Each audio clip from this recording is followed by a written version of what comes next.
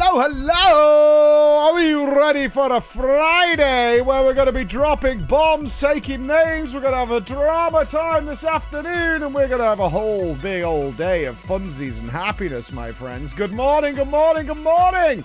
I hope you're feeling amazing. We're feeling good.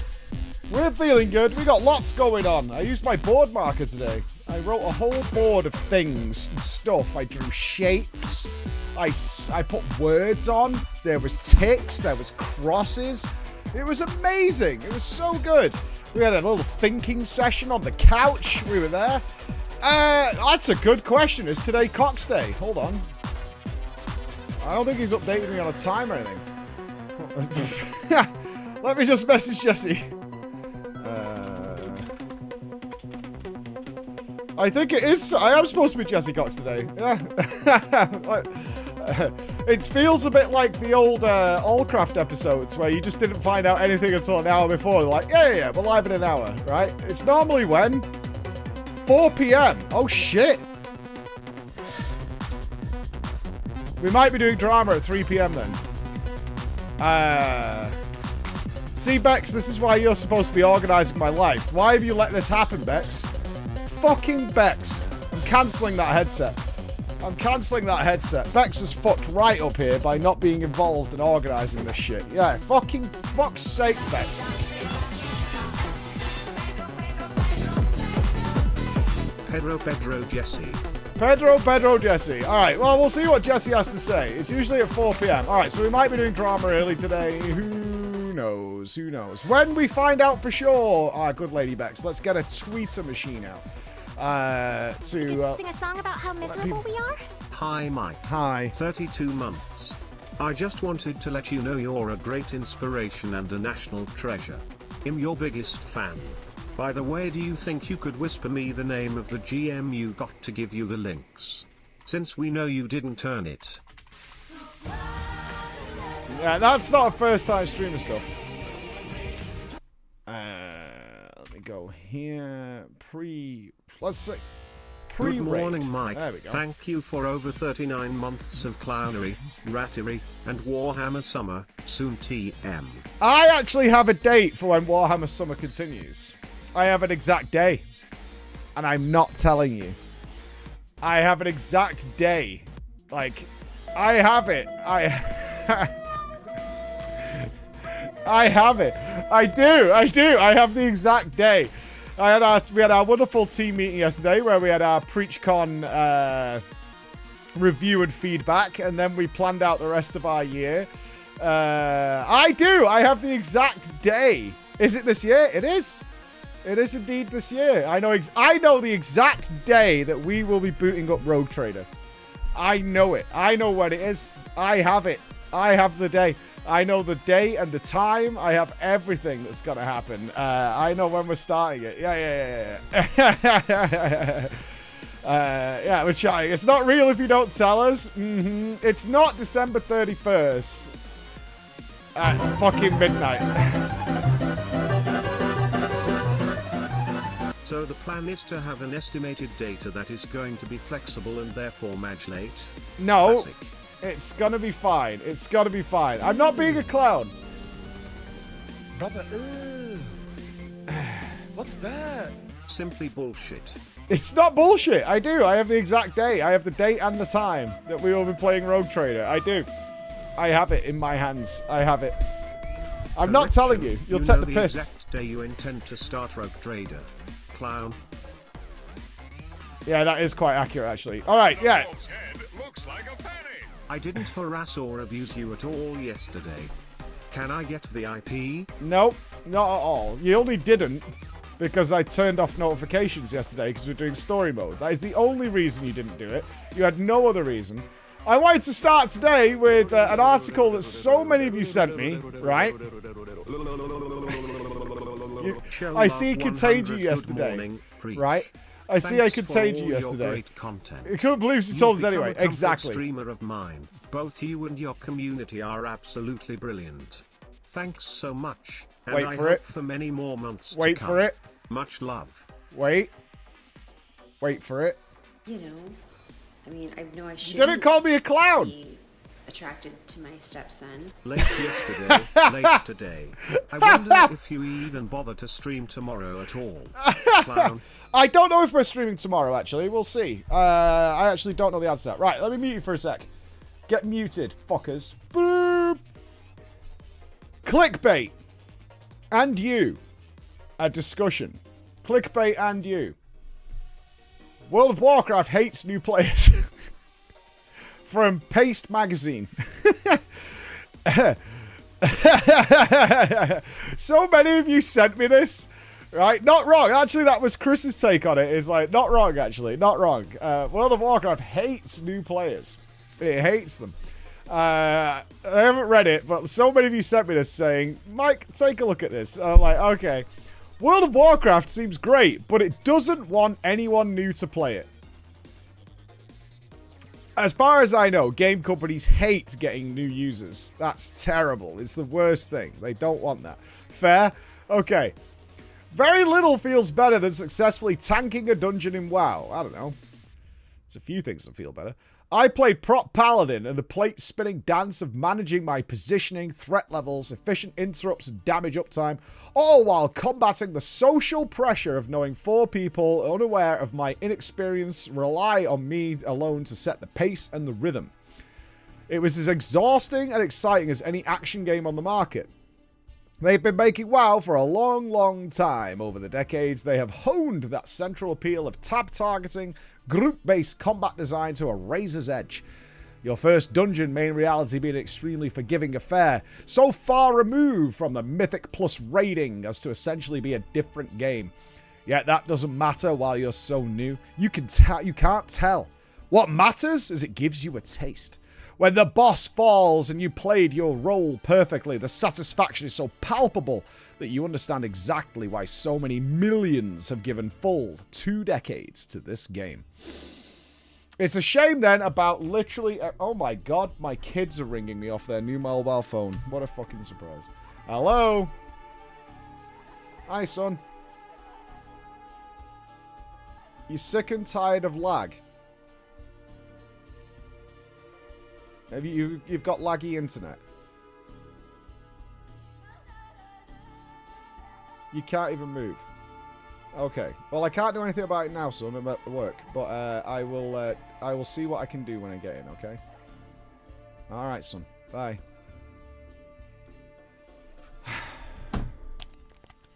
Ladies and gentlemen, the first phone call in my life that is off my kid's own mobile phone to me is to correct lag. That's what will go in the baby book. That's what will exist. That's what the memory will be until the day I die. That the first time my kids got a phone and they called me on it, it was to fix lag. And also, I really don't actually have a way of fixing it for him because I know what the problem is and it's really annoying. I'm going to I really don't really have a way of fixing it. I'm not sure how to tell him that he's playing on the PS5. It's really, really far away from the Wi-Fi router. And I am not running Ethernet through a house that we're not going to be in, ideally in 6 months' time. I'm going to have to get some sort of Wi-Fi repeater. Fuck's sake. And put it like underneath his bedroom or something. Power line? I've never had great success with power lines. I've used them a couple of times, but I've never really had great success. You know what I mean? Maybe they're better now. I think the last time to be fair, I think the last time I tried to use a power line was like 17 years ago, something like that in our flat. So maybe it's okay now. Yeah, I don't know. I mean, it's a relatively new build house. Depends on the wiring. It's probably worth a YOLO play, right? I mean, I assume they're pretty cheap these days. I bet you can get some gold-plated one. What do we call it? Ethernet power line adapter. That's not what I'm looking... That's what I'm looking for. 40 quid for TP-Link. 40 quid to make my kids happy? What a rip-off.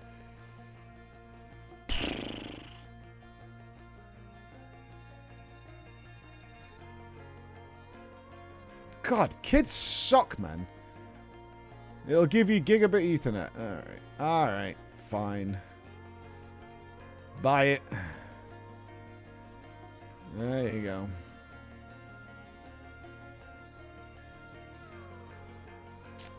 Kids fucking are really expensive. You can't go for dinner anymore without buying 4 meals. It's bullshit, man. Stay away. If your kids are happy, your wife is happy. Ha! Ha ha ha!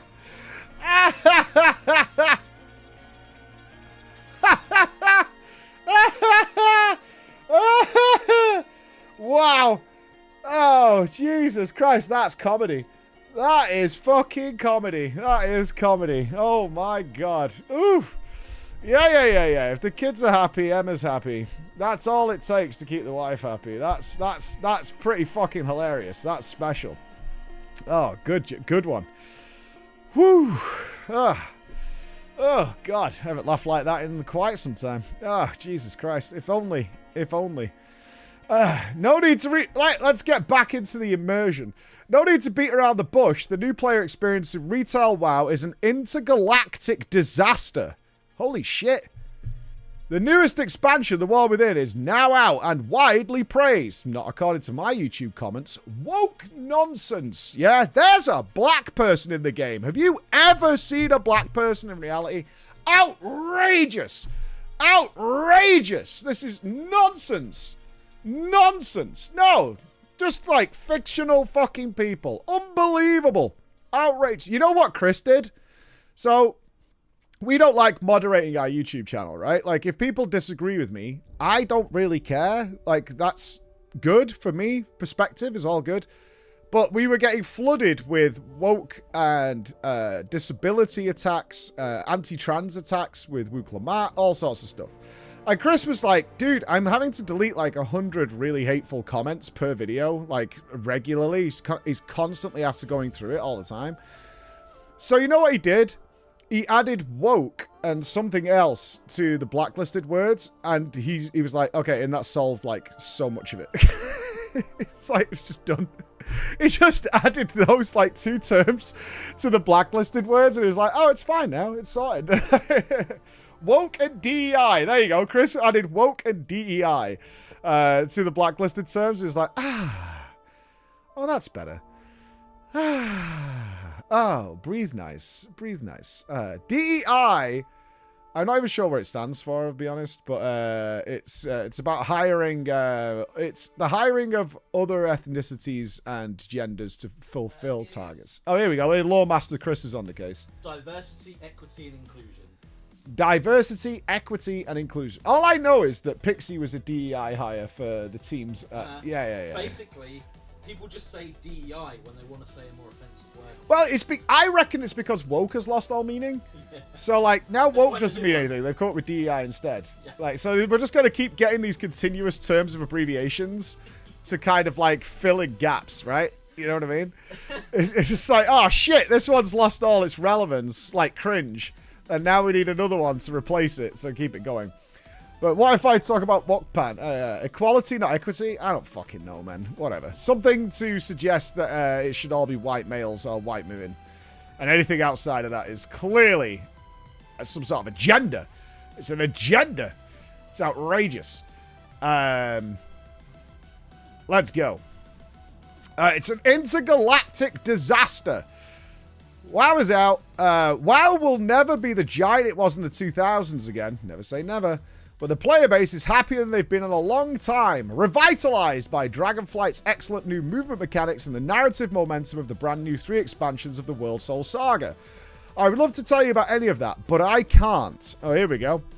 World of Warcraft in 2024 is a game that regards people who have not yet played WoW somewhere between begrudging allowance and open contempt.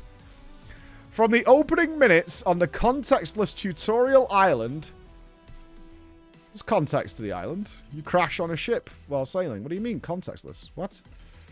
To hitting level 70 and the grand climax of the Dragonflight expansion... There was not a single moment where I understood what was happening, why I should care, and what the point of any of my decisions were. Now, in defense of this article, I haven't made a new character in forever, so... An older me would have bought a new account and done a fresh playthrough, but I won't do that. The first, most obvious, and most widely documented problem is narrative. The game has 2 full decades of content, lore, and story. The War Within is WoW's 10th expansion pack, and forcing new players to experience hundreds of hours of narrative in largely barren zones of abandoned content, cul-de-sacs, is understandably a barrier to entry they would want to remove. Yes, which is why we've talked about WoW 2 at the end of the World Soul Saga. I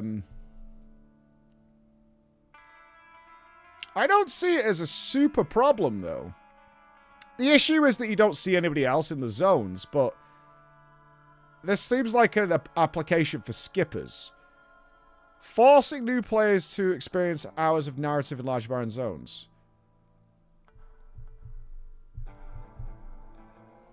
I mean, you can buy a boost to bypass all this if you want to, but if you play a brand new game, aren't you going through this, or you would think, is a fresh experience for everybody? Right?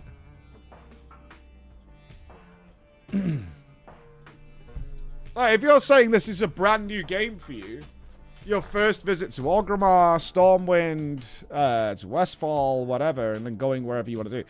As far as I understand it, and you guys can correct me, if you're a brand new player, like not an alt, but a brand new player, it forces you to go from the island to BFA? Right? And if you make an alt, you can choose which expansion. So now it's Dragonflight. So you go from the island to Dragonflight. So that's not bad, right? Here she is, DEI hire herself. Yeah, is that bad? Dragonflight's story is pretty cohesive. It's not that long. It's got lots of features and fun. Yeah? I think that's relatively fine. That sounds fine to me. And then you go to the War Within without any knowledge of what happens in Shadowlands. That would be the bit you miss. So the regular question we've had with people who've not played since Shadowlands, who have come back for the War Within, is what do you need to know? And you do kind of want to know the Anduin's trauma and stuff, because 100% if you're a new player, Anduin just looks like this complete sad sack. He's just moping around, not knowing what's going on. The pre-expansion cutscenes try and fill in the gaps, but much like Destiny, it won't make much sense to you. It's like, who's this guy? Why does this guy who looks like fucking Sauron, why does this guy matter? So I totally get that aspect of it, but I wouldn't say you're going to play hundreds of hours of largely barren zones going through Dragonflight. I don't think that's true at all. In fact, I would say that's an objective lie. Correct? You're going to go straight to Dragonflight, where you're not going to spend hundreds of hours doing Dragonflight. You're going to be picking up dragon riding. You're going to be doing all kinds of stuff. So I think that's just a blatant lie. Anyway. Yet the approach taken is akin to defeating the infection by cutting off the leg, and also both arms. Exile's Reach, the tutorial island, tells you how to play the game well enough, but introduces you to a cast of throwaway characters that in no way help to provide context to the world and your role in it. And then it's off to the latest expansion. That's not true. Being addressed as a champion of Azeroth by characters you've never met before. Okay, that can be very disjointing. Agree with that. It's very familiar with you. As new and shocking revelations have come to light. The Dragon Isles have returned. Oh, that's good. I didn't even know they were sick. Okay, I will throw WoW a bone here without being a biased Andy. They correct in what they're saying is you have no context for what's going on. But if you join a game with 20 years age, are you going in on the understanding that you've probably missed a bit?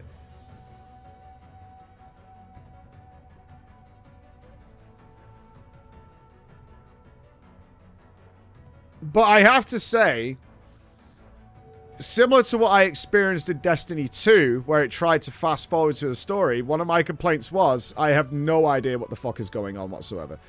So, from that perspective, it's absolutely true. It's like, I don't know what the fuck is going on here. I have no idea. This is a lot of games to catch up on. Honestly, getting into MMOs that have been out for a long time is one of the most difficult things ever. Would it make sense? Would it be a worthwhile investment, do you think, that every time a new expansion comes out, the tutorial experience for new players changes? To introduce... They spend some time building a new tutorial zone that has some of these characters in it doing something to lead you in to what's going on. It's a lot of effort and a lot of cost to do that. Like, what is your... It's like whether or not it would result in a lot of new players doing stuff. I got back into Destiny 2 recently. I had to watch about 6 hours of YouTube content. Yeah. People were trying to get me to watch that fucking video that was like 6 or 8 hours long or some shit to understand what was happening in Destiny. They're not wrong. It would be nice to have context for this. And yes, it is weird that you are suddenly the champion, right? I mean, there's a reason in 14 they're like, we're not letting you skip the story. Because otherwise our game doesn't make any sense. Like, Yoshi P has been pretty adamant about that. It's like, we're not letting you skip the story. Yes, it's long. We think it's good. You also kind of need it to understand our game, so we're going to do it. 14's is better, though. Narratively short. It's a lot better for players to go through. I mean, arguably, a lot of people fail. If you were to look at 14, I would bet the ratio of people who make it past the Realm Reborn is pretty low. Like, actually reach Heaven's Ward of brand new players. Without the encouragement and stick-with-itness of friends telling you to do it, and it's going to get better trust... ARR is no doubt... I think if you make it to Heaven's Ward, you're more than likely in for the ride. But getting past the Realm Reborn is tough. I mean, I can talk from our limited circle of people who've tried it. Like Fingal, Crusher, Kenny. All those people never made it past the Realm Reborn. They were like, this is too much. Don't forget Square revamped the low level. Yeah, they did. It's still not great. ARR killed it for you. Yeah, I quit ARR. Friends had to drag me kicking and screaming back on for Heaven's Ward. Yeah. ARR post-patch. It is full despair. It's story. It's still got a lot of filler, and you don't get any experience for it. You just feel like you're stuck in the mud waiting for this to be over. It's tough. In the case of WoW, do you think there is a viable solution, like, other than playing those old expansions? There is, but it's a big cost that they would have to gamble, is this worth it, which is to revamp the starter experience every time to bring you up to date. So you would essentially... What you would need to do is like, okay, what do we need to know for the War Within and Dragonflight to make sense? Right? You would need to know that information, and you would have to somehow work those characters into a tutorial experience. Like, the best solution would be actually Crommy. If they change the tutorial experience to Crommy, and it's like you awaken or you do whatever, and then she takes you on a sort of like... The tutorial is actually going through the portals like we had for the pre-War Within event. Yeah. And you go through 5 portals or whatever, and each one is a very encapsulated meeting of these players and reliving what happened to them that's relevant to the game going forward. I could see that, right? So if we were to use kind of the Shadowlands example, let's say, it would involve you doing a very quick summoning to the afterlife. You would play the Sylvanas cutscene to start it, with her cracking the skull, and then you would have a very, very abridged version of Anduin has been taken over by the soul, and now like Sylvanas has turned against the Horde. And you're like, and now she's gone to the Maw, so you know that, right? She's banished to the Maw, and the Shadowlands has been sealed, and you're like, okay. And you would have some Anduin being controlled and attacking Uther and things like that. You would have all that shit in there, and then you would come out of that, and then you would have something to do with the dragons and Razageth. You're reliving it. Like we do a load of times in WoW, is you relive these moments, right? Yeah, like, you'd ideally want to have it into like an encapsulated... I don't know, 30 minutes to 1 hour experience. It's got 2 purposes. One's to fill you on the story, and one's to teach you how gameplay works. So for this expansion, I would say you needed something with Anduin in Shadowlands and where Sylvanas is, because she's going to be coming back. Yep. Illyria gets taken care of in the pre-patch, so you don't need to do that. Yep. You need to do something with who the fuck is Magni Bronzebeard? Well, so you kind of... this is, I suppose, the thing, because you keep adding stuff, is you need to at least explain a little bit of the context of BFA, because you have to kind of explain about Azeroth and the sword. Oh, yeah. So the sword is definitely relevant. So you'd have to do BFA and the sword, and in that way you could introduce Jaina, so you know who Jaina is. Because you have to look at it from the perspective of, like, Jaina Proudmoore to me is somebody I have never heard of in my entire life, let alone Anduin Rin or Varian Rin. I don't know who any of these people are. So you need, like... I would almost do the memories as the history of those characters. Yeah, exactly, yeah. So who are your 5 primary characters? Like, who is Khadgar? Who is the fuck is this guy? And when he dies at the beginning of the War Within, you're like, why should I care that this fucking old brown-robed man died? Thrall, you'd need him. You could maybe get away without Thrall yet, but you should know who Thrall is. I mean, even just to say, he used to be War Chief. Then he wasn't. Now he's back. Then he was bald. Then he had a baby. Then he was really thin. Now he's very wide. Now he's been on the protein bars.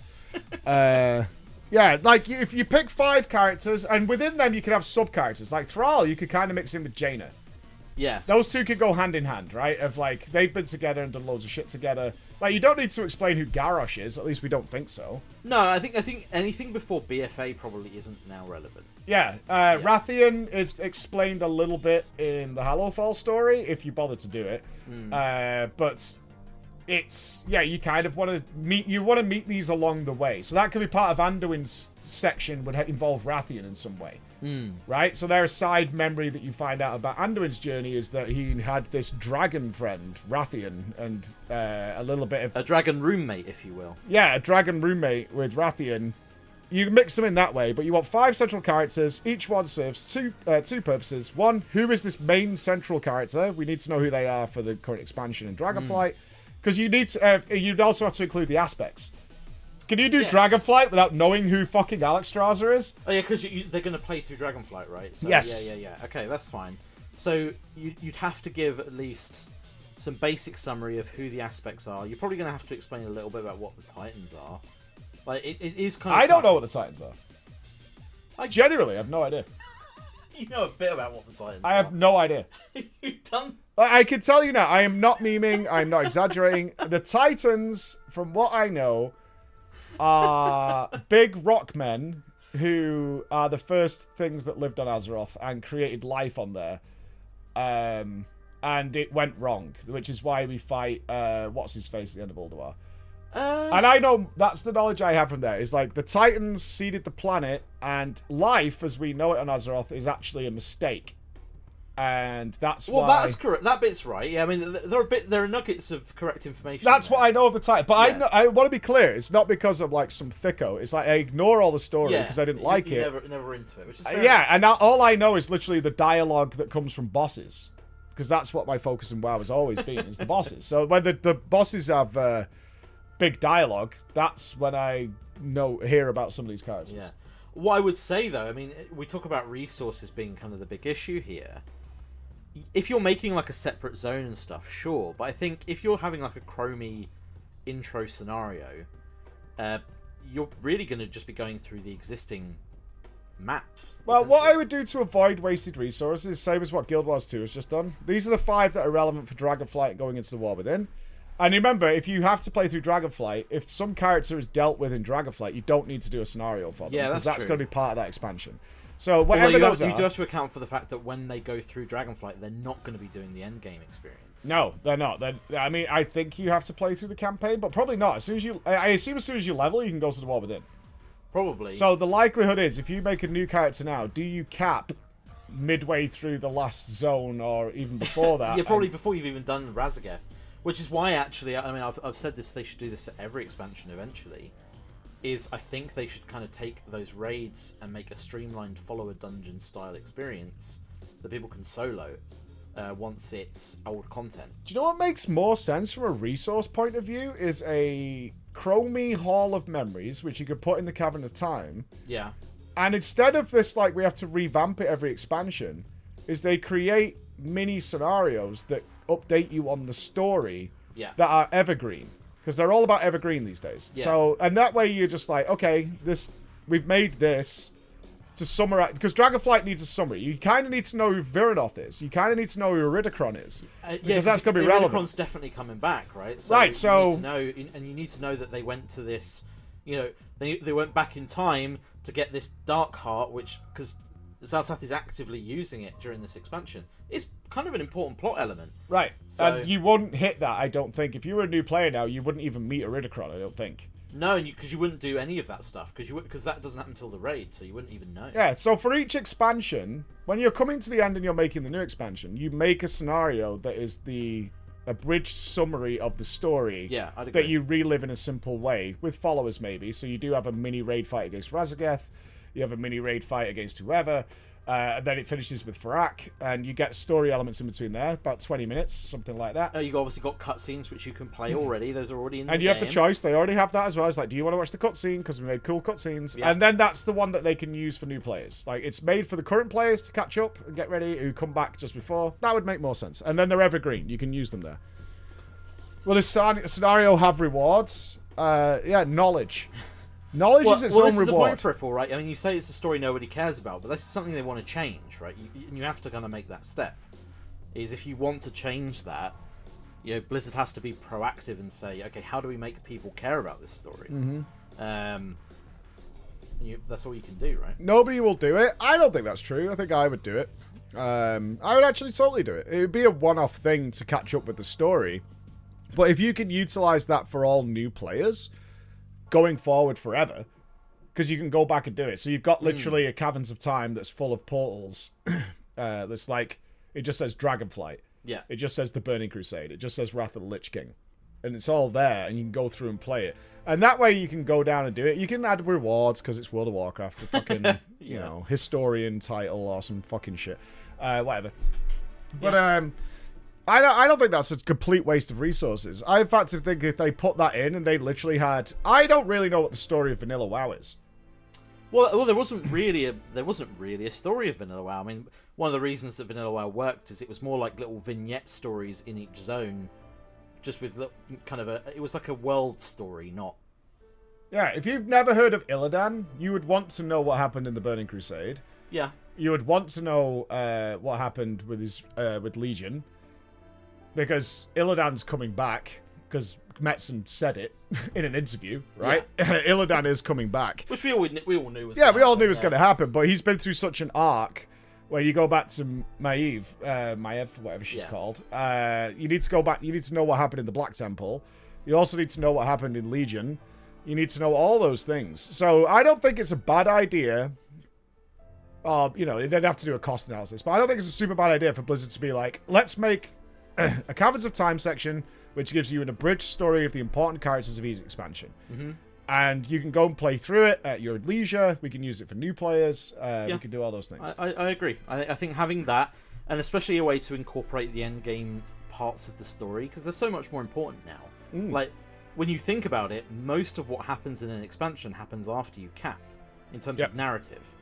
So you can't really ignore that from a Chromie time. It's like you could skip all the post-MSQ. Yeah. So what is the start of the MSQ for Dragonflight? It's really just the aspects establishing the return to the Dragon Isles. The Oath Stones is what you do during the... Yeah, the Oath Stones. Alex Raza starts her Kresh. Kalex all moody up in the Azure place. Yes. Yeah, you know, you've got all that shit going on. And I imagine... So people going... A new player going from Dragonflight to the War Within would be like, oh, the aspects... They wouldn't even know the aspects have their powers back. Well, that is what happens during the main story, so that's what the Oathstone stuff is. Is that before they start the stuff? Is that up to the first raid? So that goes up basically to the first raid. So you're dealing with Razageth during the main campaign, and it kind of ends before you go into Vault of the Incarnates. That's where the main leveling story happens. Yeah. I'm getting confused listening, because you don't know the story, exactly. So with our system of abridged story content, it's all good. But, so if we think about... Oh, well, the power technically happens in a Madrasil, I suppose. That's what I'm saying. Like, but you think about what happens, right? So you go to Vault of the Incarnates, you release the Incarnates, you go to the Mega Dungeon, and get the Dark Heart, and Iridicron goes by. You have Aberrus and the Shadow Flame. You have a Madrasil, the Reborn Emerald Dream Tree, the founding of Belemeth, and all that stuff happens all afterwards. That's what I mean. A new player would never touch any of that. Yeah, exactly. A new player would never get even close to any of that context. And then it's like, oh, Iridicron's back. Okay. Great. Yeah. Start giving Blizz ideas. I just think it's... If they're going to shift to a narrative focus, because they can also market this better. They can make an abridged version of Shadowlands that makes sense. Fuck me, could you imagine if it was like... They can! If they are very choosy about what they pull out... Yeah, I mean... They could actually make an abridged version of Shadowlands that... Can you... Question. I have a question for you guys. I don't think you could do this. After you cap, you can't go back and play through the expansion story, like, from the beginning, right? You can't say, I want to go on a TBC experience. You can do Chromie time, I think. After you've capped? I think so. Can you do that? Can you do that? I don't think you can. I don't think Maybe there's a can't. place so you can go to say, I want to go and play through No, so Shadowlands. you'd have to make an ult, which obviously is not hard. But... It's not hard, but that would be something people might want to do. If you make... Because I can imagine a total marketing scam where you make a Shadowlands scenario to bring you up to date with like, oh shit, the fucking sky cracked. Oh my fucking god, this is mad. This is crazy, right? The fucking Torghast is here. What the fuck? Well, you get to go into Torghast, but you only get to do it once. Could you imagine? Yeah, a giant mega vampire man's here now. Like, what the fuck? And you're like, that expansion looks sick. And then you get the choice to go back and what play we can it. do is entirely skip the first one's stuff. Yeah, and then we just ignore that. Then you just don't get to play and it. don't put it in the game. That's what we would Yeah, send the new players to Torghast. Yes! Yeah, but it's fine, because Torghast is fine if you do it once. Right? It's only when you do it every week that it was bad. So, yeah. Okay. Yeah. And all I FF do really needs to do is just streamline ARR, really. Yeah, FF just needs to streamline ARR more. The annoying thing, especially with angry people at the minute, is that WoW has fantastic stories, but they aren't in game, they're in books. Yeah, we talked about that a while. I said to Chris, I don't mind books and novels that add context to something that happened in the past, but if it's regarding the current plot and story, it should be in the game every single time. Why is Emma continuously messaging me? Wow. Okay. Anyway, let's see where else this goes. At least this has sparked some discussion. I like it. It's not just that you're skipped into the 9th chapter of an ongoing story with no warning, but that story itself was never written with the intention of being an onboarding point. Dense with unexplained proper nouns and hey, it's that guy cheer moments. The plot itself is so simple it's almost insulting. Oh no, evil has returned. We need to gather the primary coloured orbs to restore hope, or darkness will win. But then there is an extended sequence where you're hanging out with a data recreation of a character who died in Wrath of the Lich King, and it becomes genuinely difficult to know as a new player when you do and do not have the context to understand what's being discussed in any given moment. It's impossible to divine which particular dragons are new and which ones have been iconic fixtures in WoW lore since 2002. The story that has had a lot of time, effort, and production budget behind it ultimately all congeals into a static, very rarely breaking through with earnest moments that rise above the noise. That's correct. I actually think this is totally correct. My personal favourite was a digression to a village of Tuskar. Little walrus friends who are just adorable hanging out in their frozen village. Their short contribution to the main story has you burning a funeral pyre for the recently deceased chief, and for a newcomer at least, it is far and away the strongest moment in Dragonflight's main story.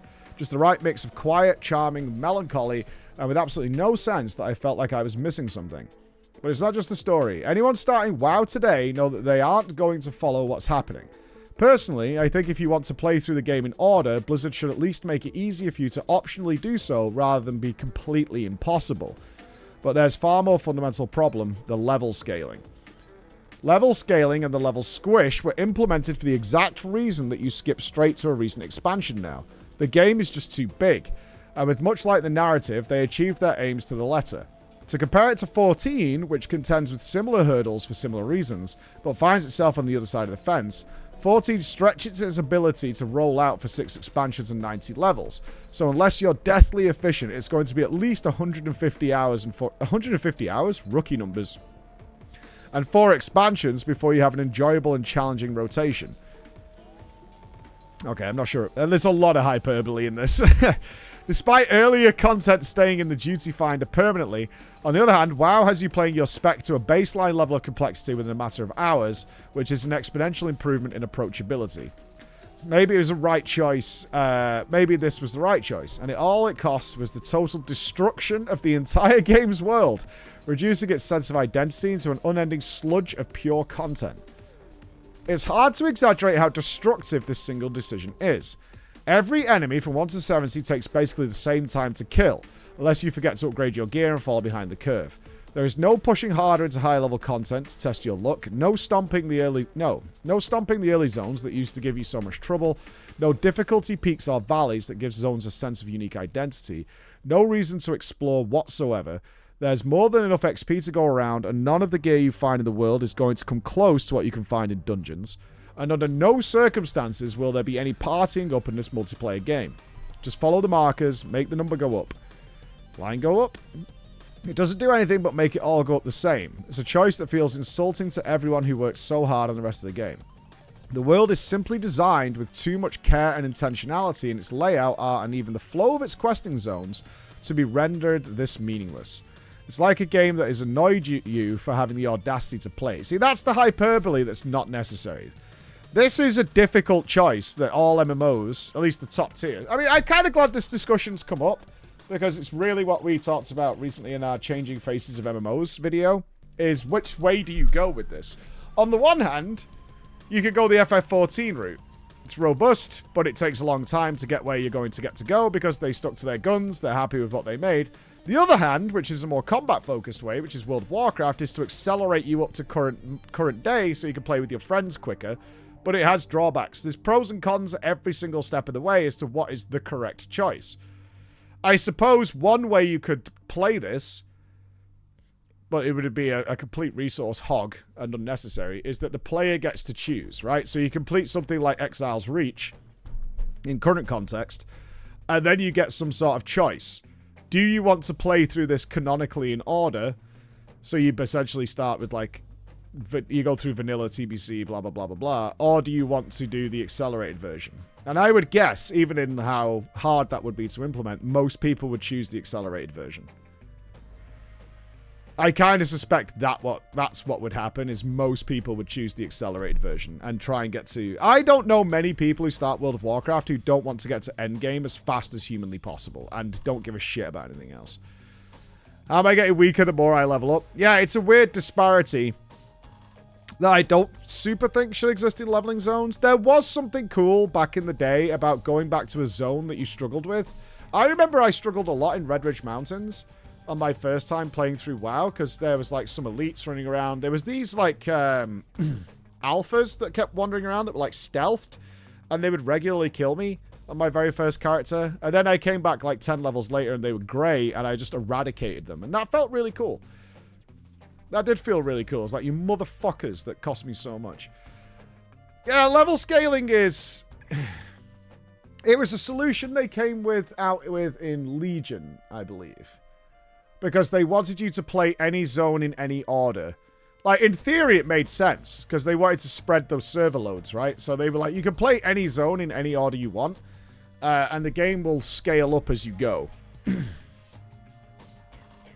And the other thing they had to... The alternative that they did in WoD, which is a design that's gone now, is that they didn't have level scaling. So what they had to do is create these extra areas, which they've been doing since the Burning Crusade, and a little bit in vanilla as well, that were super high level zones that are areas of the zone that were locked off until you were level capped. And then you could do things. So like TBC, they put them high above the ground, so you needed a flying mount to get to them. In WoD, they basically surrounded them in mountains, so you wouldn't be able to get there until later on, or it was clearly a weird zone you were going into. And that meant that a part of the map was useless. Again, pros and cons. I'll be honest. Considering how quick it is to level to the level cap these days, I don't give a shit about scaling. I just think it's such a brief period of time that you're in that leveling curve that I think it's a fair trade to have a world that at endgame is totally playable. And once the level scaling stops, which it does at cap, then you do overgear things in World of Warcraft astronomically quickly. Like, the open world becomes a joke. Because you don't like leveling? No, I don't. And I like exploring, I like finding new zones, and then I want to get on with the stuff after that. I like content cadence rather than filling an experience bar. I absolutely prefer that in every single level. I don't give a shit about filling an arbitrary bar that somebody's typed a number into to say you can get another level at that point.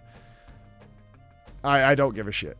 I care more about the 99.9% of my time I'll spend playing this game after level cap, not the 0.5% or whatever that I'll spend in the leveling curve of the game. I don't care about that too much. The question is, why leveling is there at all if it's just a bar to work on? I would argue in the War Within, leveling almost doesn't practically have much of an effect of anything. you naturally get experience, and most of the... and the way it currently works is once you finish the campaign, it unlocks the end game for you anyway, besides the level 80 dungeons. Like, all your renowned stuff opens up, the world quests open up. You get them all at, like, level 66, 67. You get all the end game stuff. Like, the levels itself are there as some sort of metric for gear requirements more than anything. Like, yeah, but questing doesn't stop, right? Yeah. It's like a 4-hour tutorial. Kind of, yeah. The War Within levels are somewhat irrelevant. You're naturally going to get them, which I think is the ideal. Like, just playing through the game is naturally going to get them for you. I think so. I think it's just to give a steady progression and an idea of where you should go. Yeah. You're done fighting gods, so you struggle with a pack of wolves. I mean, you have to take yourself out of that. You have to suspend your disbelief on that, otherwise it's not a game anymore. I mean, ultimately, it's still a game. The lore can't overwrite it being a game, right? That doesn't make any sense. That would just not be a fun experience for everybody. People want to play a game where they power up and they get stronger and they get new things. I like the War Within leveling. I like that I finished the campaign at 67 or 77 or whatever. And it just opened up everything for me. At that point, I could start working on my renown, and I could ignore my experience bar completely. I could do whatever I wanted. I can carry on questing. I could start working on my reputations. I could do dungeons. I could do whatever the fuck I want to do as if I'm playing endgame. The only thing that was missing was 4 of the level 80 dungeons. That was it. And obviously, the gear you're acquiring is not the level 80 base version. Either way, so like the game is annoyed at you. And the audacity to play it, to want to stop and smell the roses, do literally anything but sprint to the seasonal endgame grind, also known as the point in an MMO where I stop playing until the next patch. This isn't even getting into the smaller things. The reliance on add-ons is out of control, with basic features such as proper controller support and decent quest UI left entirely to volunteers. The servers matter. I joined one marked new players and spent the whole time slightly concerned that I'd made a huge mistake. Yeah, I kept running into other players from other realms. The issue isn't whether I had, but that I didn't even understand the boundaries of the choice I'd made in the first place. For want of a better word, it feels shoddy. It feels cheap and roughly hewn. A Jenga tower comprising 20 years of features incrementally implemented and stacked on top of each other, threatening to collapse at any moment. I mean, that's literally what we put in our video, describing this. I think I literally built a Jenga tower, Chris. I think I literally built a Jenga tower out of Lego bricks to show, like, the foundations and stuff on top. But it's not wrong, but it's also a natural situation with 20 years of fucking additional content in an MMO that is everlasting. Yes. Control support works fine. Yeah, I don't know what that is about, but it is what it is. The base UI is much better. I don't think it's utterly reliant. Lots of people have actually been mocking me for using UI stuff because they all play with the standard UI. That's been a pretty regular thing in the chat that's been going on. So I don't agree with everything here. There's a nugget of truth in most things that are said here. But I think it's strange to say it feels like a game that's been going for 20 years with lots of additions. Yeah. I can tell you why.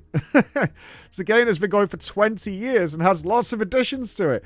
Because it's a game that's been going for 20 fucking years, dude. And it's not a game that works just like CS on its base design and just keeps going. It's an MMO. However, I will say this. The one thing that you best believe worked perfectly and at no point was I ever confused about is its functionality and purpose was the in-game store. It is what it is. Steering the ship this large takes time, and many of these problems can't be solved but merely balanced between two competing tensions. But the fact remains that WoW is, while not the industry-defining juggernaut it once was, still one of the biggest games in the world. Yet neither Activision nor Microsoft have yet been able to allocate the resources it needs to be something that a new player won't rightfully throw away in a couple of hours to play literally anything. Why have you filled it with such nonsense? This is clearly not true. I assume just to annoy people. Or to get clicks. It's just so unnecessary. Yeah, it's just such unnecessary padding to try and get reaction. It's so sad. I'm going to stick with it. Oh, so it's not true then. When the game is good, it's exhilarating. I've not found tab target combat this good elsewhere. True. But forcing myself to push through to the other side is something I've done. How long does it take you to do Dragonflight? Who's done it on a fresh alt? How long does it take you to go through Dragonflight on a brand new character?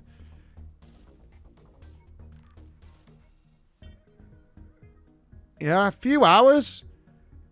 I mean, making it seem like they got through... I can't remember what the name of the first zone is in Dragonflight, but to say you only played for a couple of hours. Let's say you're a brand new player. You go through Exile's Reach, which is, what, 45 minutes to an hour for a brand new player. And then you spent 1 hour in Dragonflight, where you had a whole new weird and wonderful zone of dragons flying around, and you learned dragon flying, the new thing to mess around with. And by that, you were like, I'm done with this game. That's just not true. That is just mental. I totally disagree. You're still, like, playing around with new classes. There's loads of flashy spells you're unlocking. You're getting all these kind of cool things to mess around with. I can imagine it being overwhelming, but not a drudge. I don't think that's accurate. There's a new expansion out, and everyone's having a great time. I want to play WoW. I just wish it wanted me to play it too. No, okay. Jackson, I consider your article full of unnecessary, exaggerated hyperbole, which seems to be the internet in general.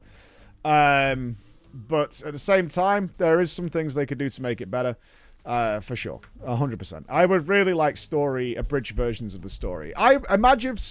I honestly think something like that would be amazing for someone like me who has paid no attention to the story whatsoever in the last 18 years, 20 years of this game, and would actually kind of like to go back and have a refresher to understand what's happening with certain things. Okay, what was the details that happened here? Like, I certainly, because I haven't, like, paid that much attention, I can't really remember what happened with Illidan.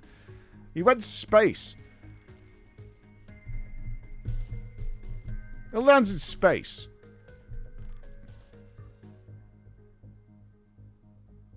Alright. I think what they did with Illyria, you know that we did that. I didn't really know who Illyria was.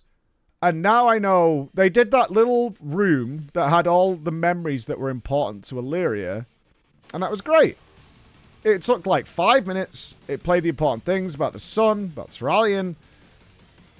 It gave us all that little bit of context as to who this character is, her touching and melding with the void, all that kind of shit. Yeah, like, that was pretty good. Illidan went to have fun with his BFF Sargeras. Yeah. He's like the keeper of Sargeras in space somewhere. So he's like in the Phantom Zone. Right? Yeah. He's probably going to come back with 3 guys clad in black silky robes or something like that. You could call him the jailer. Oh, see. He's at the seat of the Pantheon. What is the Pantheon? Oh, it's the seat of the Pantheon. Illyria, for some reason, that have like thousands of years experience. The Titans. Well, there you go. I don't know what the Titans are. Okay. Oh, for fuck's sake, he's back again. Gonna put a yellow question mark above your head. In fact, that's old. I need to put 3 dots above your head. I need a hat. True, yeah. We need to build you a hat that has 3 dots. I was gonna say, let's get like a headband with like a spring.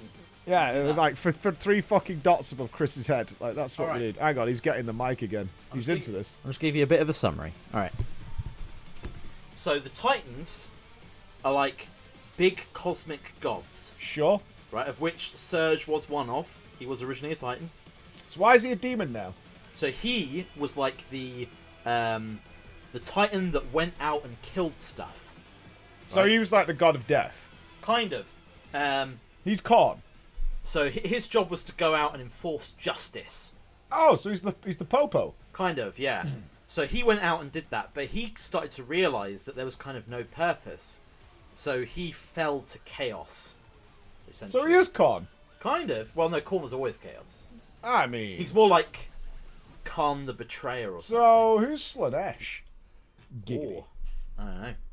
Are there... Okay, kind question. of Are there loads of Titans, or is this like... There's like there's 7 a pantheon. Titans? They're like the Greek god style. Yeah, that's what I was thinking. So that, if you remember, that is... the last cutscene of Legion was when you're in that room with all the gods. Do you remember? Did that play after you killed the boss? Yeah. Then I definitely press escape. Okay. So, anyway. I need to know if I got the legendary. Sargeras destroyed the Titans. Alright, let's watch the fucking cutscene. Yes. God damn it, man. I have no There's idea a lot, what you're talking about. I mean, even I don't know everything. Yeah. We'll just watch the cutscene. Hold on. Oh, there's a new video out by Magefist on Flicker Strike. Hold on. What am I searching here? Legion Ending cutscene? Maybe? Let's see. That one?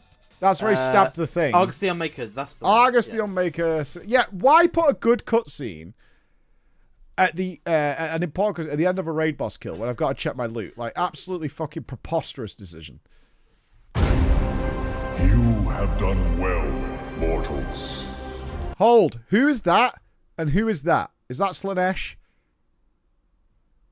Who's this guy? Amon'Thul. All right, he has a legendary ring. Right, that's Amon'Thul. So he is Zeus, right? Oh, that's Ionar. Oh, okay, she's tower defense. So I assume in the Pantheon we have a leader, or are they all like democratically even? Is it communism, or have we got a leader? Blue guy equals Zeech. Oh, Jesus Christ. Mr. Freeze and Poison Ivy. So Amon'Thul is the leader. All right, okay, so he's the Zeus in this scenario. Ionar is... So I guess he's leader, Ionar is life, yeah? Makes sense to me. Ionar is life, Sargeras is justice. Yep, okay, all fits the standard mold. It is time. We must gather our strength. Oh, Magni was there. Home. Hold. Who's Thorim? And what's he in charge of? Who's this guy? That's Agramar. Okay, he was more red when I killed him. He's got a knockback mechanic you can min-max with charge and thingy. It's really good. You got to control his ads with a blood DK. Agramar, I know he's the boss, but what role does he fulfill? He's Sargeras' lieutenant. Okay, so Sargeras is the sheriff, and this is Officer Doofy. Yeah? Got it. Children of Azeroth. Illidan, we've done all we can. Every choice, every sacrifice has led me to this moment. To face him once again. You are not coming with us. The hunter is nothing without the hunt. Did you not see this fate, prophet? Fate. Our survival was never in fate's hands. Light be with you, Illidan Stormrage.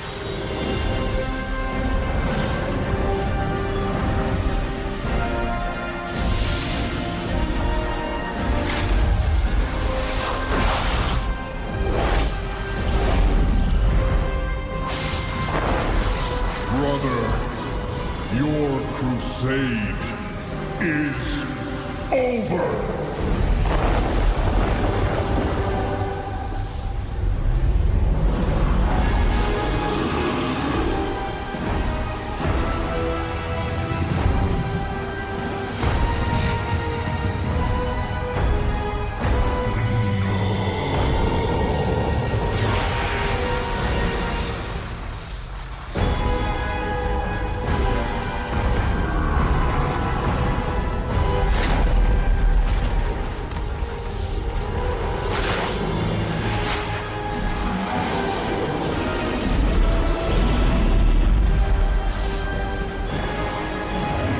It really bothers me that this was just totally ignored after this, and the best we got out of it was there was a sword in the zone. It's so stupid. It's so stupid that they just ignored this. You know, they did it recently in the Marvel universe, right? They with the Eternals. There's a fucking giant Mega Man hanging out in the ocean, and like it's just never been brought up. It's just been completely fucking ignored forever, right? Like, they've just totally ignored that this giant mega robot man is chilling in the ocean and, like, nobody has said anything. They're just, like, ignoring the fuck out of it. It's so weird. We got Azerite from it. It's just so fucking bizarre, man.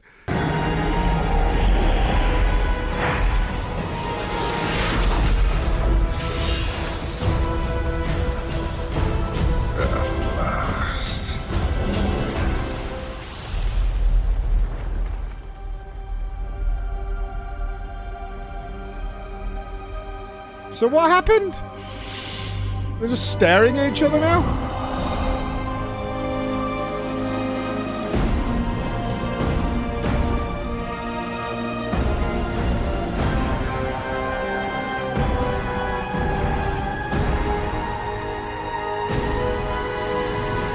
Yeah, I don't know what Illidan's doing. He says, at last, and then it fades out. So he just... Sargeras is imprisoned to the seat of the Pantheon, and Illidan is his jailer. So they're just like doing some sort of game of Smash Brothers forever, for all time. That's the idea. They're wrestling. That is going to be so greasy. Really greasy. Yeah, that is going to be such a sweat fest. Imagine what that room smells like now. Like, actually crazy. Yeah. My Illidan, a forever lasting Mario Kart game. Oh my god. First to 1 billion rounds wins. Metzen did say Illidan and the sword is going to be resolved. Yeah. We saw the interview. Illidan's coming back. That's why we're checking this. Because Illidan is coming back. Which I assume means Serge is either broken or he's having a rest. Or he's on some sort of hiatus. So we know he's coming back. Yeah, Metzen literally said, I don't want to spoil it, but you are not prepared for what's coming. It was very subtle. It was immensely subtle. Like, super snut. It was very subtle. You had to really be a lore master to pick up on what he was saying. You had to very much be quite the lore master to understand what he was saying. Yeah. You can find it on the WoW. It came out like a week ago, that interview with Metzen. Illidan Fuse. So we're going to get Illigaris? Like Galvatron? It'd be good if it wasn't melding the names the other way, because he would be called Sardine. And that would be really bad. That would be really bad. Return of the Fishers. Sardine is here. Oh no. Run for your lives. If you're going to equate them to the Greek gods, it would work like this. Okay, Amanthul is Zeus, Sargeras is Ares, Golganeth is Poseidon. Oh, have we seen Golganeth? Khazgaroth is Hephaestus. I've seen Khazgaroth somewhere, I think. I think he had a shield of his. Agramar is Athena, and Narganon is Hecate. Ah, okay. Now I want sardines, said nobody ever. Absolutely shocking. Amanthul is the leader. He gave Nosdormu his power. Ionar is life. Yeah, it gave Alexstrasza her power. And Ysera. Narganon is magic. Malagos. Is Narganon not who gave Kalek his power as well? Khazgaroth is earth and forges. Gave Neltharion his power. That makes sense. And Agramar is the champion of Sargeras. Why did Sargeras is the only one who had like an understudy? Did he have like a bigger budget than everybody else? Sargeras probably has to come back with the Connection of the Void. What if Sargeras comes back and just takes the sword out? He's like, I'm free now, but I lost my sword. I'm going to go and get it. And then he just walks off. You know, like he's dropped his keys? Something like that. It could be. Yeah. It was his favorite sword. I mean, he needs to get it back, right? It's important. Yeah. It would be a solution. Apparently. It's a Lego drop. That's where I left it, yeah. Because he was on the road always and needed someone to be at the meetings. Oh, did the Pantheon not have Zoom? Alright, we're taking the piss out of it now. But now I've got some context. So Illidan is locked. Let's get back on track here and stop the fucking stand-up comedy because we're trying to take the story seriously, right? Let's get back to what we've decided coming into the war within. It may not be perfect what happened in the past, but we're trying. We're giving it a chance. Okay. We're giving it I am anyway. I can only speak for myself. We're giving it a chance. So, Illidan is locked in an eternal combat with Sargeras. They'll be coming back in one form or another. Sylvanas is wandering around the moor doing dailies. She deserves it. Anybody else of relevance who we're missing? Where's Turellian? With his lovely armor. Where's he? Do we know where he is? Because I assume... do the MSQ. He's in Donegal. Is he? I've done the MSQ. He's in Donegal? Where? Hold on. He's with Illyria. So he is here. He's just not featured in any storyline. Max level. Oh, I haven't done the max level stuff yet. Okay, okay. We're saving that until the raid is coming. Because I don't want to do all the endgame stuff piecemeal. Because it bugs the fuck out of me how they tie-and-gate the story. It bugs me to no fucking end that they do the story that way. Yeah, so I'm saving it. I'm saving it. Because it's like 20 minutes of questing. I'm saving that shit. You haven't done the max level campaigns, right? Don't tell me, don't tell me. If it's going to happen, we'll wait, we'll wait, we'll wait. All good, all good. Shh. Quiet. You're talking over Command and Conquer. Don't do that. Don't do that. It's a bad idea.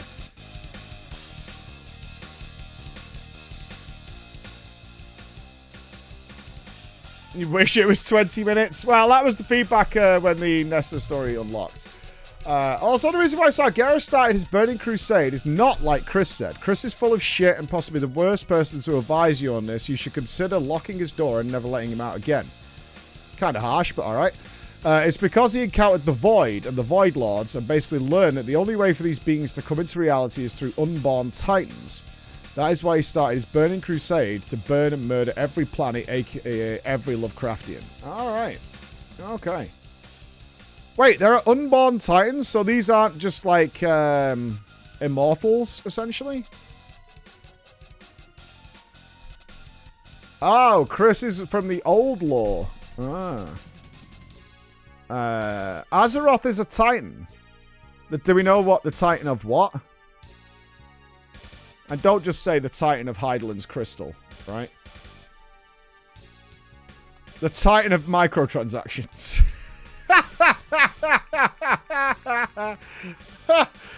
Oh, that is beautiful. The titan of microtransactions. Okay, and in-app purchases. Gotcha. Omega Super Titan. What would Azeroth be the titan of? Because it can't be life, right? It could... Azeroth could be the titan a bit similar to Zem. Would they play that? The Titan of Light? That's fucking really boring. I cannot stand the light versus the dark. It's so fucking jizz-worthy. I hate it. They could go, yeah, free will, something like that. Change, balance. Balance makes sense. Something like that. Yeah, something along those lines. People keep thinking about Azeroth as a Titan is basically a loon as well. Yeah, that would be interesting. It's so cool. What the fuck? I hate light versus dark. It's so done to death. It's so lazy. It's lazy as fuck. Titans are only the pantheon of order. Yeah. So Titan of the last. Yeah, interesting. Azeroth will not become a Titan. Azeroth will be part Titan, part Void. They will be balanced. So you're thinking it's yin-yang. So this could be... What if the crystal is Azeroth? Oh, we're in Donegal. Right, Farron is there. I assume I probably have to do the story to reposition the NPCs. I would imagine. I guess. Now, I don't want to do a Q&A with Nobble because we'll end up talking about nonsense. We always do. The last time we got together and we were going to talk about lore, I ended up biting into a waxy-covered block of Gouda. Oh, Chowder. Chowder. You got to say it right, so you're being mean. Yeah, it just doesn't work that way. You can't talk seriously with your friends. It's not possible. Titans are the only beings powerful enough to give the Void Lords corporeal form. Back in the Burning Crusade, we've found out that with Dimensius tried without them and got his cheeks clapped after eating Karesh, the ethereal homeworld. Ah, okay. You can't keep focused. The only hint we have at what type of Titan Azeroth might be is that when Azeroth was found, the elements of spirit was missing from the surface. Oh, okay. So if we think of them more like the crystals, you know, fucking Thanos glove or whatever. That should be pretty good. Oh, sorry, I missed out on everybody. The Sigma, thank you for the 2 gifted subs. And Tarium, thank you for the 5. Mr. Conval with the 5. Vincey Bear, you forgot your login, Vinny, with a gifted sub. And Jarigami with the 2. And Johnny Vando, make sure you get your codes, guys. The drops are still on. 32 months of sub from our big Philbo here. Steel for... back to the regularly scheduled program. But Mike, we found a new island. Fang Silent. It's September. You've got a link for me.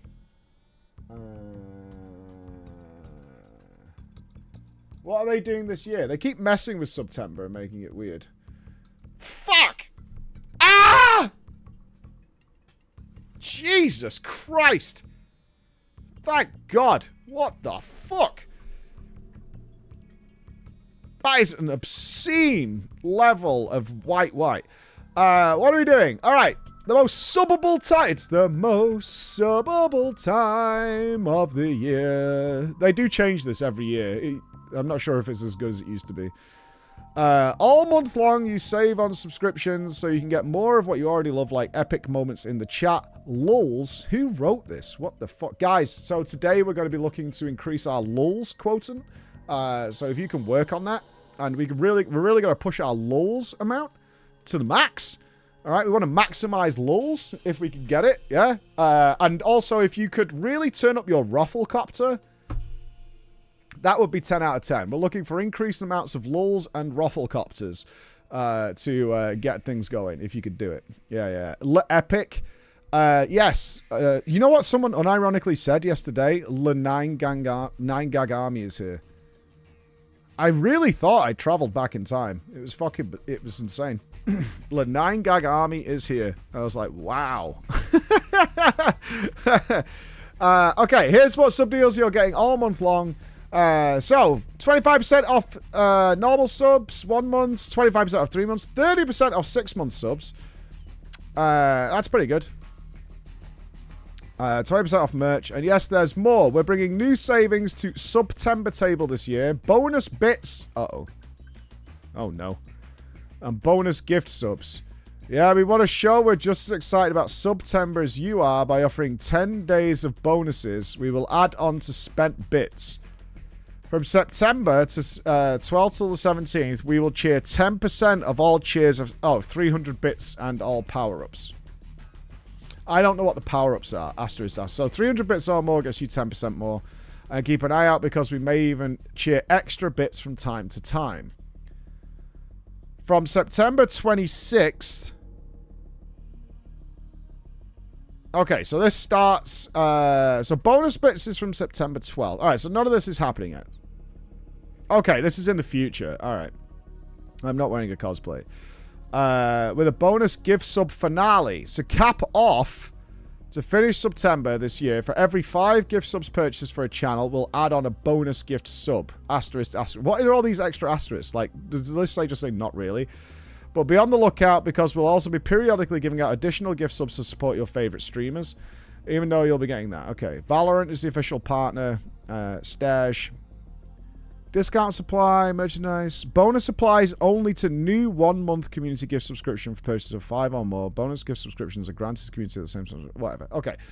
So that's in September. Cool. So it's not here yet. All good.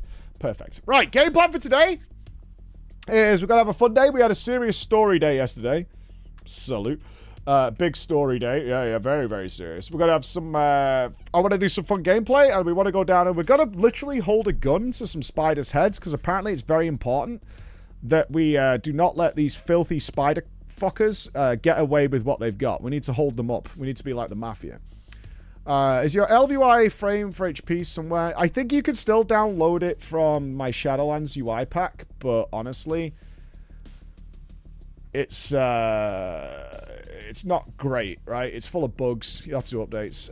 You got your links. Grats Reels. Rick, Decadence, thank you for 30 months. And thanks, Silence for 5 gifted subs. Yeah, no more links runs. Nope, the links runs are complete. We have finished that. We are golden. We are standard. I do not want to be crab mode. Thankfully. No, I do not want to be crab mode. I want... yeah, let's have some gems. Let's go. No, I have the links. I'm good. Blade added these great magnifying glass icons for lore bits. Yeah, I've seen them on the map. I have witnessed them. Before we get started on some of the weird... I actually want to do the Priory because we did that stuff yesterday leading to the Priory, which for some reason... Get your Spark. I don't think you can fall behind on Sparks. Right? They just, if you miss a week, they let you catch up. So I'm kind of saving everything here till probably next week, which I think is the finale. Hello Mike, it's me, LYNX. I'm so happy you finally got me, cause you stink. Clown. Oh, look. You know our European friends don't know what that means. He-Man? He-Man is you? You like your He-Man, Butler Boy? I like classic He-Man. Although apparently they have remade He-Man, which is both bogus and sad. No, He-Man's back. Years, the true heat death of the universe approaches. All known wildlife is extinguished. The stars shine no more. The seasons are gone, and so is our solar system. Preach says he's ready to start Warhammer Summer soon. He just has to do other quick mount farm. I'm telling you, I have the date. I know when Warhammer Summer is happening, guys. I know. I know the exact date and time. I have it. It is in our calendar. We assessed, we checked, we have figured it out. It's going to be so good. I know the exact day that we will be booting up Road Trader. Oh my god. December 31st. Well, at least we now have confirmation.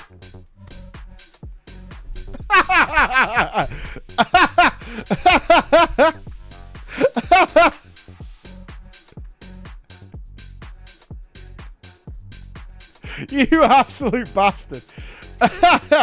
You absolute bastard.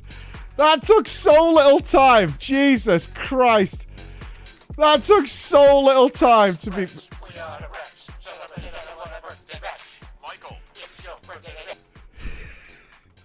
You absolute turkey burgers. You're the worst, man. Oh, Jesus. Oh, Crunchy, thank you for the 5 gifted subs. Make sure you get your code, Crunchy Man, if you've not already got it. Is it always going to be Australian summertime? No, no. The intention Daddy, was... some V-Bucks. No. No, son. There'll be no more V-Bucks. No more V-Bucks for anyone. Are you good at this game? Mm-hmm. Good I am, morning. son. Be proud so of me. I was talking to a friend last night who had finally started playing WoW again. I was telling him how I thought the story was good.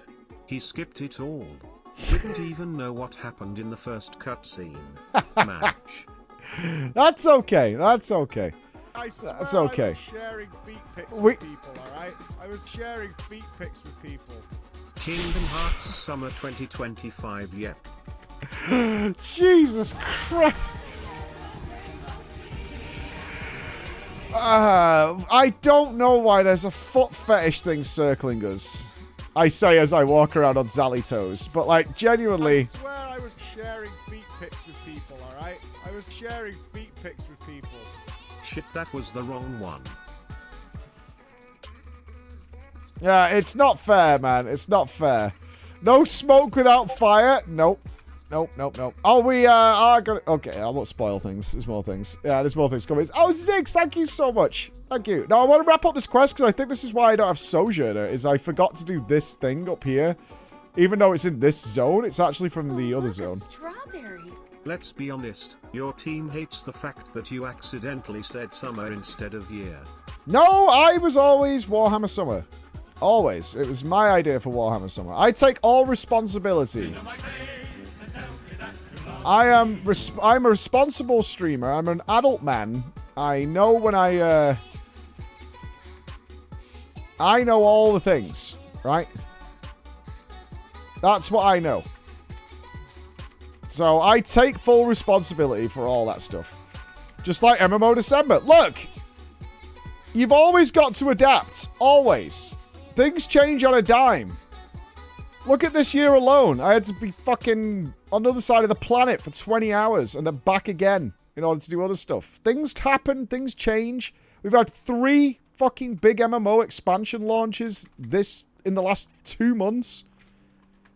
Things get hectic, man. That's just the nature of the beast. So things change. Wonder what's bothering it. Is there any fun for Space Marine 2? Yep. And not a whole lot of warhammering. Thank you for asking. I could... Oh! You see, I could tell you we will be doing 3-player co-op of Space Marine 2. I could tell you that 2 of the players will be myself, will be the God Gamer Nups, but the 3rd player, who has been chosen, is a secret. And they have accepted. 3 MMO expansion launches and this man won't touch Guild Wars 2 until 2026. No, I get it. Henry Cavill? That's too big. No. Henry Cavill. Henry Cavill is a little outside of our wheelhouse, I'm afraid. Audacity Community Manager here. We are reaching out to see if you would like a sponsor deal, as we recently seem to have had a 10,000% increase, and here you are the cause of this. The game. That really wouldn't, well, I mean, Audacity is free, so I don't think that's likely to happen. Audacity's doing sponsorships. Daddy, are you good at this game? Look, Amarantha, you know I appreciate you. You know what I mean? You know I appreciate it. Ian has a Costas. That would be dope, but I think Ian's a little busy. Yeah. You people have stood in my way long enough. I'm going to clown college. Who's that Roger Brown guy? Like to enroll and preach clowning college. I heard you are free all summer and are running classes. I can't even juggle. I had to juggle on this. I had to juggle on stage and I failed. Longer obscured by an event that's already over. Also took the time to configure my bits alert properly. Indeed, indeed. We've noticed. We have been noticed at the back end that it was interesting. I think some people were like, at first, and then they saw what other people were doing, and then they were like, oh, okay, now I can make some shit happen.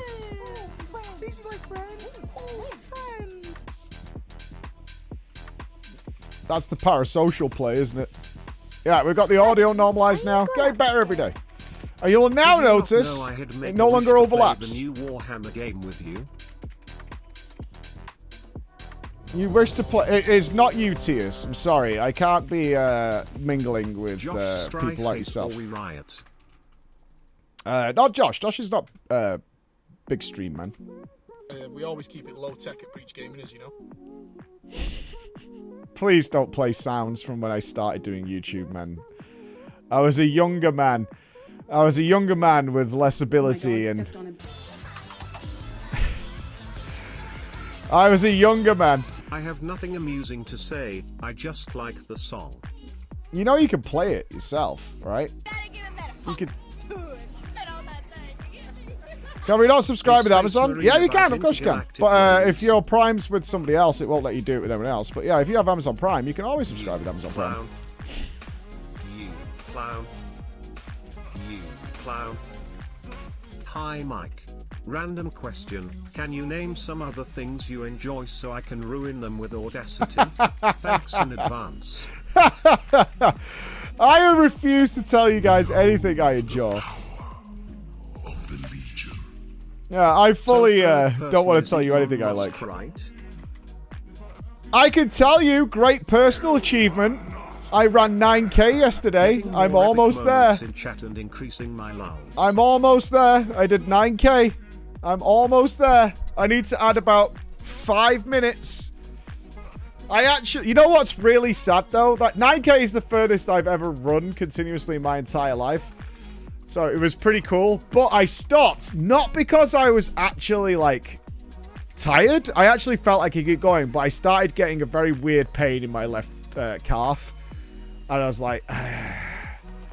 I cowered it out. I was a cowardly boy. I was like... I am very aware that if I hurt something, it's going to set me back a while. Yeah, so I was like... Oh, God, Tanya. Oh, my. Ooh. Yeah, I was very aware. That was running at 54 minutes at the 9K mark. Like, I was keeping it pretty gentle. I kept it pretty gentle, but, like, because I was like, I really wanted to push the distance, so I slowed down. I usually do, like, an 11.5 kilometer pace. But once I get past, like, 30 minutes and we're crossing, like, the, you know, the 6K-ish mark, 6K, 6.5. I like slowing it down at that to like a 9 or something like that. Steel fur. No. I need to get... I'm actually bad with traversing the verticality of this zone. I need to go this way. No. Right in front of my salad? Training to run away from your promises. To run away from your promises, I see. No, I'm training, so if I could do 10k even once, which I can now, I think I'm physically able. Rat, get fucked. Lol. Chat, we all know Michael doesn't enjoy anything nice. Butter, bacon, dogs because he kills them. Butter Having is a moist gross. sandwich, good food, games in general because he keeps putting them back forever. It seems all he likes is disappointment. Well, that's what I see every morning when I look in the mirror. But I want to... I just want to do a 10k once, and then I'll be just done. That'll be it. If I can repeat it, great. But, yeah, I'll be kind of done at that point. If I can cross the barrier, which I'm very close to doing. I think I'm... Stamina-wise, I'm there. I just don't think the old body is holding up too much. I'm starting to get some really weird pains, like in my hips and stuff. So I'm like... Part of me wants to pull back, relax a bit for a while, then come back to it. But I'm also really, really close to doing it. So I'm like...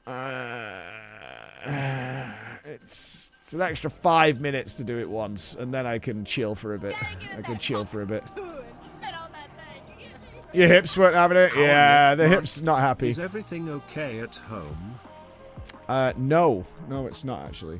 Got parts? Fuck, what do you want me to do? You fucking stupid kobold prick. I don't know. Help Janky. What do you want?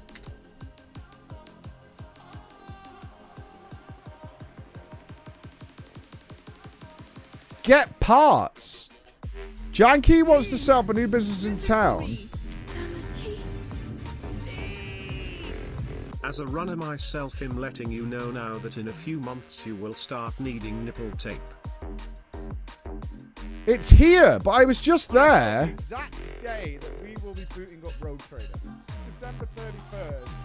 Hello Mike, Twitch support team here. Oh, we certainly are, AWT. Some audio issues. Could you please assist us with some tests? Please repeat the following. Toes, dead babies, scratch, I love. They deserved it. We will not use this for anything but audio correction. Aqua marathon. Just do the whole thing lazy. Janky candles. Oh, shit. Oh, motherfucker. Land. Do you think that Goblin works? Oh. Oh, man. Yeah, I totally need to do that. Nipple tape, you think so? I'm not having any nipple issues right now. Don't push too far, look what happened to me. I'm not intending to get into a physical altercation. Like, I always stop running if I feel like something's wrong. Like, sometimes I'll have to stop at, like, 3k if my, if there's a twinge or something. I'm not out to injure myself, let me put it that way. That's not happening.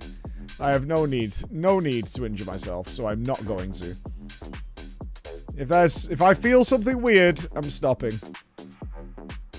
The last time I didn't do that, I got like a bit of a cramp in my ankle. WoW, mate. Or in my calf. Are you enjoying yourself in TWW? 100%. I'm enjoying myself a lot.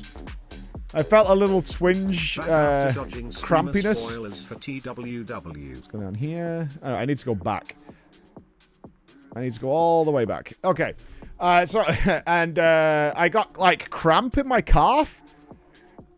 And it fucked me up for like 6 days. It was just sore. Sore. Yeah, really sore. Arkwell, thank you for the gifted subs. Thank you very much. I hope you've had a good... Hey, Penry! So you skipped all the spoilers and played through the story yourself. What did you think of the story? Did you enjoy it or not? Oh, Arkwell, thank you. Make sure you grab your code. It'll be in your Twitch notifications. Do I stretch? I stretch all the time. Yeah, I stretch all the time. I do like a 12, 15-minute stretching routine every 2 days or so. Hey, wake up. Dogs can't operate MRI machines.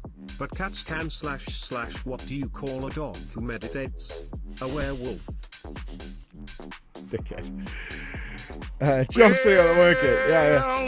Rat. Is there a get date for fucked. Guild Wars 2? Lol. No. Mike would probably be enjoying himself a lot more if he had any fucking idea of what's gone on in the game in the last 20 years. Of It's the game. irrelevant. The Michael story is the starts entire now. Fucking WoW circus. The story starts now. Wow. It's irrelevant. It's irrelevant what happened the last 20 years. It's irrelevant. The Magni story I enjoyed the most. Oh, interesting. Waxmonger. Oh, that's a renown thing. Can I get any new renown stuff? No. Sad. Okay. Speak to Bosch. You fuck.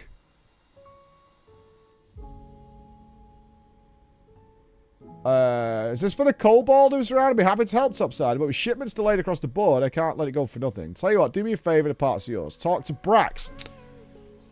Fuck's sake. Stupid shit. Yeah, I'm Captain Bosch. You want me to pay his tab? Christ. Speak with Shalea. Fucking hell, man. Hello? What?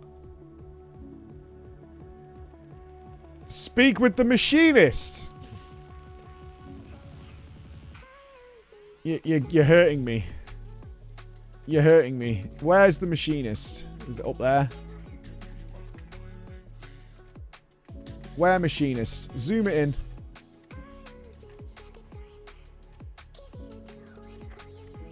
There you are. Okay. What's your problem? Alright. Now, speak to Foreman's farts. Back again. Why is this happening? This is a Realm Reborn in a nutshell. This is what this is. You got any coal? Well, listen. Rat. Get fucked. Lol. All these fucking people do is talk. Blah blah blah blah. It's almost as if they Blah. tried to make an immersive experience. Well, Now apparently leave all it we and needed was... enjoy it, you clown. Well, this is about getting coal. Not every story is the most epic thing that's ever taken place in history, right? That's okay. That's okay. I don't expect it to be. This is about getting some coal to get the machines up and running again. This is fine. We get it. But that's what I'm saying. The War Within story, the World Soul Saga is actually just complete bog shit. 100% bog shit. How'd you know you didn't read it? I am reading it. The gist is there. You don't need to fucking fine-tooth comb everything to enjoy the story, alright? Sometimes you want to watch Fast and the Furious. That's all I'm going to say. Every now and again, you're down for a bit of Fast and Furious, and you just want to let it go, right? There are some of us out there who enjoyed Transformers 1 for what it was. It didn't ruin my childhood. I thought it was good when Leia could fly through space. I was okay with it. It made me laugh. It's about family. Too far? Oh, God, it was fucking hilarious. No, I haven't watched The Acolyte. I don't give a fuck about Star Wars. I haven't watched OSHA. I haven't watched the fucking Rogue One one. I watched the Kenobi series. I watched that. And yeah. That was the last thing I watched that was Star Wars. I did watch one episode of Boba Fett and then realized I don't really give a fuck about Boba Fett. Andor. Yeah, Andor. I haven't watched Andor. There you go. There's the coal. Excellent. We got the coal. Now we got the freshly smithed tools, which you can now use to repair this. Watch Andor? No. There's your tools. And all right. then he killed the dog. Now we can fulfill the promise to Brax. Mike yeah, is Mike. so old he remembers when the shovel was invented. It was a groundbreaking event. Oh! Ew! Ew! Ugh. Burn. Burn in righteous fire. Burn. You've just made everybody feel sick. Absolutely dog sick. The worst of the worst. Alright, done! There it is. I am a sojourner. Behold me in all my glory. I am the man. I think I am missing an event. How do you know if you have an event in that zone for the 3 world quest thing? Wait, there's a fucking question mark here. What the fuck is that? Yeah, you can't do Hallowfall yet. It should be in the bottom right. Or does every zone have it?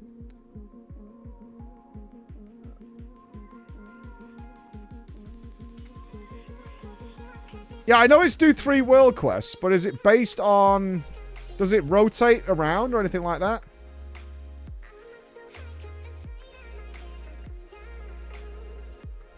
Two out of 4 have it. Do they have it like every... It rotates. Right, so how do you know which zone has it at the time? Check Hallowfall.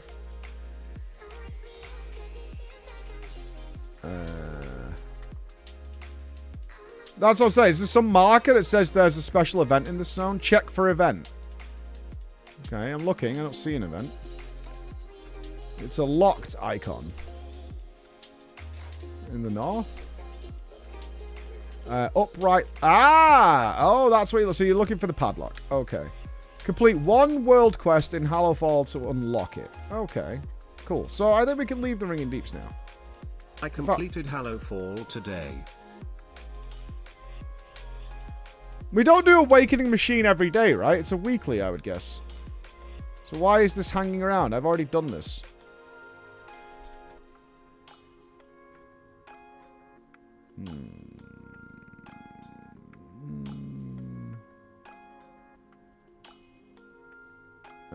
It's just a location indicator. Okay, yeah, but it's got the dots like you've not done it. Do you know what I mean?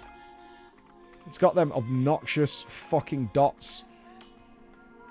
Good morning, Dangrel. Good morning, good morning. Gamer extraordinaire is in the house. Good morning, sir. ... Completely mate. I did it yesterday. I got it sorted. What the fuck does Emma want? What? Oh. What's that, guys? Oh, God, my shorts are right up my cooch.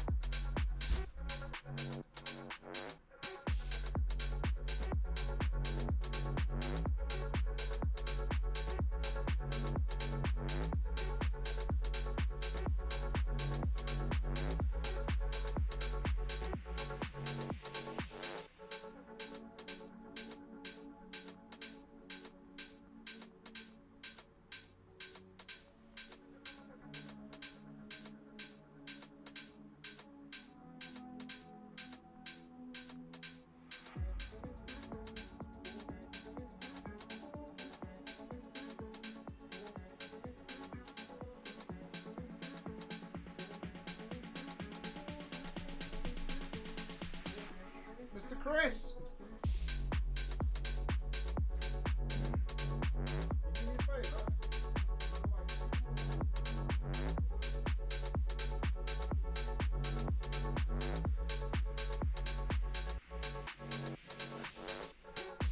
Let's get it done.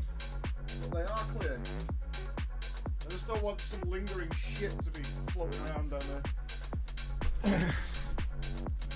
Salted! We're back! Hello, hello, hello, you wonderful people. Okay, there's loads of shit we need to do here. I think we should do... Can I do this? I assume this will work. We all know you like being a dick, ladies. How do you tell an old joke from a new one? It's fully grown. Beautiful. I think because we want the story of the Priory for the quest, we should do this on follower mode so we're not annoying people by, you know, getting quest items and potentially being kicked out of the dungeon. It looks safe at first glance. Watch your step. Let's all buff up. Right, are they story NPCs? Oh, no, these are the follower people, right? So we did this story yesterday. I don't know why. Intruders. We don't know what's going on in this zone.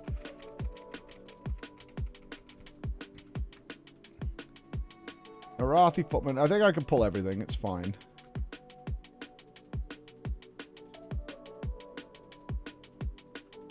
Including the man. At least I hope it's fine. This guy's going to heal me, I'm pretty sure. Bone Storm will fix me up real nice. I'm dying, though. One death strike. And we'll do a consumption. That didn't heal me to full. Sag. Oh, I've got this fucking... what's it called, this thing now? Reaper's Mark. Okay, let's Reaper's Mark. That seems good. The healers are fine. Like, you go way faster if you do it as a tank. That's for sure. Although I am dying. I might have pulled too many for our little healer friend. God, Death Strike doesn't seem to do anything these days. Maybe I'm just taking a lot of damn. Yeah, another consumption. That didn't heal me either. Spooks. Oh, God. I have got Purgatory. I'm dead. Healer, man. Oh, they all died. Yeah. 12 stacks of Mortal Strike. Unlucky.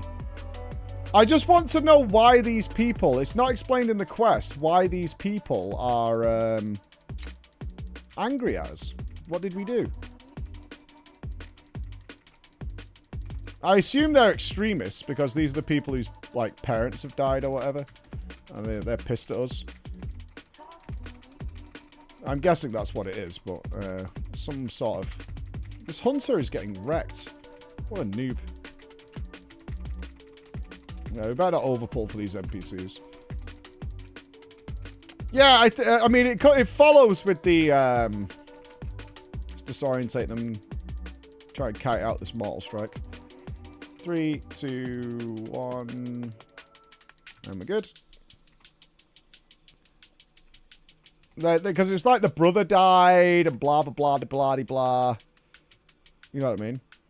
The Acolyte... I don't want the answer yet. I want to see if the fucking dungeon plays it out for me. That's what I want to know.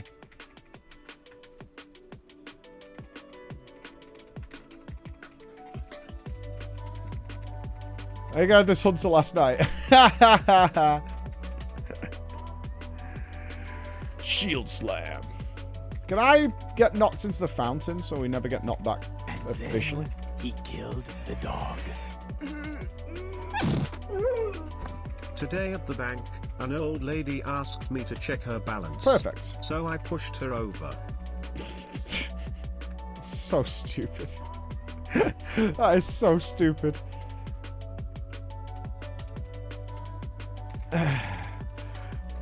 I haven't got huge plans this weekend, actually. I'm hoping Jesse Cox comes back to us shortly. If it is 4 PM, we'll have to do early drama time. I am looking forward to sitting down with Jesse, though. No. You come back. Immune to death grip? You have disengage and you're immune to death grip? What a jerk. Fuck you. Alright, can we pull a little bit bigger? It's 3 a.m. in Coxlang. Jesse never sleeps. So what? They shoot their podcast in the AM? It's crazy.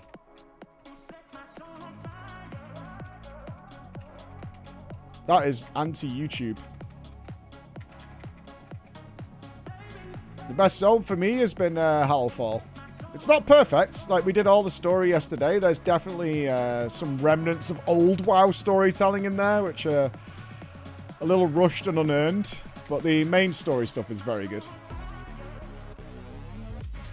Very happy with that. I apparently misplaced my glasses and now I'm blind. Lol. Imagine needing glasses. That's a skill issue. Not so fun story about a bank. Earlier this month, an employee at Wells Fargo died in her cubicle on Friday. People didn't notice she died until 4 days later because her corpse was starting to smell. Reels? What? What are you doing? Nobody wants to know that. The fuck? How did you have that on demand? Sorry, Chris, what did you say? I was saying I watched Jesse play that Thank Goodness You're Here game. Oh, has he played it? Yeah. Oh, we'll talk about that instead. What the fuck did that come from? Oh, by the way, this lady died. Imagine wanting a hair transplant is the correct answer. I imagine you've never even, like, brushed your hair or anything, right? Just fucking send it like a Chad. Yeah! Fucking manly as fuck. Got him. Fucking yeah, man. Yeah, I've never done anything that would make me feel better about my appearance. Never. I don't even have a bath. Fuck it. YOLO. The whole way.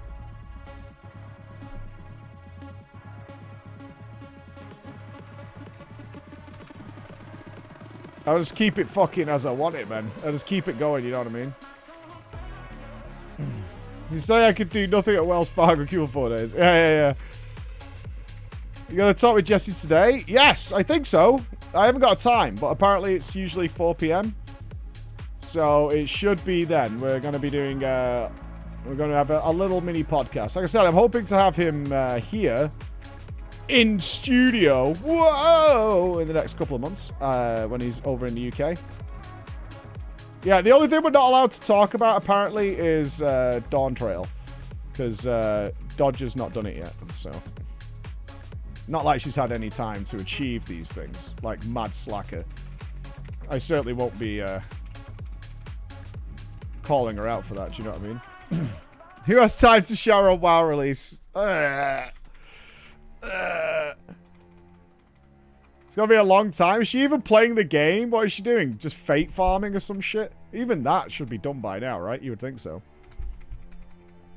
I assume it's on Geekenders? I'm not sure. Shit, I haven't...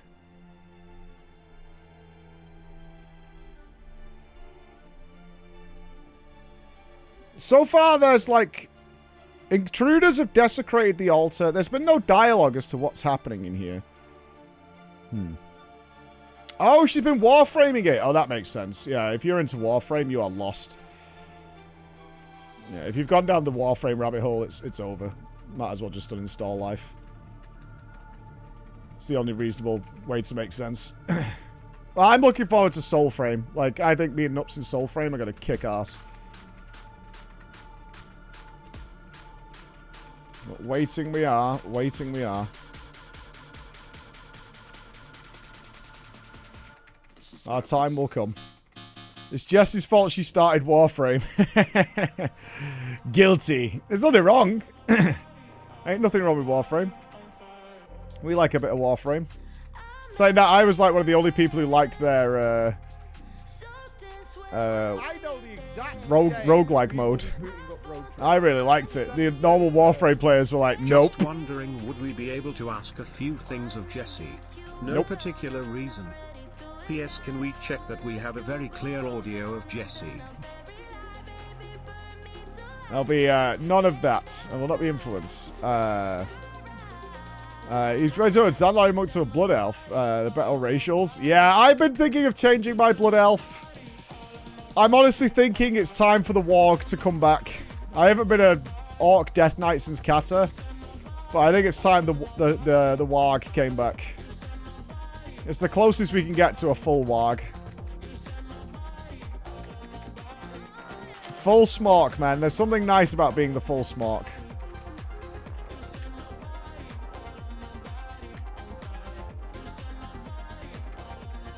Yeah, exactly, Garaka, which is why I'm into it, because I really liked the Dyraki thing, despite, you know... It's always weird when they ask us to review something, and I'm like, this is really good, and I come in with that perspective without, like, some sort of ingrained pre-knowledge, and I'm like, this is really good, and I had a ton of fun with it. It just needs more longevity, I think, was our feedback on it, because obviously we maximized all the zones and things like that, and then you find out that the actual general player base hates it. Like, absolutely hates it. I'm like, oh. It's fun, man. It sucks when that happens, but it's alright. My opinion is the only correct one. They're the ones that are incorrect. That we know.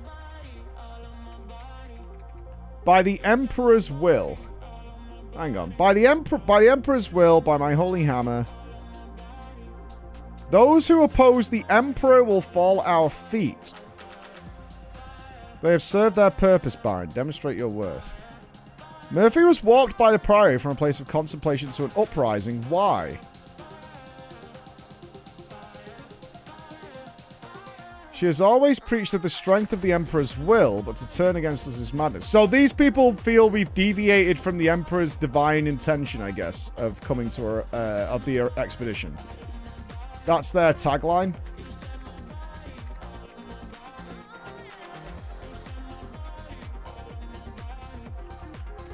I mean, that makes sense.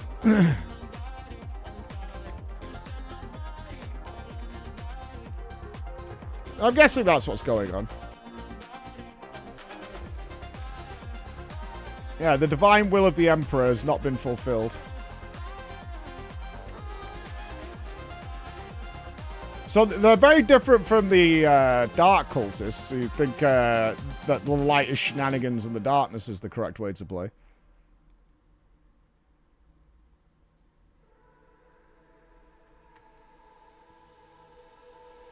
We better not overpull in here, should we? Otherwise it's going to get real spooks real quick.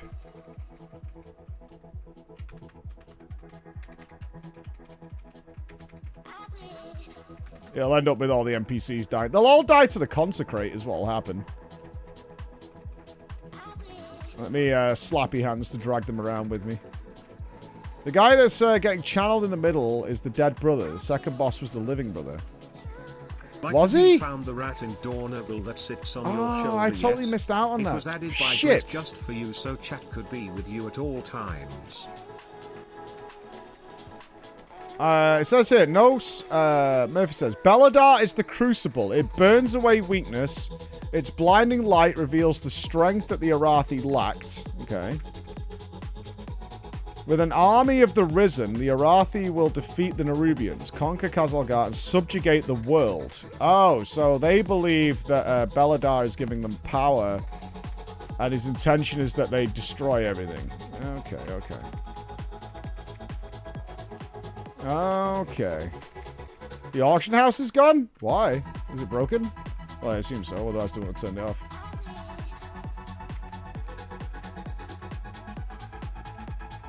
Bots? Are the bots working overtime to get all the new, like, crafting materials? Are they snagging everything? It's super bots. Bummer. Especially while everyone's trying to do their professions. They pretty much just turned it off. Hold on. Hold. What if the Emperor's corpse is in the crystal? Could be. Foolish outsiders. Belladar's sacred flame will simply raise him back to duty.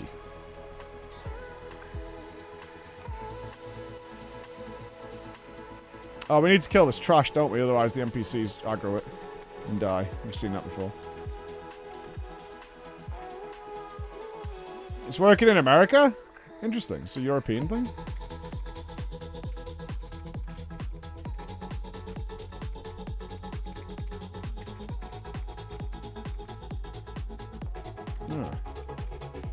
Do you think closing the auction... what?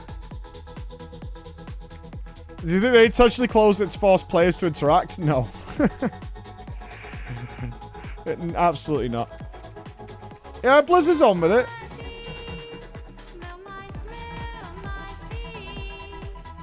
What is wrong with you? What is wrong with you? What the fuck is wrong with you? There's a lore book you can find in Erothi that tells about Renelash, basically their Ragnarok. It says Emperor's 1,000 years of lies will come undone, and Erothi will weep blood. Some dirty secrets that 1,000-year-old Emperor must be hiding. Oh my. Probably something to do with toes. People are usually shocked when they find out I'm not a very good electrician. Stop using those old-ass comments from those old videos.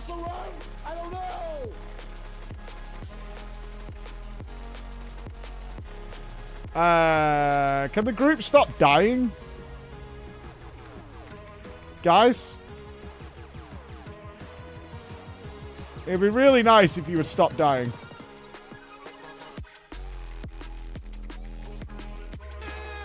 A rat. A worm. Vex. A clown. There's a lore book you can find in Erothi that says you're a clown. Kinda weird, don't you think?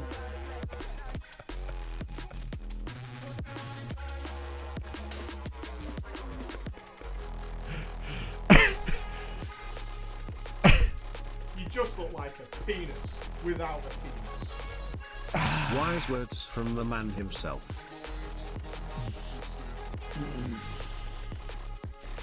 Let me check the dialogue here. Fucking idiots. Flames tell you, brothers and sisters, hearken to the flame, purified. It is done. These zealots are no longer steer our faith towards destruction. Okay, kind of a flimsy payoff to that storyline. All who take comfort in the light of the sacred flame, thank you. Good job, everyone. We're done here now. You can leave anytime.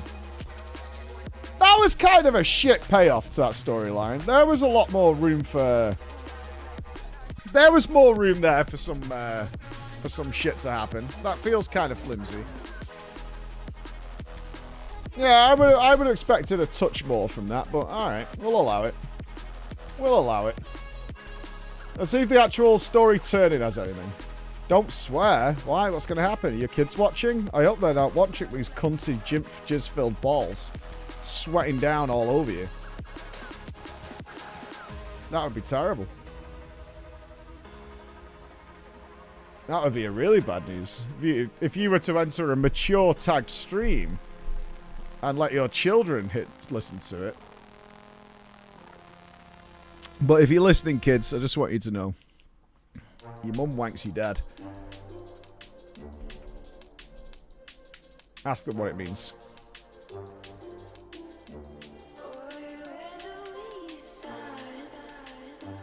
I hate you, Bex. At least they're all at peace. I hate you so much.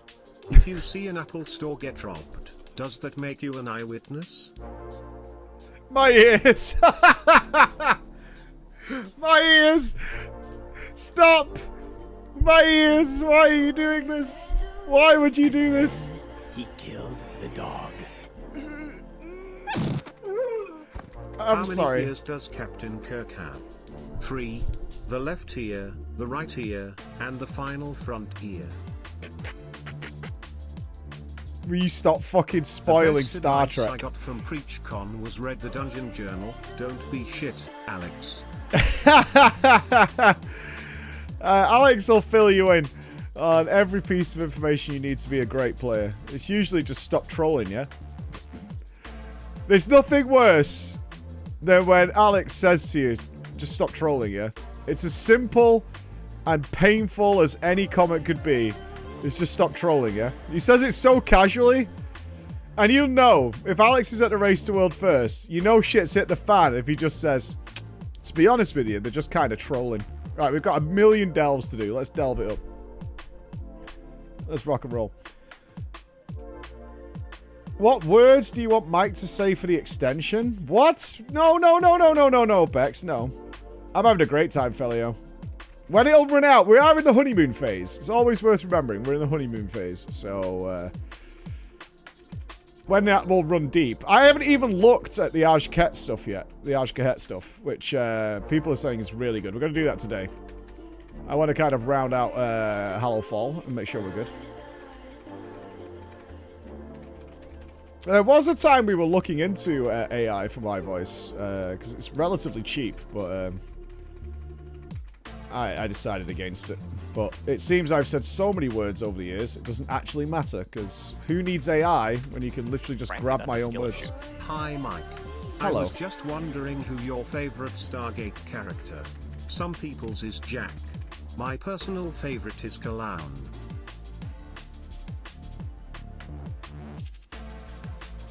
The true and correct answer, despite your mockery, is Samantha Carter is the best member of Stargate. And anybody who disagrees is an absolute chud. What do frogs wear on their feet? Open-toed sandals. Teal'c's okay. I mean, they're all good. The worst character, and I'm not saying they're a bad character, but the worst character is Daniel Jackson. I'm not saying he's bad, but I mean, if I was to rank them in order, Sam Carter #1. Jack 2, Teal'c 3. The General in 4. And then Daniel Carter. Yeah, Daniel Jackson.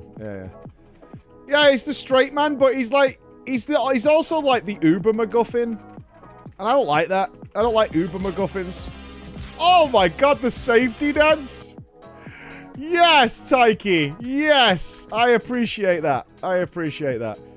SG Universe. Ooh. I forget the names of the characters now. But you've got to go with #1 is the Doctor. I can't remember his name. He was played by the famous actor they got. Fuck. Rush. Yeah, Rush is #1. #2 with a cannon is actually the army. He's the Black Army captain. Who they made such a good decision with that guy. Of not having him unleash who he is until like season 2, episode 6. Where they actually kind of let him loose, and it is horrifying. You're like, oh fuck, this guy means fucking business. Like, actually scary. Worst character in there is the young kid who's a genius. I'm tired of like the savant fucking teenager who rocks up and is suddenly like, oh, I can read like alien code because I eat pizza and Doritos all day. I think that was during the period of time when they were constantly trying to make relatable nerds. Yeah, like the Wesley Crusher character. Like, fuck that. Always shit. No one likes it. It's bad. Good morning, you beautiful I actually chat. thought the captain Happy was played pretty Friday. well. I can't And remember I his guess name either. Good morning to you too, streamer. Good Clown. morning to you. Good morning to you. Very good morning. Yeah, he was alright. He was pretty good. I liked it. In terms of rank the Star Trek characters, fuck, man. Excluding the movies. Next gen, Picard, #1. With a bullet. There is no better captain ever. I mean, it's close, but like, next gen episodes, Picard is best. Then it is probably Data. Geordi.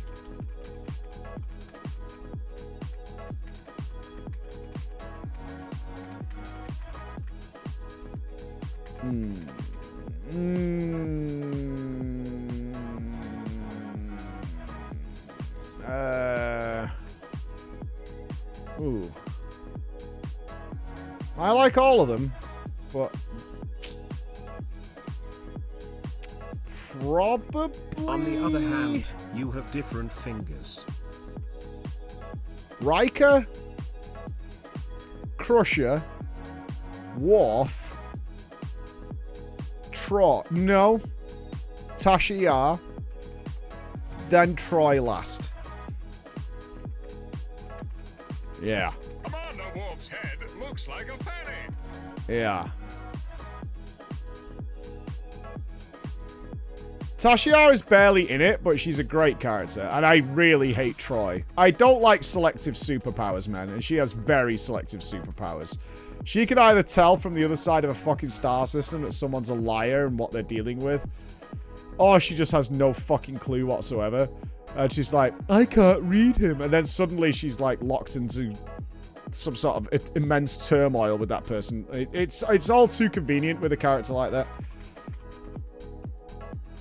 Oh yeah, I said TNG. You can't do all the Star Trek characters. That's insanity. That's too many. Like, if you go DS9, Cisco #1.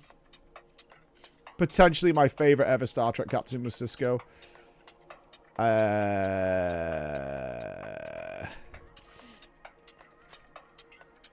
Cisco, Dax, Jadzia Dax, not Ezri. Ezri was unluck. O'Brien.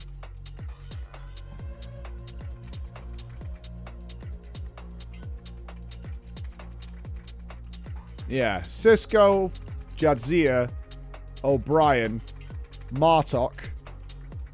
Because when Martok joined it, he was fucking top tier.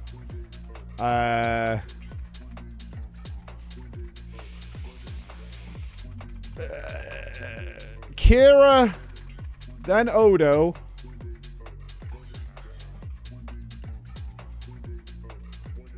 Then like 8 million extras that were in the Monster of the Week storylines. And then right at the bottom, like just above the guy who was an extra who was eating in the background on the promenade, Jake Sisko. That seems pretty accurate to me.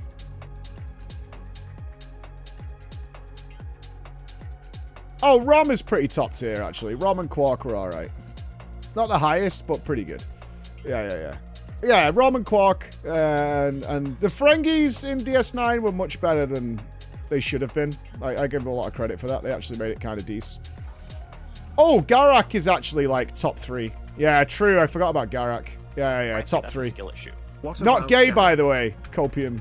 From all the people who, like, refuse to believe that Garak was gay, or at least bi. Like, so confused when people keep pointing it out. Like, are you for fucking real, dude? Okay. No such thing as a gay Cardassian. Not possible. Oh, fuck's sake. Did it. Oh, my God. Many months, handle it. Voyager? Voyager's tough. There are some shit characters in that show. Janeway #1. Janeway was a great captain. She did very, very well. Then probably Chakotay. Chakotay was also a good character.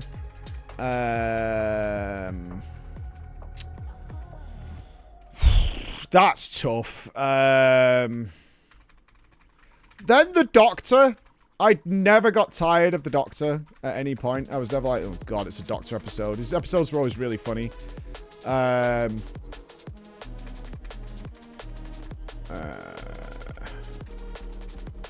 Oof. Then it really drops like a huge level. No offense to the actors, but they were just kind of shit. Like, I would lump like Paris and Kim and Torres all in there as being like pretty low tier, honestly. They just never did anything good. Like when Harry Kim got attacked by Species 8472 and he had all them worms crawling out of his face and stuff, I was laughing. Unlucky, Harry. 7 of 9. I never really liked the 7 of 9 character. Purely because I agreed with Kate Mulgrew. Is like, it was just so unnecessary. But it worked. Like, the show was going to be cancelled if they didn't do it. So I get why it happened. I just didn't like it. Like, but I get it. Even as a nerdy teenager. And yes, she is ludicrously attractive, right? There's no doubt about that. She is top tier attractive. There is. It's just not in my Star Trek, baby. Hashtag not my Star Trek. You know who I'd rate very highly in Voyager, actually? Is Neelix. I actually thought Neelix was a good character. I liked that he brought foundation and grounding to a lot of the story. I actually like Neelix a lot. Yeah, he was the one who brought that, like, everyman perspective to a lot of things. I actually didn't mind Neelix at all.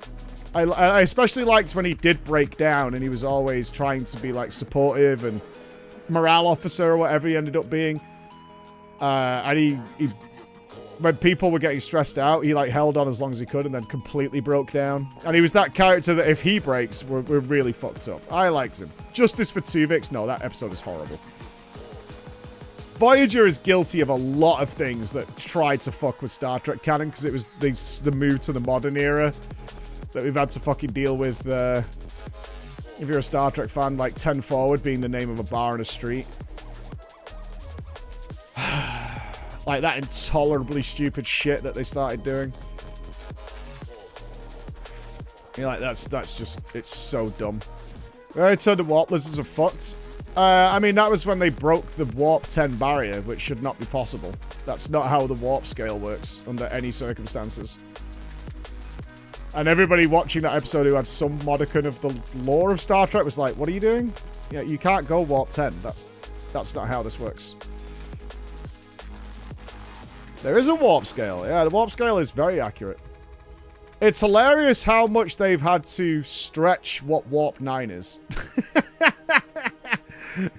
Like, if you actually know something about the WoW, the Star Trek canon, because obviously I think in the original series they could get to warp 6, and then in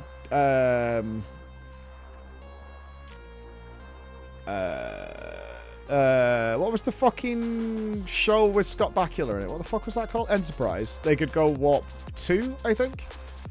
And then obviously by next gen they could go to warp 9. But they can't go faster than that because the warp 10 barrier is infinite velocity. It means you can instantly travel to anywhere, which they didn't do until Discovery with the mushroom power. But yeah, warp 10 is like the infinite velocity barrier. So what they had to do... was keep stretching what warp 9 was. Further and further.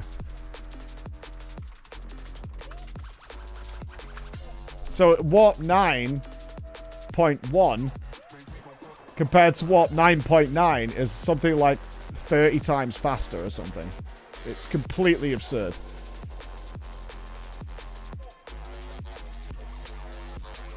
It's accurate. Yeah, they maintained it for a while as to what it is. Yeah, warp 9 stretches to infinity. So Voyager is renowned because it could go to warp 9.95, I think. It could get to warp 9.95, and it was like 4 times faster than the Enterprise. I mean, as a space sci-fi nerd, I found it very interesting. Did they introduce Slipstream drives? Slipstream was faster and utilized a different technology. So the idea was, because obviously they had to keep inventing new and more powerful things, is that the limit of warp drive was warp 10. Slipstream works on a different technology. It becomes a great Trek show after a bit. I haven't watched Lower Decks, no. I have watched the Orville, which I very much enjoyed. Well, it's the same as Transwarp, right? Transwarp works differently. Transwarp's essentially wormhole technology. That's why the Borg use transwarp networks and hubs. Although, transwarp changes depending on the situation that it's called for. As do most things. What's this? Oh god, I've got to do the Dawnbreaker as well. Okay. So what actually happens is they start adding in other technologies, but giving them a warp scale rating to provide a basis.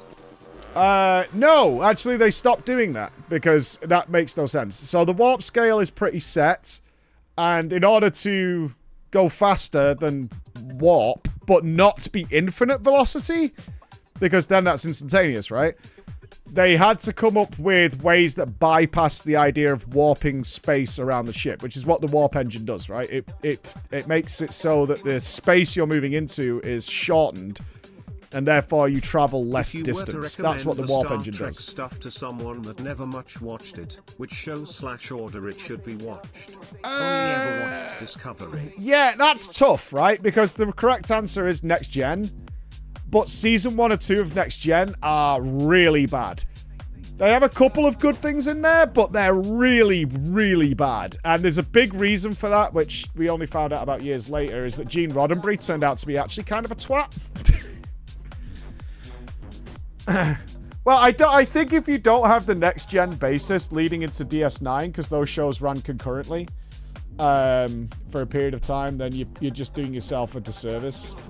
Yeah, Gene Roddenberry was actually a bit of a fucking arsehole.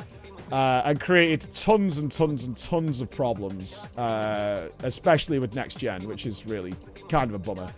And it wasn't until season 3 they managed to get rid of Gene Roddenberry and get him out of there, because one of the rules he had, because he was very fixated on this utopic society and how utopia would be in the future, because that's what he pictured. But at the same time, like, seemingly really hated women and stuff. I don't know. There's a lot of mixed reports. But one of his rules for Star Trek The Next Gen is that there was to be no conflict whatsoever between the members of the Federation itself, including the members of the crew. Because he had a stern rule that in the future, once we had reached where we were with the Federation, is that people within the Federation would never have issues with each other. Very difficult to do a weekly serial drama show where there could be no drama at all between the actors on the show.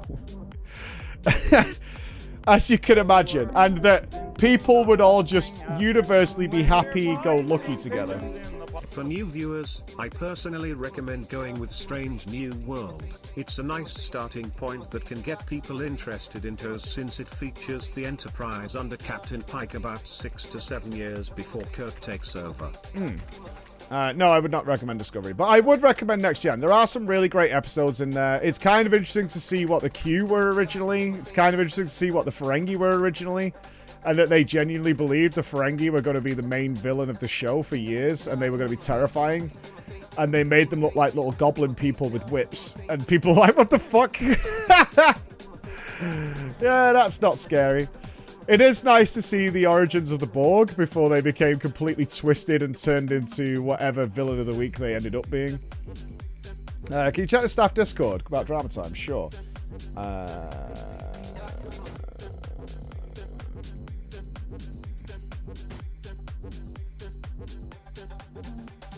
Sure.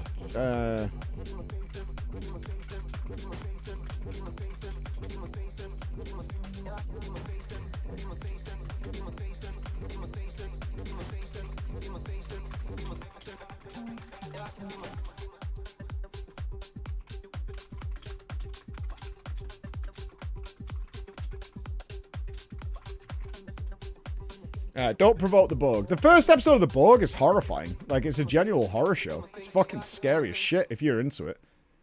It's really scary. Like, it's kind of hard, I think, to watch DS9 without knowing what Wolf 359 was. And why it's such a big deal.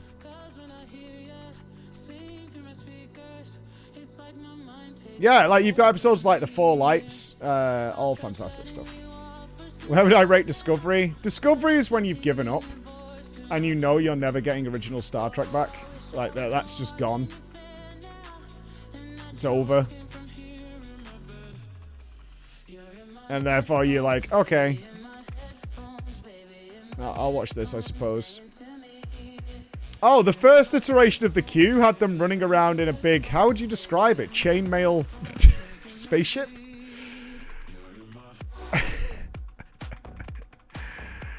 Yeah, but I think it's in season 1 and 2 you get like the Robin Hood episode with the Q. Where they're all wearing tights and fucking God knows what. It was so bizarre. I haven't watched Strange New Worlds, no. I don't watch much TV when I get a chance. Best of Both Worlds is really good. Yeah, it's genuinely very, very good. It was horrible at the time, though, because I was watching it as it was coming out. And so we had to wait, I don't know, a year for the resolution.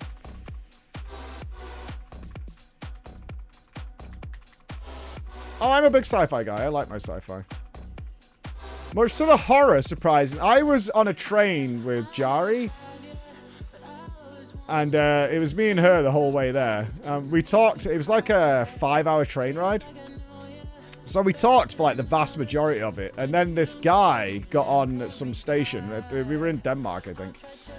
This guy got on and he'd pre-booked a seat. And we didn't know because it didn't have reserved or anything on it. So he like caused us to get separated, right? So he was like very adamant that he's sitting in this one seat. So we were like, okay, sure, whatever. He had a reservation. So we got up and we ended up separated because we didn't have reserved seats. So it was like just take an empty spot or whatever. And so I sat across the aisle from her. So I got out my iPad and cracked on some DS9 on this train. And she's like, what are you watching? And she looked over, she went, are you watching Star Trek?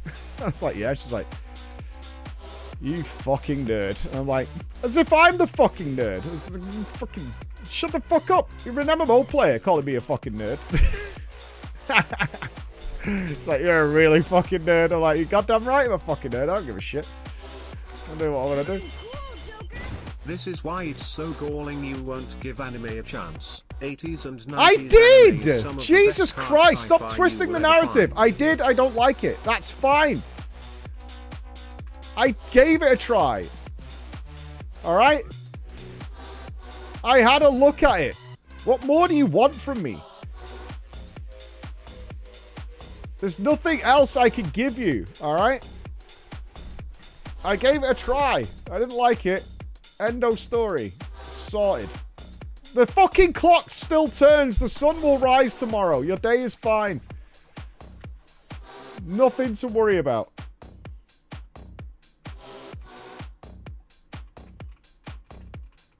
It's ruined. You've ruined it all. It's over. It's over. But yes, anyway, getting back to what you said. I would start with Next Gen. I would kind of suffer through the first 2 seasons. You do get to see some really funny shit, but bear in mind it is bad. There's nuggets of good stuff. And then it gets really, really good. And then I'm not sure the exact time that DS9 and Next Gen started running concurrently. Because I think it was second to last season of Next Gen that it happened, and I think that's accurate. Something like that. But I would say overall, with a steel chair. Thank you. I'm not. But I would say overall, DS9 is the better show, especially towards the end. Is what I would say. I think DS9 is a better overall show. Every one of them has some misses, but DS9 by the Dominion War is really good. I don't like the ending of DS9. Like the fucking par race shit. I was like, this is stupid. Yeah, I prefer rewatching DS9 than Next Gen. I like the way they let, fuck, I'm gonna forget his name now. Cisco, actually get involved with some of the writing, especially when he was able to write stuff about the rights issues and then put that into the show. I didn't like the one where he was a sci-fi writer, but I understood the purpose of it. Where do you stand on Voyager? Voyager is overall alright. It's not something that, like, I can rewatch Voyager just fine, but there are definitely a lot more episodes there that I'm going to skip. And they're like, okay, this one just really sucks. Yeah, it's a very special place in my heart, Voyager. It's Yeah. the one I watched when I was a kid. It's like, it's not got, I'm trying to think of what the hardest hitting episodes are, and I would say it's Fear. The Fear episode is phenomenally well done, but mainly because the guy who played Fear. I can't remember, it wasn't John Ritter. I can't remember who did it, but Fear is good. What's the really hard-hitting ones? Year of Hell is surprisingly good. Like, Year of Hell, yeah, I would say Year of Hell is potentially the best the best that Voyager ever got. Year of Hell is probably the pinnacle of Voyager. I never really liked the Hirogen. They did some fun stuff with it. The K-Zone were horrible. I actually think a decent episode, but it's not a hard hitter, was where Chakotay and Janeway ended up essentially living together. Because they thought they had a disease, I think, and they couldn't go back. That was kind of cool, but development-wise. I actually quite like the death of Kess, although it's not the death. Although it's such a shame that she turned into like a meth addict, man. That's really bad. I hate you so much. What is worse, being a Star Trek nerd or a weeb? Neither's worse. They're both just different. Kess did really well, and she got fired to make way for 7 of 9 because they wanted someone more attractive, and she wasn't. I can't remember what her name was, but the fact that she then went from there to being like a criminal meth addict is just really sad, and she's dead now, I believe. I think she died very young. I'm not sure on that though. Yeah. Kess was cuter than 7. Kess had no reason to wear a skin-tight catsuit and wander around. Yeah, she got in a bad way. Voyager Kess arrested. I think she like shaved her head. Yeah, Jennifer Leanne. Yeah, she ended up in a mess, man. Look. Not the Kess we remember, eh? Big Sag. Life could be a cruel son of a bitch, man. Life could be a cruel son of a bitch. Fucking despair. Well, I liked when she was like mentally like warping the world and shit like that. That was cool. They were going to kill Harry. Yeah, Harry got in People magazine. There was a lot of shit going on that show. Not dead? I don't know. Is she dead? I know something else happened to her recently. She's not dead. Good.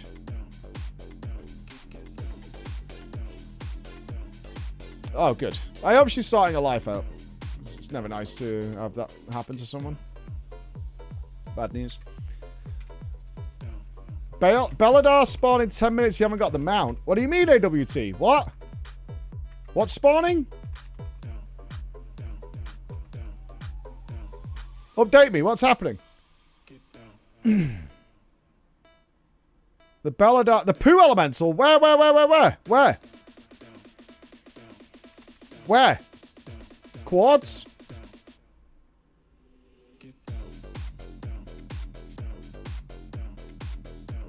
Group spawns all over the map. When the crystal turns purple, it spawns a rare.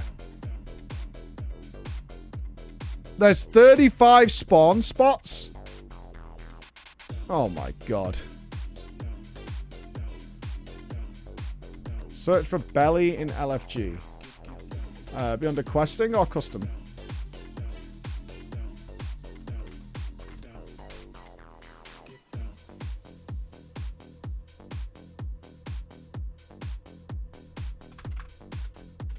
Oh, yes, sir.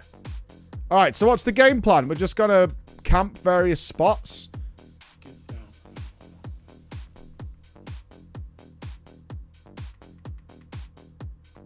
Spread out all over the zone. We spread out to cover spots. Okay. Exactly 13:01 server time this is going to happen. Get in, guys. Get your mounts. Okay, 9 minutes. It's in 9 minutes. Wonderful. All right, raid group is forming. Gimme. Skelly Bob's in. I see Skelly Bob. Yo! Bish Bosh. Let me hide some of these groups so it doesn't fuck my UI up. There we go.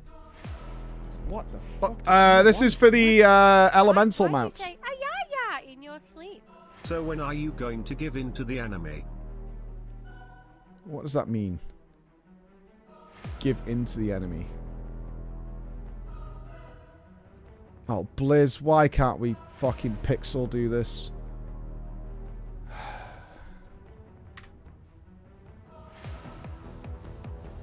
Why, Blizz? Basic stuff. As a LYNX enjoyer, you'll probably not be surprised I already have it. Ha ha! That makes sense. Poison Ivy, thank you for the tier 1. Thank you very, very much.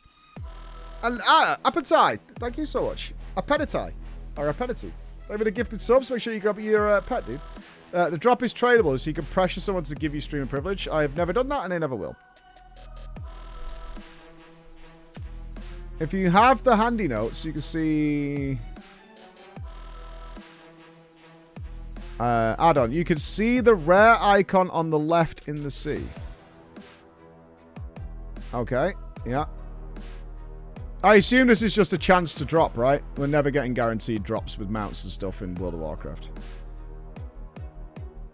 I don't know. Well, the crystal's about to shift. Let me have a peek. Oh, a peek. Peek, peek.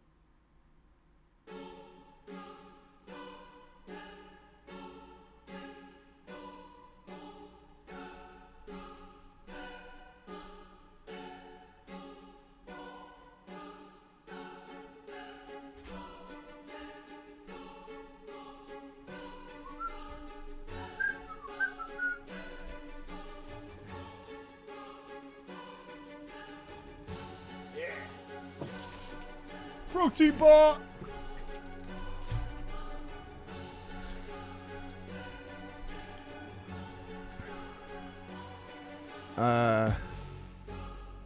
Pin locations. Okay. Right, I'll go up to this north one then. 2 empty ones. I'll go there with Rick. See the big squid in the sky that people speculate is Khadgar? No. What? Big squid in the sky. What are you talking about? Where?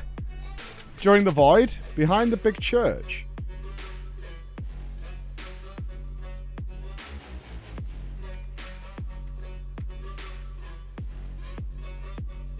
Is it during the void?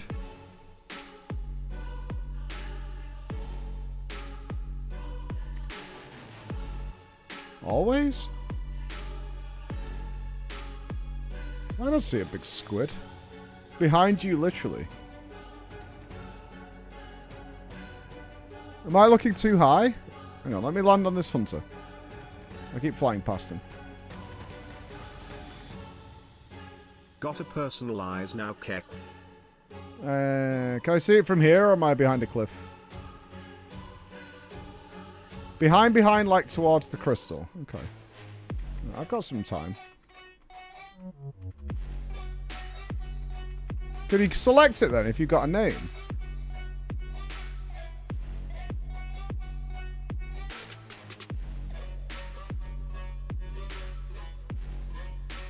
Oh. Oh, it's an actual mob. I was expecting, when he said big, I was like, oh, is there giant tentacles dangling from the ceiling? Khadgar the Squidler. Hmm.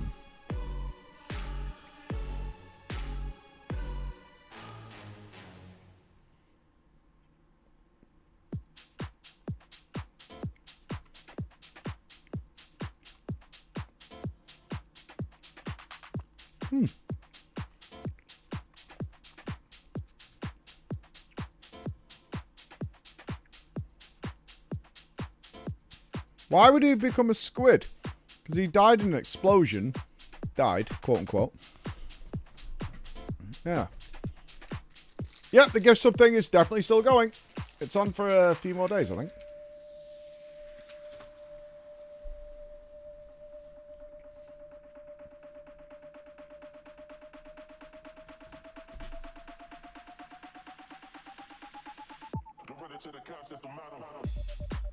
Okay.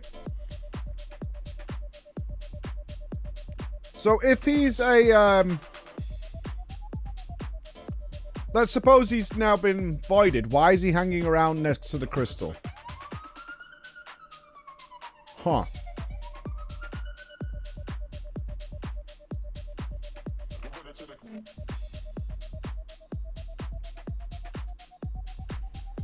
No, it must be a reason he's near the crystal, right?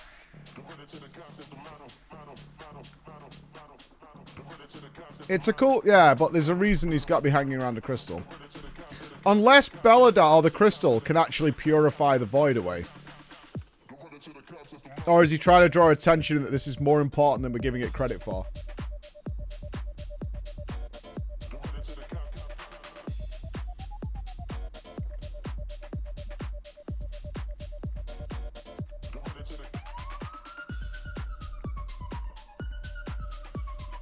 He came out of the crystal after being consumed by the void. I mean, it could be bullshit, but let's... I mean, I don't think... I'm operating under the premise that nothing that they're setting up with foreshadowing and stuff is a mistake or just a nothing thing. That is what we're used to in World of Warcraft.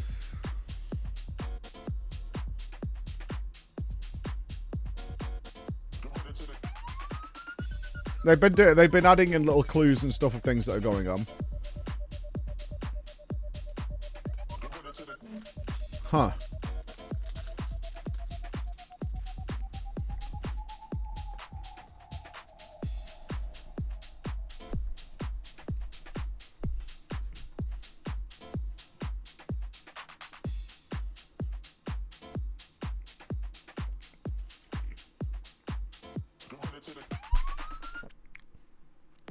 It would make sense that he would hang around the thing that's capable of defeating Xal'atath.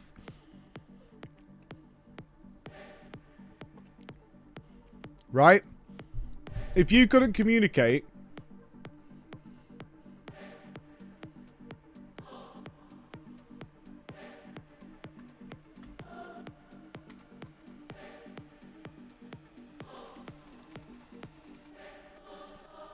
you would try and draw attention to the thing that can help. If you're a Khadgar, that could help people, right?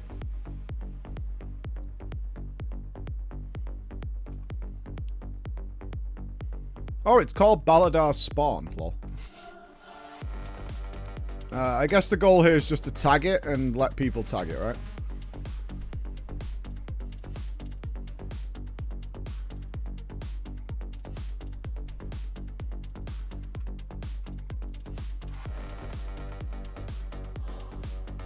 The night should be way darker. I get for practicality reasons that it's not, but... why are we bloodlusting? The goal is not to kill this thing, right?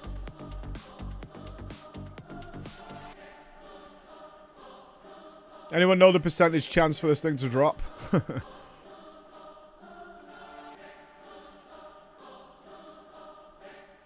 3%.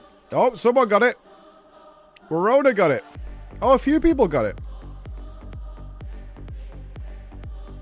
Not me.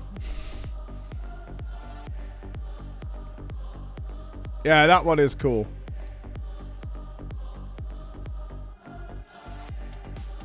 It looks like, yeah, I mean, I think that got 1, 2, 3. 3 people got it then. It's a nice mount. I like that one. That's good. Yeah, keep me updated with things like that. I'm more than happy to go and do those things. More than happy. You got it next time, Chief. I do want that one. I've been in 5 raids without a single drop. It's because you fucking suck, man. You suck, baddie. 0 people got it in our 40-man group. Unlucky. Oh, you could do it per character. Multi-boxing. 0 people got it at your age. You just got it, Celtic Knight. Picture. Picture. Alright. If you got a mouth off that you just got it, so easy, we want a picture.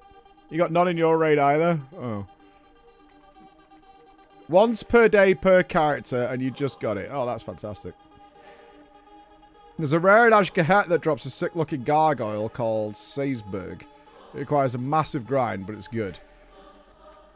5 of them in your raid. Is this going to be the new LYNX? Are you guys all going to get this before me? And then just, like, stand there with these smuggest grins on your face? What is up, guys? It's Preach. Once, my penis was in the Guinness Book of Records. Then the librarian told me to take it out. We can dream. Yeah. New LYNX, new wings. I'm less interested in that one than I was the LYNX. Like, if it's a full rare drop, I'm alright with that. Raid plan. Good call. So I think what we'll do is on the day of the raid launch, we'll do normal mode together. And then the next day or the day after that, we'll do heroic. So we have time to do some M+ or whatever and have a better odds of not having like a cringe group, right? That's what I'm thinking, is we do normal mode together. We get our stuff. And then we can have a couple of a day. M+ is a week after. I'm just going to come from the stream if you tell me what your characters are. They're releasing normal mode and not M+. What? They'll be gear from Delves, won't they? Yeah, we just get M0s. Oh, that's still worth doing. It's getting a bit of gear will help, especially if we're doing like a viewer run. We're not going for like, you know, world first. Even if I am casting the race to world first, there is heroic week. And I am not doing that under any circumstances. Not to be Mr. Spoil the Parade, but I am not casting heroic for a week. No, thank you. I have done that before. No, thanks. Yeah, that is like not even a... I mean, splits is bad enough, but not even a chance of going to Mythic. Not even like waiting for that inevitable call. No, thanks. No, thanks. Don't you mean normal splits? I don't even want to know what their week looked like. I imagine it's going to be like delves. They're going to be delving to fuck. Which we'll do as well. We'll do group delves as well to make sure we just have the easiest time. It'll be delves. It'll be a ton of normal modes. It'll be a ton of fucking heroics. I don't think I can cast delves, guys. Like, I feel like I'm decent enough at casting, but casting delves... Oof. You think it'll be a long race?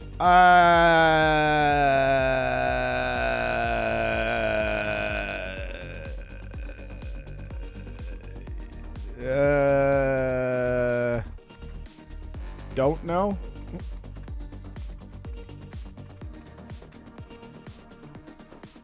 Don't know.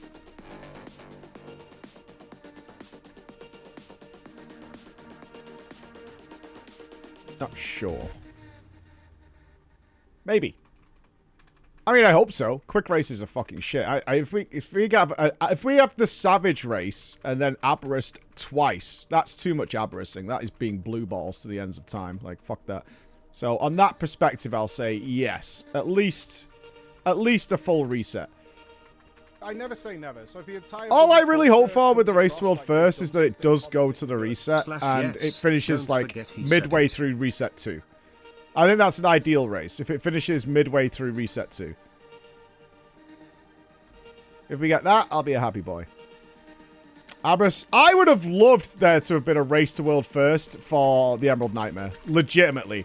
Like, the hype of, like, Cenarius dying and being like, oh, shit, Cenarius is done. We're going to Xavius. And then Xavius dies in, like, 3 pulls. I swear to fuck, I would have loved to have been there to cast that shit. That would have been dope. I would have loved it. It would have been, like, the most... If I think of the most bizarre casts I've ever done, It would be rank 1 would be Razageth by miles. Like, that was so weird. Don't want that to happen again, but yeah, it would be Razageth, N'Zoth, but not for the same reason. Because obviously, like, being in the room when they knew that Limit, as the time, was going to clutch it, I would have given a lot of fucking rubles to win over in the Limit camp on that day, I tell you. What was weird about Razageth? They nerfed Razageth heavily. And Echo just killed it. And by all metrics that we knew from where the race was so far, they had failed the pull. So me, Alex, and Jordan, who were casting it, I just sat there like, well, this is a white pull, but they got to do this and do some learning and blah, blah, blah, blah, blah. Like, there's still lots of optimization to be done. And then me and us three were, like, watching it, and Razageth is dying, and the room is not getting smaller. And I remember distinctly on that moment, me and Alex looking at each other on the couch. We're just looking at each other. And gathers raiders around him. This is so threatening that they consume entire Twitch streams. A little bit. One of the only reasons why raiders haven't conquered the entire universe is that they need a leader, a raid leader, to gather around. Without him, they are just angry green people. Big smokers. But I do remember distinctly me and Alex just looking at each other like, I think it's something's... We knew something was wrong. But, like, this isn't right. At all. So we're kind of weighing it up. And then we're like, we need to fucking change gears real now. I think if you watch back the full context of the Razageth World First, we're talking about lasagna. When they're at, like, 7%. Something like that. I mean, I might be exaggerating a little bit, but we're, like, talking about lasagna and pizza... And we're like looking at each other like, why is the room... Why are they not dead yet? Was kind of our impression as it happened. Like, what the fuck is going on? And then we had to switch gears very quickly. It was very bizarre. And then it turned out that... I mean, Blizzard was really kind of apologetic about the whole thing. They were like, yeah, this was going to go beyond Christmas Day. So we nerfed it. And then it just so happened that Echo had objects. I think Ian's words were... Yes, we nerfed it because it was going to Christmas Day. But as we nerfed it, Echo objectively had their best pull of the race. And just killed it, which was not what they intended would go down here. And it led to all that really, like, bullshit drama that Liquid was asleep and should have got there clean, you know, sooner and all that kind of stuff. So, yeah, it did cause quite a bit of shit, but... I mean, it was still fun. It's still a good memory of what happened. Best boss to cast? Oh, Farak. Yeah, by miles. Yeah, Farak is so... I've never felt that kind of tension casting before. Farak was incredible. But the second I'd say to that was Ashara.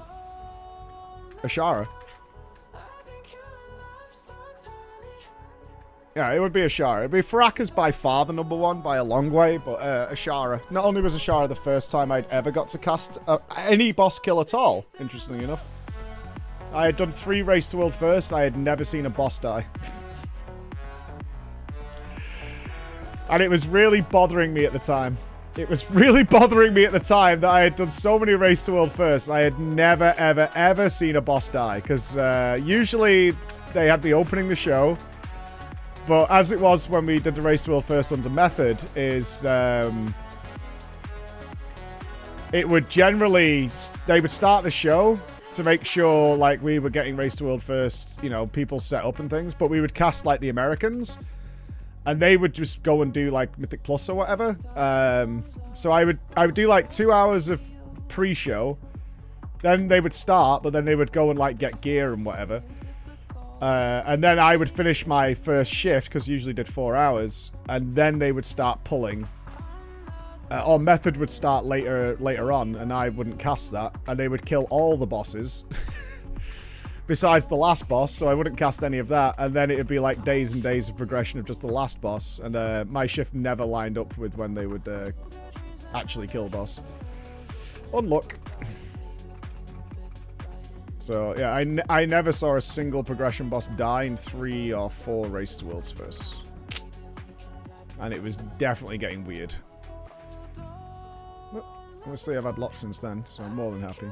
We fix. Oh, we've had plenty now, Sam. Yeah, we've had plenty now. I don't know if Sam would agree with this from a production standpoint, but I think we all agree Farak was number 1. Obviously, Sam wasn't around for Ashara. Ashara was great. The Jailer was good.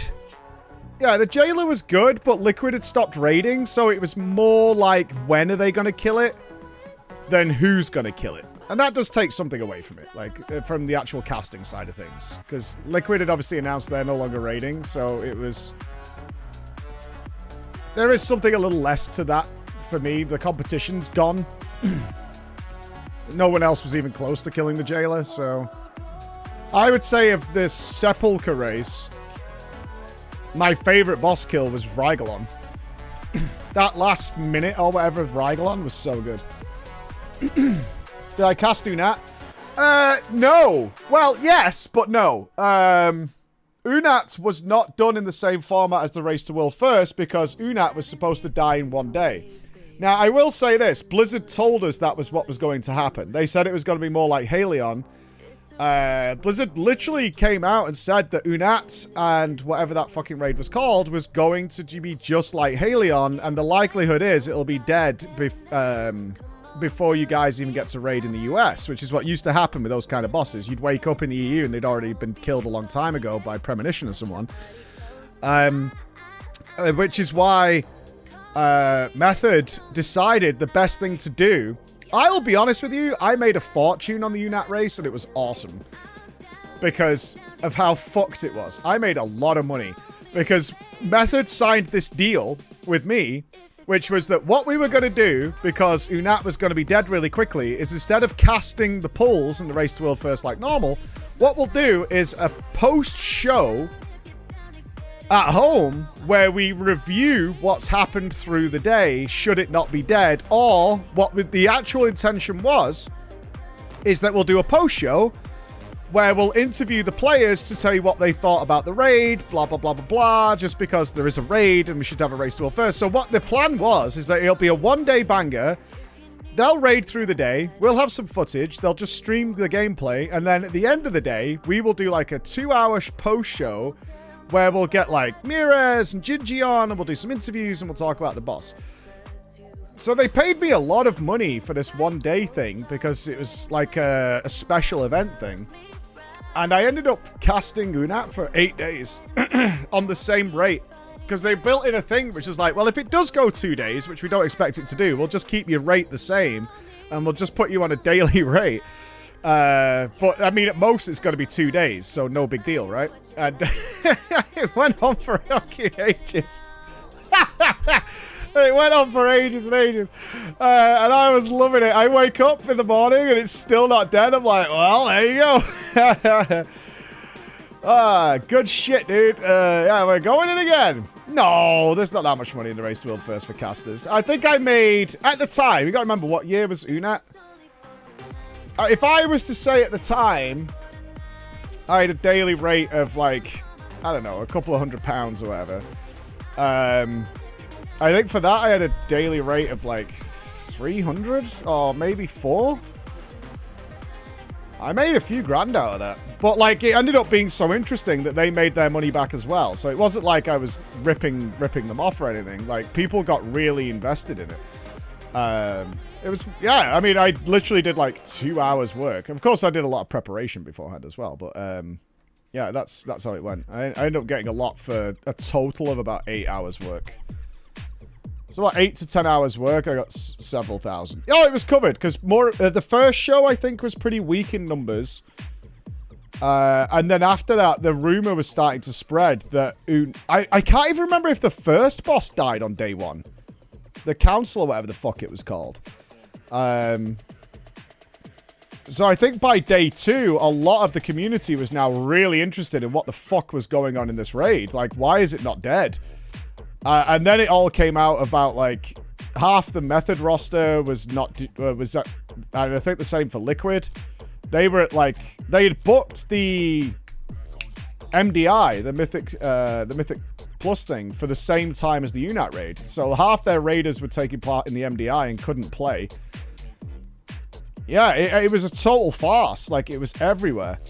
And then, of course, it was Pieces who picked up the world first. So then I did the podcast with Pieces and Max and Scripe, I think was on that one, or Roger. It turned into a whole big giant thing. It was really cool.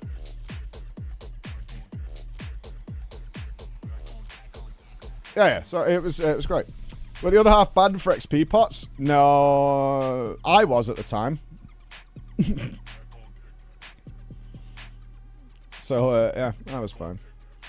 The race always has some drama around it. I can't think of a race that's ever been completely drama-free. There's always something bizarre. We had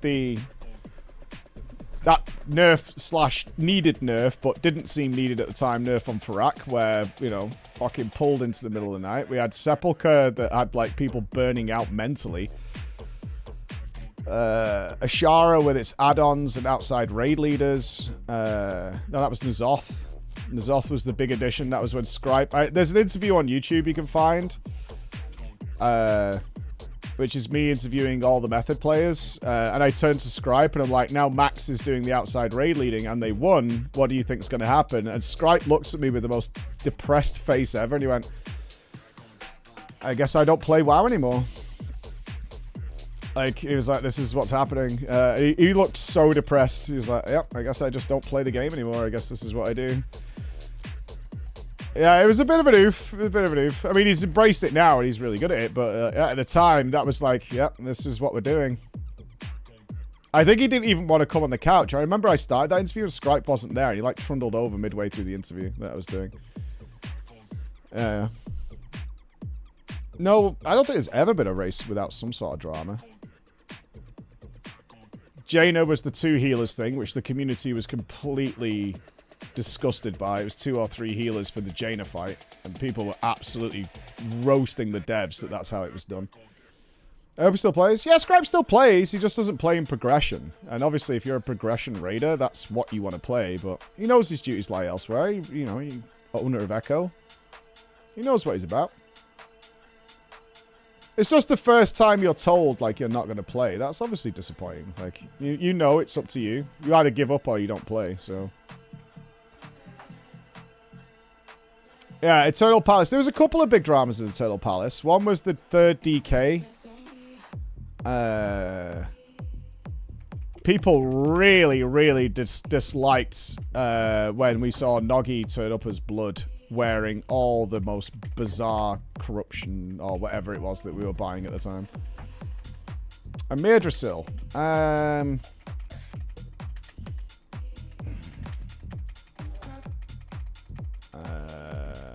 Madrasil.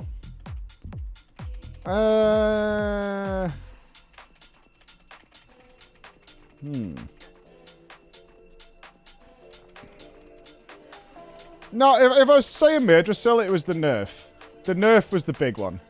Right? So remember, like, as much as we can revisionist history how that went down, Madrasil was the Farak nerf. For sure. So, Echo had just had their absolute massive pull. There was a pull. I'm not sure if Sam's got footage of it, but there was a random pull that Echo did that just the stars aligned and they got Farak to like 2%. And I think their previous best was like 10 or 11, something like that. And then just suddenly Farak was nearly dead, and it was just insane. The only thing I really recall about it is that I was on my knees in front of the couch. Alex was like lying on the couch afterwards, and I had my head on the fucking table, and I thought like my heart was going to pop out of my chest. It was just the most extreme, bizarre, came out of nowhere moment ever. And we were like, they're fucking gonna kill it. Like, we were like, heart rate like 170, sweating, everything. It was just like, this is fucking happening. And it became out of nowhere. It just really did come from nowhere. I remember watching that also I was at home. Oh, you saw that? You know what I'm talking about then? Oh, I was sat where those falls were happening because I was going back and forth. Yeah. And I was genuinely like, I was feeling weird. Oh, it was weird. Like, I have never, like, out of, like, being a bit more theatrical, I have never, like, leaped out of my chair before until then. And I was literally casting on my knees at the TV. And we weren't on camera at the time, thank God, because it must have looked so fucking weird. Like, they just had the gameplay on the camera. And I'm like, it's fucking 3% and they're going to do it. The blaze is coming. And Alex is like, what is happening? Like, Alex is fucking losing his goddamn mind. I'm like, it's just about to die. They're about to take the world first right now. And then they wiped on the final blaze, as it ended up being the only thing is. So we had that pull, like, through the sequence of events as I remember it, and maybe I'm faulty because there was a lot of emotion and shit going on, is about an hour later, the decision was kind of coming through my ear, I think, is that Echo are going to call it soon. They've had this amazing pull. Liquid is miles behind. So they're going to go to bed early, get a good rest, and come back and kill Farak in the morning. And while they were doing the last few pulls, I'd finished my shift, so I was sat in the watch room, and I think I was with Jordan and Grim and Ali and a few other people. We were sat around maybe eating dinner. And Roger, they disconnected. We saw them disconnect on the screen. And then we all started laughing because you could hear in the other room, like, oh, so we were like, it's a weak aura problem, right? Oh, someone's pushed a fucked up weak aura. Then Roger Brown burst into the room and he's like, where is the weak aura guy? Where the fuck is he? We've all just DC'd on Farak in the third phase. Where the fuck is the weak aura guy? And we're like, we don't know, Roger. We have no idea. So he's like, what the fuck is happening? So Roger like storms out of the room.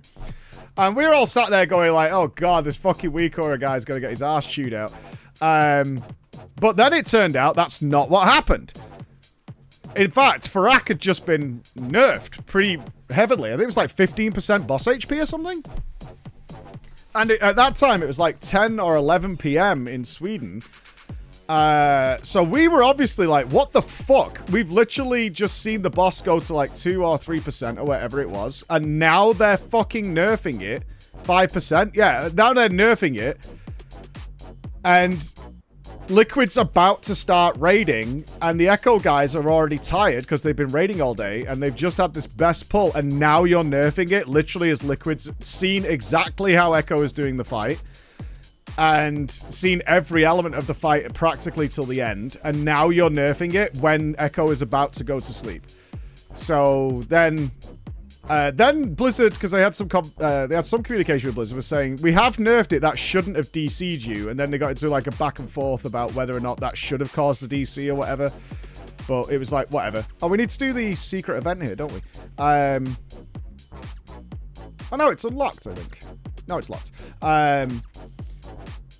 So we were like really pissed off, and rightfully so. Like, and that was when Liquid's PR manager sent me some shit on Twitter and ended up like deleting his Twitter.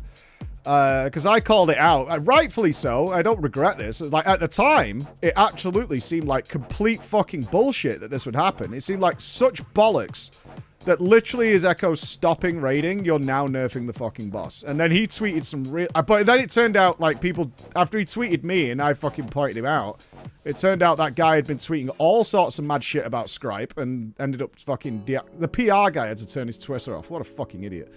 Yeah, it was bad. So we were obviously raging, and then it went into high gear. They were like, right, well, we don't go to bed. It's as simple as that. We need to kill Farak now, otherwise Liquid's going to kill it. And that's when it got high strung. I remember Roger grabbed this huge backpack and he came in and he went, how many monsters does everybody need? And then it was like, I think Sam came in and Sam kicked into high gear. And he's like, right, we need to get organized with casters here. So I think it was Draknos and Krista who were on.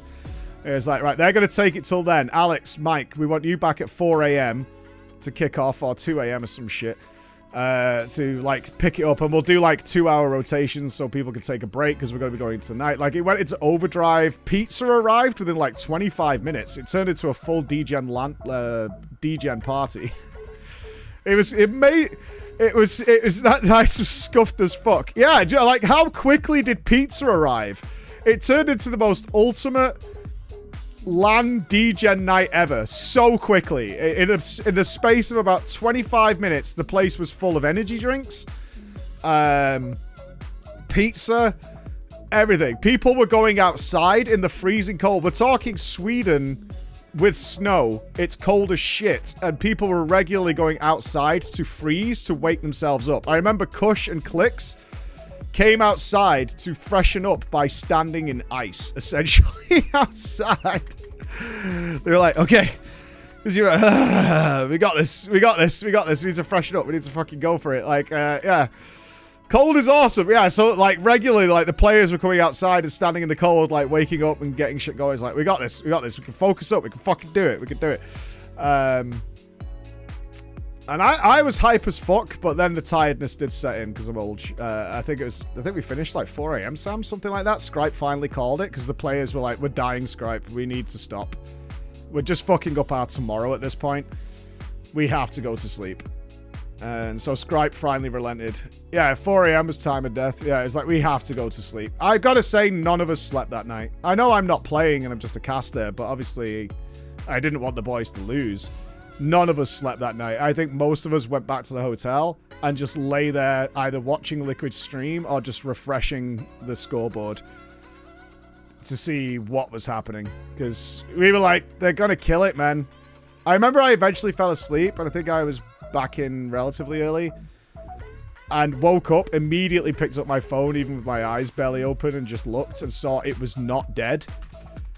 And I was like, holy shit, there's still a chance. But we definitely went to bed that night thinking Liquid had it in the bag. And then we kind of realized that Blizzard was not morons. And I have to give credit here, is they had obviously pushed the numbers and realized that while this boss can die...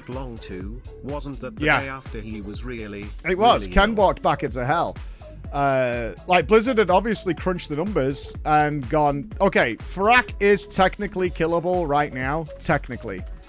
But they might take another 1,000 pulls to actually cross the finish line, and that's too much. That's too much. So the nerf was appropriate, but at the time, holy dude, I was fully on board with Blizzard just fucking completely screwed Echo, and this is dog shit. Yeah. How's the MOG? It's on point, Nibs. Hold on. The global release thing does suck. We are appropriately shoes out, as you can see. Shoes off. Perceived drama not warranted. Rightfully perceived, right? Rightfully perceived. Blizzard weren't going to... It's not like Blizzard sent a message saying, hey, we've crunched the numbers. We are aware you can kill it, but it's going to take you 1,000 pulls. There's no way any of us would have believed that after just seeing a YOLO, like, 3% a pull. There was no way. We're not even going to believe you if you say that. Simple as that. So, yeah, like, Blizzard knew what they were doing better than what, certainly, I will take my perspective on this, that I thought they were doing. I thought at the time, it was absolute fucking clown shoes. You can definitely point to examples of both sides on fair decisions. Well, Blizzard keeps saying there's no perfect time for us to nerf it. I personally understand that, but I also think there should be more notice than we've just pushed a hotfix. I think they should tell both teams when the hotfix is going to go live and what it is, and then they can make plans around it. They can adjust sleep. They can make sure they're not in bed. If they gave at least, like, even a bit of notice, is like, hey, we can see what you're doing. We are going to be pushing a hotfix in at this time for this happening, so the teams can adjust around it. Worldwide raid release wouldn't change that much because you're likely to fall into your natural sleep rhythm due to just daylight, right? Like, while you can go, the race to World first usually lasts like 2 weeks. Or ish. So you're still going to fall into your natural EU pattern, or the US pattern. I mean, while you can say, okay, we're going to play exactly... If the guilds would have to make rules, right? We're going to play between these hours... And then we have to stop at these hours, right? That's the only way the global release would actually make a reasonable difference. And that's not going to happen, because if the guild wants to push further, they're going to push further. It's as simple as that.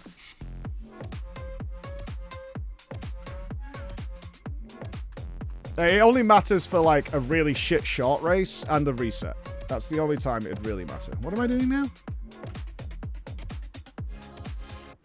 Daylight while gaming? Well, there's still daylight. There's still people who do like daylight. There you go.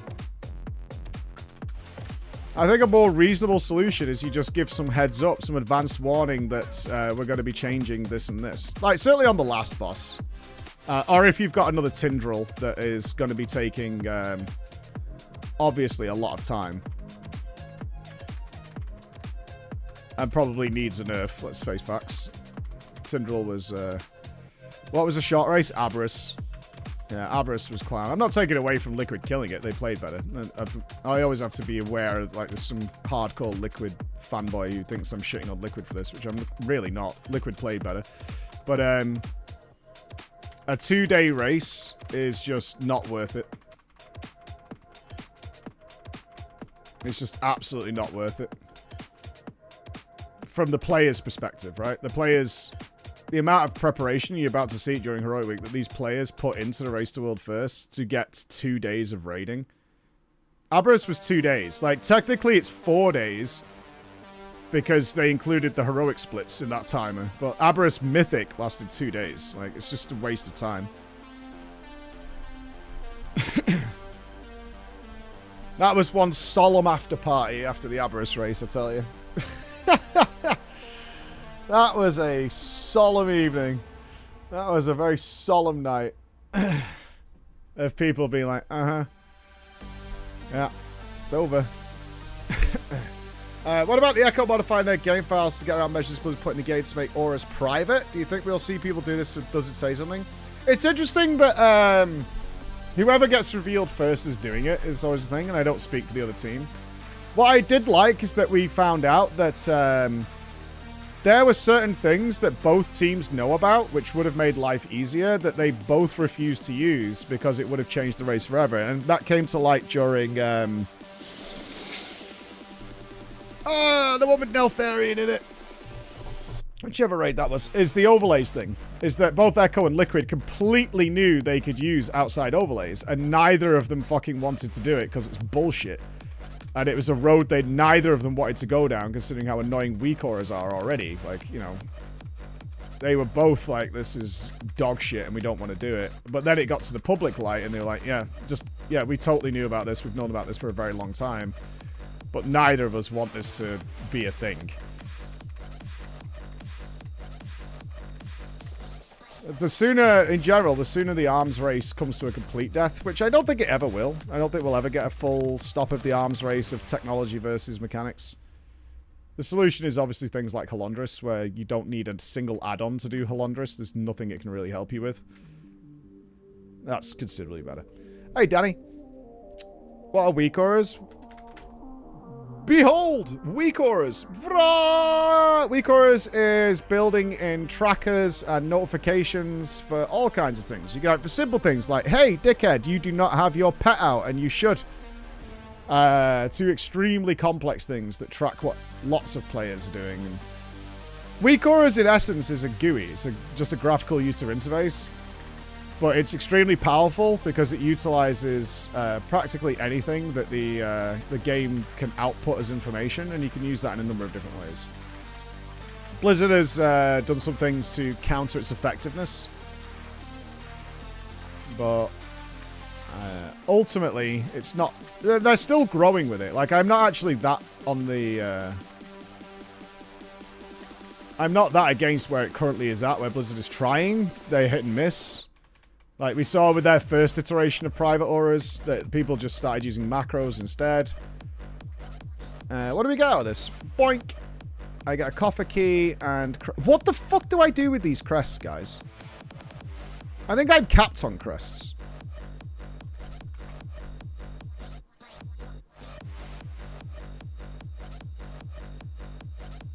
No, I have 173 crest things. Redeem them for toes. Keep them until Season 1 starts. The weathered ones just make 590 gear, so there's no reason to keep this. I should, like, upgrade my weapon or whatever. Susan Winrunner, who is actually, she's quite happy with the quiet life. Hi Mike, just wondering, do you think Susan will make an appearance in the World Soul Saga? I hope so. She's been ignored for far too long. Yeah. Just use the weather to craft diamonds. Whether you could just use now, they'll be quickly outdated. That's fair. That's fair. Right, let's do this last dungeon. Yeah. And then we're off to Ashkahet, baby. We need to do the Dawnbreaker as well. There we go. What's up, guys? Preacho. Do you think we'll ever get strong auras? Actually, it's called weak auras because we originally did have strong auras. Or it was called power auras. Weak Auras is the next iteration of the original add-on, which was Power Auras. So we already had that, unfortunately, and it's dead and buried.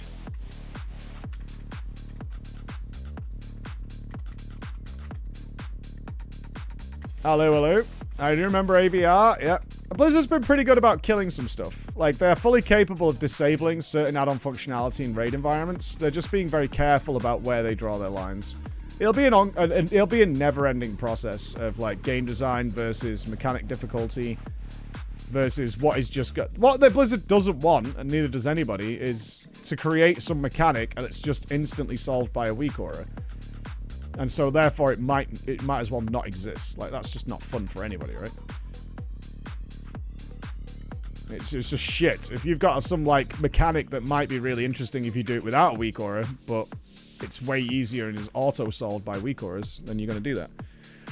If you could cast one event in the world of history, which event would you like to do? Do you mean a WoW one? I mean, I've no experience casting anything outside of WoW, really. Although I recently did my toe into Rocket League and, of course, the ever-prestigious Octodad casting turf.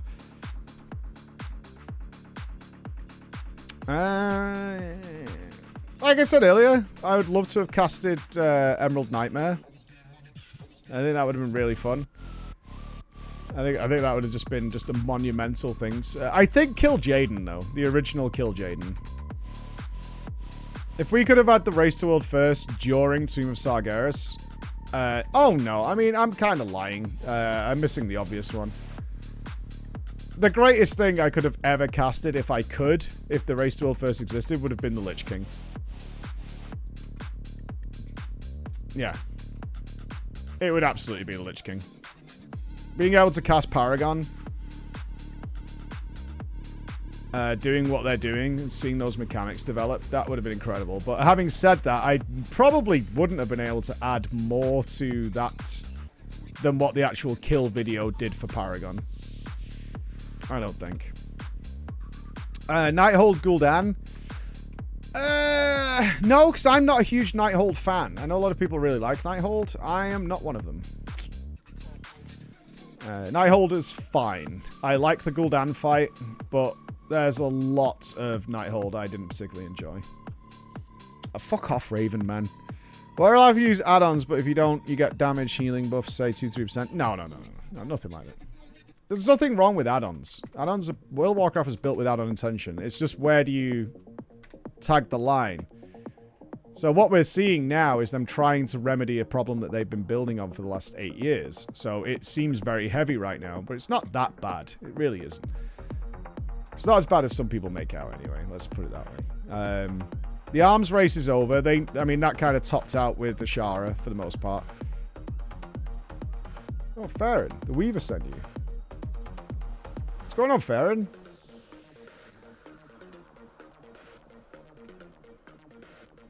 First, Raggy. I think, actually, the one thing I hope that we get, and I've asked Ian for it, and I've asked Morgan for it, and I would really love to do it if they can keep it secret, is a secret extra boss. I would give 10 years of my life to the Reaper himself if we could cast a really good Race to World first, and then the boss dies, and the fucking floor breaks, and there's something evil waiting for us. And my argument was, well, yeah, like Raden, but more like Sinestra. Raden had some issues and was buggy, which is unfortunate. But there was something so fucking special about that moment. And my point was, because you know, when we talked to them about secret bosses, when we've had conversations, they're always like, the problem is we spend some time, and usually they're passion projects, right? Secret extra bosses are passion projects of one of the developers. But it's also kind of a waste of resources. Like, so few people are going to get to see this fight that it's kind of not worth it, because we can't use it in LFR, we can't use it in normal, we can't use it in heroic, it's mythic only. My point was, if it's been revealed in mythic, one, it does appear in LFR. I think that's fine. It's just a simpler version of it, so it's not wasted there. Like, have it appear in LFR after it's been revealed in mythic. I think that's fine. Have it appear in LFR, normal, and heroic. I don't think that's a problem. And also, the fact is, so many people live vicariously through the Race to World First these days that and have no hope either due to time or skill level to be able to actually play in Mythic at all, let alone reach the secret extra boss, is that they get to live vicariously along with the players of having this moment happen. And I don't think that's a wasted resource. I, in fact, think that's something that could even go viral for the game, is this moment of, like, holy fucking shit. And they've gotten better and better at concealing stuff. They've gotten really good at having that happen by encrypting code that only reveals itself when the players hit, right? So you'll notice, like, the first time Liquid triggered the extra phase of N'Zoth is that the game lagged slightly. That's the game unencrypting those files for the very, very first time. Was Sinestra in the built-in guide thing? Yeah, was it secret even there?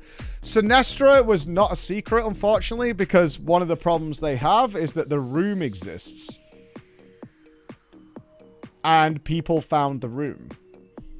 And so and the same happened with Raden. It's entirely possible to dig into the files and find that there's an extra room in the raid. And it happened again with the Savage race, even though it didn't really come into play, is that when we got to the final boss of Savage, cool, but don't normal. See secret bosses happening anymore. Never say never anyway, but I think if you're gonna do it, you can make it really, really good. And I would like to see that. I would really like to see that. I totally think it could pay off. I do think it's worthwhile. But then again, I'm biased and selfish towards that actually happening. She loves encrypting stuff and keeps pushing for it. Well, when I spoke to them about it, they don't see, and I agree with Blizzard on this. They don't mind data mining. They actually don't mind that too much. They see it more of a reason to improve their encryption process to keep things secret. Because what I said, what I was explaining to them over, we were having dinner, and I was saying, like, is it not possible, right? Like, we were just tossing around ideas, right? So we're just shooting the shit over dinner. And I was like, is it not possible to have... And I was talking about Wrath of the Lich King, right? That you can have frost, a patch of frost appear in a village in a random part of Azeroth, right? So, we're leading up to Wrath of the Lich King. Northrend isn't revealed yet. But over in Kalimdor, in, say, Stone Talon Mountains, this area starts to freeze. And maybe there's a lone ghoul or zombie roaming around. Because the cool thing about MMOs is we play like ants, right? We scour every inch of this world on a regular basis. And having something that lands on the beach, a little bit of frost starts to appear and things start to happen. Or people are getting sick and things like that. And they're like, the problem is, we want to do stuff like that, but every time we do... every time we do, it's data mined and found really quickly. Like, even if we change a piece of scenery and it changes from Doodad 1 to something else, which is usually what they call things, like, it's revealed before anything happens and then everyone goes and sees it. And I was like, well, that really sucks, right? Because it takes away this whole idea of being able to surprise the players. And we're never really surprised anymore in World of Warcraft. We're very rarely surprised. And they're like, well, it's not a data mining problem. Data mining is fine. It's actually more of an encryption problem. And the more technology they pour into encryption, because they want to do stuff like that, is the solution they're going for, rather than take away things that people really like checking out the new mounts, checking out the new transmogs. That's all data mining that does that. Yeah, it was the same with Season of Discovery, right? It's like having all the runes and their locations maybe revealed either day one or day before release. And it's like, okay, well, the whole point is to discover in Season of Discovery, but there's no discovery, which is a pisser. Yeah, they're getting better at it. They're getting better at it. They encrypted all the max level story campaign. Yeah, they're getting better at it, and they've been working on it for a few years. Like, it was 2 years ago. I was, chilling with the devs. And they're still making strides. So I think if we can get a secret boss... Hot damn, man. Hot damn. I think that would be a glorious moment. Not sure how the players would react. Like, if it had been a particularly hard raid. But, I mean, they kind of did it in Sepulchre, I suppose, with the Jailer's extra phase. Like, although we did know it was there. And it's very weird knowing that there's an extra phase and you're still kind of speculating because you haven't actually seen it, but like, you know it's there. All the proof is that there's a secret phase. And you're like, uh-huh. Here it is. And then it happens and you're like, oh shit. Yeah, Bex did a good job with that. Secret boss after Xalatath? I don't know. Like, it's not my choice. I'm just saying in general. I think the idea of mythic-only bosses is antiquated. I agree with them on that. But I don't see, like, after it's revealed, that it then can't be added to LFR, normal, and heroic. So the idea of it being a wasted resource is put to bed as well. Because they're right. Making a boss that, like, a few thousand people max will see until they start farming it, you know, for transmog in the next expansion is a waste of resources. So, can we not just add it afterwards, but you keep the secret until that moment? Yeah, 14 does it, although a lot of people... I mean, even this Savage Race, like, is this a door boss? Is it not? What's going to happen? It would be so fucking cool. But obviously, my bias is towards the theatre of the race tour first. I like the drama of it all. Yeah, not really secret if you can Google where they all are. But I actually don't mind people doing that. If you have no interest in Discovery and you just want the power as fast as possible, fine. I chose. Like, I had a season of Discovery. I explored. I did my things. And the ones I'm stuck on, we used Bex's clues. I had a pretty good season of Discovery. I had a great time with it. That was my choice to do so. And I don't expect everybody, certainly not in WoW, to do the same thing. Yeah, WoW's doing the same thing. So WoW encrypts the details until, like, a player triggers it. Once a raid triggers it, either via percentage or whatever the trigger is going to be, then it unencrypts it. The problem that tends to happen, which is very misleading, by the way, is that you can see hidden encrypted file size. So although they do encrypt the files, what so far they haven't been able to hide is the fact that the file exists. And it's encrypted, and usually there's some evidence that in some way is linked to the raid. Because of the triggers. I'm not Mr. Clever on this stuff. Dan is, Grim is, all these people are much better at explaining this than me. But I know during... I can't remember which boss it was. I don't know if Sam's still here and remembers. We knew there was an encrypted file for the raid that was bigger than the entirety of Hyjal. And we saw it, and I'm looking at it like... What the fuck could that be? What the fuck could that be? I can't remember which raid it was, but there was an encrypted file that had some link to the final boss that was enormous. It was absolutely fucking huge. I was like...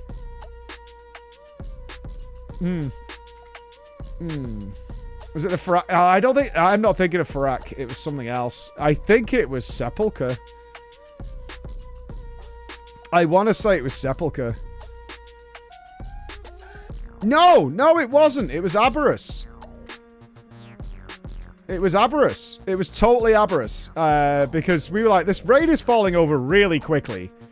Like, the clues were there, right? This raid is... It was Aberrus. And we were all huffing the copium a little bit over in the Echo camp.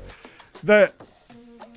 because we saw how quickly... What the fuck was the last boss of Aberrus called? That fucking dragon bastard. I don't remember. Sarkareth, yeah. So we saw, obviously, how quickly Sarkareth was dying, and the fact that you could transition that really quickly. We were like, this is not the last boss. There ain't no way. And then we were like, oh, there's actually a file that's linked to Sarkareth. It was Aberrus. That is huge. There's a huge file. So we were thinking secret boss. Like, Sarkareth is not the last boss, because it was a good fight. It was a solid fight. No one's disputing that, but it was obviously a little simplistic. So there was a little bit of copium floating around as like, okay, Liquid is absolutely going to claim Sarkareth in this 2-day race. Like, there's just been no time for anything else to happen because Liquid are playing fantastically. So if Liquid play absolutely at pinnacle performance, there's no catching up, right? So it was like, well, there's definitely got to be an extra boss. And Sarkareth died, and it was like, no, it's the end of the raid. And we were like, oh, fuck's sake. I remember, genuinely, I will admit, I huffed the copium. I was really convinced there was another boss. Like, I was looking at the evidence of what was being presented and the way Sarkareth and the rest of the raid had gone, and I'm like, I'm pretty sure there's another boss here. They're actually going to pull the trigger and do a secret boss. Nope. Nope. Nope, nope, nope. And that so the question is then, what was that file? Likely just deleted content that was maybe going to be in the raid, maybe not. Maybe it was an idea, maybe it was scrapped. It could have been anything. It could have been literally a fucking huge file of flowers, for all we know. We have no fucking clue what it is. All we see is a file that is large and linked in some way. So the file could literally have been fucking anything. It wasn't the legendary? No. No, I mean, it was huge. Like, this file equivalent in World of Warcraft for file size was as big as all of Hyjal, all the models in it, and all the bosses, cutscene, and dialogue. It was massive. What was the last secret boss? Sarkareth. We've only had 3, right? We've had Sinestra. I wouldn't even say Algalon was secret. Sinestra and Raden, so 2. Yeah, Algalon wasn't a secret, because the quest was in to do him. Cho'Gall is still part of the same encounter. Well, yeah, I guess, sure. You can say Cho'Gall, I suppose. I mean, it was great. I mean, that's like saying Illidan during the Gul'dan fight is also, quote-unquote, a secret, but, like, eh. Halion was announced. That was not secret. Yeah, Halion had a release date and everything. Ruby Sanctum was released because the next expansion was taking too long, and they knew they couldn't just, like, not have new content for 2 years or whatever it was. Halion was put together, like, really slapdash, and was dead the very first day it came out. It was literally just tied over content for people to enjoy because everything was taking too long. Yeah, secret boss is not phases. I'm talking like a full-on new extra boss. Daddy, what's for dinner? Hi, Mike. Hi. Hope you're having a good time. Yeah, I think it's. I think under our criteria. No, Bex is getting one on Monday. To hate watching now. Good for you. Yeah, I would say it's only been Sinestra and Raden, of which Sinestra was phenomenal. Great boss. What should I spend Valor Stones on? I don't know. You tell me. Funk Online, thank you so much. Sorry I missed so many subs over that little conversation there. Thank you, guys. Thank you very much. Make sure you get your Twitch codes. Most what's gonna happen moment I remember at Sylvanas. Will she die at 10 and 5? Oh, Sylvanas was pure crackpot theory, including me. So the Sylvanas thing, when she didn't die, we had footage that I was talking to Roger. We had footage that she can sometimes delay her death animation below when she should die. And so we were, I was talking to Roger and I'm like, you might have actually killed it, but in a lot of situations, she actually delays her death animation. At the exact point, she can go like 1 or 2% below that and still not trigger a death animation where she should have died. And Roger was like, okay, I've got these clips, and was trying to crack it. But I think they found, if I remember right, I wasn't casting that race because it was an online race and I don't like doing those. I think they found, if I remember, something that indicated 45%. So they became pretty convinced at that point. I think they found something in some code or something like that that indicated 45%.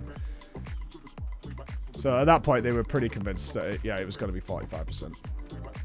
Hilarious, though, when she didn't die.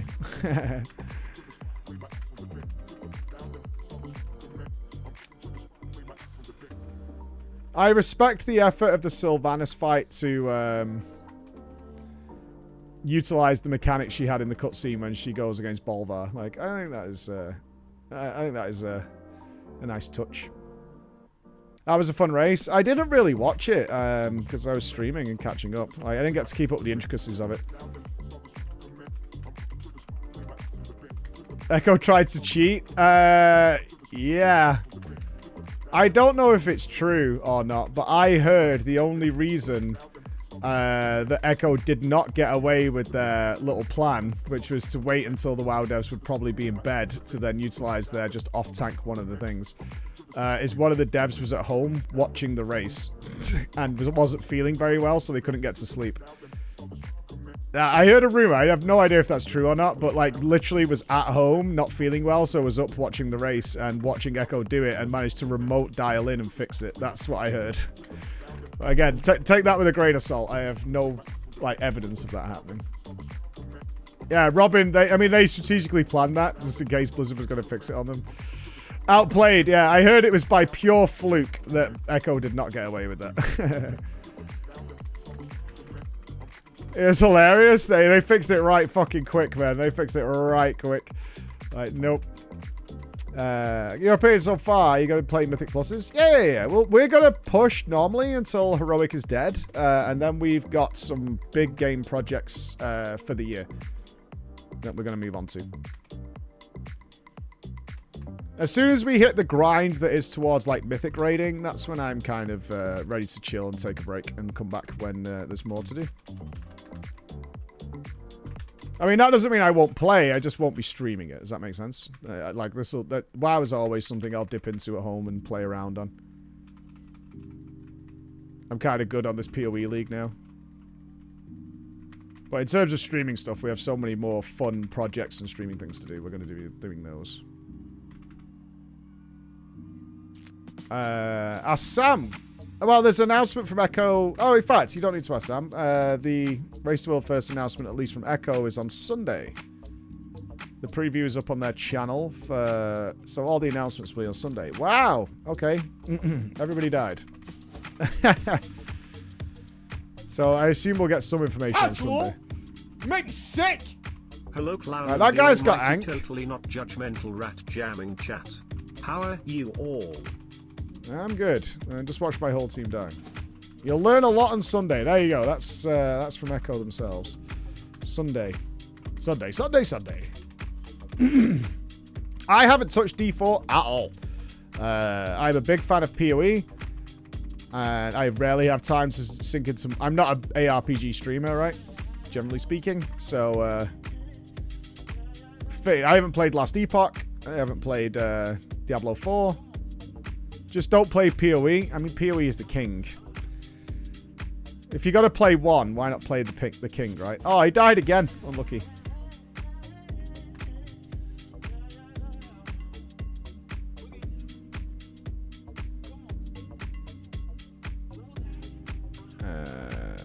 Where's the loot? Did it take ages to spawn or what?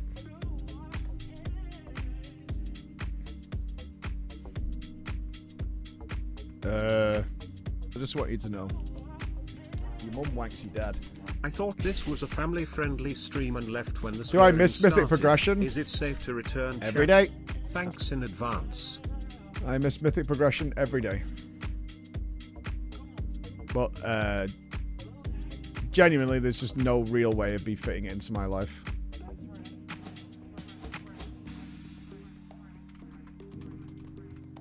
So from that perspective, I guess no, but like the genuine thing is, yeah, of course I would like to still Mythic Progress. I would like to have that level of free time again. That would be awesome. I would like to, I like when you look at it now, it's like, how did I have a lifestyle that allowed me to raid 3 times a week for like 5 to 6 hours every week until the boss died? Like that is completely absurd to me now. That is actually just totally absurd that I was able to do that. No kids. Yeah, it's like before having kids, before having like grown-up responsibilities, before this place being as big as it is. Do you miss Mythic Progression more than not playing with the boys or the activity itself? Both. I consider those hand in hand. When I think of Mythic Progression, I'm not thinking about just killing bosses. I'm thinking about... for me, Mythic Progression was my night out in the pub with the lads. Right? So where, you know, your average alpha giga chad sigma male would go and watch the footy with the boys or whatever. My version of that was Mythic raiding with the lads. Like, That's what I consider. It's all one in the same thing. I could never play in a guild that wasn't, like, also just really fun to be around. That'd be miserable.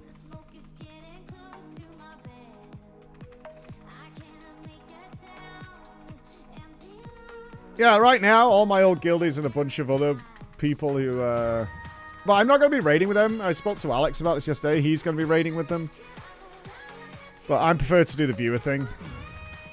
That's my goal. They're all raiding together. I actually got... You know what I got fucking... I'm going to show you a Discord message in a minute. It's going to make you vomit. I'm going to show it you in a sec. Let me do this dungeon.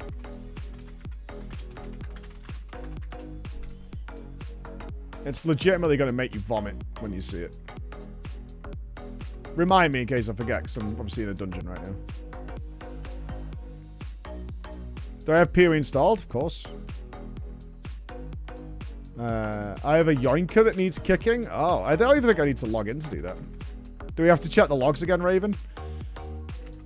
To confirm the yoinkage?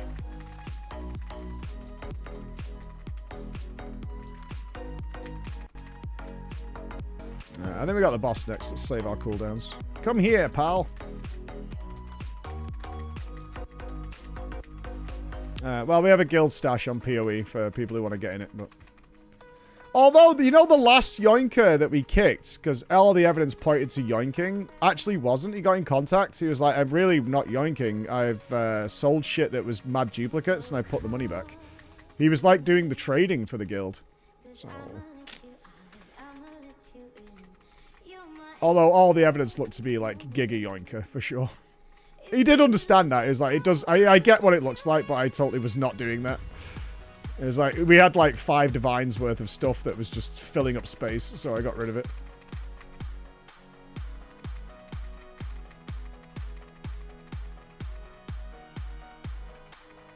He added 190. Yeah, it might be the same guy. Just check he's not actually doing trading and stuff, because we have got somebody who's doing that kind of stuff.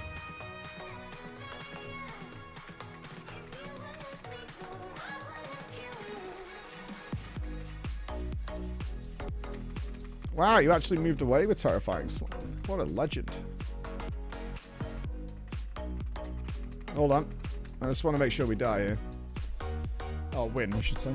Hey, Mike, did you see the article about how Google's AI division has managed to develop an AI that can generate Doom for you on the fly? No. That's pretty interesting, though. The currency tab is empty. He's even taken the wisdom scrolls, so probably not that guy, then. Yeah, I'll sort it out in a second.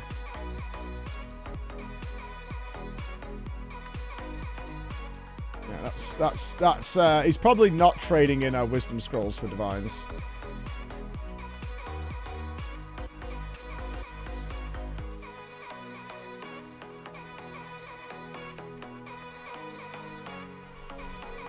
Yeah, what a dickhead. I mean, it's like mid-season. Like, what's the point? Or late league now at this point. Check the score is Yoinker. That's fine. I bet I'm not logged in on this PC on the website. I think you kick people on the website. Oh, probably can do it in game. I know we've done it before, so it's fine. He's buying mirrors with the wisdoms. Just one more wisdom scroll and I'll have exactly what I need. We'll be right there. Trust.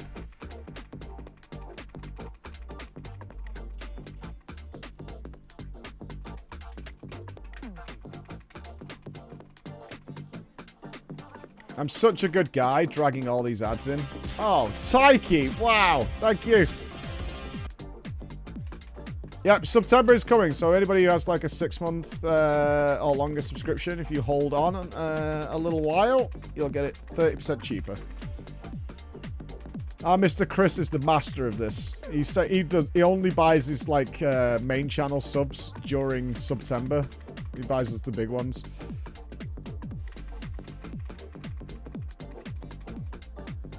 So if you don't think I'm going to annoy the fuck out of you for the next 6 months and I'll ruin your day. No promises. Dude, that's got to roll this way, man. That is absolutely the opposite way you go with that. Actual? You make me sick! Say, Mike, what is the add-on you are using for health bars? LVY. LBY all day, baby. Yeah, that's right. Good lad. No, no. Yeah, that's it. Good. This new animation for this mechanic is definitely tricking some people out. When does this thing fly? I don't want to blow these cooldowns here. I'm going to use army when he lands. There we go. You can still melee him from there? No way.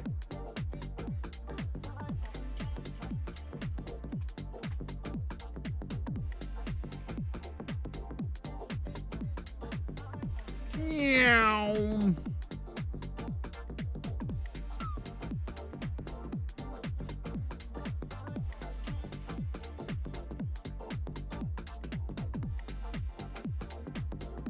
Yep.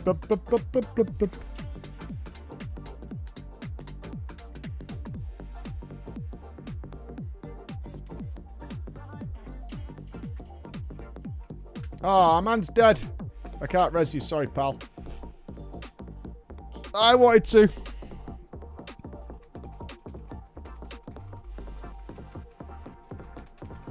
Pop all the cooldowns! Yay! Oh, 2 people are dead. Thanks.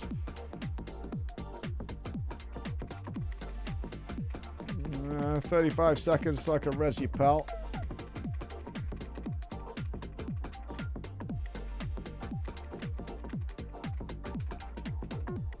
Not much I can do about that.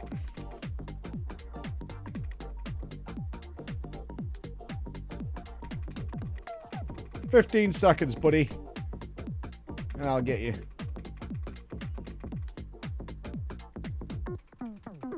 Here's to the finest. Stop making me run different sides, dude. Troll. What a trog. Choo-choo! Choo-choo! Thanks, Balda. Have you ever thought about doing an EU OnlyFans guild for hardcore? No. We are going to do hardcore. It's going to be my own little solo adventure. Ooh, helmet raid. Nice. I only care about getting my characters to 60. That's all I care about. And that is what I'm going to do. Is get my characters to 60. We'll set it up so everyone knows when it's happening. We'll set it up. And no sausage rolls. Oh yeah, the clip. Let me take a picture. I'm not even going to reveal who this was.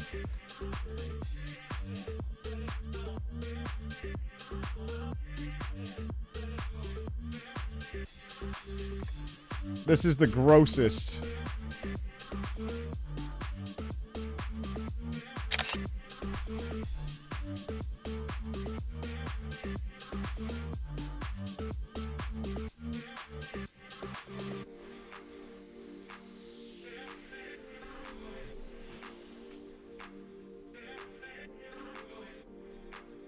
Can you imagine? Can you fucking imagine? Can you imagine the nerve? The nerve to send me this message. The fucking nerve. Not only is it that I'm not raiding and not goes with that, but at the same time, you want me to do fucking splits. Like, please do splits. Kind of based, not based. Alright. Is this what the dude's removed? He took all the scarabs? Why are you putting scarabs in the guild tab? What the fuck? Why are people doing that? Okay, can I kick from... Alright, can I kick people from the website? I think I can. Log in, dude. Bwomp, bwomp.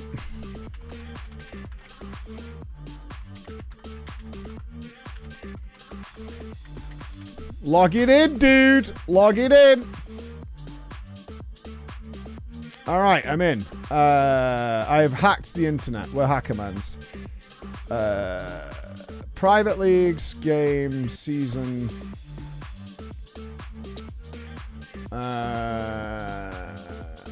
Challenges, characters. This appears to have been the wrong account.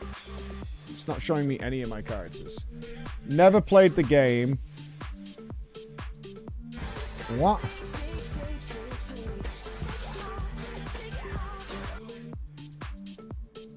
Wait, Steam isn't connected? Sign in. Allow. Verification email sent. For fuck's sake. Hold. It must have disconnected me somehow. I'm trying to log in, dude. It's not letting me.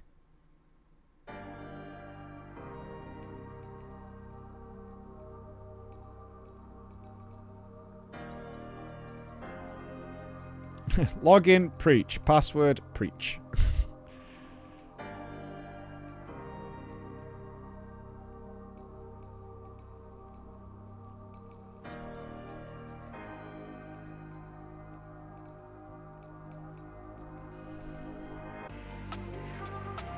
Email down?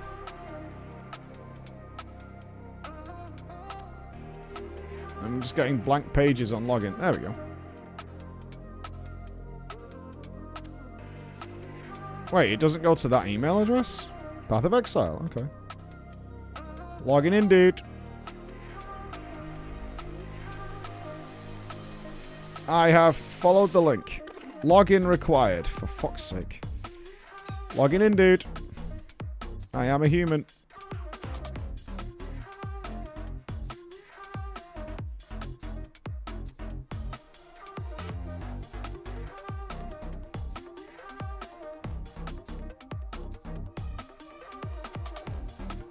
This is why I hate that NUPS is all about two-factor authentication. It just takes forever. Yeah, the Steam account is already linked to someone else. So I must have... Hold on. I know I have a working one, so it probably is.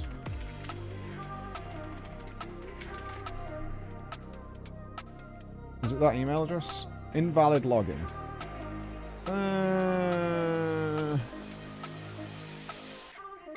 It's linked to you? I don't think so.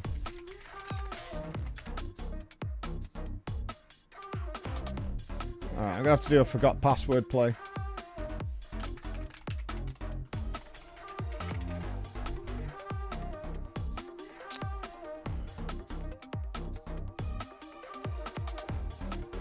I'm sending it.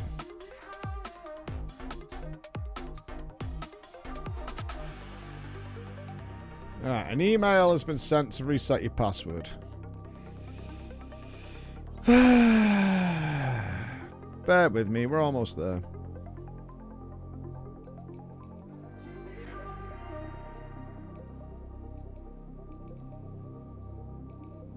You're a liar.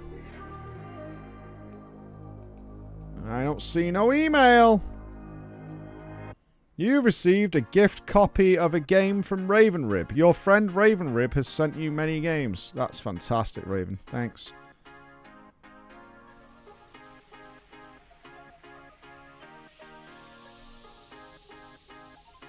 Yeah, very kind friend. I'm sure it's a really good game. Today on Raven's shopping list, 3 new gifts. Just Crow Things, Squirrel with a Gun, Gory Cuddly Carnage. And this is why we can't stream never-ending versions of... You still not sent me an email. The fuck? Alright, can I kick them in-game? Can I do that?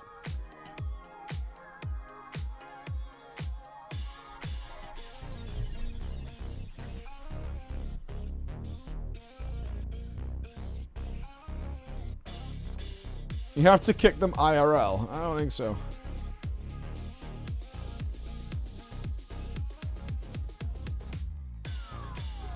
They also got... Does anyone know? I have kicked someone in PoE before, but I can't remember exactly how I do it.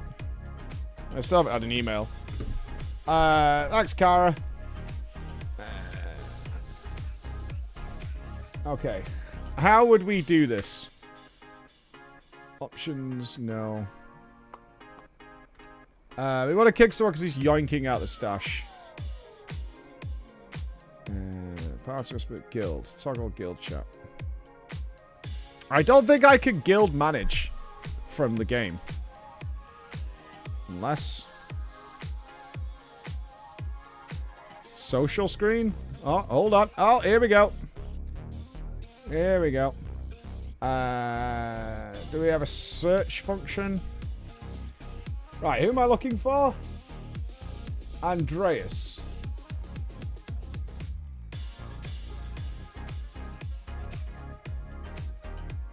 Crawlers don't yoink. There has to be a search function. Someone who's new.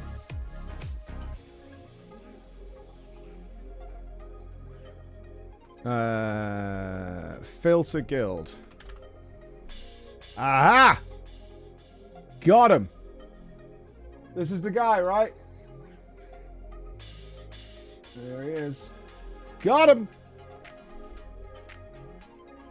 Goodbye. Goodbye. Yeah, are you online, Raven?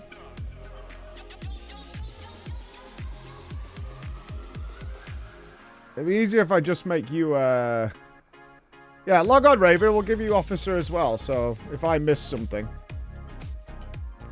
What did he yoink? I was trying to log into the website, because that gives me a full transaction history of what people have taken, but, he's even taken the wisdom scrolls, man. But it looks like mostly he was yoinking the scarabs. Yeah. Guilty. Well, if he's not guilty like the other guy, he can let me know.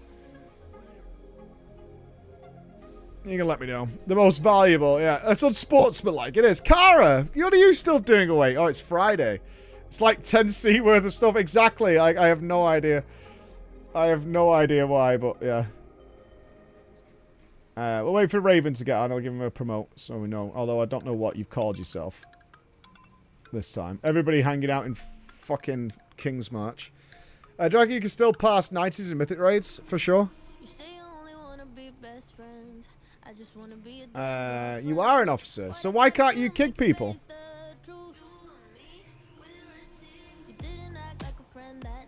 Officers can't kick people? That doesn't make sense.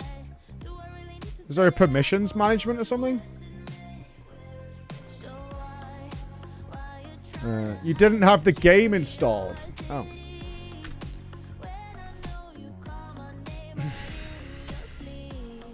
Yeah, that would prevent you from being able to do that. That would prevent you from being able to do that. Yeah. How long does it take you to install Path of Exile, Raven? Like 30 fucking seconds? Oh, bring me into this shit. Just remove Raven at this point. Yeah, exactly. Literally like 30 seconds or something. Reinstalling would have been faster, probably. Not even wrong. But here we are.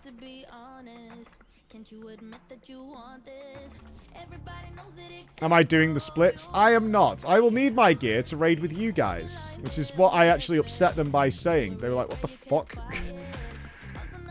I think I was, not integral by any means, but someone who was predicted to help with splits. What I'm confused at, though... it was Crusher, yeah. Is washed up Mythic raiding? Why are they doing splits? I have had no details from Crusher about this. He probably assumed I wouldn't be able to raid, which is not wrong. So I guess they are Mythic raiding. Are you here, Mickle? Because you're in there. Is Xander here? Yeah, the guild's called Washed Up. Well, I'm guessing they're Mythic raiding. They must be if they're doing splits, unless they're just greedy fucks. Raider.io says they are. Can you link it, Azzy? I bet I was only invited for split power. You fit perfectly. As far as I know, it is all the washed up raiders of the past. Although I don't think Kenny's here. You can hard carry it. You're in a guild called Wash. There are a lot of raider retirement homes going around these days. All these old boys. I know how to press my button.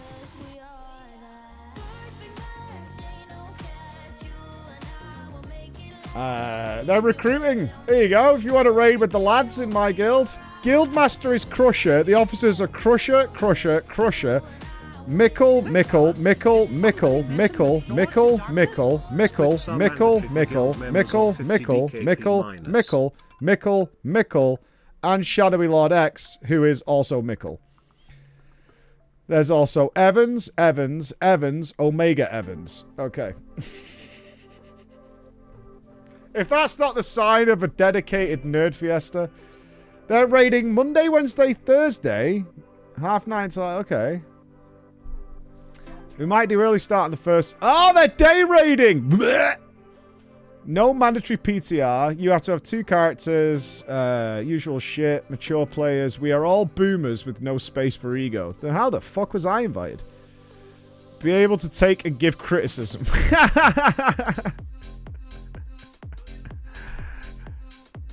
It looks like they've got a pretty full roster, though. That's good to see. Who's in the guild? I have no idea. I thought it was another bunch of lads raiding Heroic, but they're taking it seriously. That's good to see. Think they're going to charge me for a boost? Oh, Zagan's here, as is Shaz. Oh, there's some really good players here. Zan's playing? Oh my god. Oh, I don't know about that. I don't know if you want Tom nearby. That's suspect. Suspect as fuck. There you go. If you're a washed up old mythic raider, if you've been up there at the world top and you're now looking for a place to tell boomer jokes, talk about pushing poop down the grid, maybe washed up is for you. What about washed up youngster? It's the Zoomers who cause the problems, honestly. In my experience with these things, it's the young'uns who have aspirations. You know, whose dreams haven't been quashed yet? Those are the ones that cause issues. They want to, like, do a bit more. They want to raid a little later. They don't need to get in bed so they can cozy up like we do. You know who. I took the things you told me to out of the guild bank and put the money from the sales into our account. Initiation completed. Welcome to Washed Up Echo Raiders, mate.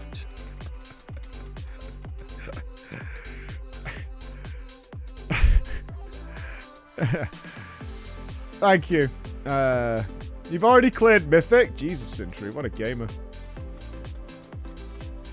What an absolute gamer. Want to do some big damn for me and some heroics? Big damn. Big damn. All day.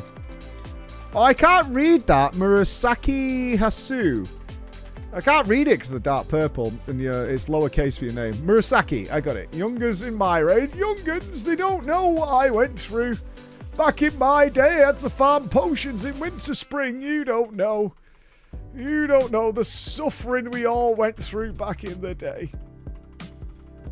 Vanilla was harder than this stuff. Now it's all add-ons and you don't know how to think on your feet. You don't know. With your weak auras, we used to have to whisper people, you are the bomb back in the day. That's how we did it. You got it easy. We didn't have range checkers. We had none of that, no. Think you're good now? You shit. No mass loot. Oh god, you remember when we didn't have mass loot? The dark times, my friends. The dark times. I hear no lies. I yearn for the good old days. 40 men is a raid. 40. You with your 20. You don't know. We used to call that the weekend chill raid. Oh, it's not a raid if it hasn't got 40 people in it, no. And your armor's all matching. Back in my day, we had no matching armor. You had matching armor, you were a god, you know. You were top tier. What should we spend Valor Stones on? Genuinely, anything of worth? You sound like my granddad. Show your age, you gotta have to say. What are we spending Valor Stones on? Anything? Any worth? Months short. Save them. I'm overcapping them like a motherfucker. more upgrades. Right, we need to... Are we doing upgrades in Dornagal? Let's go to Dornagal. Let's go to Dornagal and we'll upgrade some gear. We'll have a weapon with an item level bigger than your cock. Right, thick bastard. You can use Valor Stones freely. It's just past the bank. Alright, refresh the browser source. What have you done, Edram? Uh-oh. Casual? You make... Dare I check? Edram's been at work. What's he done?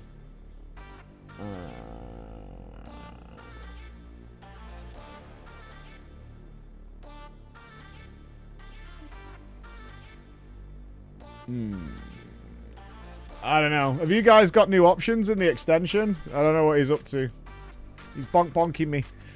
Bonk. Have you done a tier list of every major patch in WoW? This is not Max's stream, right? You know what I mean? That's not a thing. No. Every major patch in WoW. I'll leave that to Max. Max is great. He loves a tier list. Loves a tier list. Is it that guy with a little sword on him?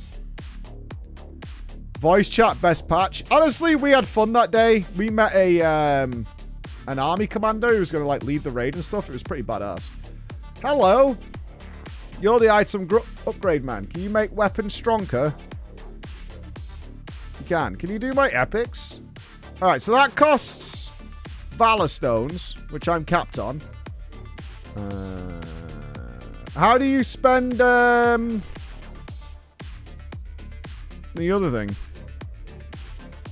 The crests. Where's crests at? Where's that?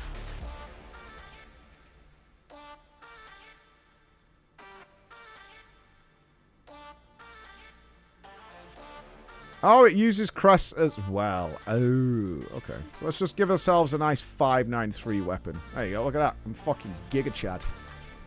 Sweet. People are so fucking jelly of me. It's unbelievable. Pogu. Mega weapon. What do you want? Valor Stones. Collect Valor Stones. Sure. We're not going to be scuffed. No one gives a fuck. This is all baby gear anyway. It's fine. Don't even worry about it. People always get so fucking in the weeds with a hyper min-maxing some bullshit. We'll be fine. We'll be fine. We're going to be kicking ass and taking names. Yeah, this is baby food. This is all this gear is. It's giga baby food. Ain't nothing worth worrying about. Have we got any Valor Stones left? We got 520. Can we upgrade something else? So we want to do like 580, right? Although having a fat, girthy weapon is always good. What are the stats on this? Crap. Crap. Not bad. So that's 4 out of 8, yeah? I see. Okay. Yay. Crap. Crap. Crap. Crap. Alright. Let's get a shit anyway. Shit. Not even pre-season best gear. We should buy the other shit though, shouldn't we? It's like bog all. Where's the auction house? Let's do some spending. Let's do some shopping. I'm the harbinger of crests. Behold. The AH is closed. Jenna! Jenna! Where are you? Why don't I have a crafted fucking belt and crafted braces? Where are you? Hey? Fucking bollocks. You're making all my shit for us last week. Now look at us. Where are you? It's fucking annoying. I'm running around with greens on like a moron. There you are. Get them off the auction house, you poor. Jenna! The auction house is fucking broken. Do you know this? This isn't the auction house. Yeah, it is.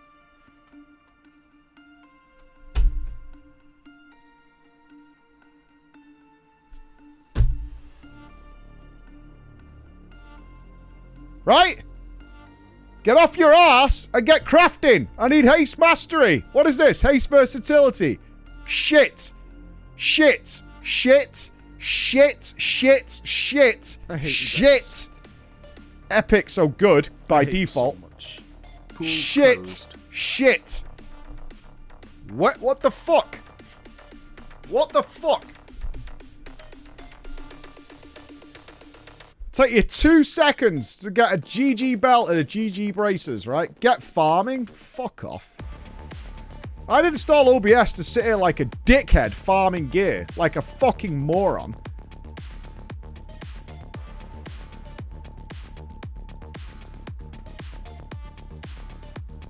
My dog stepped on him. I wouldn't push actual good updates to production on a Friday, only troll updates, clown. Yeah, but what's the troll update? What do you want? Transmute to pouch of weathered crest. What the fuck does that mean? What are you on about, you Stop dragon upgrading prick? your gear via Valor Stones. Why? Instead, please read our 20-page guide explaining pre-raid bisque gear in order to join our raid. Anything else is poor. Nobody cares. Oh, pouch. Here we go. We can make a pouch. Right. Here's a pouch. Why do I have to do this? Collect 15 weathered harbinger crests. These crests ignore the seasonal cap. Don't do it. Why not? Why can't we do this? What's the problem? Are you telling me the game has created a pothole for me to fall in?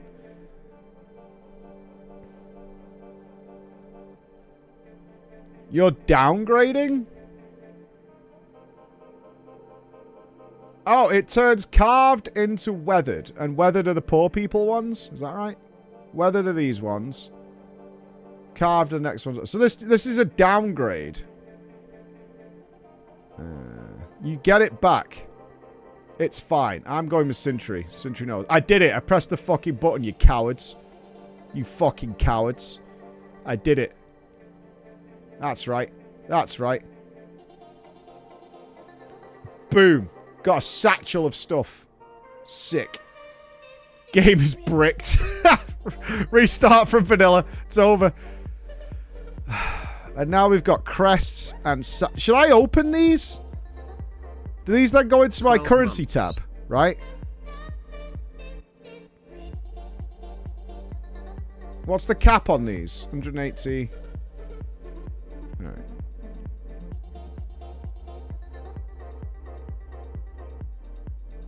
You can't get Excalibur now. And the Crimson Valorstone. Where the fuck is the Crimson Valorstone? What the fuck?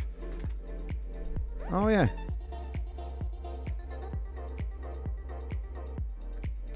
Okay. Right, are we all right now? We can stop complaining about me wasting resources for this crap-ass gear that nobody cares about in like 2 weeks. Good. Excellent. That makes me very happy. No. I still haven't had a message from Jesse Cox. You better wake up. I don't know if we're doing drama time in like an hour and a half or 2.5 hours. Like, I don't know what I'm doing with my day. I'm very upset. We're going to stop complaining in 2 weeks. You won't, man. Like, the second there's anything. What do you want? Oh, crafter shit. Fuck off. Do drama with Jesse? I don't think he's ready for that. That takes some warm-up, right? Jenna! Belt and braces, Jenna! Let's go! Let's make it happen! Work together! Teamwork! All blue! Fix my bags? My bags are fixed. No help. Okay, thanks. Thanks with an F. Right, let me fly down to where I was going. I was in the fucking spider people. I'm trying to mug the spider people for some reason. Alright, let's do that. Let's go down there. What the fuck is that? Oh, yeah, I should do that. Is it worth buying the new expansion? If you like playing World of Warcraft, yes, sir! Right, let me get rid of my wrapper.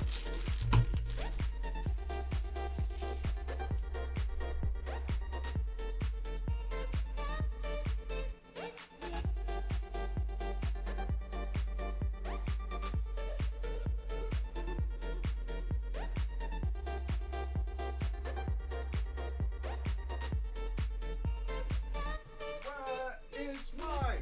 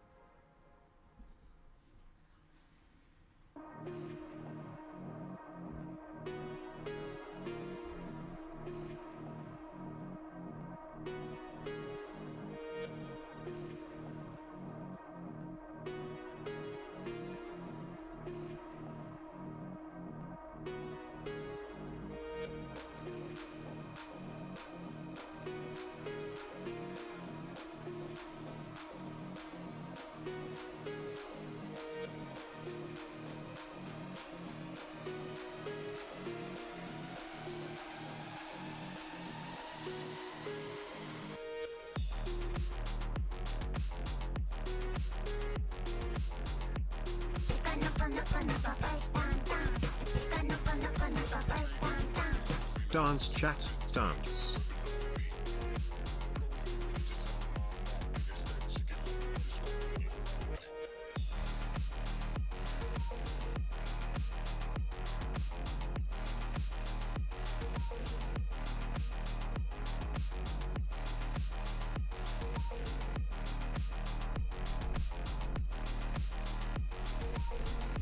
I've made a sandwich. I do not need your opinion on it. Thank you for coming to my TED Talk.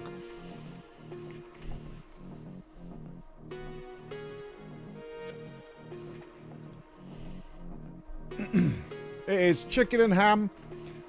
It's going to be lovely. I'm enjoying it. Nom nom. Alright. I have made my delicious things. Aradine, thank you for the gifted sub, man. Aradine, thank you for your sub. Make sure you grab your code, my friend. Time to wake up, chat. It's not dry, okay? It's tasty and good. Mmm. Oh, it's so good. Mmm. Wow. It's a taste sensation.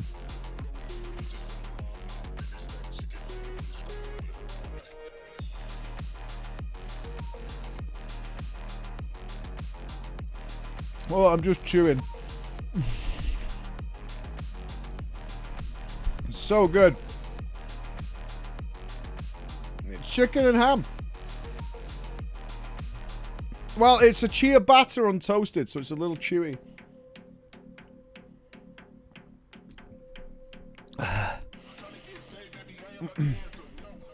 It's not, there is a powdery texture to it, but I think that's the flour.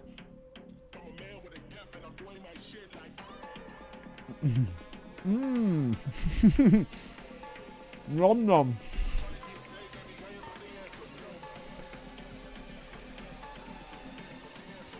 Thank you, Cara. It's a very good combination. I agree. Right. Flavor Town.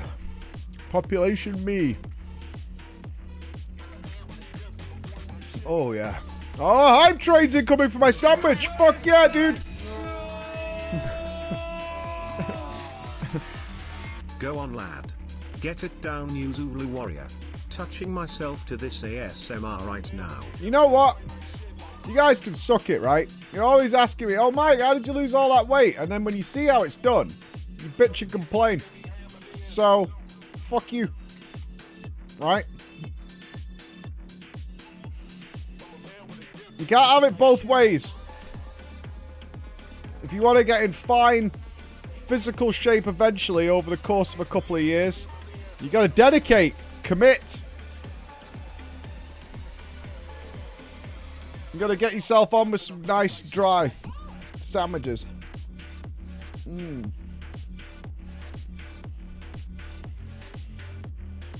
Mm-mm-mm-mm. You gotta punish yourself for eating all them burgers and pizza.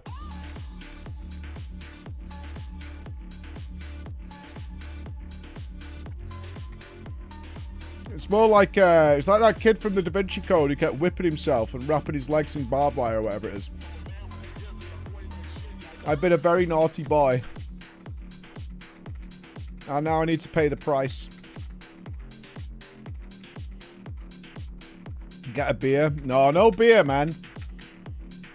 I can't have more than a couple of beers without being absolutely fucking tanked these days. It's not happening. Oh my god, you absolute Sandwich terrorist. so dry that it's waterproof. I mean, it's not waterproof, but...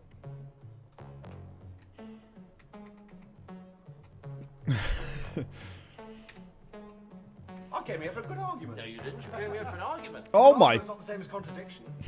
Can be. That is not true. That We do is not disagree classic with Monty everything Python. you say. We feel you are just wrong.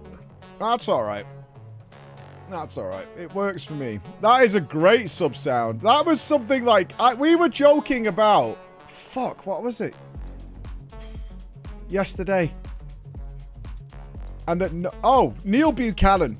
How many of you people know who Neil Buchanan is? I'm very curious. I was like, I could... You actually know who Neil Buchanan is? Fuck. Yeah, the Brits would know, but I can't imagine anybody outside of the UK knowing. Well, not even Brits, but it's Brits from a very specific... It's, exactly, it's very niche. And that was my point, is like, yeah, I kind of like it, but I don't think anybody will know who Neil Buchanan is, like, in the wider scheme. How do you get over there? I swear, like, Neil Buchanan and Art Attack is, like, such a formative thing for me, if you think. Like, Right. That's probably my first, like, big exposure to art stuff. And then he became Smart Arty. He had multiple characters. He wasn't a one-trick. I remember the statue. What was the statue? Yeah. Christ.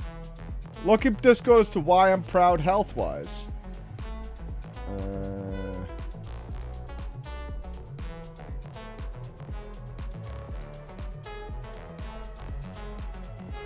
Conqueror of the Welsh Coast Path. I got a medal today for completing the walking challenge of steps amounting to doing the Welsh Coastal Path 100 miles 100 kilometers from 0 steps to doing my first one. That's pretty cool. Do you do this? I assume this is digital?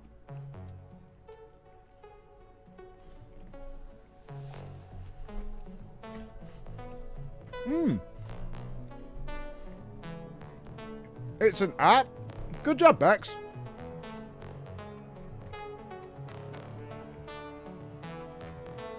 Is it something you just leave running on your phone?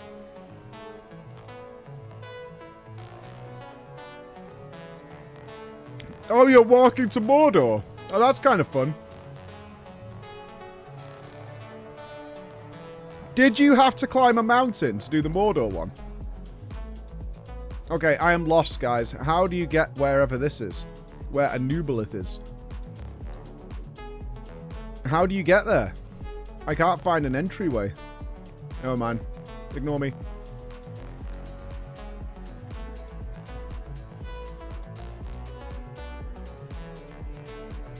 It's fine. I figured it out. I'm a good boy.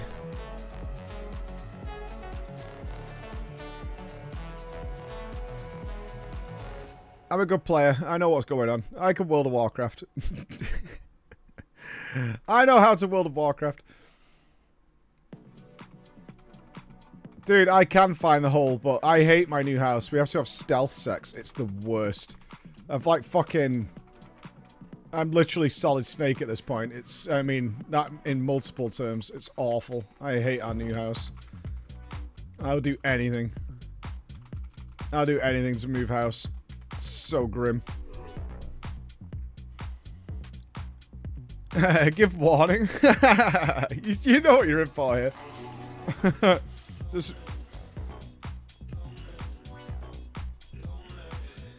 It's the worst. Our walls are paper thin. And my kids just don't go to sleep. But I'm older than them. So I want to go to sleep. So does Emma.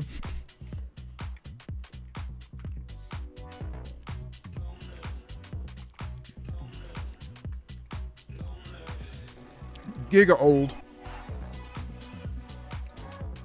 Have you considered dogging? See, this is why I come to you guys. You've got all these great suggestions for me.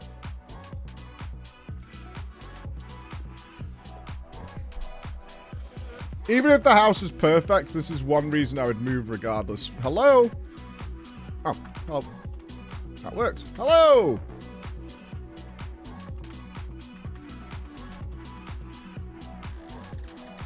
Oh, do it in the office. Yeah. Chris wouldn't mind. No problem. I thought September hasn't started yet. Am I confused? Didn't it say like September or has it started now? Chris would probably know. I thought I read the dates where it was like it was coming. It started, but are we not getting the bonus subs and bonus bits yet? What's the actual September right now? Is it cheap? Just cheaper subs?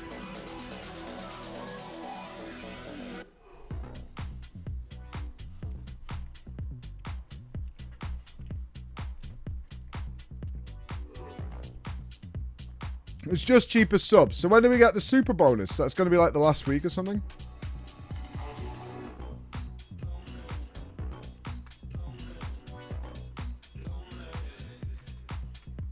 Bits from the 12th, gifted from the 26th. Okay. I get you. Yeah, I wonder why they... I don't know why they do it in pieces. I don't like rewards that are better later. For any of these things. I never like it. It's like the actual, like... Because it feels like you're just getting less. Because you are.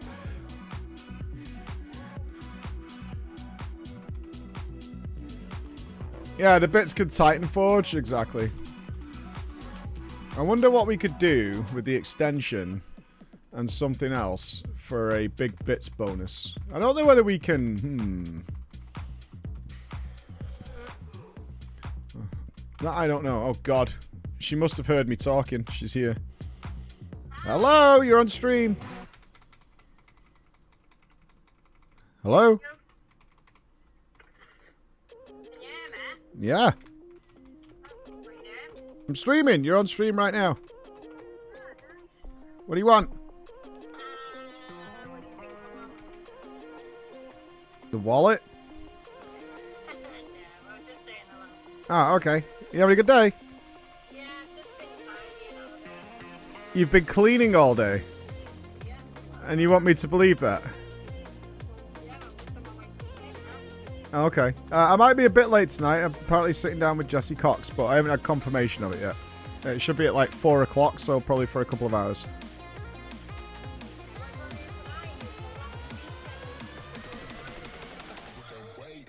What?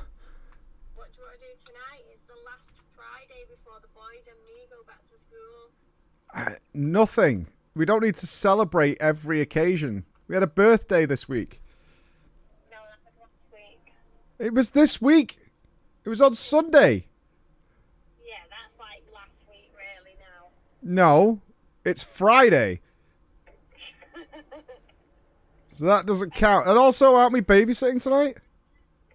Oh, yeah, we are. You do know you've got to look after another human being today. Forgot about that. And I've got stream all weekend because it's the big WoW launch. What do you mean streaming all weekend? These Valor Stones are not going to farm themselves, Em. You're lying. I'm not.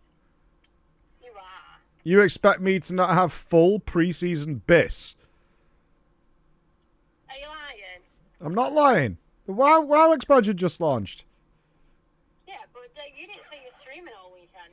I mean, it's inferred, right? Like, what am I going to do? I can't be the poor on the day of the raid comes out. We've got normal mode week, M0 week, M1 week. We've got heroic week.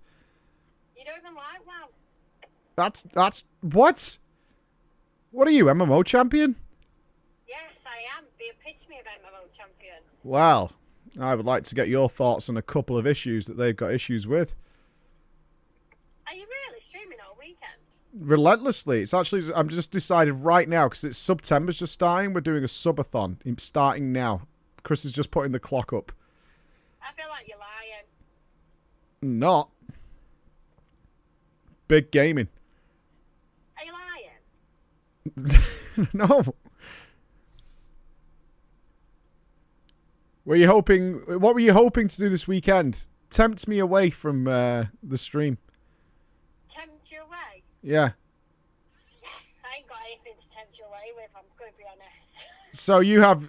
Your counter offer is nothing at all? Well, we could cut the grass. Right. How many Valor Stones do I get for cutting the grass?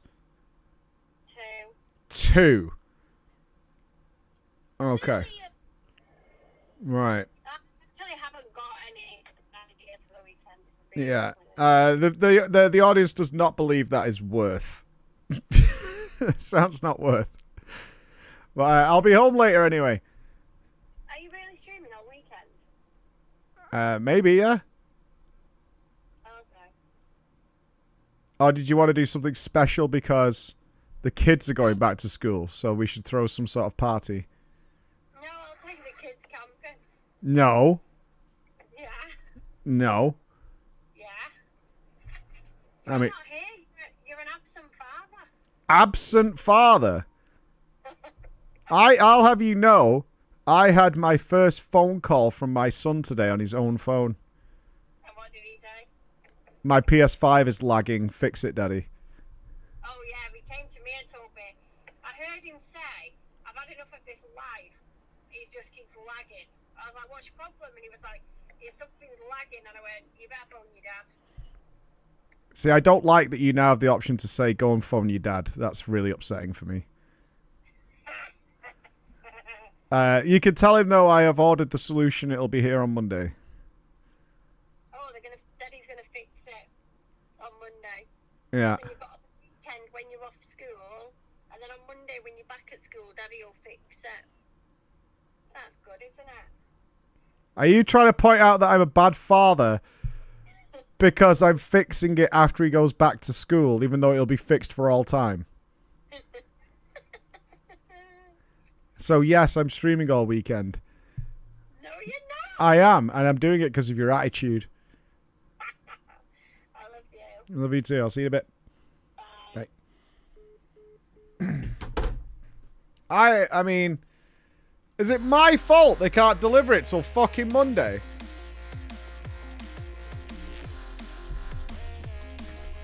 Is that my fault? Yeah, really. What? You could, like, drive down to Paris. Ha! My God, what has happened to In what car?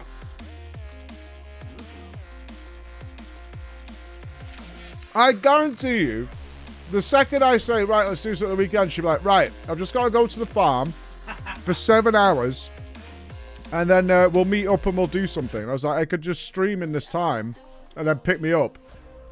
And she won't decide till the day.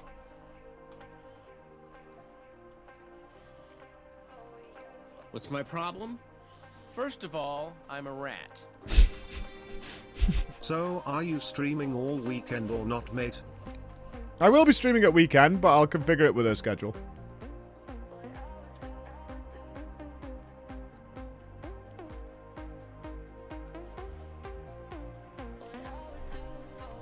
Here's the thing, right?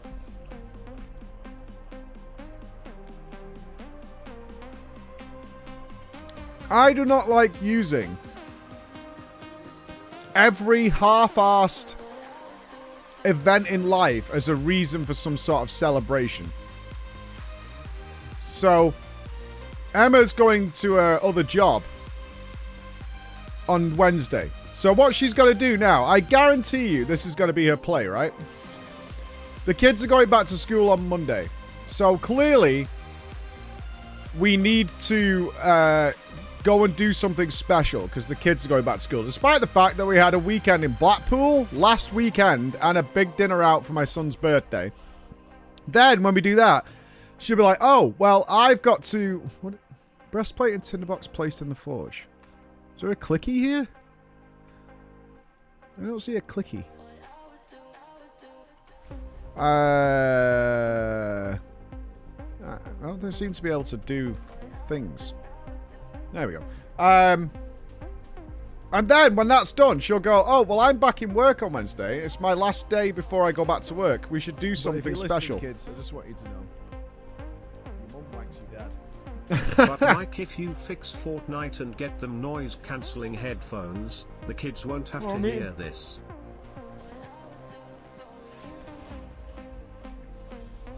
The kids get too much anyway. Screw them. Kids going back to school is worth celebrating? Why?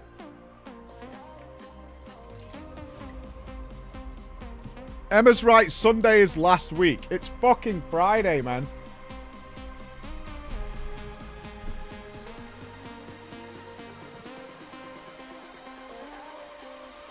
Where's my camera?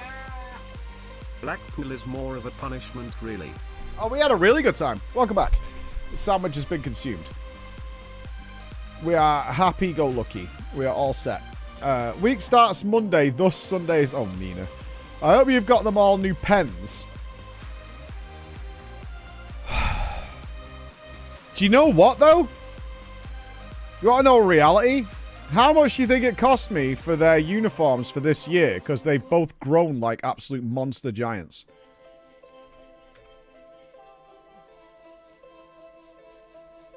You're still too low. Close. Close. £450.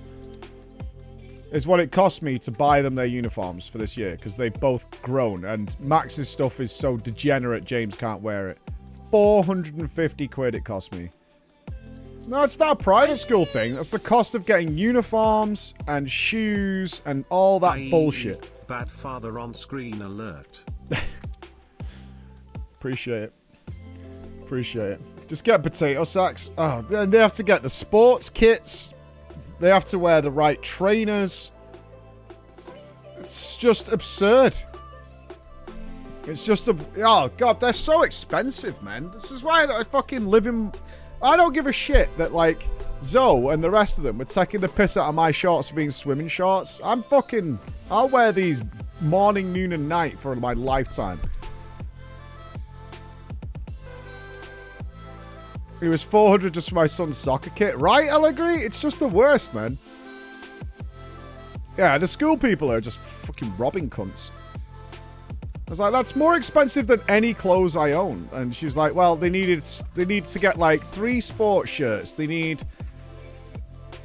have to, it's no point, and then Emily uses the classic, it's no point in getting them shitty shoes because they'll wreck them quickly. So we have to get them reasonable good shoes. And I'm like, motherfucker, my dad sent me to school in literally a pair of shoes that was branded as Copies with a K. Kopies. That was the shoes I wore to school. I had to scrape the logo off so my friends didn't see. That's what my dad did. Literally what my dad did. And that is high school era as well. That's not like young era.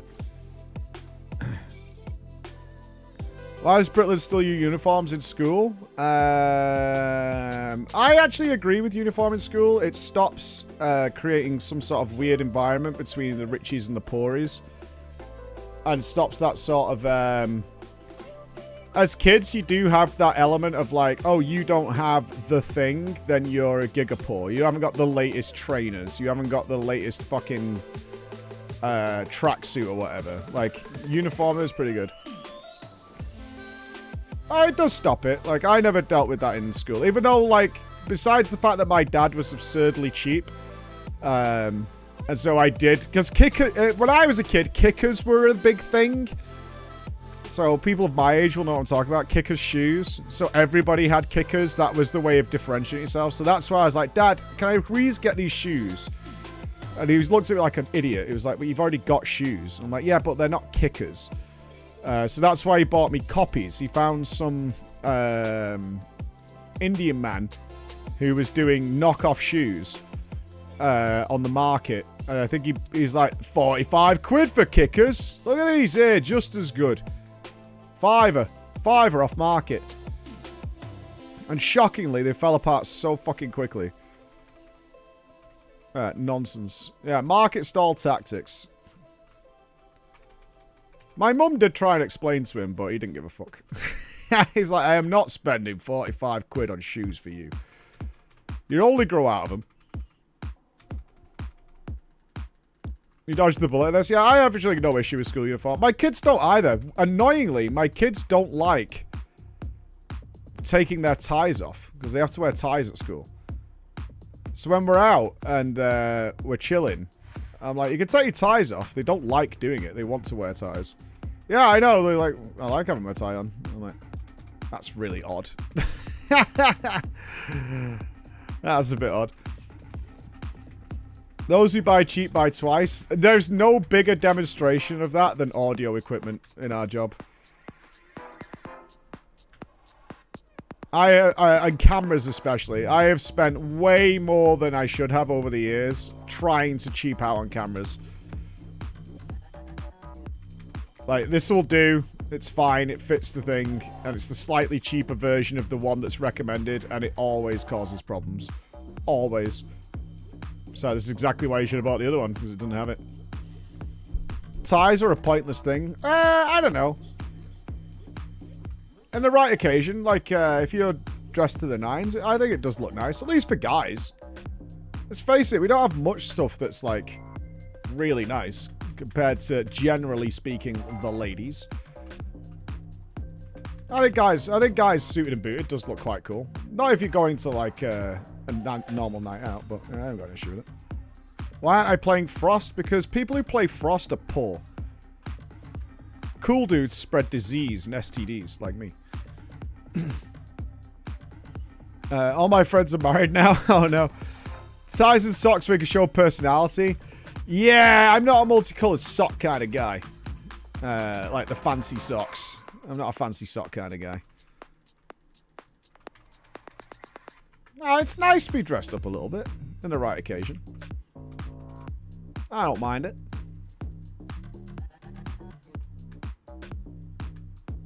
Rarely do we get an opportunity to look swag. Love me some coloured socks. I'm the opposite. I like black socks. I'm a black sock kind of guy. Hell yeah. I think a watch is a good sign of thing. I like my watches. I'm a good fan of my watches, man. I have quite a little watch collection. Not expensive watches. The price doesn't bother me, but just a nice watch. I try and get every single watch I have engraved with why I got it. So all my watches are memory things. I don't want an expensive watch at all, because I wear them day to day. It wasn't kickers, but rich kids wore Rockports. Yeah, I kind of skipped the Rockport thing. Once the Rockport thing came out, I kind of was of my dad's opinion that this is bullshit, I'm not doing it. Oh, Batch, thank you very much. No, I don't get expensive watches. Have I got one here? Like by my house. No, I'll pay about 50 quid for a watch. For a nice watch. And usually somewhere where it'll get engraved. But the last one I got was from Hawaii. Because it was our first and only time probably being in Hawaii. So I'll pick up like a cheap watch from there and get an engraving on the back with the place and year. I like that kind of thing.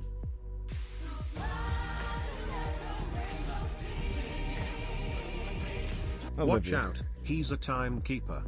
Oh yeah. Kind of liking Lala.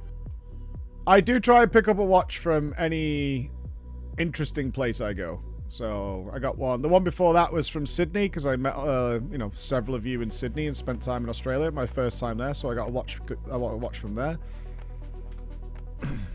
Before that, my wife got me one from Switzerland for my birthday.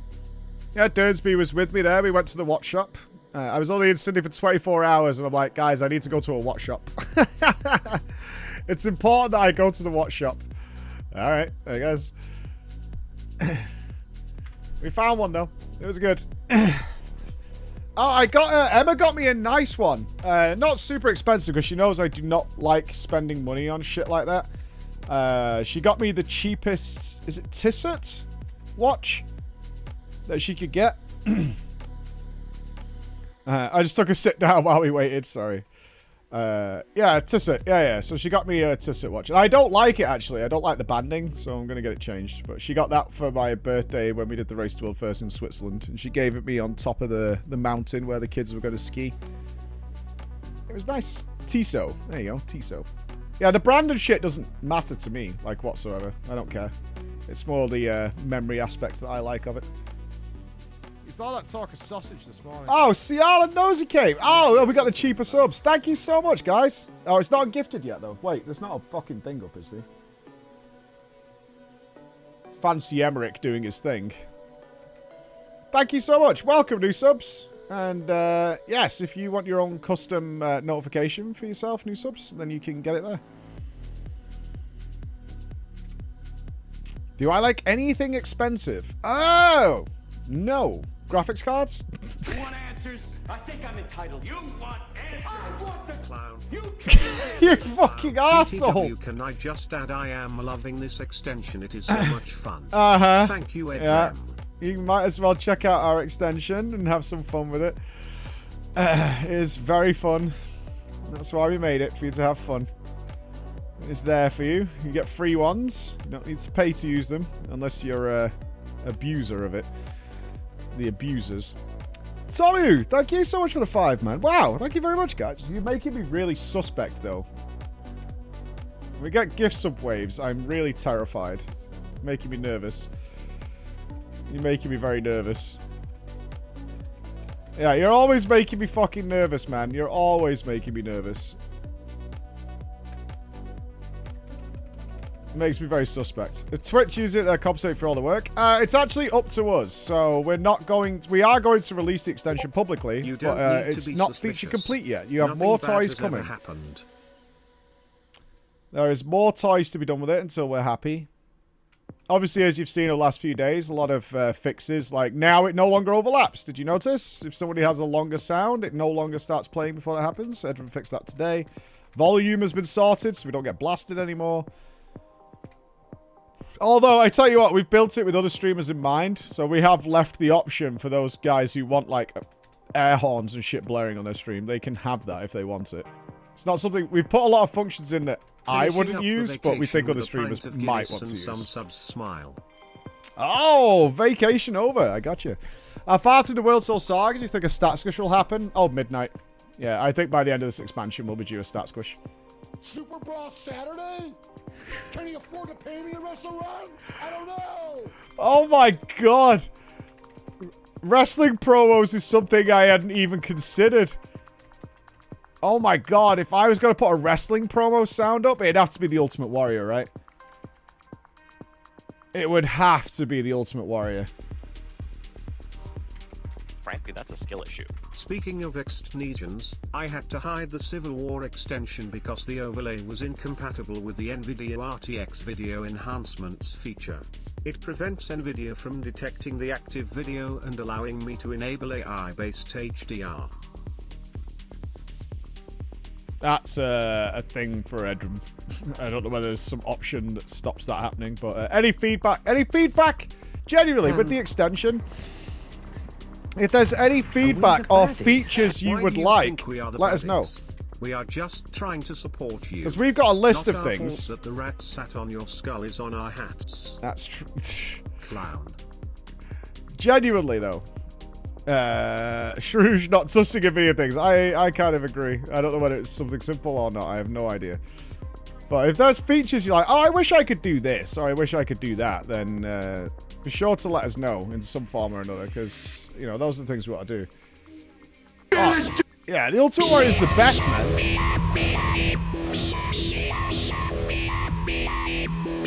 I was sitting at Capitol from a place not from here, and I came here for one reason. To attack and keep coming. Not to ask, but just to give. Not to want, but just to sin. Sing the power warrior. Down everybody's throat in the WWE till I become sick of it. Well, you're gonna get sick of it because this freaking nature right here is just beginning to swell. And when I get big enough, brother, there ain't gonna be room for anybody else but me and all the warriors float through the veins and the power of the warrior. What does that mean? Is this the one with the plane crash? Must I prepare? You must ask yourself, should I jump off the tallest building in the world? Should I lay on the lawn and let him run over me with lawnmowers? Should I go to... Should I lay on the lawn and let people run over me with lawnmowers? Consider these words came out of a human being's mouth. Should I lay on the lawn and let you run over me with lawnmowers? Lay on the lawn and let him run over me with lawnmowers. Should I go to Africa and let him trample me with raging elephants? Should I go to Africa and let him trample me with raging elephants?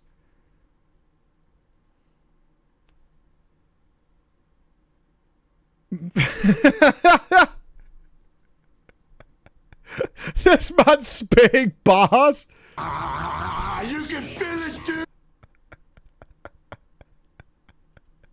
Elephants. You can feel it, dude. You can feel it. Load the spaceship with the rocket fuel. Load it with the warriors. Okay, let's just bear in mind, we're loading the spaceship with the rocket fuel. Okay. In my final meeting with the gods from the heavens above, you met the gods. They spoke to me and hit me with the power of the Ultimate Warrior. They told me, exit stage left, exit stage right. There is no place to run. All the fuses in the exit signs have been burned out with the command of my voice. No, this is what he was saying. Like, this is why they never let him really do promos. He was just fucking lunatic. No one could understand what the fuck he was going on about. He was notoriously just a complete... Oh, he was also a total dickbag. Yeah. The history of the Ultimate Warrior is not good. The history of that guy is not good. Not good at all. Like, yeah, you don't want to fuck with that. It all made sense to me. Move, mate. Move, snail. I actually want this snail mount, though. How do I get this snail mount? I actually want this. I want Slug Boy. I need Slug Boy. That was him every damn week. I was a huge Ultimate Warrior fan as a kid, and that is exactly why he got as popular as he did. He appealed to kids. Renown level 80. There's a Slug Eye one that was on the... It was in the preview. Oh, as a kid, there was nobody better than the Ultimate Warrior. It's in satchels? It better fucking not be. No way. Oh, you had to be a little kid to appreciate the Ultimate Warrior. I always thought Hulk Hogan was such a pussy bitch. I hated Hulk Hogan. I was like, I don't get why anybody likes Hulk Hogan. He's fucking dog. I guess it was because it was so American themed. And I was like, well, I'm not American. I am an Ultimate Warrior, though. He's a pussy bitch. Jake the Snake. Yeah, I like Jake the Snake. Although I remember crying when he got the snake to bite Macho Man. I legitimately cried. I was like, this is horrible. Gnomed. Clown. Is that the sound of a gnome? Sound like it. Brutus the Barber Beefcake. Apparently a very good dude. What am I looking for here? What are these? Silk balloon mines.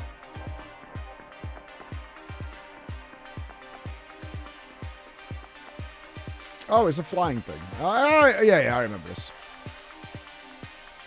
You were a Benoit fan? And rightfully so. Like, you know.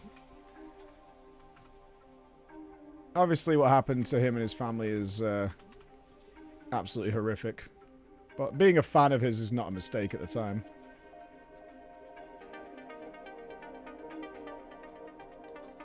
Psycho Sid died yesterday, I think. Yeah, Sid died yesterday. Oh, the whole Benoit thing is such a sad tragedy. It's absolutely awful. Behold the power of the Legion. No, I don't think you can wrestling, put him in the Hall of but Fame. I loved Hulk Hogan as a kid. Oh, I used bet. to watch him in movies like when they tried to create their own restaurant. I loved it. No, Mr. Nanny, then number I one. grew up and found out he was a dickhead. Shame. Apparently the big thing with Hulk Hogan nice. is he's just an insane liar. Just fabricates these immense stories just all the time. Like a super, super liar. Were you a fan of Sting? I never got the appeal of Sting. Hi, Hulk Hogan was in the greatest movie of all time, Gremlins 2. He So was. you better watch your mouth, you clown. He was. I never liked Sting. But I wasn't a WCW fan, so I didn't like Sting. I didn't like anybody from WCW. They always looked like absolute shit. If I'm being honest. They look like absolute shit. Has Jesse replied? Not yet. Okay. Wrong. So, yeah, which Sting, Kara? Crow Sting or Surfer Dude Sting? Crow Sting, yeah. Joker Sting from TNA. Was Sting the one to end up with a Jew movie? No, that's the singer. You're a Dodgers stream tile, so your Geekenders like it or not. Where is she?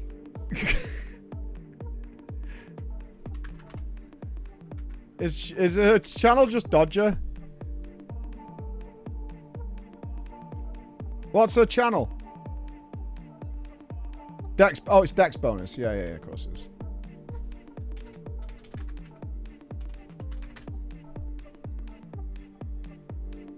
Alright, let's see if we can get an answer this way. Oh, she's VTubing.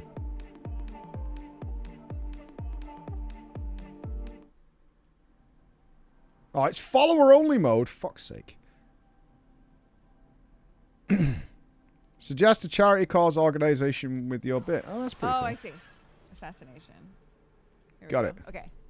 Dodger. Plastids. What time is the show? You need to be a follower for 10 minutes. Fucking hell, man.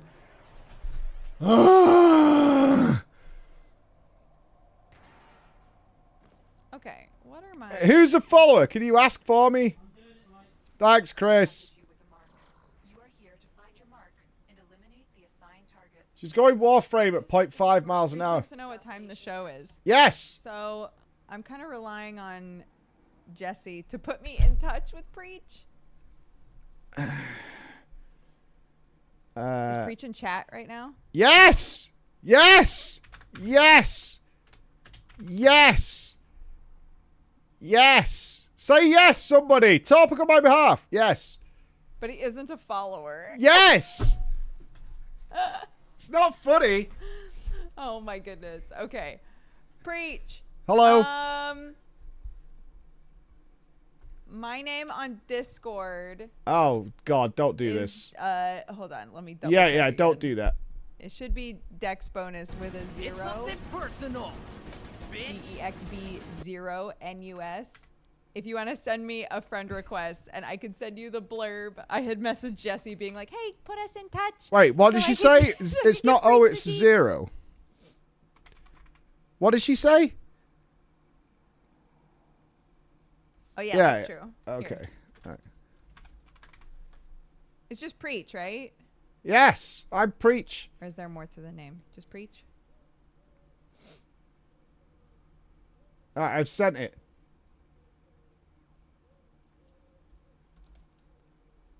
No, my Discord is just preach. Okay. Because you see me? Hello? This is the worst way of communicating ever. I've sent a Discord request. This is so terrible. I hate everything that's happening right now. Is it an O or a 0? I got a badunk. Oh no, I'm on streamer mode, so I can't see anybody's name. Oh my God.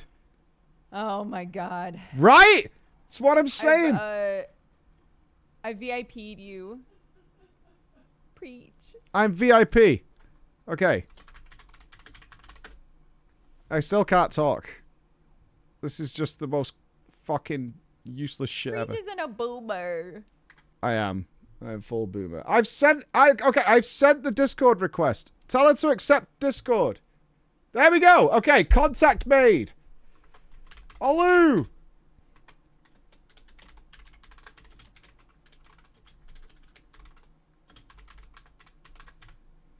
Follow mode protected. All right. It's his fault. Just streaming right now too. Yes. This is good. Yes, we're coordinated. Okay, so it should be at 4 British jam time, right? Okay, hold on. I got a blurb pre. What is a blurb? What does this mean that she's got to blurb me? What the fuck does that? I'm gonna get blurbed. I'm about to get blurbed. I'm prepared for a blurbing. I'm prepared for a blurbing.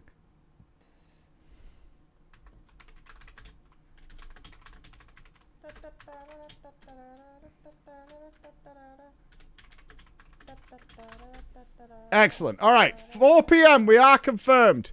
So, tell... Oh, fucking hell. Stream says hi. They're Madge now.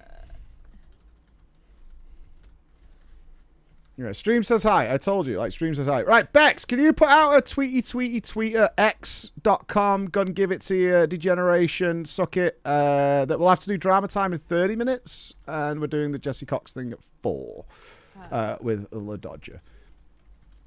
Oh, God, she's typing an essay. We use Stream Together for video. What is Stream Together? What the fuck is that? Why don't we just use Discord? Hi, chat. Okay, Dodger says hi. Okay. Okay.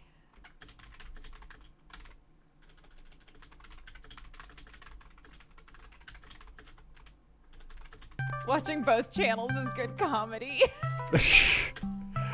Okay. Right, we're clear. We're good. All right, sorted. Excellent. We're all square. Yeah, we're good. All fixed. All fixed. Yeah, actual terrorist, I legitimately thought that she was calling me then. I was like, wait, what's happening here? I hope you don't shit on Jesse. He's not even awake. The show is in an hour and a half. He's not even awake. He's legitimately not replied to me.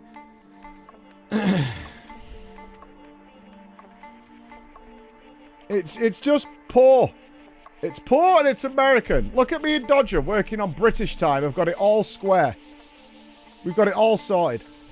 Yeah, I think he's doing like a full Asmon play where he just kind of goes, oh yeah, we got a podcast now, okay. We should probably do a podcast. Alright, just give me 5 minutes, dude. British time is the only time.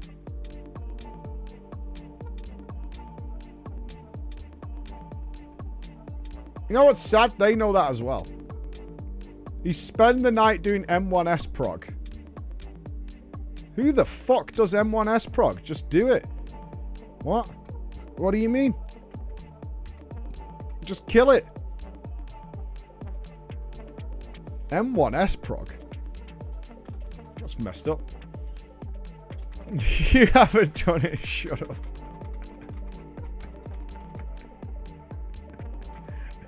Well, you don't understand. Because I know other people have killed it quickly, I can call it easy. That's how this works, don't you know? That's the whole process from start to finish. I've been progging M1S for months.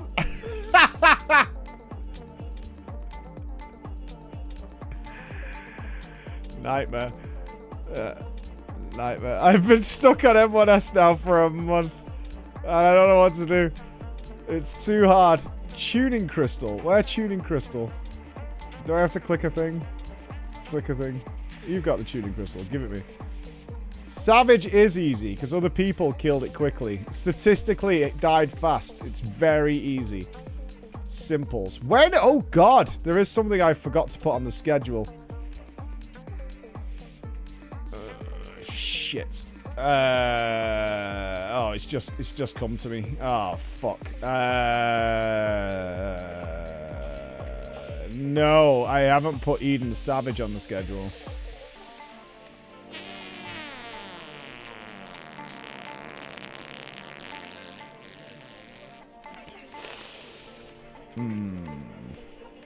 I mean, how long could that take? Like an hour? Shit.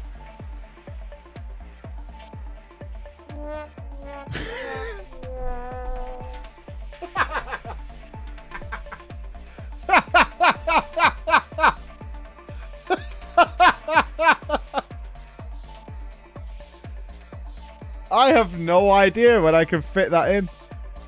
Oh my fucking god. I legit have no idea when I can fit that in. Motherfucker. Oh, we had it all sewn up, Chris. It was so neat. It was so fucking tidy.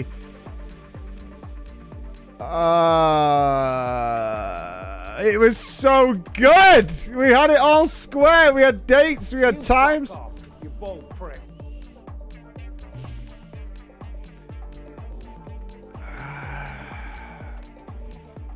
No, because I want to be aware of it before Ultimate. Even if we don't do an Ultimate Race to World first, I want to know what's going on. There'll be something happening around Ultimate. Oh, fuck's sake. When do we expect Ultimate to launch?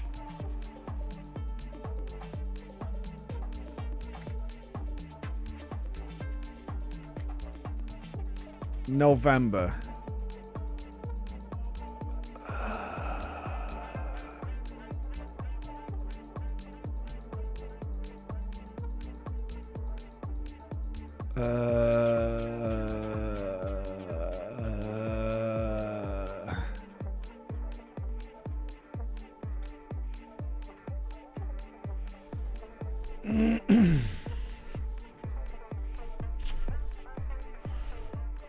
Do you think I could add a month to the year and nobody would notice? Like if we were to slip in something between August and September.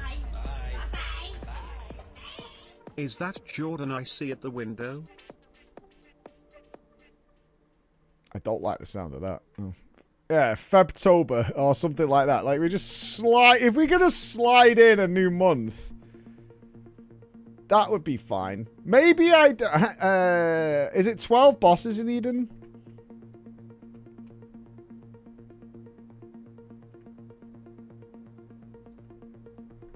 Okay, maybe we don't need to do them all.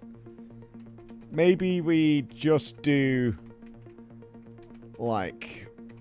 1. And that's probably enough to have a good vibe on all of Eden. Right? Skip a match. These 3 friends go into battle. One is captured. Shitty.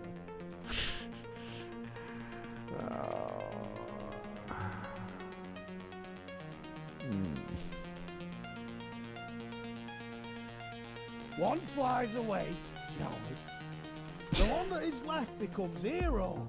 I wonder how long a clip we can make as a community putting bit sounds together. You said. Warhammer Summer. Our survey said.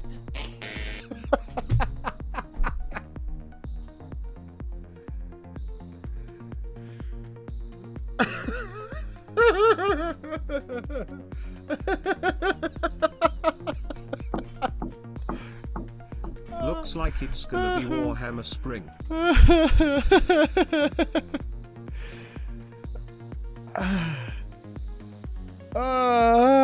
Shit, I have nowhere to put that in. And I need to put it in. Something has to be sacrificed. Hi Mike, it's me.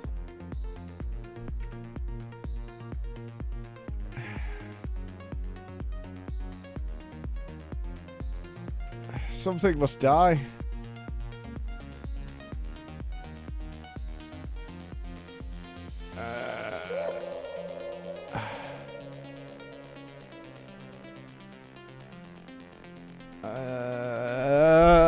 There's nothing to die. Oh, this fucking sucks. I'm not gonna let it bother. This sounds like a problem for tomorrow, Mike. Solved! Oh, careful, you nearly blew me off. This sounds like a definite problem for tomorrow, Mike. Yeah. Tomorrow, Mike's... the exact day that we will be booting up Road Trader. December 31st. Well, he didn't say 2024. I guess it is 31st December 20th, 25.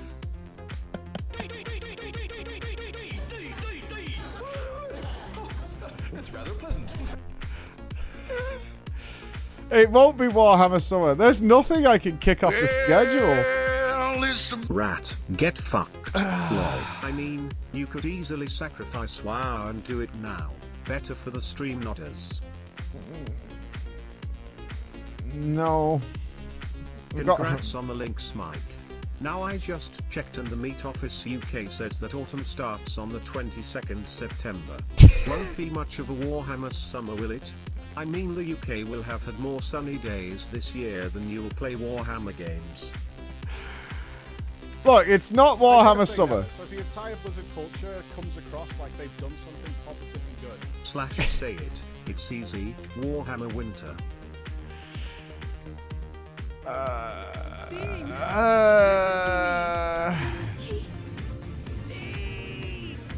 No, I can't do it before then. E7, E8, E11, E12 probably. With season team you clear it in 2 to 3 days. As it yeah, I mean, we can't do it blind. Right? Obviously we can't do it blind. Magnificent. I love the cock. It will be Warhammer Summer in the 40th millennia at this rate. Yeah, you see, here's the fucking problem. I've not even done it, and now it's like, oh, you've been carried. Warhammer Naughty Boo. Oh, now you've been carried, right? Like, that's not... It's either full blind, figure out entirety of Eden solo, or you're being carried. Like, there's no middle ground. Which is not fair. No, I'm not being carried. No, I'm not. I don't think we can even get a full blind crew for Eden. Alex wants to do it as well. Alex has definitely already done it at least once.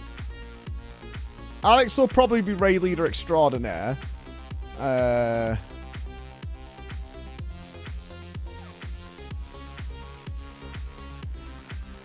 fact, I don't really trust Alex to be like, no, I'm not saying anything. You can't win. There's no victory to be had. Yeah, no day raiding. None of that, no. Maybe we don't play Space Marine 2 next week. Maybe we don't do that.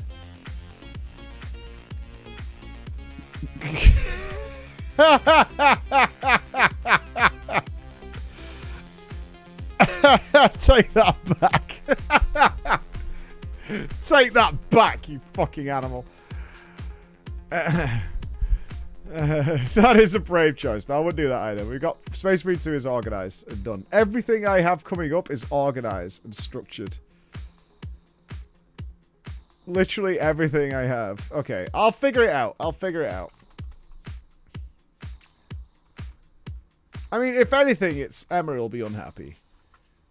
Yeah, we'll get it sorted. It'll be fine. It'll be fine. You doing it mid-item level? No, man. No. I want to understand the fights for a readiness for any ultimate stuff I need to do, right? Ultimate is going to be a big deal for me. It's much bigger than Savage. I need to get something in my mouth. It's November in the year 3025 and we once again celebrate Warhammer Summer. No one remembers how it started or why it is celebrated in the winter, but it is a favorite of the local children that get to shout shit clown at the local preacher. I've been a very naughty boy.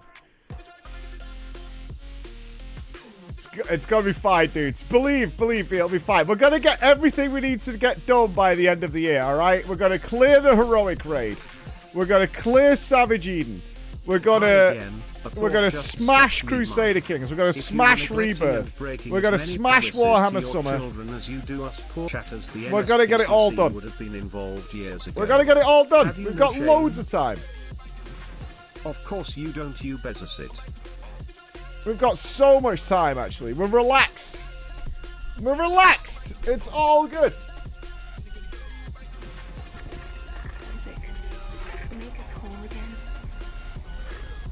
I am hearing an awful lot of excuses. I haven't made an excuse. Lot of Savage Eden in getting done.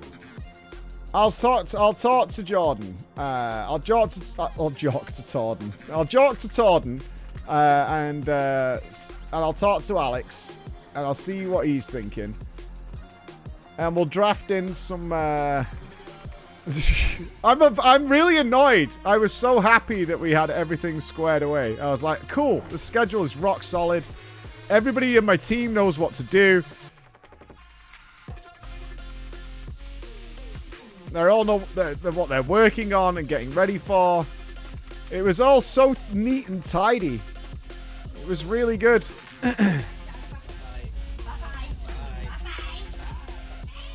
Apology for poor English. Where were you when Warhammer Summer died? I was at home drinking Monster. Mike is killed. No.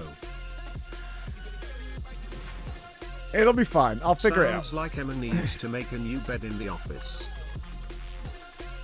Yeah, it'll all make sense at some point. Yeah, it'll all fit. It'll all fit. Like I say, if we don't do it blind min-item level, and we do it just for the experience of it, with a seasoned raid leader, we could probably bash it out in a couple of days, right? And we'll have a good time. It won't be a ridiculously long progress stream. I'm actually thinking that the real solution is we have to do some nighttime stuff, which probably fits Jordan and Co better, actually. I'm probably doing that a favor. Rat, get fucked. Lol. Michael, I need to genuinely ask, has anything in your schedule ever gone to plan? Because from my perspective, your schedule is just a list of acts at the circus.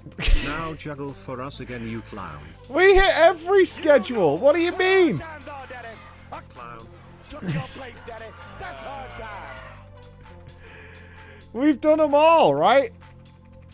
What schedule have we actually missed? MMO December did finish. To be I fair, never having a said when scuffed it was going to schedule be is over. Sort of the classic preach gaming experience. I never said it was going to finish in December. We started it there.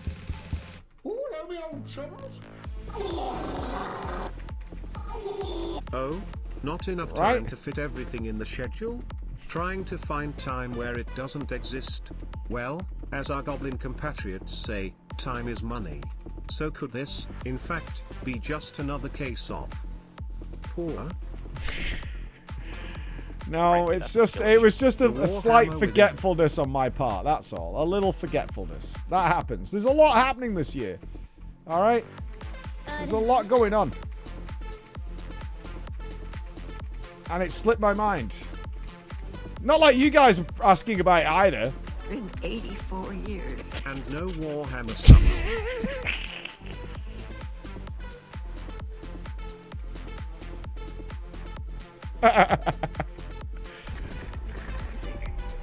Make us whole again. Hit every part of the schedule? I am so glad we are in the heart of Warhammer Summer, then. This praying to the Emperor is fantastic. Yeah, don't worry. I'll fix it. I'll fix it. I'll fix it. I'll fix it. I'll fix it. I'll fix it. I'll fix it. I'll fix it. I'll find time. Maybe we do evenings or something like that. We do like a normal raidy schedule. You clown. You. I should never tell you fuckers anything. If I didn't mention that I'd forgot it, Just out of curiosity, we would have been fine right now. The cooking tacos stream. Yeah, which is proving to be a right pain in the ass, but that's another story. But it is coming. In one form or another.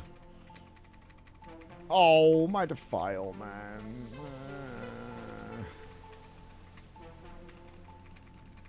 Stop. Shiny! Weekend streams sure look interesting now, don't they?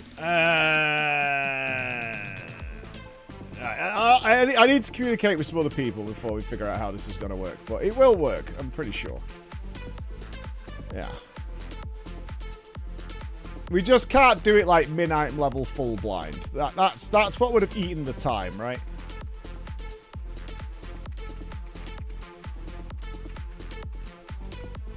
Will you stop running around with these fucking bees, man? Steam, my defiles are just nowhere near. Stop! You can do it now. Why are you wasting time farming mounts you never get? Clown. I got the mount. In the quiet words of the Virgin Mary, come again. Oh, we haven't got Blee. It's... I'm not doing M2S. You don't need to worry about it.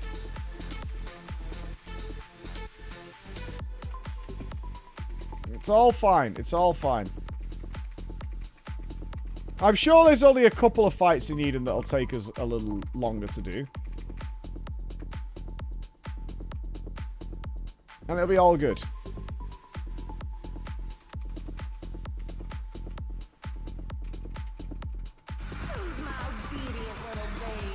Oh, you've pulled the boss? Oh, yes, Jesus Christ.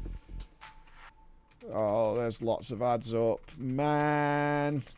AoE, Mikey. AoE, AoE, AoE, AoE, AoE, AoE.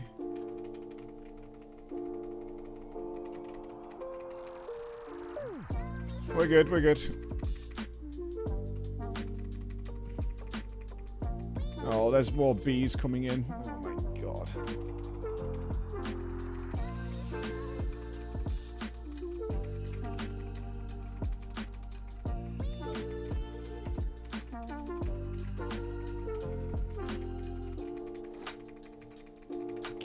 Kill, boss. Kill. Thank you. Lootless and poor. Alright. Oh my god. Hey, don't beg for shit in the stream, man. First time chat, classic. I'm having a great time.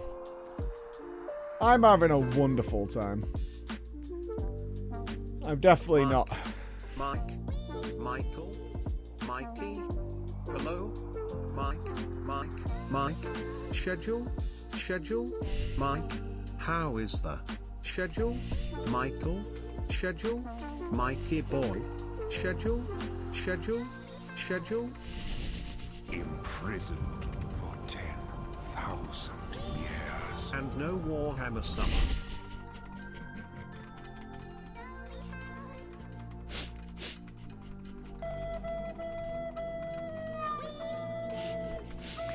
It'll happen.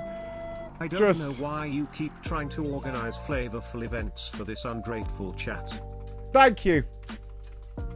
Thank You're you. the arch enemy of flavor after all.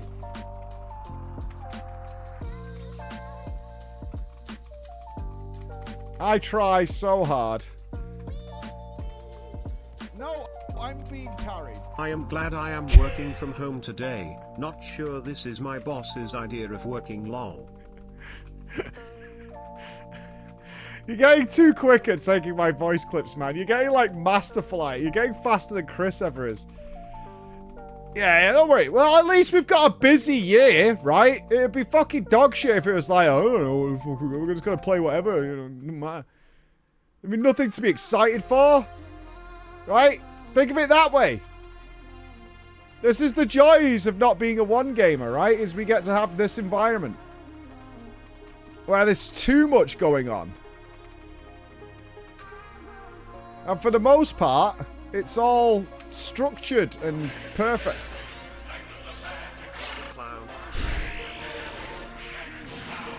For gaslighting chat every day, you deserve your childhood cartoons ruined. No, man. Oh, the boss is here.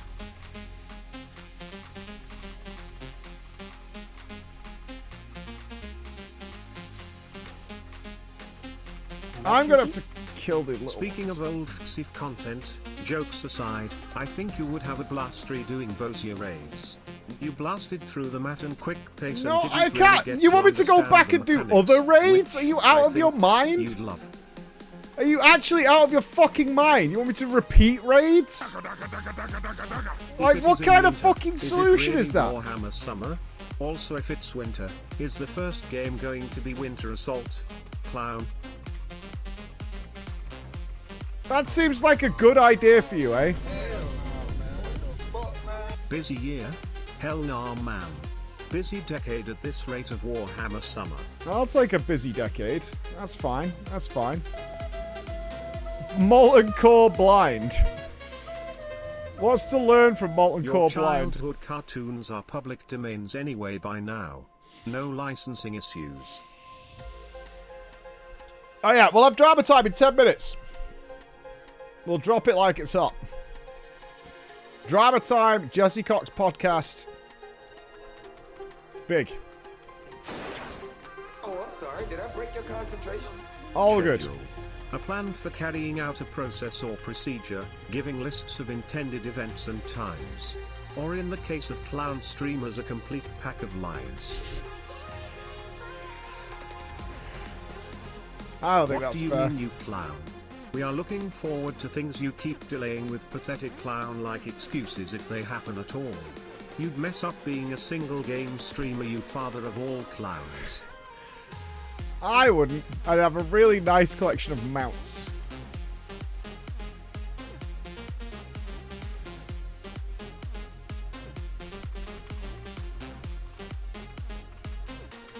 I would have such a vast collection.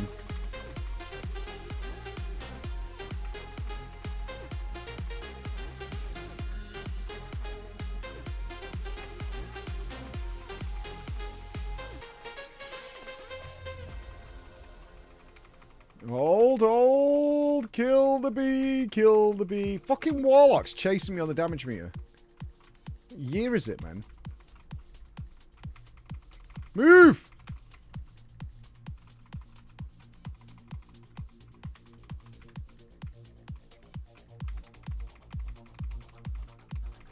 Get out of here, noob. Wrecked. Easy for me. Easy. Look at that. Zalitos, dominant. Kick-ass, name-taking.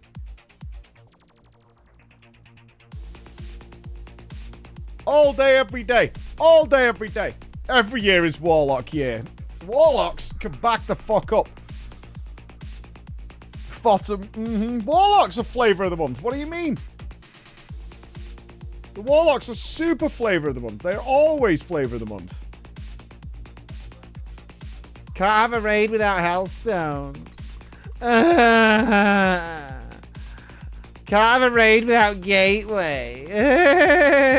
I'm a good player, honest. Useless.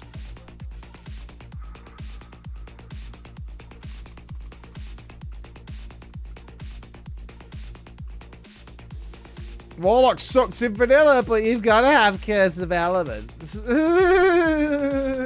They always have some sort of bullshit that people, they abuse in order to be part of the team. Yeah, exactly. No Warlock, no Summon. Has any class in this game got more unique things that they bring to justify their fucking existence than Warlocks?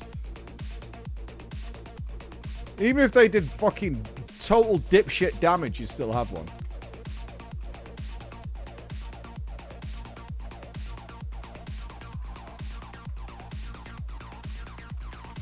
Oh, it's your first live drama? Really, Kara? 5 years in the community and I'll be at my first live drama time. Let me practice. Guilty. Well, I don't know if we'll need the Guilty Hammers today. I've not seen what Bex has got for us, but mayhaps. Mayhaps. I honestly don't know what's going to be in drama time. I never know. You don't always need the Guilty Hammers. There have been occasional people who feel guilty and turned out to be innocent. It does happen. Who knows Shrews Japan? Full Shrews Japan.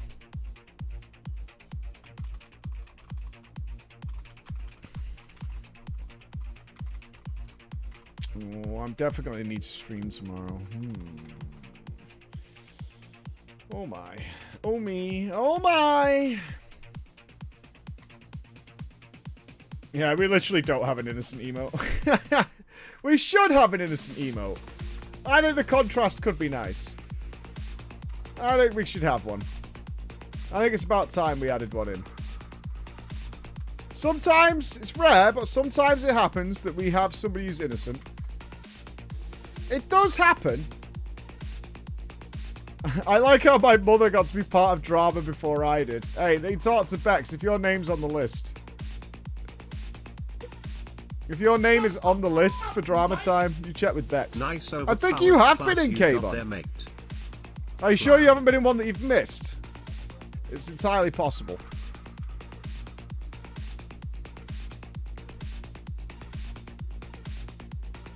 It is a thing that has happened on occasion. That has happened. You've never been in? Quite sad. I mean, it is the website people that are on the thing. Right. Let's set this bad boy up. Daddy, can Bex get a headset? You know, Death Knights used to be an essential part of every raid, just as much as Warlocks, because of AMZ, but I wonder where that ability went. And why it went away. It's quite the mystery, you know.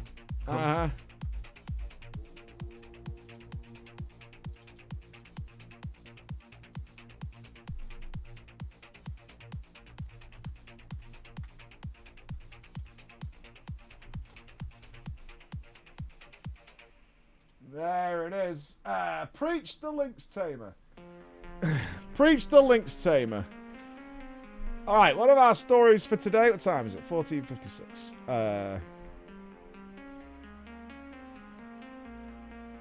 Ooh, okay.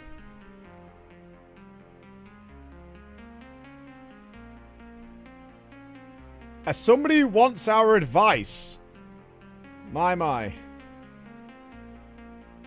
Oh, come back to Sky TV today. You used to be one of our customers. We are offering you a large discount to return. Alright, let me grab a drinky drink.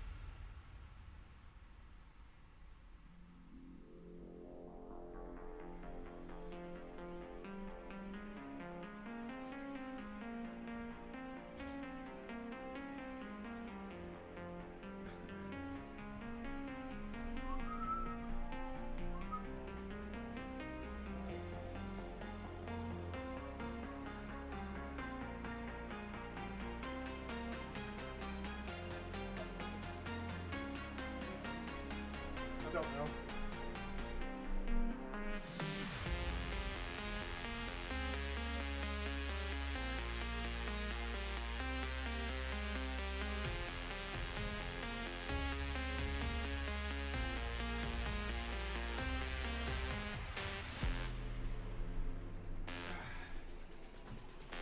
Okay. Are we ready? I think so. Okay. 1 minute. 1 minute. You're preparing Cycles reading. I haven't got my headphones on. You should notice that. I'm headphoneless. As a more semi-casual player, we'll get ahead of the curve, but don't do Mythic. Should we be using Sparks on Weaponcraft or waiting? Everybody's waiting. Just wait. Your best bet is to probably check on YouTube with Dratnos. He'll have a full, usually does a full breakdown of everything that's going on with whatever. He's our man. It's time. All right, let's do it. Let's have some fun. 3, 2, 1.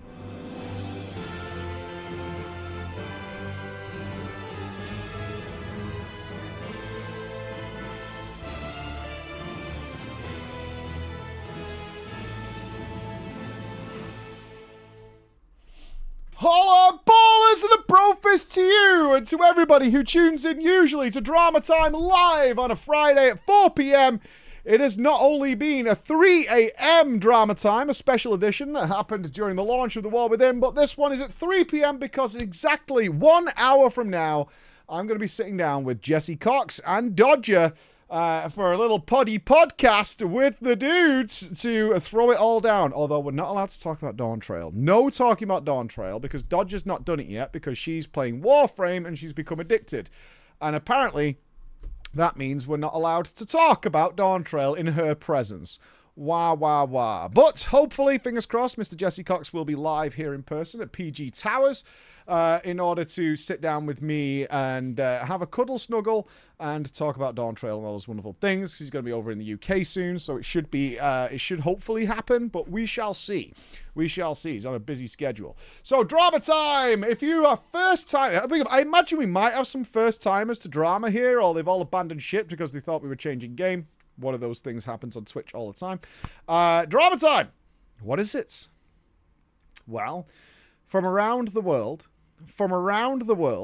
people who are behind the internet superhighway and have one of these, and they conceal themselves behind it, often behave in ways that are just not normal, not natural, not exactly the way they would act in real life. And it started as my own horrible stories, and now translates into you sharing your tales of woe and misery that happen out there in the internet. And you can send your stories to us at drama@preachgaming.com, because if you have played certainly MMOs for any period of time, you have undoubtedly encountered somebody a little bit strange, somebody a little bit odd, somebody who is taking you into a weird and wonderful way that you were very surprised by. And on top of that, I do want to announce, as it's still in its testing phase, and a massive, massive shout out to everybody who has been testing our brand new extension, which allows you to customize your own personality, your own wonderful things here on Twitch. It's not available everywhere else, but it does allow you to add your own images. So a lot of dogs, a lot of cats of people representing, along with some people who have obviously used it for trolling and some horrible things. But it is a wonderful tool, and any feedback and stuff is lovely as we move forward before it goes completely public to everybody else. But that's not why you're here right now. I have 4 stories in front of me as pre-read by our good Lady Bex. And it is... I'm sorry, Chris, I'm going to have to yoink the mouse off you because I've got to do the show while you're doing some stuff. The first one is... I'm a noob. Noon. I'm a noob. Which is no doubt a wonderful tale of somebody... my guess here, no names needed. Okay. No names needed. Here we go. Let's start with this. This is provided by our lovely Lady Bex. So she's recommended this one. Let's begin. Holla ballers and Mike the Poor. I have a story today of depravity and despair. Oh God. Of pain I wrought upon myself. This takes place in the grand old world of Warcraft, where degenerates abound, and I fucking love it. I want to tell you about why I was, and still am, the biggest noob. Not just a noob, a giant pile of giga noob. I'm not going to lie to you, audience. When I started WoW, as all of us did, I was a shitter. I was a real poor who had no girlfriend, no friends, outside of virtual ones, and no idea how to play anything other than the best class in the game. A hunter. Now, Mike, I know you hate us, but I was a buff, furry daddy. Yes, a big, buff, furry daddy. And that's why I wanted to be a hunter. Specifically, as no surprise, a worgen.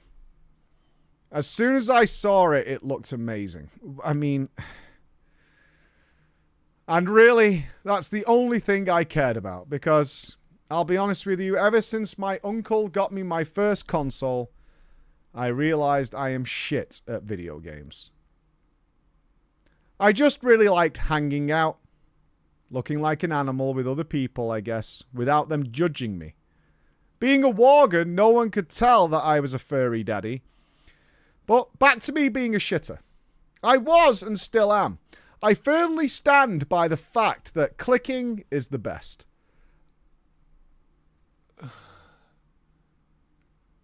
I have tried key binding, but it confuses me, and I end up pressing the wrong thing. I find it considerably easier to just hit whichever button lights up, and honestly, I think I am literally better at clicking than I am using keybinds for most players. You're just not. You'll just be better. You'll just be better. You can get really good at clicking, but you will just always be better keybinded. Always.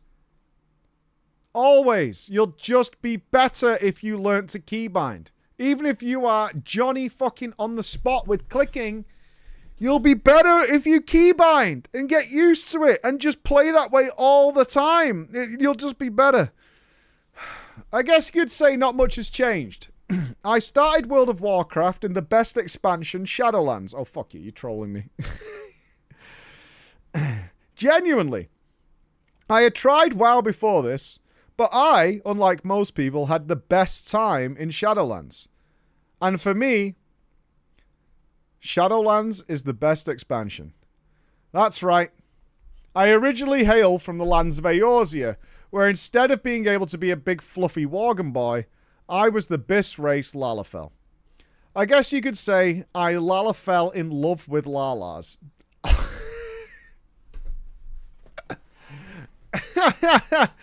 Yeah, exactly. I Lalafell in love with Lalas. Okay. Okay. Yeah, that is... Is this Olivia?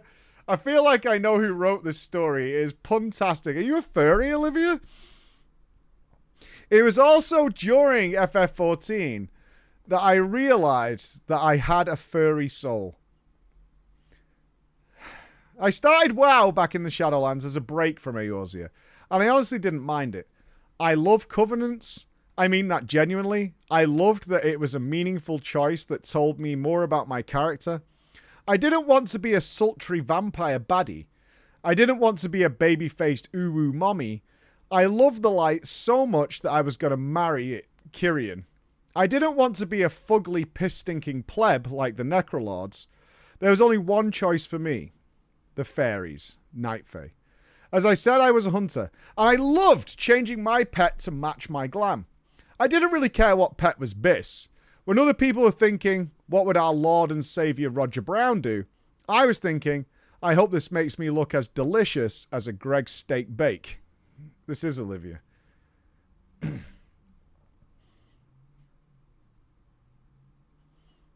I don't want to read this line. I don't want to read this line.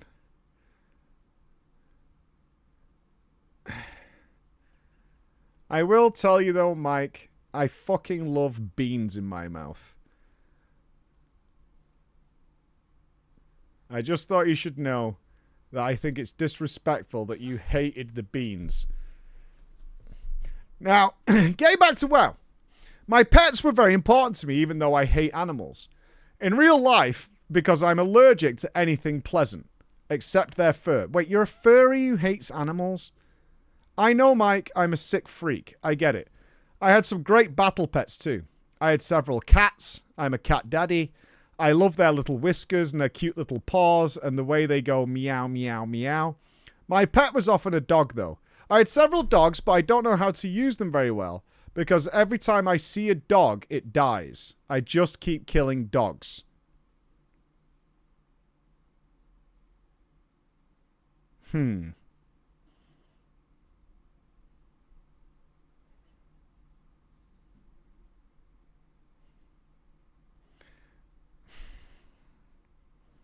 Who wrote this? If this is Olivia, it's not my fault. It's just that every dog in my presence is guaranteed to die. It could be any mob. I just look at my pet before the fight and say, yep, that dog is dead. My favorite dog was called Greg, though. Oh, Greg's the dog. He was great when he wasn't dead. I fucking love Greg's bark and the way he matches my I'm wearing Speedos and nothing else outfit. He's the exact same colour as my Speedo Worgen Mog. The one thing that would really make my life complete, though, was a rat pet. I love rats. They're the best animal ever. And even I, the dog killer, and couldn't kill a rat. They have these long tails, massive whiskers and eyes that say, don't fuck with rats. I love their little claws, too. If I'm honest, I love feet. Okay. Okay. Ha ha ha. I can't get enough of how long it must have taken somebody to model all those little toes in. I just love feet. I'm not about to say I love sniffing feet. I have an OnlyFans dedicated to feet. But I appreciate them, you know? I'm still playing WoW because FF14 is a weeb game. And then I'm off to Rogue Trader. I'm going to shit on the Emperor. Long live Chaos. This is a note from Bex. Thanks for reading all this so chat could clip you saying a load of things out of context. Fuck you, clown. There it is. Okay. There it is. Okay. Very fucking funny. Look, Bex. Bex. People send real fucking stories into here having you fucking set this shit about and like try and drag me in. I assume, Bex,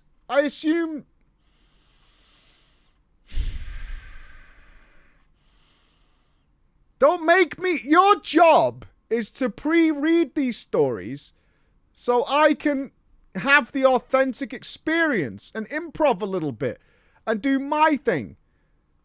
And now you're making it so I have to now pre-read them again at the same time. You're twisting it up. Right, we're moving on.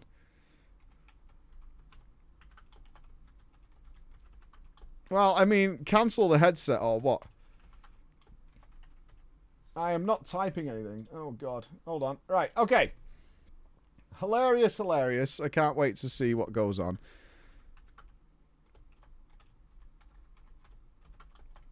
Fartles is in. Brooksy. Case. Kennethal. Get in here. All right. This one seems a little spicy for me. I assume this is genuine. The 50 Shades of Shadowlands. Alright, for our wonderful live audience, we need a guild name. It has no context as to what this guild name is, so have at it. We need just a guild name of a guild that exists, a guild. The schedule... the Happy Critters, the Bean Eaters, the Lynxers, Foot Lovers United. Oh my god. Cheese Guild, I Love Feet, Wrath of Angels, the Shady Kittens, the Furry Feet, the Toe Lover, the Zallytoes. Alright, we'll go with the Zallytoes. I like it. The Zallytoes. Let's go with Zallytoes. I like it. Alright. Hopefully this isn't influenced by Bex. Mikey and the well-adjusted and fair chat. It's been a while since I submitted a drama story to you. I won't get specific, but in the end, you did not find me guilty. See, I am a fair and just judge. Your chat, however, did. At least partially. For what it's worth, I agree with their judgment, and I'll leave it at that. I've always had a little bit of a problem with being an elitist. Then again, I would expect this to be true of many MMO gamers. Either way, my elitism aside, that's not what this is about today. Today, I want to take you to a place in World of Warcraft. It was during, of course, the infamous expansion known as the Shadowlands. This is a story of a couple I met in a heroic... Oh god, a couple-led heroic raiding guild. Okay, nice start. This is the tale of a couple that I met in a heroic raiding guild I was in at the time, called the Xalitos. Now, Mikey, I know people always say this, but Xalitos is a little bit of a special guild. The guild was formed during Wrath of the Lich King.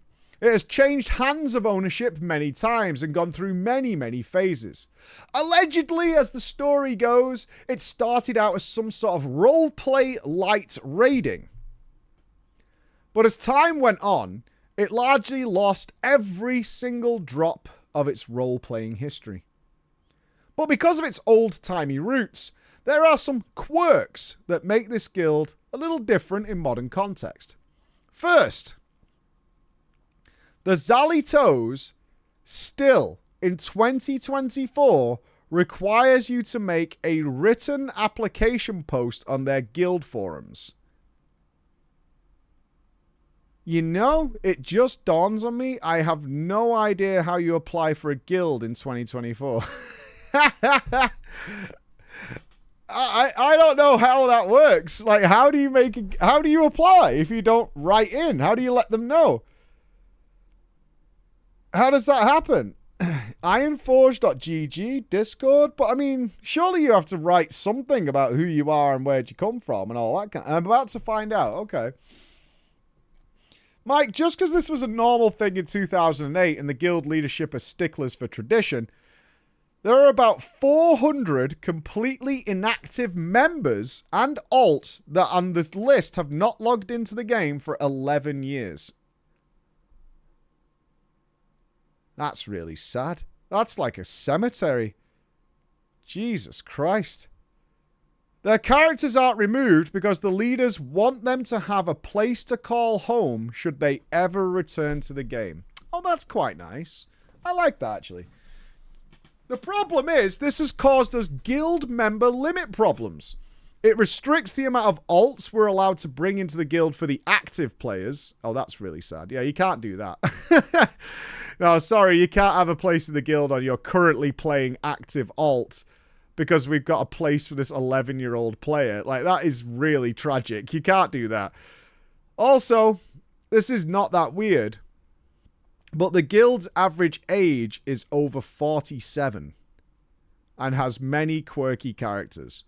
If you joined a guild where the average age was over 47, you would just kind of dip, right? I mean, even when I get to 47, if the average age was 47, I think I'm out. Yeah, I think I'm out in that. Oh, Olivia's here. I'm sorry for suggesting you might be a furry. Unless that's not a, you know, unless you are, in which case you do you. It's also home to a semi-popular streamer whose name I won't mention, whose presence is currently the main draw for new members and has been since the at least BFA. No, it won't be me. I'm not running a guild or anything like that. No, I wasn't running a guild in Shadowlands either. I'm not in Stark. I wasn't in Stark in Shadowlands. The guild I'm talking about has been featured in Drama Time in the past, and it has 3 Discord servers. What? Server number 1 is the official guild Discord, where all the official guild stuff goes. We then have a second unofficial guild server, where people can talk about things not related to WoW, and where they can organize Mythic Plus communication.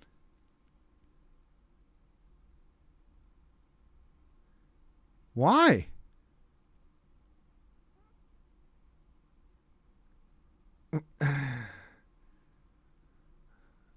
I don't know. I don't know. These people do these things to try and keep things clean. Do you not remember when guilds were like no alts? We'll make an alt guild. So this guild is just the mains. Then there's another guild which is like the alts and all that kind of stuff, and we'll communicate via this and all this. Like this was a thing in like TBC, is people wanted like these nice, clean guilds. Everybody had a specific rank and all that kind of. It's like no one fucking cares, dude. We then have a third Discord. This Discord is for literally every member in the guild except for one hunter. Now, Mike, as you can tell, the guild was a bit of a circus. But most of the people that were active were nice. And I really do genuinely mean that. I've been in many guilds since, and despite the occasional strange things, I haven't been in a generally more mature and kind environment in all of WoW. Now, in the guild, there are also a bunch of want-to-be streamers with small audiences, who rely on raids from the one semi-popular streamer to make them make it. One of these people was Razor, an arcane mage one-trick gamer. Razor had ambitions that he would tell us about in every aspect of WoW gameplay. He would tell you he is a hardcore heroic raider. Okay. A hardcore heroic raider. Uh-huh. Alright. Push it to the limit. A hardcore Mythic Plus key pusher, but also a hardcore PvPer. This guy's pretty hardcore when you think about it. I mean, rock solid. Now, as you might imagine, Mike, it comes as no surprise, he isn't particularly good in any of these areas. Razor's interest in PvP was so large that he would organize not one, but 2 separate RBG groups in the first season of Shadowlands. Now, PvP was a really solid source of gearing at the time, and a well-organized group could easily farm enough rating to get the seasonal Vicious mount pretty quickly. I thought it sounded like fun, so I decided, for the sake of the mount, that I would join one of these rated battleground groups. The first group did rated battlegrounds on Wednesdays and Mondays. The second group did RBGs on Saturdays and Tuesdays. I joined Team 2 and was happy to see a few familiar faces when the group was formed. There was Virillium, a friendly guy who was the raid team's main tank and guild master. Fartles, one of the guild officers, as well as being a real blaster. And there was Brooksy. Now, guys, I hadn't played much with Brooksy, but he was nice when he talked in the guild chat. He was a resto druid at the time, and as we were preparing for our first go at RBGs, I noticed his gear was not terrible. It wasn't good, but not fresh off the boat. Not awful. Just average. The average item level of someone who didn't really go up in Mythic Plus, didn't really do heroic raids, a little bit of conquest gear, some high-end questing blues. I think his average item level at the time was around 190. Either way, it wasn't an issue. It annoyed me a bit because I was told we needed a high item level for the group, but I kept it to myself because it was made clear that the bar for joining these groups was still pretty low, and the first few RBG nights were spent on getting people fully conquest geared anyway. So, fair dues, Brooksy turned out to be pretty good at healing. He knew to stay behind the group, not to get targeted because of his role and bad item level. Razor was a bit of a PvP fucking moron. He would come up with what he described as out-of-pocket strategies.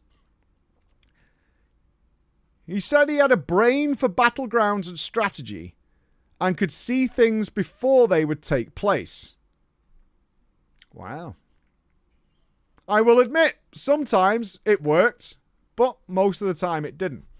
And as we were just having fun, as the description of the group was, and getting our basic gear, it's all good, whatever. Virillium was surprisingly good at PvP tanking, and Fartles was his usual blaster self. There were of course others in our group, but they're not people we particularly remember. So, here we are. A couple of weeks have passed. Our group's gear got better. Everything was going swimmingly. But then something happened. Ladies and gentlemen, I got an uncomfortable glimpse behind the curtain. Remember, Razor wasn't running just one RBG group, he was running two. His mage was in the other group. But since he was the organizer of both groups and played a healer in ours, it didn't bother us. We assumed the teams were ultimately pretty equal in skill and priority for Razor, otherwise why would you run two? We of course assumed very fucking wrong. It's Monday evening. RBG Group 1 had an absence. So I get a message in the pink from Razor. Did I want to join Group 1 for the night? I had nothing to do. It was Shadowlands after all. So it was either this or kill myself. So I said okay. I recognized many of this group's members as the guild's raid team. As I joined, I was greeted happily and with cheers. Ahoy! Welcome! And so on and so forth. The first sign that something was different here was when someone said, "All right, let's get your rating up so we can push, because we're gonna push."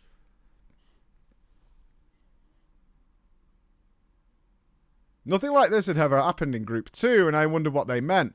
My rating was a respectable 1200 if I remember correctly. It's pretty low, but we'd only been doing RBGs for a couple of weeks to grab that early gear.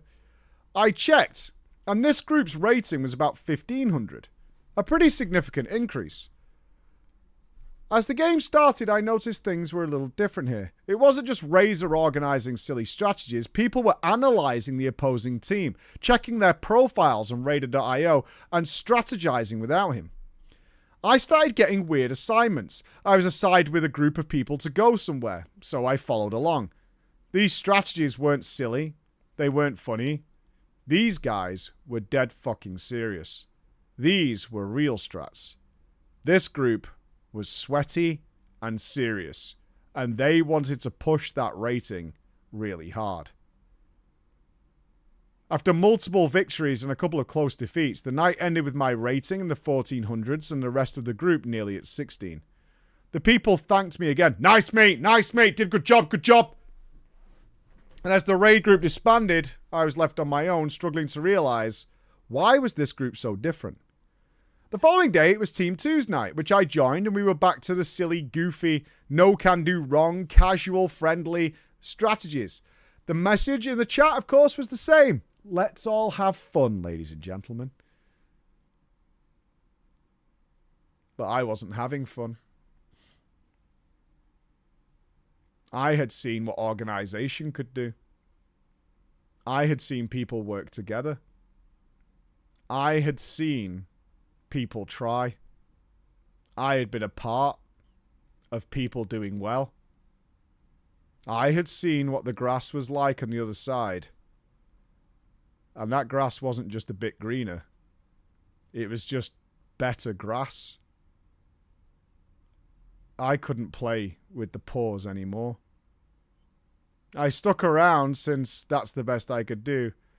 I held on to hope that once everyone got their gear, maybe we would be like that team. Maybe once we got gear, then we'll start taking it serious. Maybe once we actually get good, we can work together and push our rating. I actively brought the lower geared players like the Resto Drew Buxy to Mythic Plus to help him get items. I needed to get back up there. I was invested. I needed to do whatever I could do to get back into Group 1. About a week passed since we were once again prepared for a night of silly, casual fun when Razor joined the group. We were 9 out of 10 present in the group. I quickly looked over the group and realised that our boy Brooksy wasn't here. Brooksy wasn't on Discord either. Razor explained that he'd spoke to him and he'd be a couple of minutes late, and true to that, 2 minutes past start time, Brooksy joined the Discord and then the raid team. But then Brooksy joined the group on a priest. I had never seen this character before in my life. Brooksy, why are you joining on this? Before I could ask the question, Razor explained to that one of the healers from Group 1 had to stop playing. So Brooksy was their replacement. Brooksy was going to play in both groups. So his geared, that I had geared, druid, was taken to the good group. And we were going to gear his fresh holy priest. I checked the item level of this priest. 163. With 0 rating. Way, way lower than the druid. I had put so much time into his druid character just to get him gear. There was no way we were going to get any rating tonight. I was frustrated and I had to say something. It came out of me. Is this a joke? No response. A few seconds that obviously felt much longer at the time, ladies and gentlemen, passed and Razor started laughing. Is what a joke? Why is Brooksy on a fresh alt priest with us?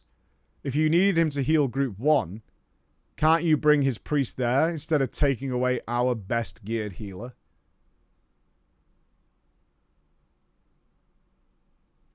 Silence again. Razor then keyed up, pretended not to realise that we had obviously clocked as to what was happening.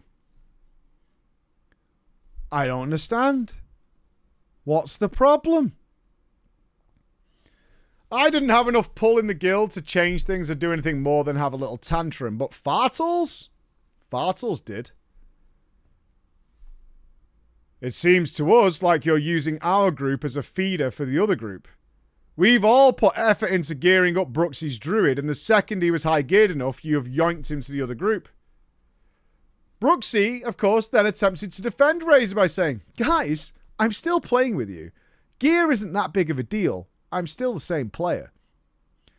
After a couple more comments from other people in the group generally echoing Fartles' take, there was an extended silence. I could tell. We could almost hear over Discord Razor's brain spinning of how he was going to repair this. Before he could, though, Brooksy left the group.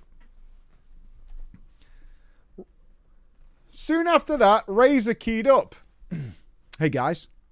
Brooksy isn't feeling too well, so he's going to have to skip tonight, which means we haven't got a full team. So let's just not do RBGs for this evening, okay? That's great, all right? Let's hope Brooksy feels better soon.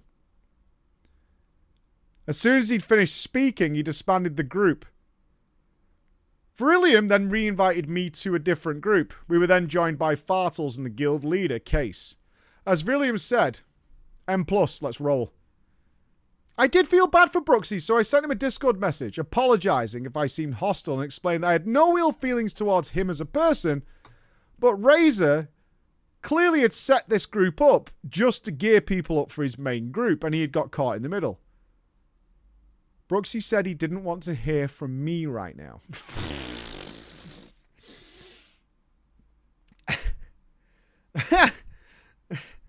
I don't want to hear from... What a mature response. I don't want to hear words from you right now. Yeah, I don't want to hear from you. He said he was physically shaking IRL. And if he was to hear from me, Razor, or anyone else, he would probably black out in rage. I think Brooksy might have a problem. Oh, blackout in rage. Mate, you don't even know, mate. You don't even know. No, I don't know how to fight. I've never been to a class in my life, but when I get angry, though, I just fucking lose it, mate. It all goes like black, and then I wake up and there's blood and shit everywhere. I swear to you, mate. I swear, if some fucking, like, cage fighter came up to me, mate, and started talking mad noise, I'd just lose it and fucking smash everybody up. Do you know what I mean? Just wake up in like you don't even know, mate. When I lose it, it's crazy. So we're rocking the M+, right? Case asked me if I caused some shit with Brooksy. Case said that he's just had a DM for Brooksy saying that I have been disrespectful and giving him peer pressure. But Brooksy had been pretty vague about actually what I had done. The classic. Okay, I understand how you're feeling. What exactly did he do? It's not important. No, it is. If you're going to accuse somebody of something, I need to know exactly what they did that caused this. No, it's not about that. It's just about, I just feel like it's fucked up, you know what I mean? So, of course, we're chilling in M+, right? And so we just start shooting the shit about, look, we were doing the rated battlegrounds. I even sent him a picture saying, look, I apologize to Brooksy because it was nothing to do with him, really. It was just the way our group was being treated. Kay simply said, all right, whatever. Nice. Guildmaster of the Century. All right. But the next day, my friends, the very next day, Razor announced that he has come to the difficult decision because of the pressures and the time constraints IRL to disband Group 2. He said the commitment was causing him headaches, which is probably accurate considering he was trying to push high keys and raid alongside managing 2 rated BGs while also starting his budding streamer career. I was, of course, sour. I really wanted the mount, and he soured towards me. I wasn't the only person to give him shit either, but I know I did start it. Either way, Brooksy stuck around in the guild and did RBGs for a few weeks with the main group until they hit a wall, realized they were dog shit compared to the higher end, and disbanded as well. Ah, shit. We were really good at 1600, but fuck me. 1650, oh shit. Now it's bad. I was still wondering what Brooksy's comments about me disrespecting him were about, though. I'll be honest with you guys, it bothered me for a long time because I never really got an answer.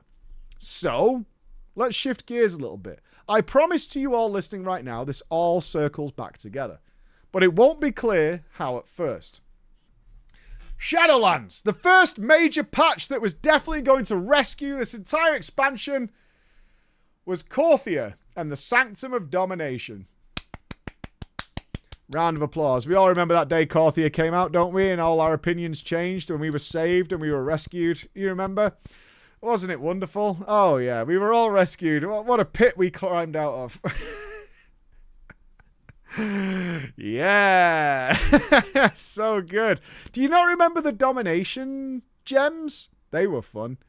They were really cool. You remember? Oh, they were so good. And then, shortly after the Sanctum of Domination, came the Blizzard lawsuit and the exodus of WoW players who went to seek the greener pastures of other MMOs. Now, I told you earlier, our guild was old. Full of the old, with that average age of 47, and moved along. We had a good amount of active players, and the guild stayed active for the majority of the patch, as it always had done since Wrath of the Lich King. However, one of the guild members, a social member by the name of Kennethal, was vocally advertising in the guild chat about the free-to-play Final Fantasy XIV experience. He would post the pasta in all 3 of the guild Discord servers almost hourly. We can all remember. He would explain about the critically acclaimed MMORPG as if he was a literal little bot. There was even an official branch of the Xalitos that now existed in Final Fantasy XIV. Apparently it was on some data center. ? Is that the word you use? Sure. Sure. We just got to say servers. There you go. Kennethal was one of those wannabe streamers as well, riding on the coattails of this one popular streamer in the guild. As a supportive member of the community, I'd of course followed his Twitch stream, which was kind of the requirements of being in the guild at all. Oh no. Ew! Ew! If you join the guild, we would really like it if you would give everybody's stream a follow. Oh, no. Ew. Oh, that is rank. That is really dirty. That is gross. Yeah, that is big ooh energy. That is big ooh energy. Hard pass on that one. Ooh. It wasn't a guild requirement, but you were considered to not be a good social member if you didn't do it.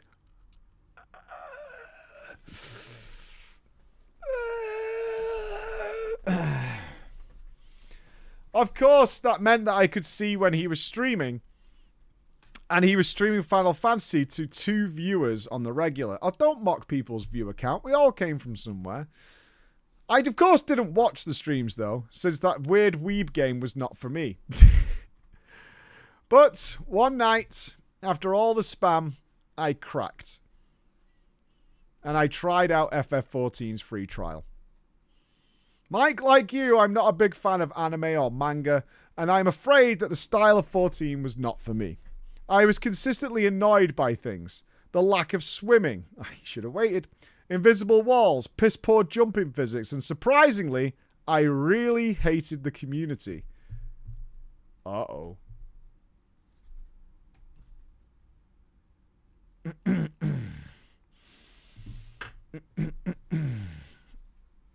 Uh-oh. I decided that the character I most like was a human Highlander. I had been playing the game for less than 7 minutes after the end of the first cutscene until somebody passing by called me a Thylander. I assumed that this was a weird fetish thing, so I deleted the character and made a Lala instead. I mean, that is out of the fucking frying pan and into the fire is what that is. That's not a good move. That's a bad... If Thylander's going to cause you problems, that's not going to work. Yeah, that's a bad move. Now, I'll tell you this, Mike. Although people randomly walking past me in the cities would stop and call me a cute little potato, and I thought it was the most cringe and annoying thing ever, it didn't repulse me physically, so I stuck around with my Lala for a while. Wait, Thylander drove you away, but being called a cutie little potato didn't? Really? That is a weird line that you won't cross. That's very strange. I thought Arel Reborn fucking sucked. The cutscenes were really long and inconsequential. I had no idea what was going on in the story, and I was just not feeling this game at all.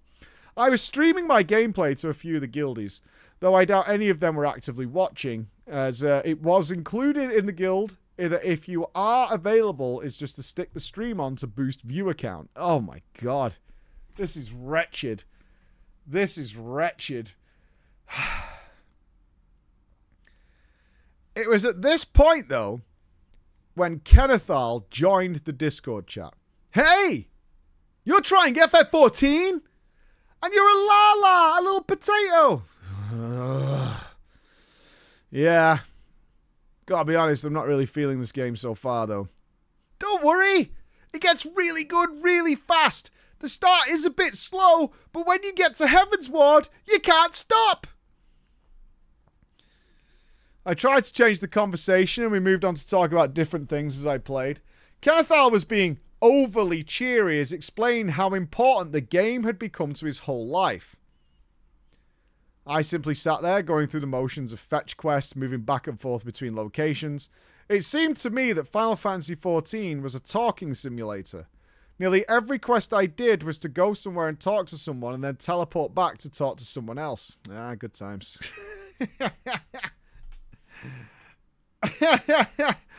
Good times. Hey, pray return, baby. Pray return to a realm reborn.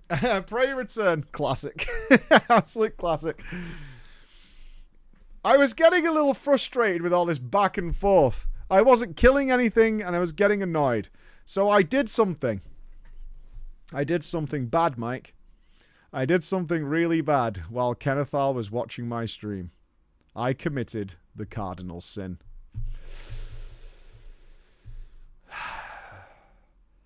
I was watching another dumb fucking cutscene of some fucking character going on about some fucking thing he'd heard with some sweaty strangers, and to be honest, I was so zoned out and bored of watching this shit. I had no idea what the fuck they were talking about. Kennethal was constantly yapping in my fucking ear over the game, so I clicked escape and skipped the cutscene.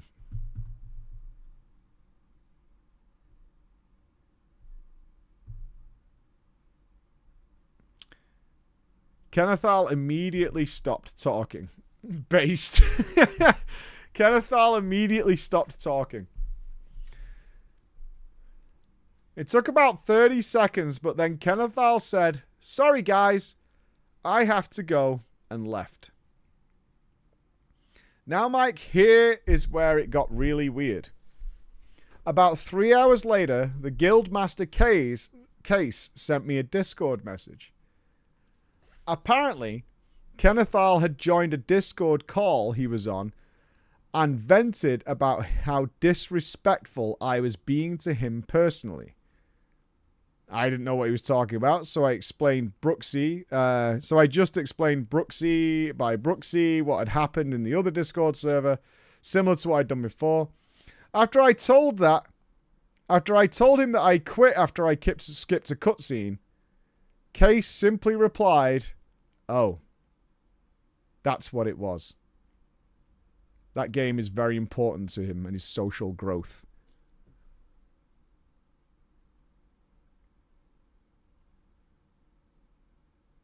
I said, I don't understand. He said, skipping cutscenes is very offensive to him. The only reply I could think of to this was, I don't really like that game. You know what? You know what? It's alright. I'm going to leave it alone. I'm going to leave it alone. It's not funny. Mike, I am sorry to say, following this moment, I have never touched FF14 again. That's alright, kid. That's alright. But you should. It gets really, really good. It does. It's not just saying that. It does get really, really, really good. Just letting you know. A Realm Reborn's a rough ride. It's a rough ride to get there. But it does. I can vouch for that. It does get exceptionally good. Now, earlier I told you this was the story of a couple, of course. A couple where I disrespected both of them on an individual level. Mike, one thing I've been keeping from you until now, Brooksy and Kennethal were boyfriends. And both of them now had gone to Case after I had disrespected them. And both of the times that they had approached Case about issues with me, those issues have been hand-waved away. When I said Razor had transferred Brooksy's good character to the other group and replaced him with a poorly geared priest, and when I skipped a cutscene in a video game which is super important to Kennethal's social growth, I had created mortal enemies of both of these men. In the future patches of Shadowlands, I did play with both of them occasionally, but both of them wouldn't speak to me and would leave the group as soon as possible. Was what I did that bad? This is, of course, just my version of the events, and I am trying to think about these things from their perspectives, but even as I do, I just don't fucking get it. I couldn't in good faith sit by and say nothing while Razor was abusing our group as a feeder guild. I couldn't care enough about Final Fantasy to not skip their early fucking boring cutscenes. I would do both of these things again in a heartbeat. And I struggled to think what else I could have done to make Brooksy and Kennethal more comfortable in these situations. Both of them later became what they described and had their guild ranks changed to ultra casuals. I demand a change of title within the guild to ultra casual, who only occasionally played WoW, and I haven't talked to them since. I would require the judgment of the court here.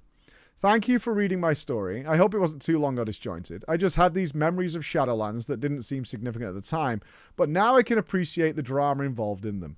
While the War Within is just starting, and after a semi-successful Mythic raiding career in Dragonflight, I'm thinking of going back. I'm thinking of returning to the Xalitos. They're still alive and still active.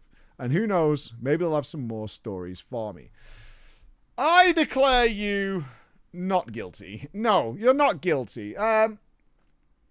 You're fine. You're fine. You did the right thing in both occasions. Like, why? Yeah, innocence. There we go. We have an innocent emo. It's not showing up on the drama chat, I assume, because we haven't got the extension on the new stream PC. Oh, replaced stream PC. So to say. But innocent, as you can see, being spammed by our chat. No, there are... Look. We've all been there, haven't we? Where we meet someone in the online world, and it's the right place where some people are not super well adjusted. And get overly invested in things, but they're safe and it's fine. It's not a big deal. Don't let it get you down. It's not that purpose. It's all good. It's all good. It's fine. It's totally fine. It happens. Don't take it personally. I don't. That's my rule is I don't take anything personally. And it's not necessary. You did the right thing. You have to call out bullshit when you smell bullshit. If it sniffs like bullshit, it smells like bullshit. We don't really have time for one more because we are going to be jumping in with Jesse, Cox, and Dodger. I can see them here right now. Ding dong. I'm going for a shower. Okay, let me add. All right, it looks like the call is getting set up. We are getting started in a few minutes, my friends. Add. Okay, I am going to be using something to do this called... Chris! What is Stream Together and how does this work? So that's the new Twitch thing, you know, where you It's a can, Twitch thing. Jump into a stream. I can jump into a stream. So So what is going to happen? They said they want my microphone for this and Stream Together. Careful. Okay, the Emperor be praised. Yep.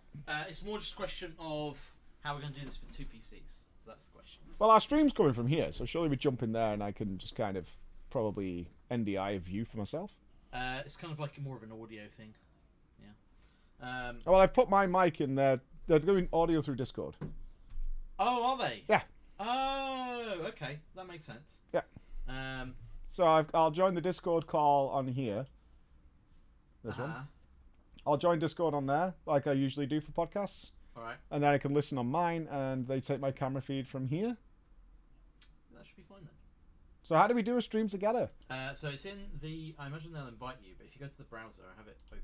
Yeah. So I think they have to invite you. Okay, that should be easy enough. Yeah, I was figuring we were going to use the actual mic and stuff from the stream, which I have got set up in principle. Ah, okay. But if they're doing Discord, then it's fine. No worries. Okay. All right, let me send a message to Jesse then. All ready when you are. Dum-de-dum. So we should be all set. Is Chris an avatar of the Omnissiah? Confirm, deny? Kind of, yeah. Kind of, yeah. You know, kind of. He's actually been the old World of Warcraft lore master today, filling us in on the history of the Titans. I mean, I'm no Nobble, but... No Nobble. Apparently your story has been retconned. Rude. Unusual. Well, I mean, with WoW, that's not exactly an uncommon thing. True. Praise the Omnissiah. Praise the engineer Chris. Engine seer Chris. Even their own books aren't more accurate, you know what I mean? That's rough. That's rough. They're not consistent. Right, so hopefully this is going to work out just fine. I think it's going to be kind of a YOLO, so I'm going to change my shirt real quick. Oh. If I've got a spare shirt, because I've been streaming this all day. Well, you've got a whole wardrobe in there. I have. I do have a wardrobe of clothes here, because I'm a good guy like that. You know what I mean? I'm all about it. Alright, so just a bit of music for a couple of minutes, guys, while I just sort my life out. Get ready to go on. Indeed. Let me pop over to him.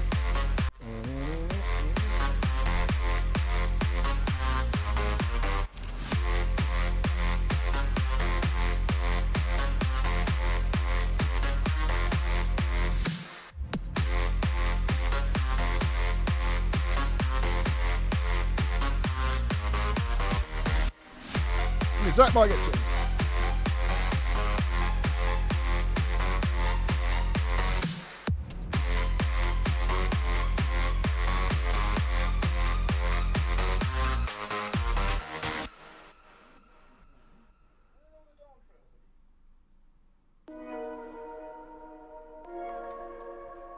I think a Dawn Trail hoodie to mock Dodger is the play.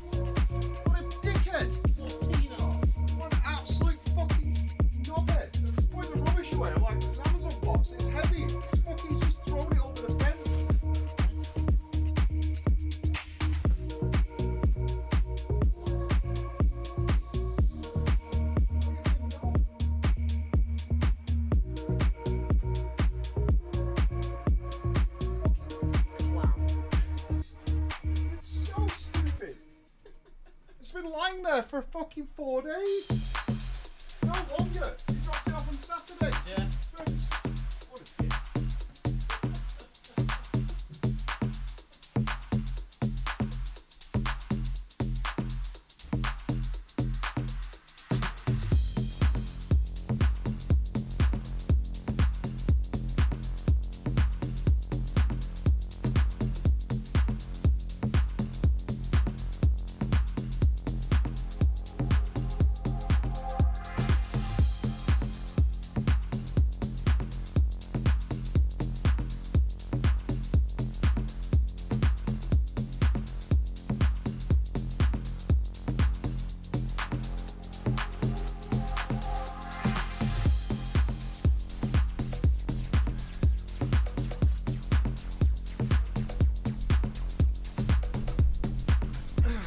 What an absolute shit show, man. Alright. I don't hear music. Why? Do you guys hear music? My headphones switched off. There we go.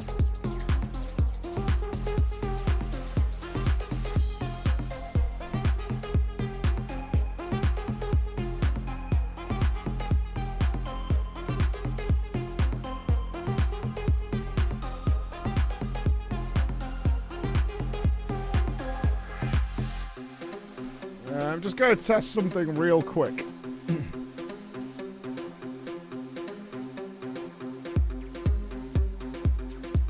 Yeah, that's going to look a bit weird to you, but that's okay.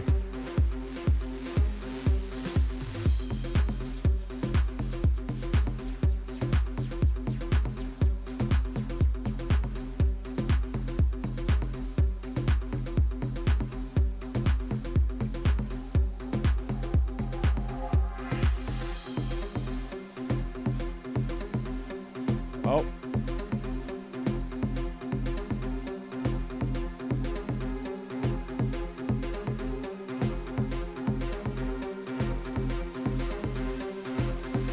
Hold. Don't worry, I'm fixing it. Don't worry.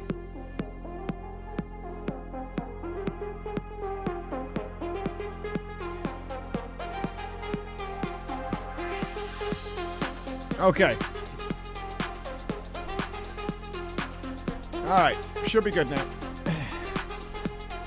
It's fine, it's fine, it's fine. Because I'm going to be on...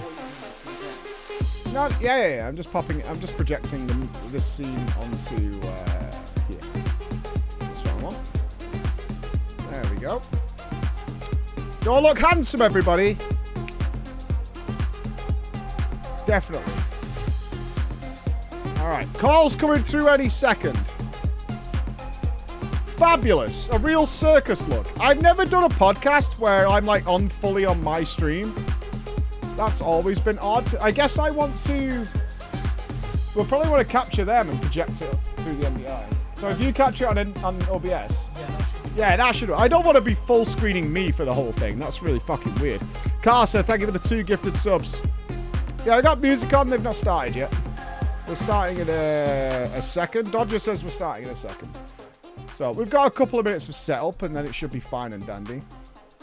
Tragic? What do you mean? My fucking Hearthstone match bug freeze. Haha. Nothing better than that victory when you didn't even have to press a button. That's the best thing ever. That's when it really works. Potentially you might actually be able to open up the stream together window as well. Well, that's what I mean. If it's coming through on here, I want to project that onto... I want you that may on... not need to do that. You may be able to just open it in your browser personally. Oh, maybe. We'll check when it gets started. See how it goes. Correct. So there should be... if you open my the Discord... Dodger says... when we're setting up, click there to join the Scream Together call. So if you can get our OBS to capture whatever that is, or whatever... Either works. Either works. How's the diorama coming? It's on hold for work until I'm on vacation. Because me and Chris are busy with shit while I'm here. So when I'm away in November, Chris can have some fuck around with it. Oh, she's AFK. Dodger has a green chair. Do you think she green screens? Oh, for the VTubing, I bet. How does VTubing work? I mean, it depends what system she's using, but typically you'll use like an iPhone to read. This is in the more advanced setups. You'll use an iPhone to read like the different facial expressions. Okay, so you don't need a green screen or anything. No. Oh, okay. But by the look of her avatar, it's not super complicated, so she might just have to work out. Why an iPhone? Why can't PC software duplicate? So my phones have the depth camera that you use for facial recognition. And you can't get software for that, no? Not a good one. There are versions on webcam, but it's not very advanced. Fair enough. Right. It's actually a hardware thing or something. Hang on, Mr. Cox is typing a thing.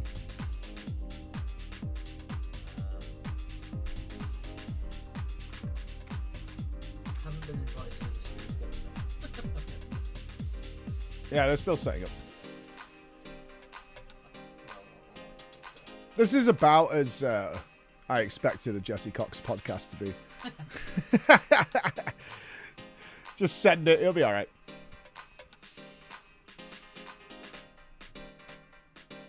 Jesse is typing an essay. I can see it. There's nothing worse than the ... I hate ... I honestly find ... so fucking offensive. You know what to do, chat. Twitch is going to give me a $5 gift card if I give them my feedback. I hope it's $5 in bits. How do we get that? The fuck? What the fuck? How? Get in on that $5. Alright, let's join the call. So am I joining on here? Yeah, just audio. Hello. Hello. Nope, should be fine. Oh. What? Huh? Different thing. Oh, what? There we go. Is it loud? I hear some echo. Is that coming from our TV? Possibly. Yeah, Hit the mute button. Muters. Yeah. Okay, that's muted. They can hear them. Chat confirm, is sound working? Yep. Chat can hear them. Okay, so I'm going to try this stream together thing. My mic's working, yeah? Yeah. Yeah, I can hear you. I just thought you were ignoring me. Nice. I mean, I was letting you work through it. Work through my issues. Dukes, did you send me a thingamabopper? What's heard of a thingamabopper? You know the thing where you send me the thing. It's like, hey, be my friend. And I'm like, okay, I'll do it. The invite. I did not do that. I've not been invited to stream together. Wow. Wow. Sorry. Oh my god. What are you doing? I don't even know, dude. This is a 50p podcast. Oh yeah. You know what you're doing. I think it's the wrong mic. Hold on. It does sound like you're hanging out in a room with a fixed, I phone. think. Set to the wrong microphone, I think. Oh, that sounds better. There we go. I have a dog exploring my office right now. What kind of dog? Nice rubbing it in. My dog died. Appreciate it. Good start. Oh my goodness. Yeah, This is okay. a strong start. Yeah. You want to talk about I had your a dad dog now? once. Is that what so it is? like, yeah, that hurts. Yeah. Never mind. There is no dog. Good stream. Wow. Yeah, dark. Dodger. Wow. Yeah. Rude, honestly. You should have asked. So no Dawn Trail talk because somebody's a 10-0 now, right? That's what I'm hearing. I don't know that. now. Yeah. We can talk a little bit about it, but yeah, spoilers probably we shouldn't. I've been like slowly making my way through Dawn Trail, so. By slowly, how far have you and your cousin gotten? We have done the first trial. And Okay. All right. Gone to the second trial. Is that we can actually, you know what? Amanda? Yeah. Is that helpful? Yes. Yeah. We could get, like, if we want to talk about that, we can, but there's very clearly a point where it's like, that's probably big spoilers. Yeah, I'd be curious what you think about it up till that point. There's a lot that's going on by Oh, then. I definitely have thoughts, yeah. We've just got a spinning loading thing on the stream together thing. I need you to. Oh, did you? I didn't even get a thing. I've sent it. Girl, where? Girl? I've sent it. I don't see it. Oh, I see it now. I see you. We're trying it again. Oh, let me turn I this see a on. dodger. Hello. Well, I'm gonna mute this. Oh, what the dinkus? What the dinkus indeed. I see a me. Oh God. Mute that. Mute that. Great. Start the old virtual camera. Can we put Jesse over the cat? Can we do that? Why would you? What? Hang on, I need to position you guys around the room to make this look real. Give me a sec. Okay. Do whatever you need to do. Yeah, you to gotta impress like position yourself. things. You gotta make it look professional. You don't want to show up looking like a. Dodger could be the emperor. That works. Yeah, love that. Yep. I will have Jesse as the cat. Yo, that's fits. I like that. Look at that boy. Yeah. You can be sitting Oh my God. I wanted to get one of those, but I wanted it to be like the Pokemon boy, the Snorlax.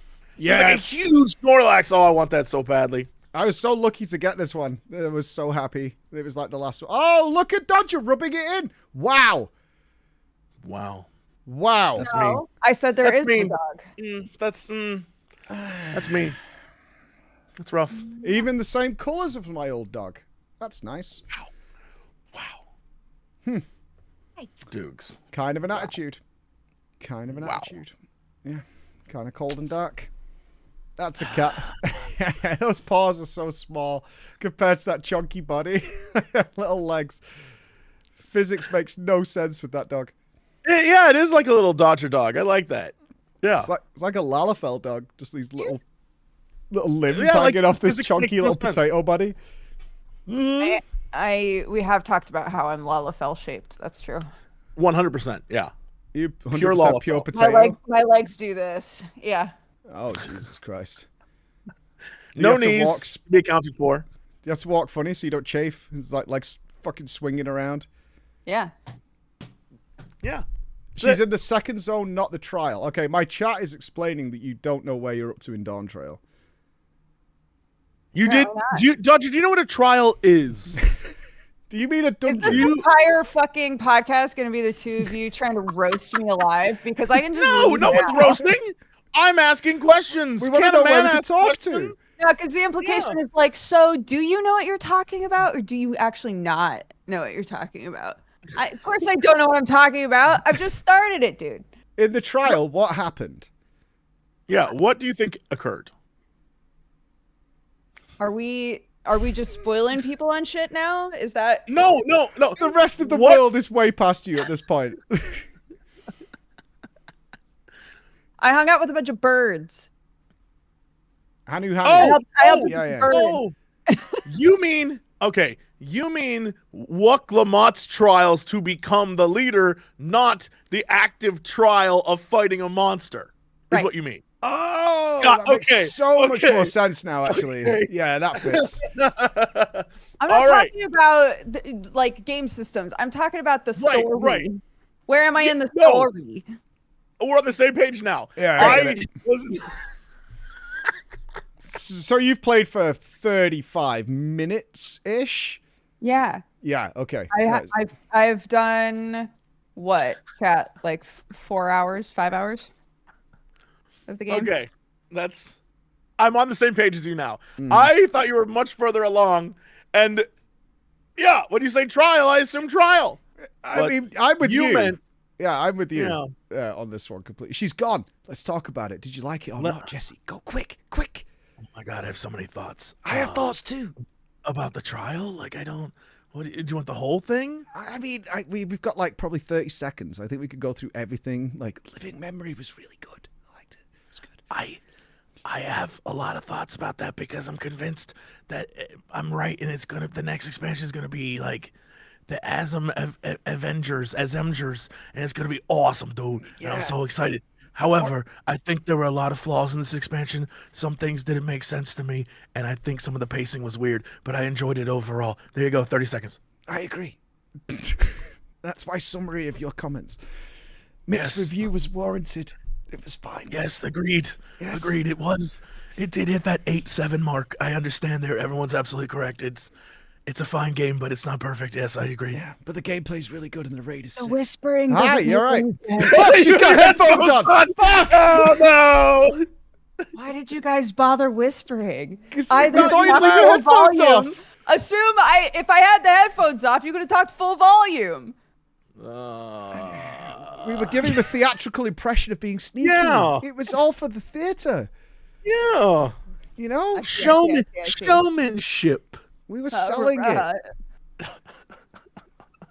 Yes, you were. You sold it really well. We did the check on it. The bit was good. It was ripe. That's a solid bit. Juicy and squidgy. Just how I like it. Yep. That was good. Yes. Okay. How does this work with you guys then? Have we started now? Is this it? No, we have a whole like thing. Is it like an intro? And then, and then we're gonna. Okay, good. I'm out of topics now, though. I think I need to go back. This is the big time pre-show. This is what people pay for. This is the big bucks right here. Yeah, this is real. Yeah, this is real. Yeah. And you're in the UK now, right, Dodger? You're in the good country. I am. Yeah. Where are you? Are you where they sell jars with like cloth around the top with an elastic band? Is that where you are? Oh, you mean the country? Yeah. I'm in the area where the way that you get eggs is you drive until you see a sign that says "Farm Fresh Eggs." Okay. Yeah. So you're downwards. Yeah, you're down there. Yeah. There's an aroma you're nose deaf to now, but it's still there, and you know it's there.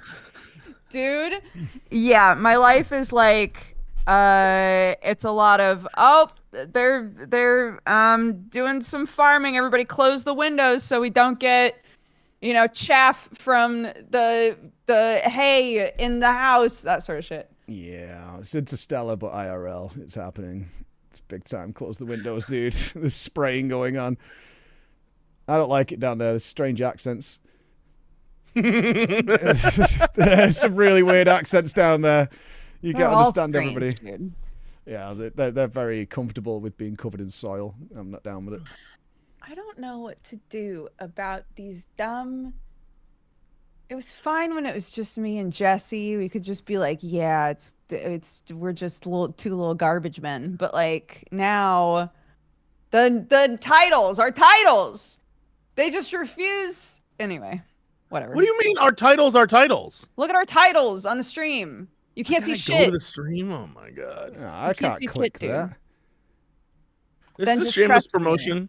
Then just trust me deep in your heart. Which stream should we check? Everybody. The names on the screen got like dark for some reason. Yes. Weren't they purple before? Why'd they change that? I don't know how to fix it. This is when I go to nameplates, it's like, yeah, you certainly do have nameplates, and it doesn't. And if I turn them off. Oh, what's that sign you've put up, Jesse? If I turn them off. The neon on the one, back? Yeah, what's that one? I haven't seen that one. No, it just says like heck to death. Live life, dude. Live, laugh, love. That's what it says. Can I not read? It doesn't say that. Pretty sure it says something to death. Yeah, something to death. That's what it says. Like live to death, man. Live to death. Live to death, that's it. Brother. That's it. That's what it says. No swears back there, Twitch. Not at all. You keeping it clean these days? You super clean? I mean, I saw a clip of you with a certain somebody, and you weren't keeping it clean, Jesse. What? I can't say what it was, but like I'm the cleanest. I saw clean. A clip of a thing, and you weren't being. You were not being clean. I am very clean. I am squeaky these days. You would not be welcome in a Wendy's with that attitude. There ain't no way. Yeah. When are you coming playing over here? I'll be there for most of September, goofing around, working on filming stuff, and being dumb. Brother. Mm-hmm. Yeah. And not coming to my farm. It's fine. I'm not bitter about it. Hey, I hear there's other places to visit too. That's right. Dude. My studio is waiting for you for the big sit down. Got yeah. Thing. Just saying, there's so many places besides the farm, which I am notorious for being comfortable at. Yeah. The one farm in the UK. My one farm. Come on, man. Mm-hmm. Do you have an auger instead of an oven? Yeah. Yeah, with a giant fucking pan. Like yeah, a and you know pan. what? The goddamn oven just gets to choose on the day if it works or not. Nice. It's That's what very you want. cute. Yeah. Roll the dice, baby. We're not cooking today. I was like, what if we just ripped this out and put a modern stove in here? Would that be shitty? Yeah. Like, them old people will be at your door with shotguns. They will not No, be happy. for real. My mother-in-law gave me.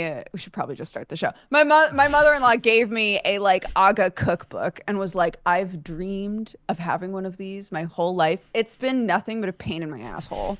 But it looks so antiquated and lovely. They look lovely, but they have a mind of their own, and they piss me off. You know. I believe it's illegal. I think it's illegal to rip them out. Yeah. That is protected hardware.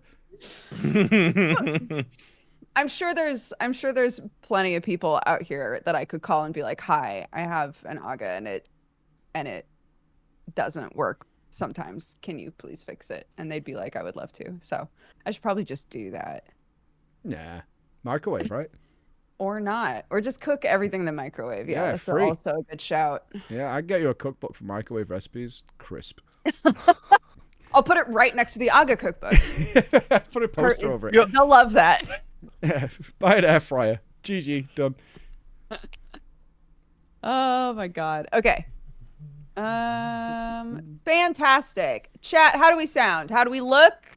People are saying audio desync. That's always an issue sometimes. So I'm gonna ignore that one. How do we sound? How do we look? Always, sometimes. Like an auger. Audio is like an auger when you think about it. Yeah. There's always somebody who's like, audio desync anybody? So I just ignore that one now. So everything else sound good, look good?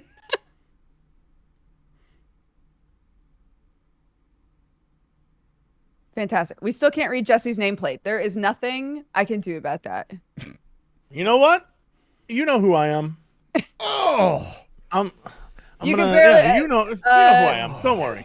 Preach's name looks like it's Dreech because the bottom of the P is blending in with the thing. Mine looks like Gobblegook. Jesse's is just Sec. So. Yeah, I'll be damn right. I'm Sec, dude.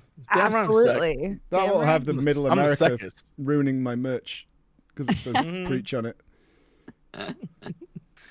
Okle dokle. Hell yeah, brother. Let's get going.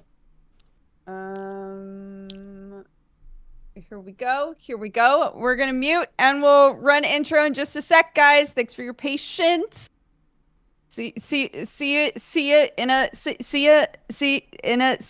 minute. Good work. Yeah, you nailed it. First time, eh? Not bad. Yep. Yeah. Thank you. First episode. Yeah. I think I did pretty well. Thank you. Launching a new show today. Pretty exciting stuff.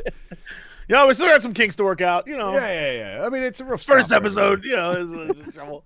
Is this a microphone? How does this work? Oh my gosh. Okay, an ad is running for 20 more seconds, and then we will pop it and lock it. Pop it and lock it? Yeah, I'm uncomfortable with half of that. Yeah, I might be able to pop it, but you can't hold me down with a lock it. Like that's come on. Okay. Between us, we can nail it. Sure. One of you pops the other locks. If we're old, give us a second. Yeah, the only popping I'm doing these days is my knees. Gonna pop me some pills. Good to see. He's Tylenol I need. Oh, fantastic. Intro is running. Intro is running. Running. Intro is running. Intro is running. True, I'm looking at it right now. Boppity boppity boop, boppity boppity. They're shaking their butts in chat. They got them butt shake. They are. I need a butt shake emote, dude. You got to get on my level, girl. Got to get them butt shakes. I tried to add a butt adjacent thing back when they were really strict about it, and they rejected it. They removed mine immediately, and then we put it back, and now it exists, and it's like, ha ha ha ha ha.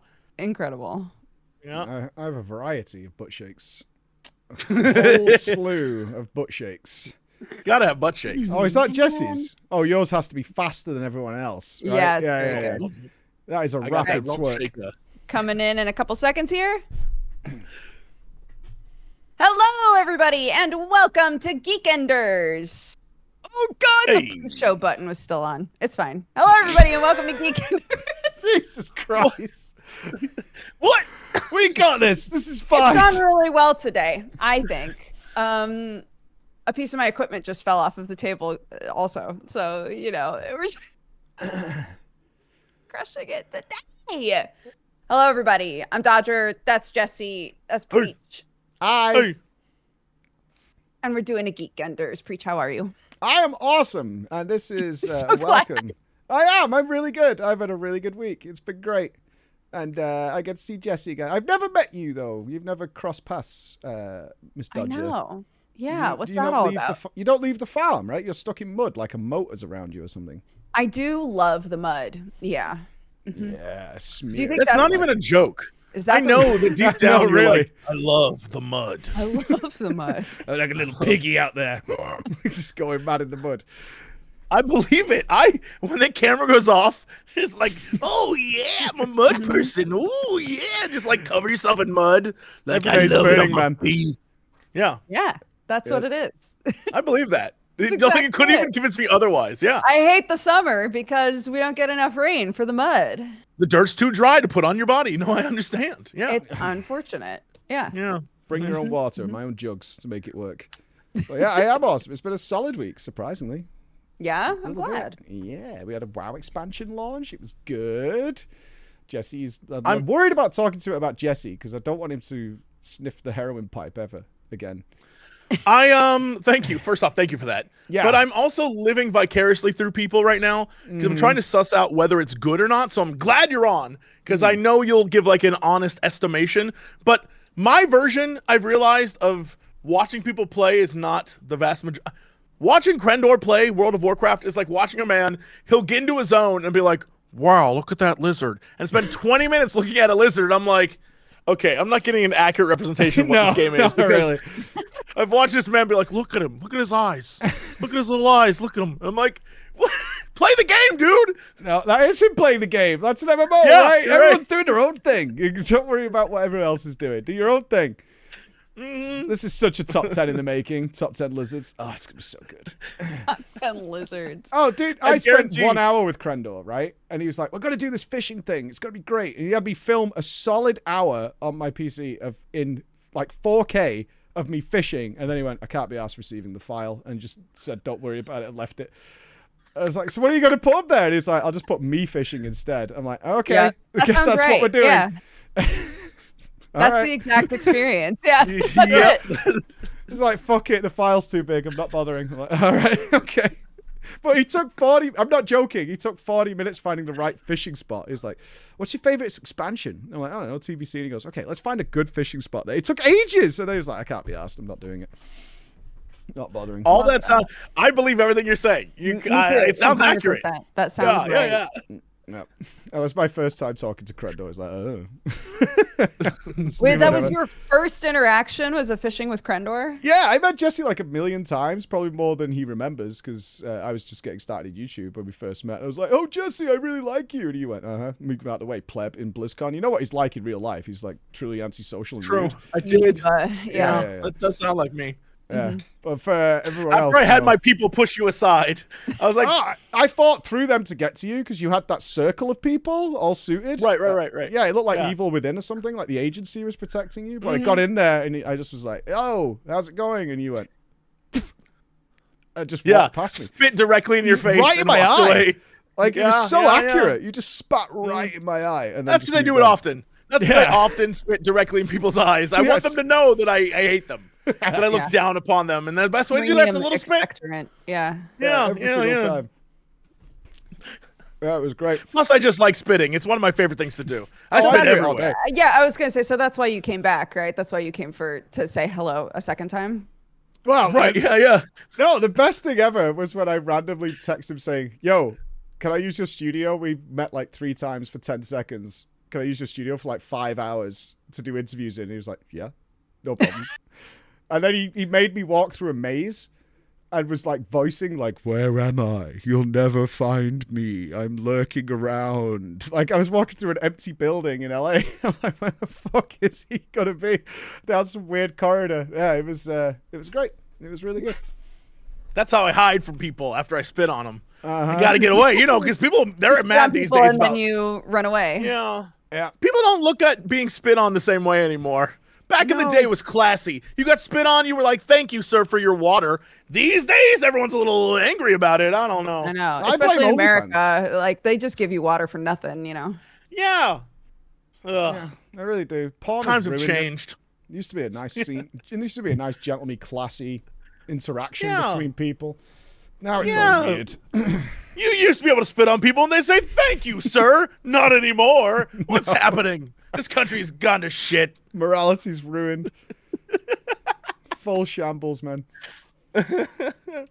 Anyway, how is the expansion? I mean, how do you want to approach this? Genuinely, like general thoughts. I mean, yeah, I think on our side we have not touched it at all. I have. I'm not a wowman. Just Yeah. to give you base level. I've snooped enough played to know. Classic I've been and over that's to MMO Champion and Wowhead and done all the like. Whoa. So what's good? What I'm was looking over that the fence, experience like? Well, I mean, I haven't looked at the forums. I've just looked at the Oh, news. So it's- I play it safe. Don't worry. There's a sentence that was written there which finally stopped me going to MMO Champion because of the fact that these words came from like a human being with fingers that could access the internet blew my mind. I read it. I was like, this can't be real. And it is real. I was like, that's it. I'm done. I can't go back there again. that site is insane. My experience with all of me like snooping and being like, what they doing over there? My favorite thing, I'm going to send this to you. Hopefully the link still works. So I've been sort of watching, especially on Reddit, there's a lot of ads for the new expansion. Mm-hmm. And most of them are like, hey, play the game. It's going to be awesome. Come back. You're going to have a good time. But then there's one ad that I saw that just blew my mind.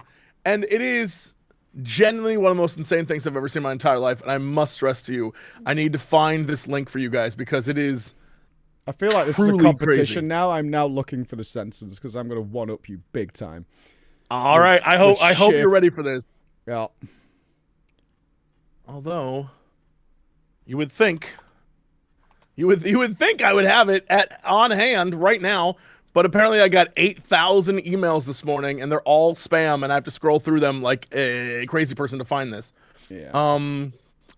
Shall I also find a funny email, except it has nothing to do with WoW?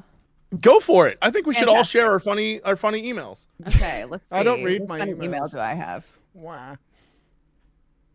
I'm super lazy. This is madness. I'm gonna start deleting things so I can find this. I ground this entire show to a halt, but this is worth it. Was this it an is advert? it's an advertisement and it's wild. Yes, here we go. All right, I found it. Hopefully it still works. Yes. Okay. All right. So this is I'll put it in chat here for everyone to look at. Hopefully this link works. Please enjoy this video called "Alone Abandoned, the #1 problem facing video game characters today." Literally, it is an ad where it's like, your characters miss you. You haven't been home. Oh, sympathy. They're sitting though. around. It is crazy. I was like, whoa, hold on. We are hitting the like, you used to play. That's some But Animal now- Crossing shit, dude. Yeah, Oh, I was that's like, really yo. sad.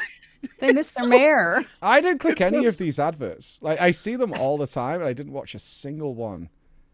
It is the most guilt trippy, sad, like FOMO. Like I was like, Please come whoa. back. Please come back. Yeah, it's like, Have they got a missed dog him. in it? I want to see like a dog. You know, your pet, your dog pet, is missing you. He's not been fed in like 10 years.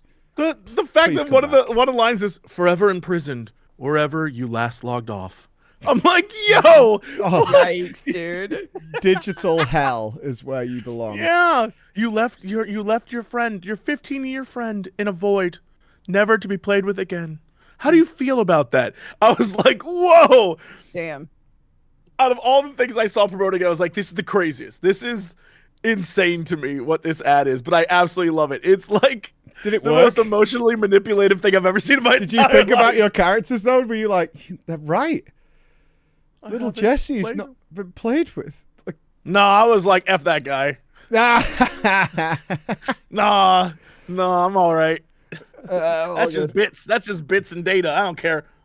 Okay. All right. I'll give you the general before we get specifics. So sure. They've been a little clever with the marketing here, right? Because at BlizzCon they had Chris Metzen come back and he's like, "Please come home," right? That was his big shout. He come out on the stage. He's like, "It's time to come home. I am back. Right. You should come back too. Stop playing Final Fantasy, idiots. Come back here."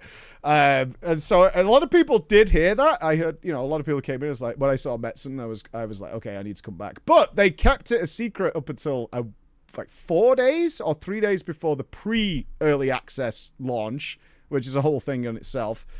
That he actually hasn't done much with the launch of this expansion because it was already done when he came back.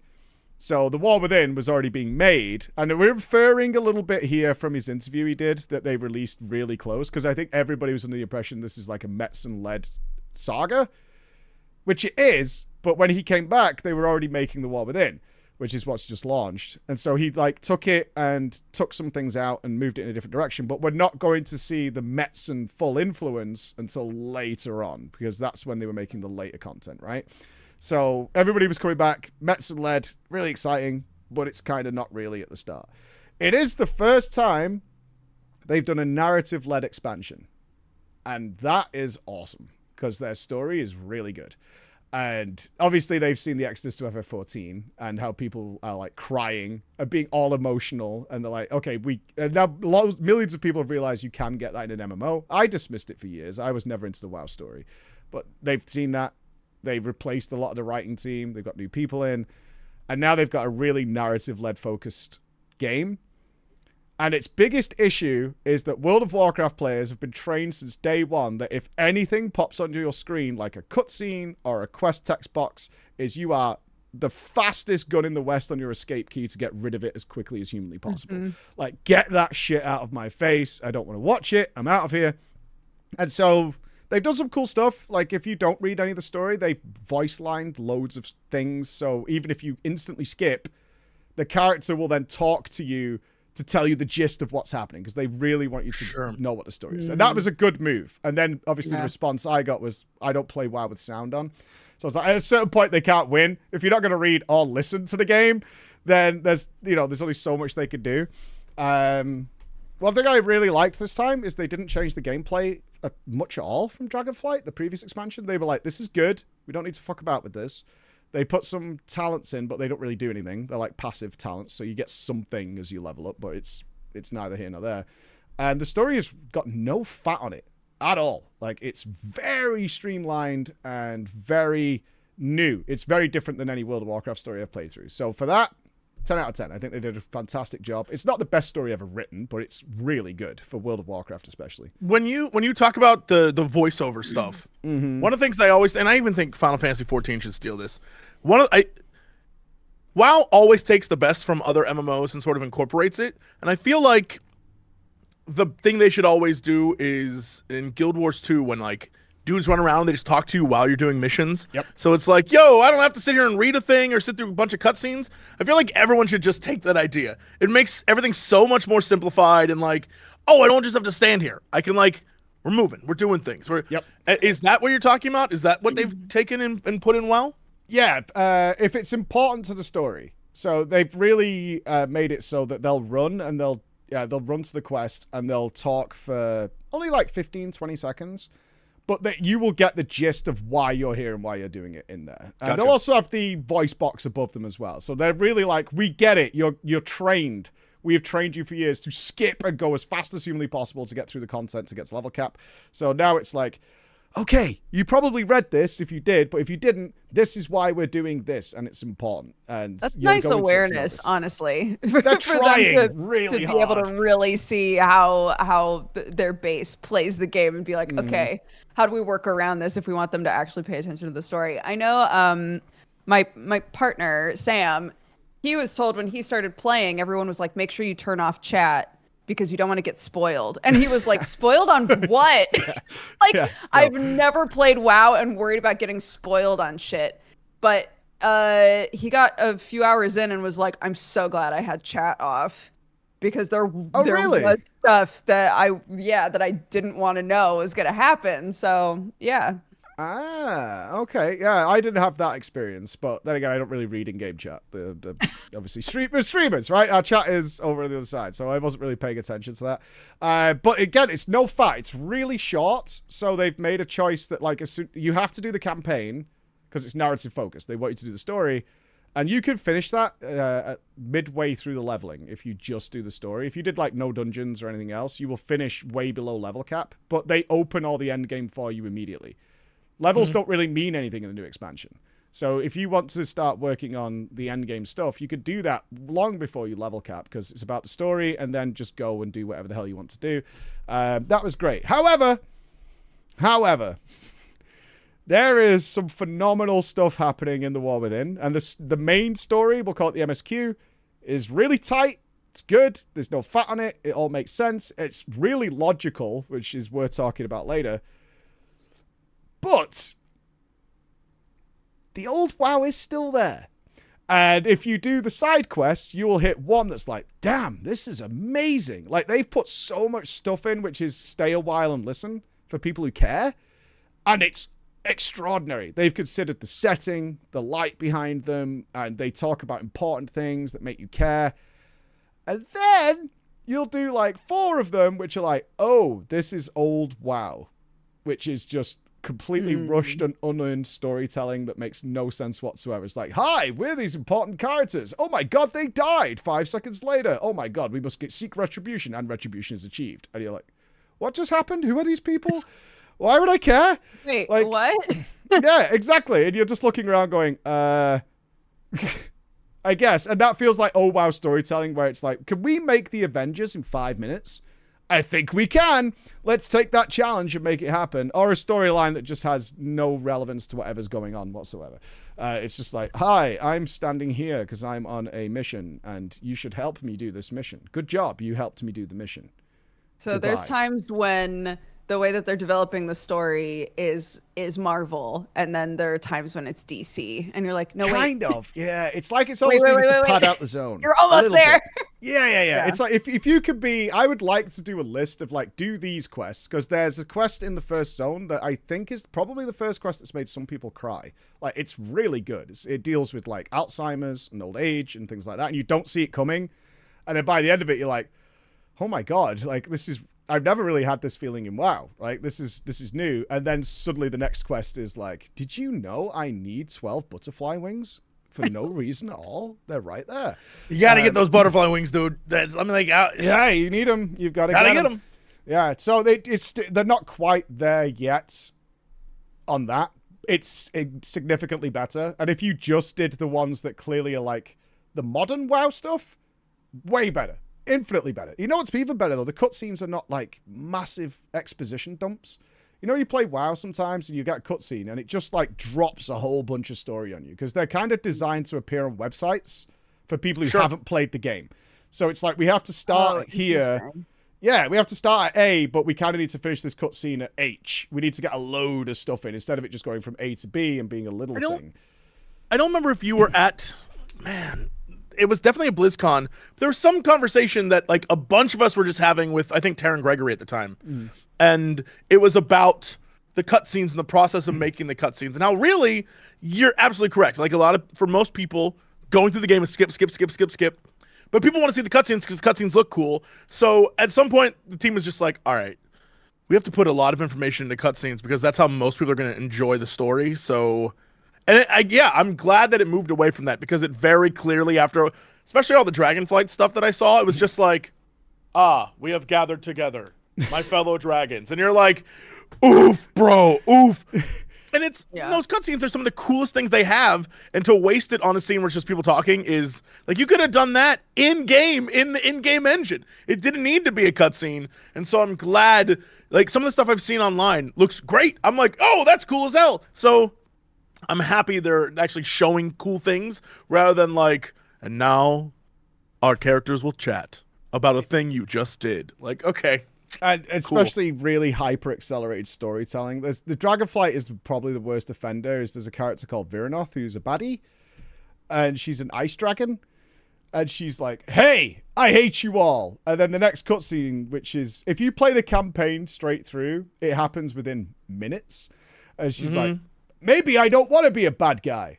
And the next cutscene is, you are now one of us, and we trust you implicitly. And then minutes later, it's like, and now we fight to the death on behalf of Azeroth. Let's go. And you're like, what the fuck just happened? Like, how did this occur in any way, shape, or form? Like, it's totally unearned. It makes no sense, and you can't buy into it in any way. But these cutscenes are, they've loads more of them, but they're about 30 seconds long. And they're just real sort of conversations that would happen instead of these massive exposition dumps where they're definitely designed to appear on websites and stuff. They're just little things like Khadgar and Illyria. Let's have a little chat and then send her on her way and fill you in on the characters. Interesting what you said there, Jesse, though. They have a massive issue that they have to solve. The pre-rendered in-game cinematics that they've worked on, because they're important, perfect. Absolutely perfect. However, they're interspersed, like 1-for-1 almost. So it's like 50-50 on which one you're going to get with ones that are in-game. They're lip sync. Oh, you mean the ones that are like... And they're so distracting because it's so bad. It's really horrendous. It's not even close. It's like so bad that you're watching it going, this is really pulling me out of it. The worst is as a troll. Like most characters, if you're an elf or you're something, you're just like, if you're a troll, you're like, yeah, and the entire, I'm like, it's too much. Yeah, it looks so goofy. It's so distracting. I was like, please just stop showing their faces. Like, give everybody a mask. If you can't fix this, cover their mouths with like a bush. I would like them to do that. It'd be kind of funny if every scene is like there's a twig or something, or a bird flies by at the right time, because it's really distracting when it happens. I mean, it's just how old. It's weird to see people talk about like the age of games when you realize like WoW is old. Like, and no matter how much they like doll it up and make it look better, it's still an old game with 20 old years, like, dude. Yeah, the bones are fragile on that beast, and I feel like even though I don't know that it would happen, I keep wondering if the whole like hey, we're gonna try to bring the old story to a conclusion and have a new fresh start after these 3, like if that wouldn't lead to them being like, hey, here's a new engine for like WoW 2. Dude. Even though I don't know they call it that, but I feel like certainly if they want to keep the train going, they have to do something. That is my theory, and I are getting so much pushback on it. I made a video about it. I was like, I'm pretty sure they are working on what we could call it WoW 2, and people get a really different understanding of what that means. That doesn't mean it's going to be like Unreal 5 or something. I think, like, because if they're going to kill Azeroth, now is when you do it. The World Soul Saga ends with that happening, and because one of the biggest issues they're suffering from is the world is so freaking big and empty. It's way too big geographically for getting people in there. And this makes sense that if they give themselves 6 years, they've been working on it for a few years, and people are like, so what do you mean? So it looks like COD? I'm like, no, it's still WoW, but they're held back so much by their engine and the old spaghetti code of what they would like to do, more than likely. And they've told me that as well. It's like, we can revamp it. We could do something else, and we have an excuse for changing the world in some magical way. And now would be the perfect time. If they're going to do it, it should be now.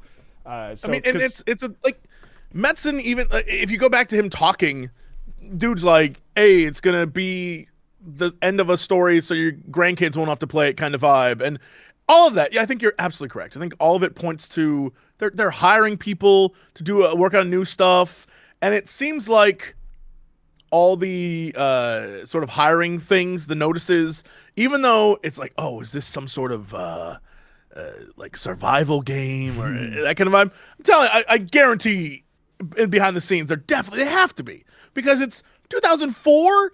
After a while, it's diminishing returns. Like, you can only keep working on such an old structure for so long. And, everyone talks about, like, the age of Guild Wars or Final Fantasy or any of the...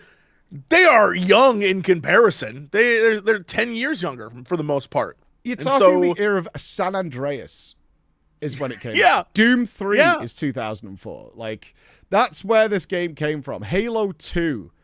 Those are the games of 2004. And you look at them and you're like, okay, we keep this going. And this game isn't going anywhere. If it survived the Shadowlands, it's fine for another fucking 10 years. It's all good, baby. It's all good. So let's revamp this instead of, like, are they going to keep making the world bigger, right? Like, we talked to Yoshi P about it recently. He's like, what are you going to do with keep adding jobs and things? He's like, oh my God, dude. Like, it gets completely out of hand. You're going to be like, oh, we got to make cosmetics for now, like 50 jobs. Hey, that's really fun, right? We got to balance all this shit. No, they want to chop some of it out and get it down. And the world right now, WoW, is just absurdly huge. You're just wandering around like, I wish there was other people playing this game. But they're all in one city. That's what everybody is. For the longest time, I was like, oh, man, I love that in World of Warcraft, a player could jump in if they're new and they can get anywhere and see anything and they can do everything. And I love that the intro just like gets you into it. And I was like, Final Fantasy 14, it's rough because you have to start, and they say you have to start from the beginning because you're playing an RPG and they want you to experience the story from the start. And I was like, I'd like that as an MMO. WoW lets you jump in. And then I watched Day 9 play. Oh God, it's so bad. And he was like, yo, I don't know what I'm doing. I don't know how who is this person? What's it? And I realized watching him do it, I was like, oh my God, it's not nearly as cool as I thought it was. That is a complete mess. And I guess because I had years of playing it, I kind of knew things in advance, and I was in my little like fun bubble. But I realized like, oh my, yeah, that sucks. I'm watching him be like, why am I here now? And why are you the champion of Azeroth? Is it that it was? Is it that it was never that accessible, or the new player experience is just different? It's 20 years of stories and 10 expansions, and everybody who starts WoW wants to get to the latest and greatest that they've seen the marketing for. So they like fast forward you really quick. Like right now, if you were a fresh player, you start on like a tutorial island where you shipwreck, right? It's a great tutorial, by the way. It's really well done. And then you go to Dragonflight. And they're like, okay, you did a little simple tutorial, but have you heard of the aspects? And now Rathian is here, and Thrall's here, and Jade is really upset. Alexstrasza has got a power back. And you're like, who the fuck? What is happening here? Like, why should I? Now you're Dragonfly. Jump through the hoops. And you're like, now there's Tuskar people who are frozen with fish. Burn their people. And you're like, I guess. Like, Ysera's alive now. Who? Like, what? Why is this happening? Like, all these things. Yeah. And the worst part about the new one is Anduin, who's the main focus story character of The War Within, isn't in Dragonflight. So it's like, oh, I did play through Dragonflight. I took in that story. I'm good now. Let's start the new story. I guess I'm asking because, again, I've only played vanilla WoW. I stopped playing before there was an expansion, and I honestly I don't remember being confused, but I also don't remember it being very complex yet. Well, I mean, right? that's what vanilla WoW was. Very much going on. Yeah, vanilla WoW was the story you and your friends created, because it was, when you look back, once you get to like level 50, 55, whatever story they were trying, like, falls apart. There's no story. It's like you're running around killing things. You and your friends are exploring. You're trying to sneak into Mount Hyjal. You're like doing cool stuff. It's a vibe. Like original vanilla WoW is straight up just like the first time I felt like I was exploring and discovering things in an MMORPG. Like I'd played Final Fantasy 11. I played some like EverQuest online adventures. But I was like, it's the first time I felt like I was discovering things with friends and we were doing cool stuff. I remember discovering like the discs in Uldum or Ulduar or whatever the hell that was. Nargadon. Yeah, and I was like, yo, what the hell are these? And I love that. And it wasn't until I think probably Wrath when they really started to like do story. So yeah, the vibe is different. The vibe of the franchise changes from where you started, Dukes, to like where it is now, where they definitely were like, oh no, we need to have a story. And I think that clashes with a lot of players. A lot of players don't give a damn about the story because they're there to raid, they're there to have fun with friends. It's a community experience with the guilds and stuff like that. But there are players who love the story, and so it's like a weird balancing act. I think it's because they didn't set the ground rules at the beginning, which even though I think it's a giant pain in the ass that the Square Enix team is like, it's a story. It's always going to be a story, start from the beginning, and it makes a barrier of entry for people. At least people understand what it is immediately. Like, WoW is an amorphous concept of, like, it's 20 years of all these things they've put into it to make it sort of, like, approachable by everyone, which makes it confusing for a lot of people. It's why a lot of my family left. They all played WoW for years, and every time they took a little break and came back, there was just too much shit. they're like, I don't get what's happening. Like they tried in like various expansions, and there was always like 6 or 7 systems to learn that weren't there in the past, and they were just overwhelmed and like, I just can't be bothered. I'd rather play something that I understand, and just left. Which is what they've got rid of. They've cut all that crap out. Like, it's gone. There's barely any systems in the game now at all that are like weird augments to your characters, because they learned, like, people are just tired of it. Like, it's too much. It's unapproachable. It's inaccessible. Nobody can be bothered, and usually it involves some sort of tedious grind, and there's like 50 free-to-play amazing games around that people could just go, oh, I could just play this and have fun in 5 minutes time. And that's much better for me to do. Which is a good move. Like, so far, the direction is really exciting. It's really exciting. For me, especially, because I am so burned and abandoned WoW and all that kind of stuff. To see them be like, okay, let's keep it simple, which is what they've done, and let's focus on actually giving a story. I will say this. I hate the WoW story in the past. I never liked how it was told. I didn't really care about it. I didn't grow up with Warcraft 2, 3, or anything like that. So I made a decision, which was like, okay, I'm going to forget everything I know about World of Warcraft coming into the War Within, because there was a cutscene with Magni where he was, it's the lead into the War Within. It was like I was doing the pre-story for ready for the expansion launch, right? And I treated it like a stand-up comedy, which is how I treat WoW stories. So I come in and he's like, oh, Azeroth's not talking to me anymore. Boo-hoo. He's like a tier 3 simp and all this stuff. There was memes flying everywhere about it. And then I was walking home and I'm like, if this was FF14, I would have really taken this seriously and been pretty upset that this guy who's dedicated his life to being the speaker of the entire planet has been abandoned and left behind, and he doesn't know why.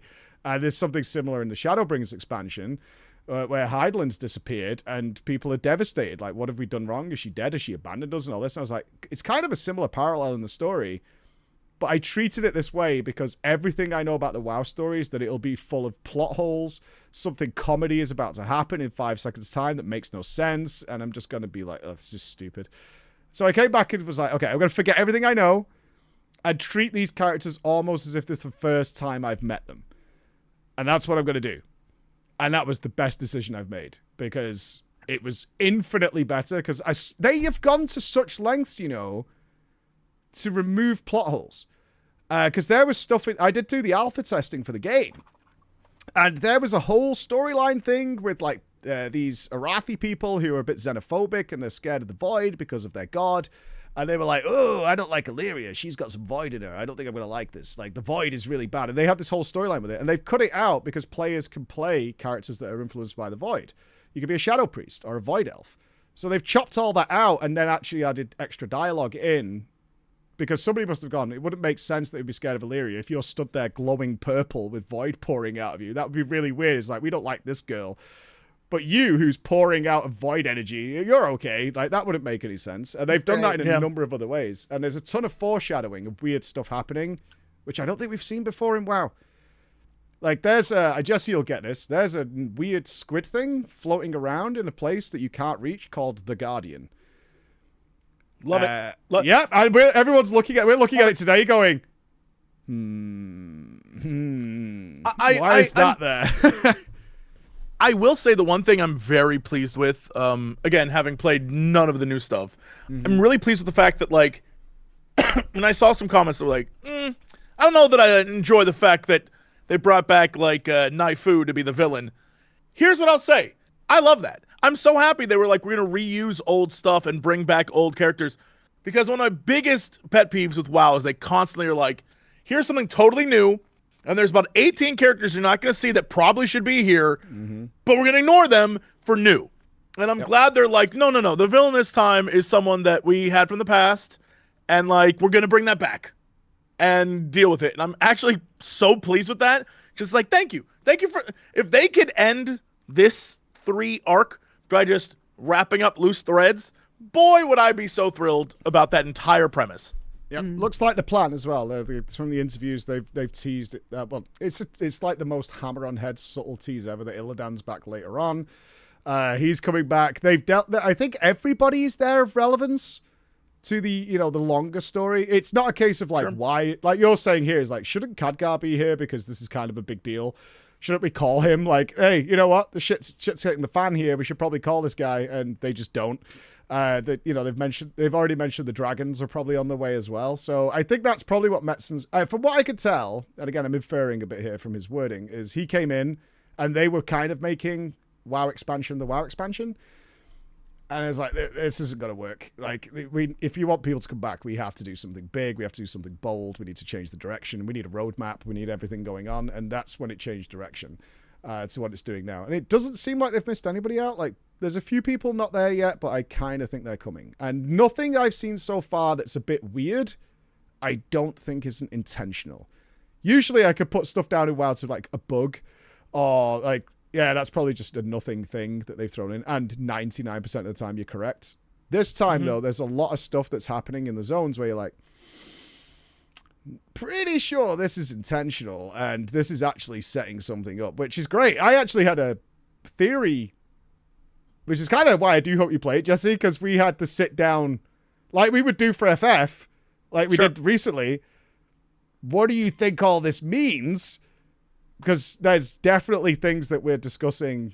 There's a thing that can happen in one of the zones if you do something very specific that is really strange. And we've managed to get some people to repeat it, but you have to be very specific in how you do it. And if you do it, it's very odd. What does this mean? Like, why is this here? Because nothing seems accidental so far. Let me ask you a question. So, is it standard WoW operating procedure storytelling, or is it more of a 14 style in that if I were to play now, I'd have a complete end, or is it you hit an end, but the story will continue through the patches, and it's not really an end? Yeah, so they are still, in my opinion, making a massive mistake in time gating the last 3 quests of the story week by week. Gotcha. And I hate it. I actually haven't even done it. There's more story available. I refuse until it's all out because I don't know about you, but I'm kind of old. And if you feed me a bit of a story for 20 minutes once per week, by the time it rolls around to the next 20 minutes, I've forgotten it all. I've forgotten the details. I'm like, who is this again? Why do I care? I want to that FF14 experience of it being like a nice big chunky lump of story that I can think about, I can carry on, and I could be immersed in. I can't get immersed in as a story after 20 minutes. It's like reading one page of a book. I'll read the next page next week. Like, that's not fun. It's not interesting. I don't like it. I'd rather just give it us all. So I've hard stopped. It's like, the new story is out. It's good. I'm like, I don't care. I'm not going to play it. I think there's 2 more chapters due out over the next couple of weeks. And I'm like, I'll just wait until we can do it all back to back. I got a bunch of people were giving me, I was playing Guild Wars 2. A bunch of people were giving me a hard time because the intro of the new expansion is you go to like a council meeting and everyone there literally summarizes what has happened in the previous expansions that they were involved in. And everyone was like, oh, I hate this. Just talking. It was like, this is the best thing I've ever seen in my entire life. Have you not played it? I mean, I played Guild Wars 2. I'm talking about like, when I play like new expansion, do a bunch of it, and then don't touch it for like 6 months. And then new expansion. Yeah. And honestly, I love that. Big fan of not having to worry about like paying out to just like have an account. Love that. Thank you, Guild Wars 2. But I'll do like 18 other games in between an expansion. So when I come back, having them be like, hey, this is everything that's happened in the years and years that we've been doing this game. I was telling people, like, if anything, that's probably the expansion to start with.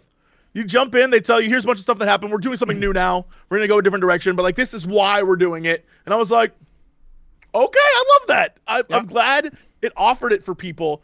But did it also at the same time, chat was like, no, dude, this sucks. There's so much talking. And I was like, but I love this. Yeah, kind of unique. Did they only, I'm curious because you played it then. What about characters if you didn't do certain expansions? Because they have the horizontal system. So you don't have to do expansions in an order. So right. Did those characters just say, oh, even if you haven't played, say, Heart of Stone or whatever, I'm going to fill you in on what happened with like Path of Fire and things like that to let you know? Oh, yeah. So, in different expansions, they'll call you different things. Like, they'll call you commander. Right? All that plays a role, too, where different people will call you different things, and they have a conversation about, like, well, actually, I feel like you're definitely more of a commander type. I don't know. Like, it's very cute the way they do it, but they're all there from all the different storylines, the people that are left alive, and they're all there, and they will just talk to you about it. And you can walk around, and it's all optional, too, so you can walk around, talk to them, and be like, yeah, ever since Plant Harley Quinn destroyed that town, man, it's been crazy. Scarlet's my and they'll and you just get all the stuff, and I'm like, yeah, okay. I loved that. I thought it was really great to just catch everyone up if it was needed. And there were some things I absolutely forgot that it was like, that did happen. Right. And then they're like, all right, well, it's about to get a lot worse because the new big bad's coming. So we need to send you off to go recruit some bear people. And you're like, why would I want? Like, no, we need those bear people, dude. Like, okay, I'll go. And then you go to the new area and you get caught up in another adventure. And the story isn't like a grand sweeping tale. It's pretty basic. But it's like the start of something big is definitely going to happen. And so you get like, they bring back the spear, which is a super fun thing. So it isn't just an underwater vibe. Yeah. There's homesteading. So you can like have a new house. It? Mm-hmm. Oh, I see. I didn't play because I know I want like 4 days building my house. Like I don't, because the WoW expansion was coming. I was like, I don't want to start a Guild Wars 2 expansion 2 days and then leave it for WoW. So I'm banking it. But the homesteading looks awesome in the preview. Yeah, all of it's really cool. What's crazy is I think I found out that some of my old items can be put into because there was stuff that you could put in like your guild house, which I never had one. So I don't know a damn thing about how that works. But there were some things that was like, hey, put that in your home. You're going to love it, buddy. And I was like, yes, okay. It's super neat to see how it all works. And I'm a big fan of just the ease of access to that game. Bless it for existing.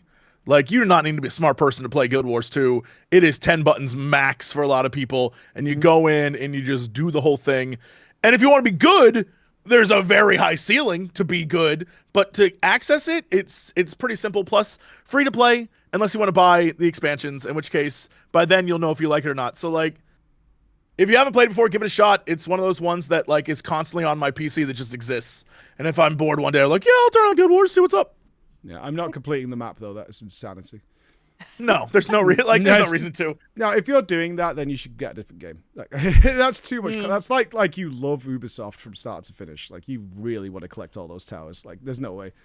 Why is it so difficult? Because like some MMOs like really throw themselves into their housing system and let you have all of this like play and ability to do so much, and everybody gets a house and whatever. And other MMOs make it a whole thing and make it much more difficult to have a house and to do whatever you'd like with it. And WoW still doesn't really have like a home system, does it? Nope. Or yeah. Yeah, when I spoke to them about it, it's a case of they can do it. Like, it's there. They tried with, like, the garrison system in WoD. But it's not going to compete with the way the game... This is what kind of Jesse was talking about earlier, is like it kind of needs a revamp from the ground up, code-wise. It's not going to be as the players would expect it to be. Like, if they bring housing in, you want it to be like WildStar or what Guild Wars 2 has just done, where you can do some absolutely crazy things. Like, FF14 is really good, but a lot of people use different ways of making things appear in the house because they're not designed to go in that way, so they do things to make it work as well. Yeah, has a really good housing system. It's not like they don't want it, right? It's not like they don't want to have dyeable armor. How much money could they make out of it? It's as simple as that. It's not a case of they don't want this stuff, but it just wouldn't fit into the way WoW is built. So that's why I kind of suspect, and it makes sense, there's going to be a revamp in some way to allow them to do these things. Because they could make a fortune with dyeable armors and things. It's like, when Dawn Trail was announced, they was all like, we're going to have a new story, new raid, there's all these characters coming in, awesome. Also, you could dye your armor 2 different colors, so and everyone just lost. That was it. People were like, fuck everything else. This is the best expansion ever, because I could put 2 colors on my transmog. This is amazing. I've worn the same leopard print underwear on my character for years now. And there's only so many ways you could dye those underwear until now. Life's different. Yeah. The spots can be all sorts of colors now. It's the great. spots can be different colors. It's so good, dude. Yeah. It's one of those things that I don't know why, but the answer they've always given is if we create player housing in WoW, no one will be in cities anymore. They'll all just be hanging in their houses. But every game I play that has player housing, people just throw their crap in their house and then go back in the city to show off their outfits. Like, also, they don't. non-instance. And some people are gonna just hang out in their house and fiddle around with it, and they're still playing your game. Fucking Star Wars Galaxy had non-instance housing. When was that game? Literally, people built cities. A player made shit. It's been done before. It could be done again. Surely, if like this idea, I think everyone thinks it would be like Garrison's because that did happen in WoW. Nobody left the Garrison. Like, everybody was just like, I'm not leaving this fucking place because it had everything I need right on my doorstep. It was ultra convenient. But you don't have to do it instanced. You could do, and even if, or you could do it like 14. It is instanced, but it has like 30 houses. Like, there's people roaming around. You have neighbors. We threw a block party where we had DJs in every different house, and all the people who lived in the neighborhood threw a different style of party that we traveled around to. Cute. It was sick. It was so good. So it's like, yeah, this is great, and WoW needs something like that because its social elements are trash, and they're still trash to this day. Where every other game has advanced in some way and made their social elements better. Even Guild Wars has the guild housing. I said we didn't use it, but in 14 without player housing for me is a dead game. Like, it's so much a big part of the fun is to come home and see the Lalafels have put them in a fire spit, or they're having some sort of demonic ritual downstairs. And we had the Race to World First for Savage recently, and they built a theater in the house themed around the raid where viewers of the race could come and sit and watch, and we green screened the wall.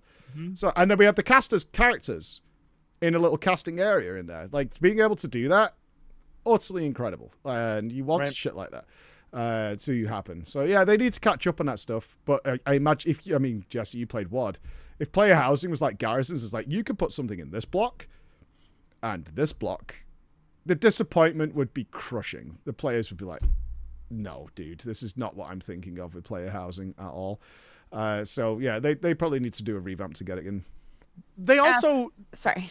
Oh, no, the biggest problem with the Garrisons was they gave you everything. Like, most player housing is a house, and you get to put your stuff in it, and maybe you can have an NPC or two that will, like, be a vendor or something. Garrisons were like quest givers and auction houses, and like everything was like, you had everything. I don't remember auction houses, but it doesn't matter. You had everything there. You could craft, you could do quests, dailies, and in concept, that's awesome. I love that. But in reality, it just meant that you were constantly by yourself trying to like farm an NPC who would be your friend, and you're like, please help me. And it's like, okay. And then gear him up, which you also did in your garrison, which is the most hilarious part. It's like it was like, why they went with practicality over cosmetics. Weird, because they're like, you can invite people over. It's like, why? Get out. And then they literally put a mine and a garden in there, so you could do your professions in there. You never needed to leave. You had your own private stash that respawned every little while, and it kept feeding you points as well, like a pachinko machine. If you stayed in there long enough, it just trickled some more points to you. You're like, ooh, cool, I can do my next thing. That was the practicality. It really sucks. didn't incentivize you to leave. No, like an FF14 house has a room. You can store stuff. Other than that, it's dress up, right? And people love playing dress up in MMOs. Like, that's all they want to do. That's that. And if you work on that, it's great. And I want to see it because it would be so good. I would love to see proper guild halls and shit like that in WoW, and little tents. I mean, you want the paws to have their crap hole little like zug tent, like for the orcs, like a little orc village, and then the everybody else doing their thing. That's great. That's really fun. It adds to the atmosphere of the world. So I hope we get there. Plus, it allows guilds to do what guilds do best in WoW, which is show off. And I feel like having a guild house where, like, in front of your house on a pole is the head of the most recent boss you killed. And, like, there's so many ways to do it, and you can put up the trophies and different things. It's what people have wanted forever, and I feel like all you got to do is deliver on that, and people will be so happy. Guilds will eat that up. They'll just be like, yeah, look what we did.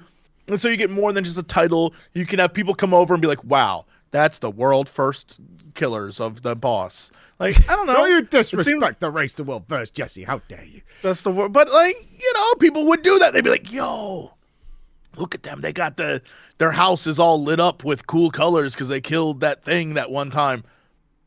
And WoW's very good about being like, you got an achievement, and we're going to say this is the achievement for, like, you were the first people to do this thing. Taking that achievement and then putting it in, like, now you can show it off in your house is like, only one guild has this. I think that'd be super interesting to see. Yep, that's the stuff we're hoping for in the future. One day we'll get there. One day. The question that I was going to ask, that might be a very silly question, but most of the people that I know that still play a lot of WoW, they'll say that they play a lot of it because they still have a bunch of friends that play it, and they've invested all of this time, and like, it's more for the community vibe. Because of how much of themselves they've invested in the game, right? And you were talking about in 14 having like block parties and shit. What does WoW have for people to do with each other that's just like fun? Now a lot. Like I would say this is the best expansion to be a solo player ever that they've just released, but everything you can do can be grouped up for as well. So they've left that open. Like, MMOs have kind of gone more catered towards the lone wolf types. People that do like just being able to get on with shit on their own and not be reliant on whether or not their buddies online. They try and schedule stuff like that. So, like, for multiplayer, there's endless content, literally, like with Mythic Plus and the new Delve system and things like that. But there's a ton more solo stuff in there. But they don't have, and WoW's always suffered for this, they don't have fun things to do that don't give rewards. So that player base is kind of designed that everything that isn't giving you something tangible is a waste of time. Whereas 14 has promoted the opposite. There's a billion things to do that don't give you anything worthwhile, but are just really fun to do. Right? And I look forward to every single time I log into FF14 to go and do the slices right. And it's kind of pointless. Yes. Yeah. But it's so fun, especially if you're streaming, so that thing has like 100 people on it that are just getting clobbered all over the platform and stuff like that. And it's an utter waste of time, and I love it now. I must have played that 1,000+ times at this point, and it's every time I log in. Every time I log in, I immediately go to do the gates. I go do my cact pots. Do you play the kid lottery? Do you log in like, I need to check my lottery ticket?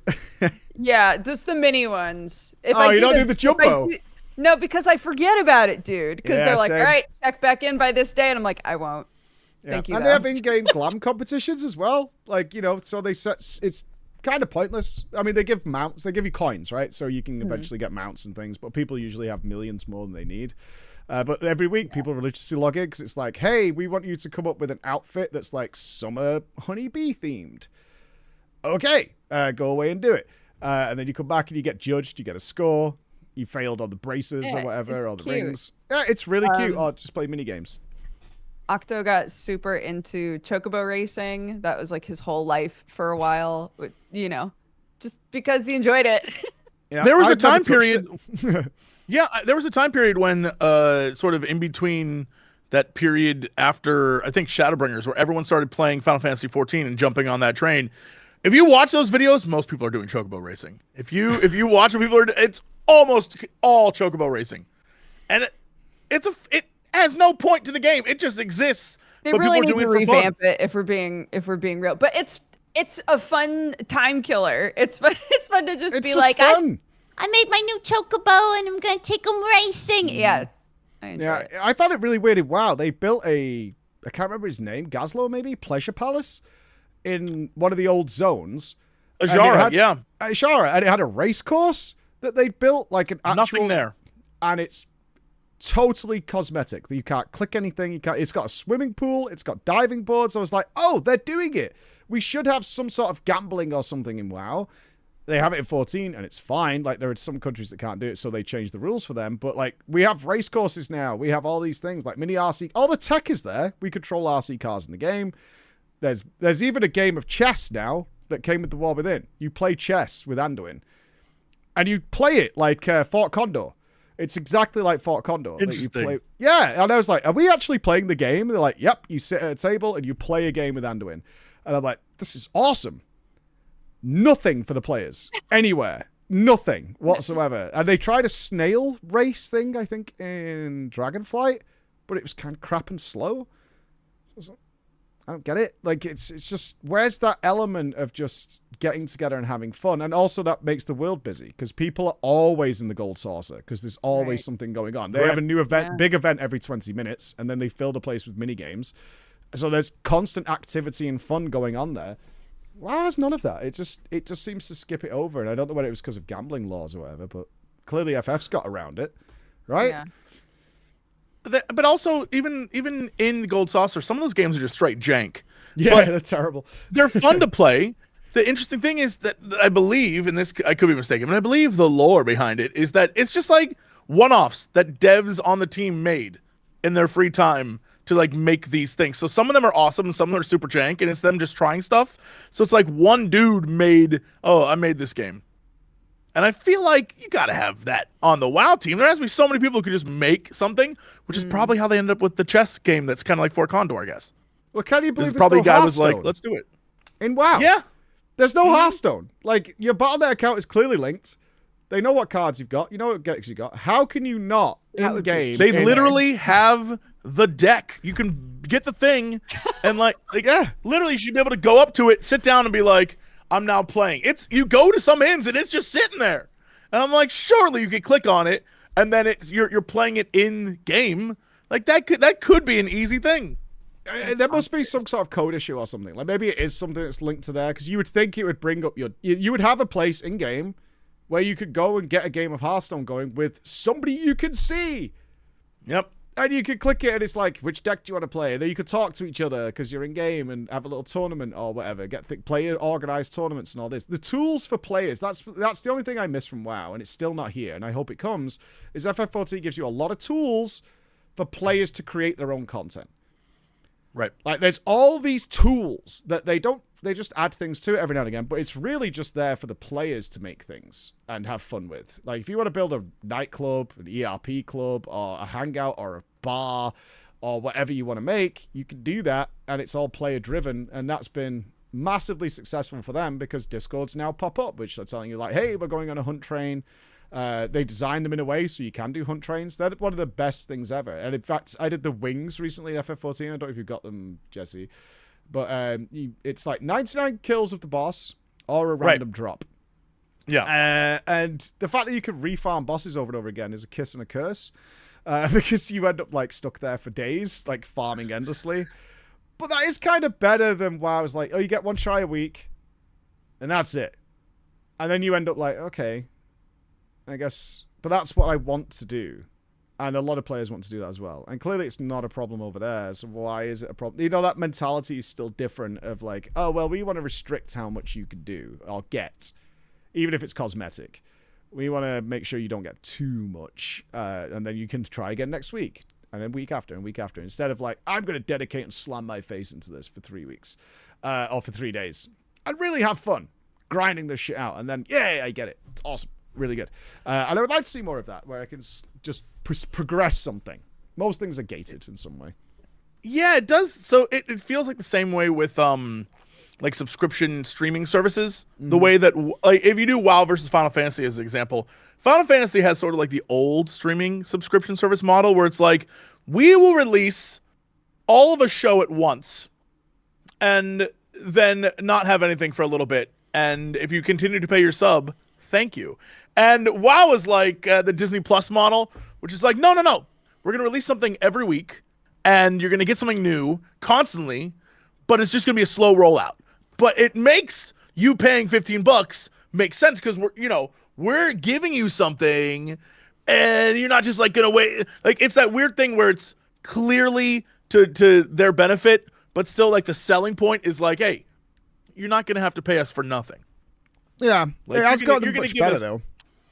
Sure. But Yeah. it feels like that's the vibe where I can understand why some people in the 14 community, especially after Endwalker or Dawn Trail or whatever, they hit the end and they're like, there's nothing to do. What am I doing? I want to do something right now. And WoW consistently is like, oh, we'll give you stuff. Here comes something new. Here comes something new. But they gate things behind that new stuff every time. So it's like, I don't know. They're just different business models, but I always thought it was funny that your options are either play a thing a bunch and then either choose not to subscribe anymore or just sit on the fact that you're paying for nothing for a little bit, or sit there patiently waiting for something new, but you can't get access to it. And you're like, oh my God, I miss when you used to just release all the episodes at once and now I got to wait for a whole damn week. This is stupid. I hate this. But those are the models.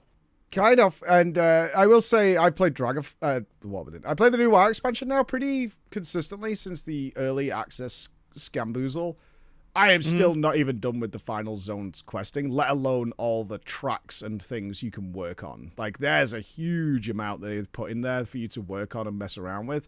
That even though I'm streaming, it's like 7 hours a day. There's a lot. Like, we are in the honeymoon phase though. Of every expansion. Sure. The launch is the honeymoon phase. And I'd like you, Jesse, as soon as the grind hits, I'm out. Like, I'm out at that point. As soon as you're like, okay, now you kind of need to dedicate and commit. I'm like, I don't need to commit to shit. I'm out of here.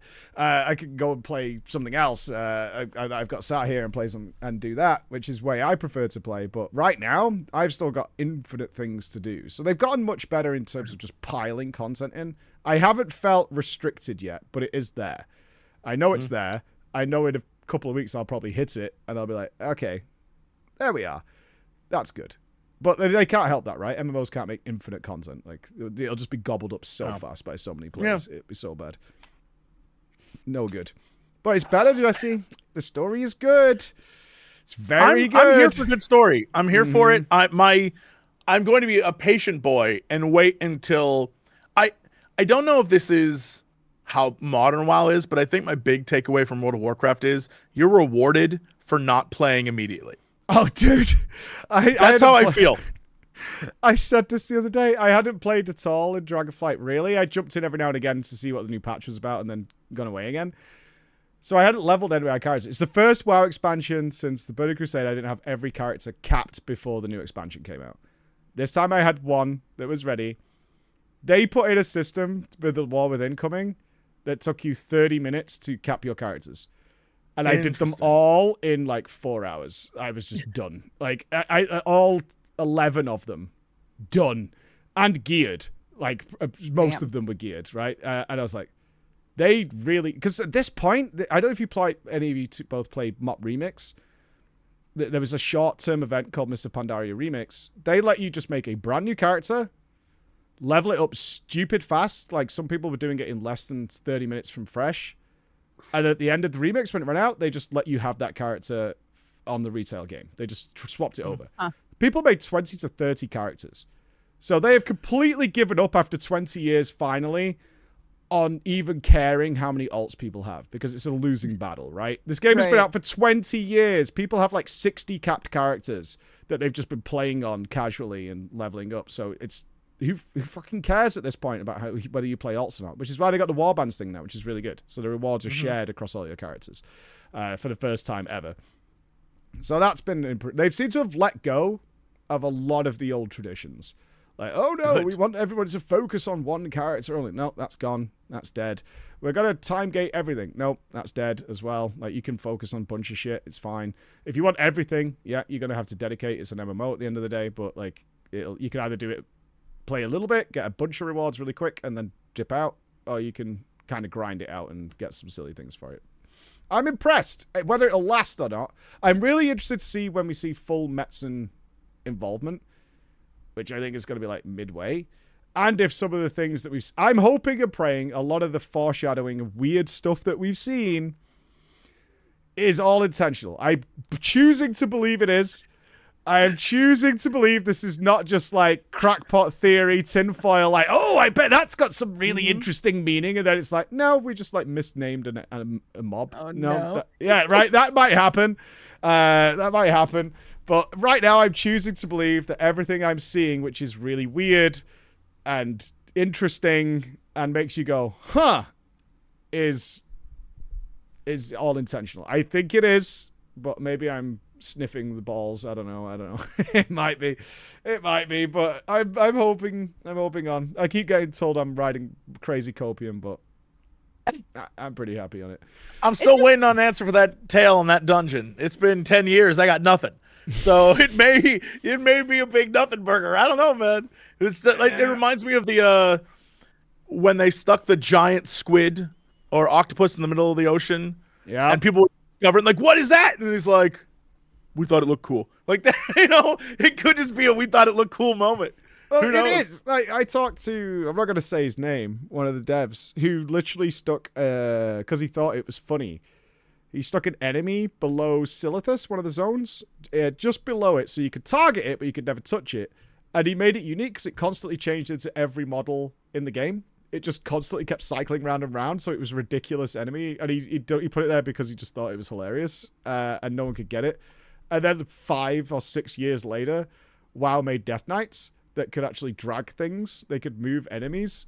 And then someone pulled it out the floor, And 6 years after the game was made, they're like, who the hell put this here? Like, what is this thing? Like, these players have found this thing that's doing that. He's like, I mean, it was funny. I don't think there's much of that going on. They feel much more like they're being professional. It's important that there's nothing like that going on that leads to dead ends. I haven't found any, and I've been looking, man. I've been looking real close. I haven't found anything that's like, that doesn't make any sense. And I'm waiting for it, because I always have that with the WoW story. I'm like, that doesn't make any sense. That is stupid, right? Like, we had Shadowlands where it was like, you saved us and opened our doors and rebuilt our god. Now we'll never talk to you again because you didn't choose us with our special library card. Get away, you scum. And it's like, what the fuck is going on here? That's so weird. Nothing like that's happening so far. Everything seems to make sense. Some creepy things, some fun things. I mean, even if down the line you're like, all right, yeah, you know, the payoffs here, they weren't what I wanted them to be. It just feels nicer to let yourself enjoy it and have fun than to be like, I bet this is going to be garbage in the end, you know? Well, that's how I played WoW for years, though.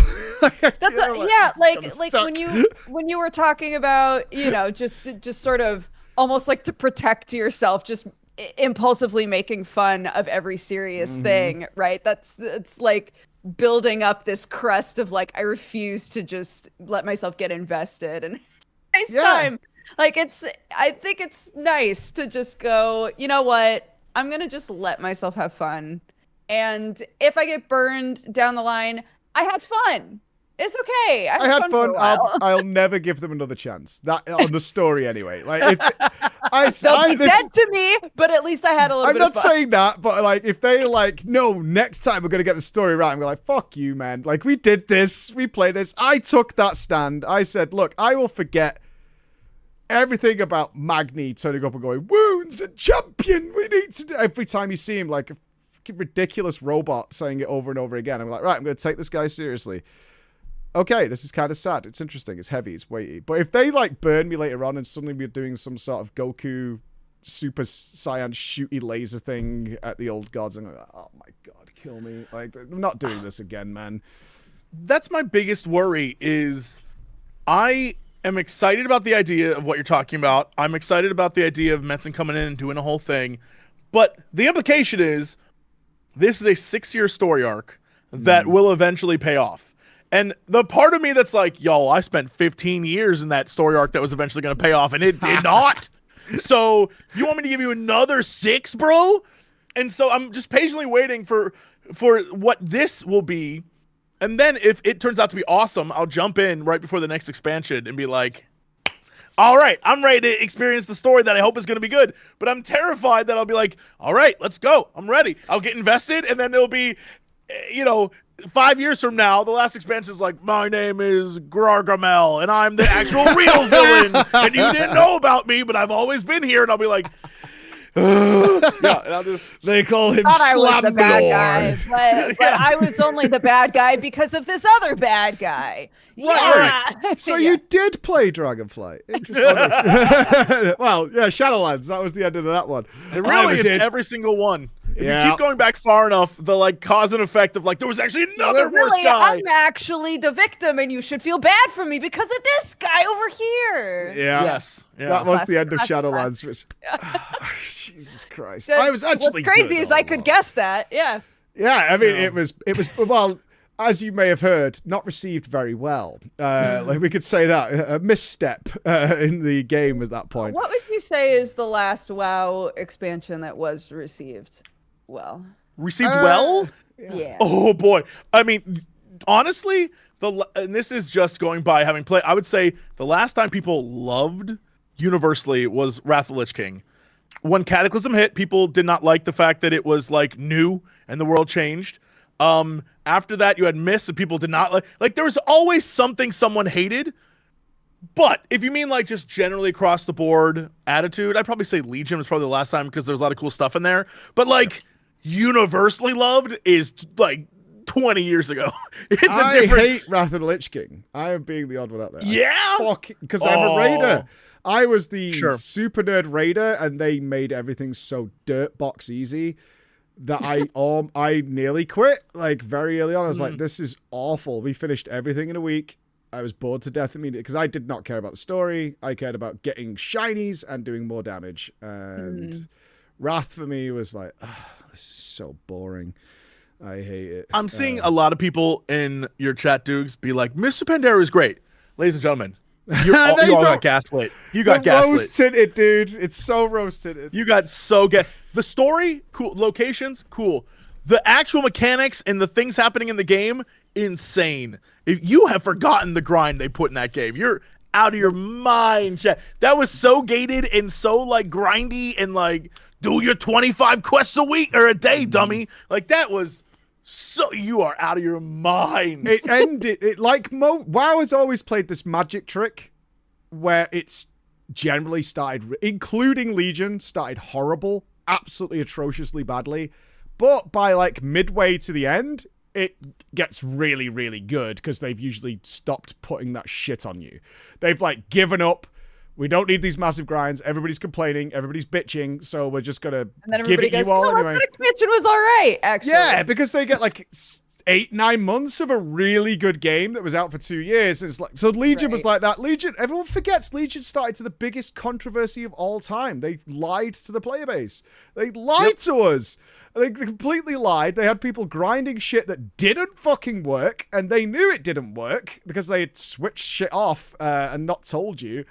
And it was like, everyone forgets that. It's fine because we got everything for free later on. And Mop, the same. I gave up on Mop because they were like, we promise we're putting in this new daily content. It's just for fun. You won't need to do it. But by the way, we've tied all the legendary rewards to it. So if you don't do it, you won't get your nice orange items, will you? And you're like, you motherfuckers. So you had to do it.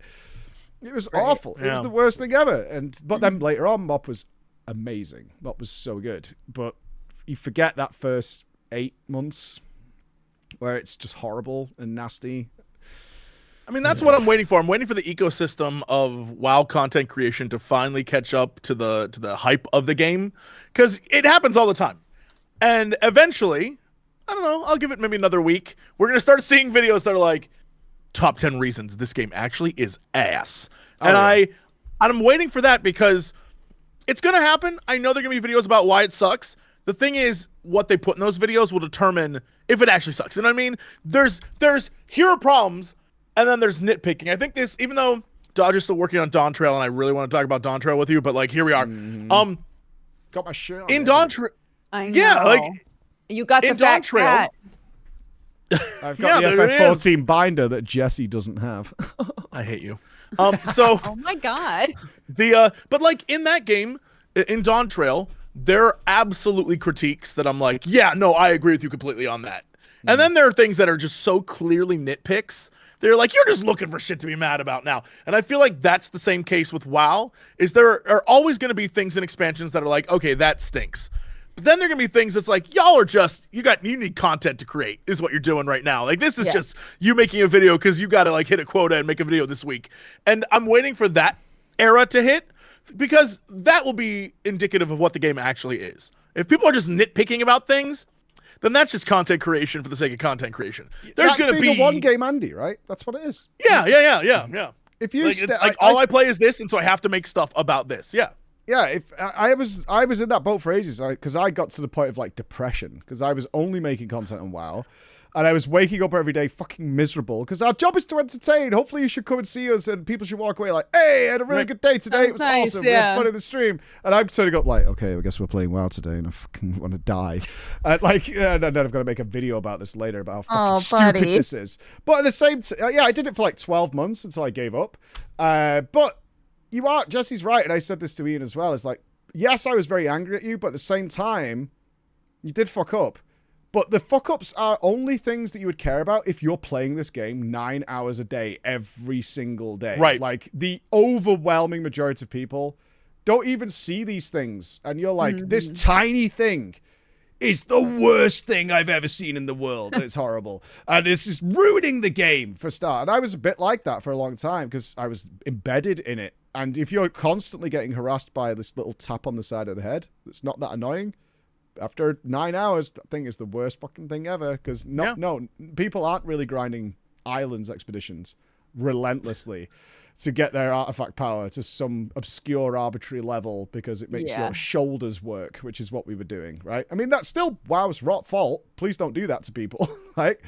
But yeah, if you're content creating and you're only playing one game and it's your entire life, which it was, then yeah, you're going to run into that point of making these death videos. Your experience is different, for sure. You're going to make videos about, this is so shit, it's the worst thing ever. And it's like, no, it's not.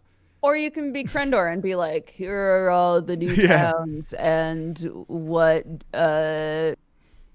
LaCroix they remind me of. Good content. You know? Steady. Yeah, so I'll just dip when it hits that point. When you're grinding, like, I'm done. I gotta go play some Rebirth or something like that. And that's what I'm curious about. I want to see what's gonna happen when we get to that point, when the sort of, because right now we're in the cycle of dude, this is so refreshing, it's so good, this is great. It'll eventually come back around to, all right, here's the problems. And when I see what the problems are, then I'll have a better understanding of what the game actually is. Because, yeah, people really don't notice stuff until max level and they're running around and they're so bored they're, like, finding issues. At that point, then we'll know more. But I'm pretty, everyone that I've talked to so far has been like, yo, I'm really enjoying it. I'm having a good time. Again, most of them are people like Krendo, who's like, I just hit the second zone and I spent 20 minutes in a pool and I was looking at the fish. Did you know there are 4 different types of fish in that pool? And I'm like, no, I didn't, bud. I didn't know that. And he's like, they're awesome looking. I'm like, okay, cool. Yeah, how long do you expect to play an MMO for these days, genuinely? I look at 2 to 3 weeks. That's it. Yeah, it depends on most of the time I will do the story bits. And then if they're like, hey, go do these side quest things or go grind this, I'm like, nah. Which is why I tend to gravitate more towards like a Guild Wars where you're paying, in this case, I think it was like $30 for the expansion, and then that's it. So I can go in, I can play that, and I can move on. The only thing I'm actually actively subscribed to is currently is Final Fantasy 14. That's just because I play. They got me with the glams. I'm like, I need that outfit, dude. I gotta log in today so I can get that outfit. Like, that's where I'm at mentally. It isn't about. I was talking with another Final Fantasy 14 streamer, Lama Todd, yesterday, and we were having this conversation about, like, well, would you ever do another, like, ultimate fight? And I was like, well, I looked through all of the weapon glams, and, yeah, I mean, like, I got all I want already, and all these other ones are cool, but I'd have to, like, work really hard to get that, and, like, I could just wear this other one, and it's so much cooler looking, so, like, I don't think I need to do that. And he's like, you don't want to do it just for the challenge? It's like, no, I don't like the way that glam looks, so, like, I don't really care that much. That's where I'm at. I only do things because it looks cool, rather than, oh, well, I gotta get that because I have a title that says I'm more important than you. Like, I do not care. I just want to, like, look like a little cool dude running around. That's where I'm at mentally in video games now. I'm like, I'm the You're cool never guy. looking cool, Jesse. I've seen that thing. That's I'm the coolest, man. He's so cool. See, I'm the opposite. I want to do that stuff because I've always been a mythic raider, high-end raider. That's where I came from. But my life doesn't allow it anymore. I have 2 kids. I'm married. Like, that's not happening. I can't stream raid progress. It's too boring. Like, I can get away with it for like a day. And the next day it's like, okay, people just checking in. What percentage are we at? All right, cool. I'll come back later. Like, it's just bad stream content. Like, I'm not doing that. So it's like, when would I do this? So I have to get rid of my kids. Maybe when they're like 18, I can raid again, or something like that. And I can go home and raid. Yeah, people love a full circle, dude. So when you come back around to doing content the way you did pre-kids, people will be like, oh my God. It's like old preach, I want to come back and watch you post 18-year-old kids play raiding and do that, because I imagine you'll be like, why is it moving so fast? Slow down. Who is this boss? What are you doing? Oh my God, did they make this harder?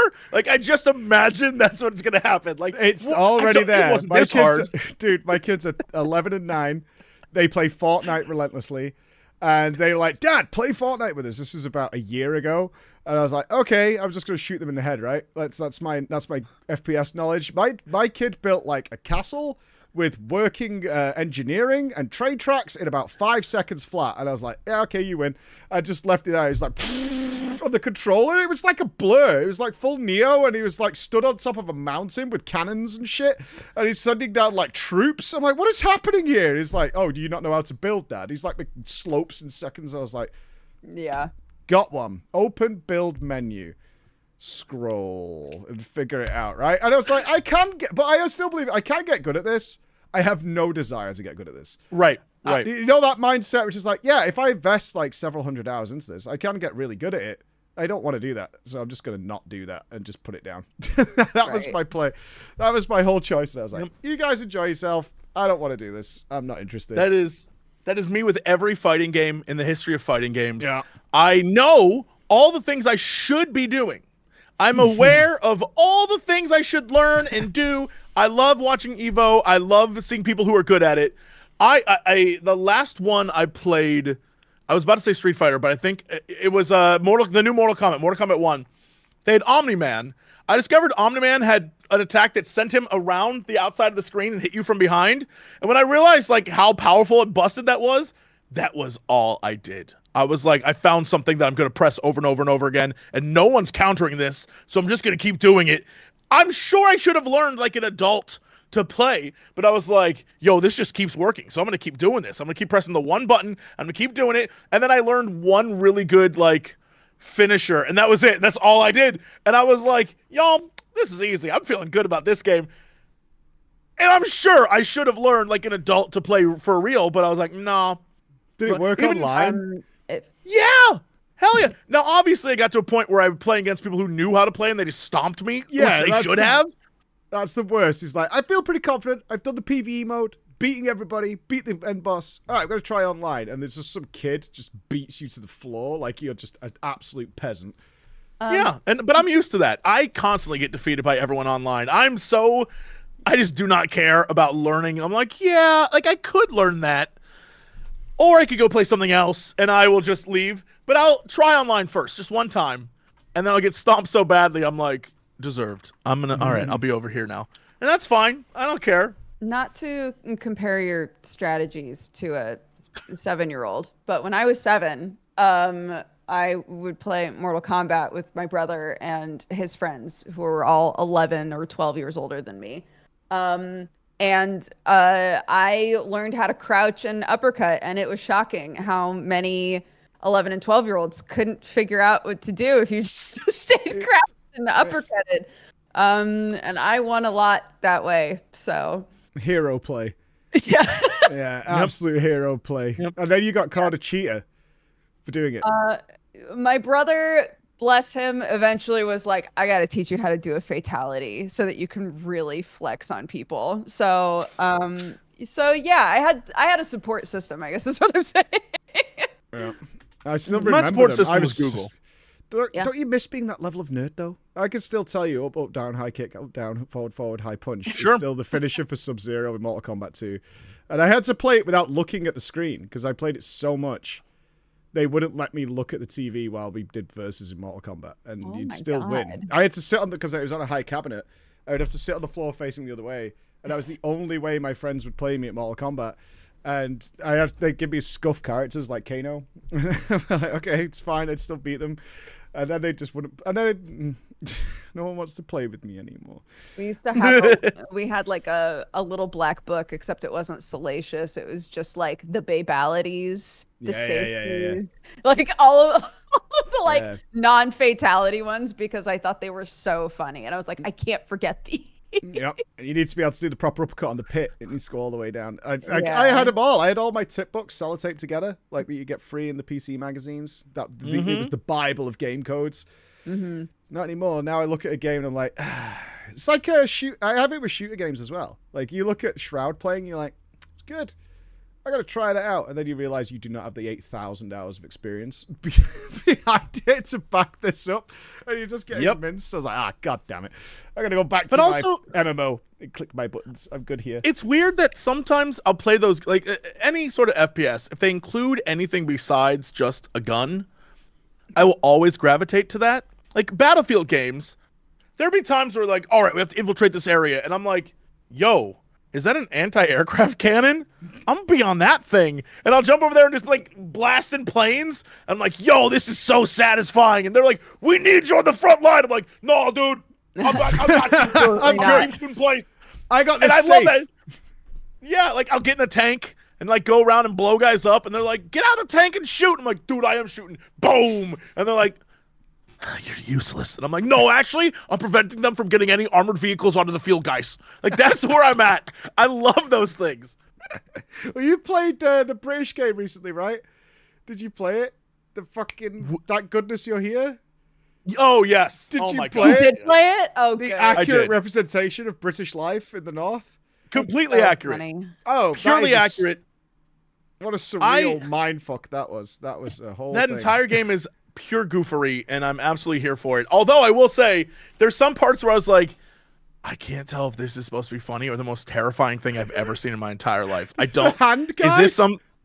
The part where you're like in the meat, I was like, what is happening right now? Yeah. What are like? There's Yes. so many weird moments, but hilarious. Also, there's clearly a Jesse Cox copyright infringement character who's talking to an old lady, and they end up in a trash can together. And I was like, They do. Yeah. that's just me, dude. What is happening? Yeah, How often are you in trash cans with old ladies? Is that like regular?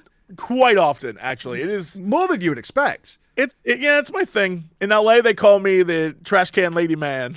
It's weird. Yeah. The king of the weird. banana skins. There he is. Yeah. He loves them. He makes them work. Mm-hmm. It is, it's a super fun game. But it's one of those things that is clearly made for humor's sake rather than like some really compelling gameplay. Like, it's like, all right, I'm here to laugh, not like solve crazy puzzles, and Yeah. I can handle for that. sure. It's like a 2-hour game, so whatever. Yeah, those are my jam at the moment. Like, if I got a spare day, just throw one of those things out. They're so fun. Like, MMOs are great, but I need a break from them now as well, because I almost fear getting invested. I've never played Skyrim because I know I'm in it for such a long time when it happens. Like, I'm gonna get it taken over, and I'm with the MMOs. That's why I set like a time limit now. 3 weeks max.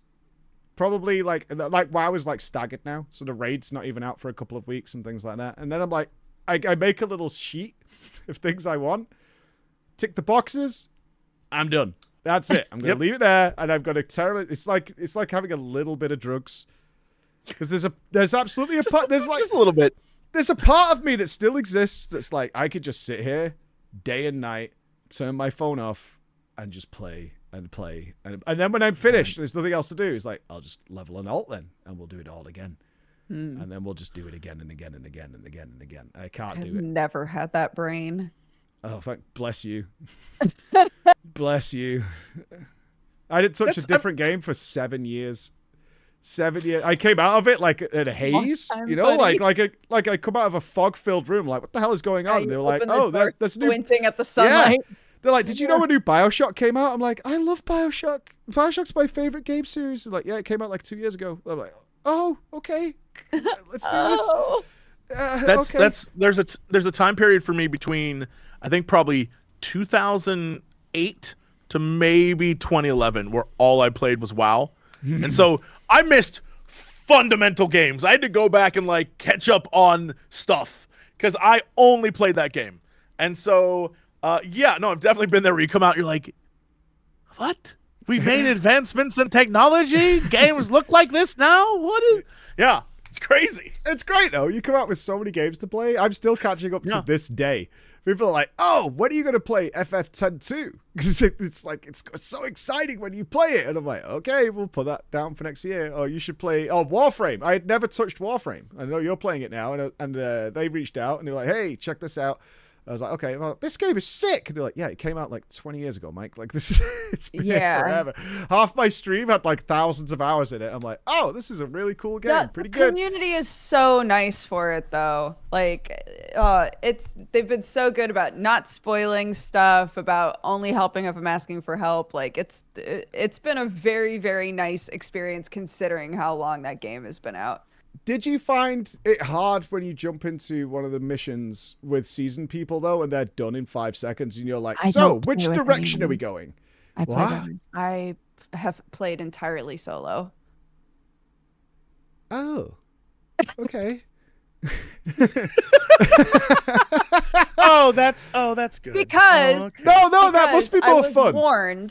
I was warned that playing with other people, if I get thrown into a mission with really seasoned players, they're gonna fucking bullet jump away, finish the mission, and then it's gonna be like, move on to extraction, Tenno. And I'd be like, what even was the mission? What did we do? 100%. Right? That's exactly what I was asking. That is the experience I had, because my first time playing was sponsored. So they were like, please will you do this? And they gave me like a mentor, like a Warframe YouTuber, who was like, okay, we're going to do this, this, and this. He's like, the first thing you want to do is unlock all the planets. Let's go. And then like an hour or two later, I was like, what the fuck just happened? Did we do something? He's like, yeah, you've unlocked half the map now. I was like, what did I do?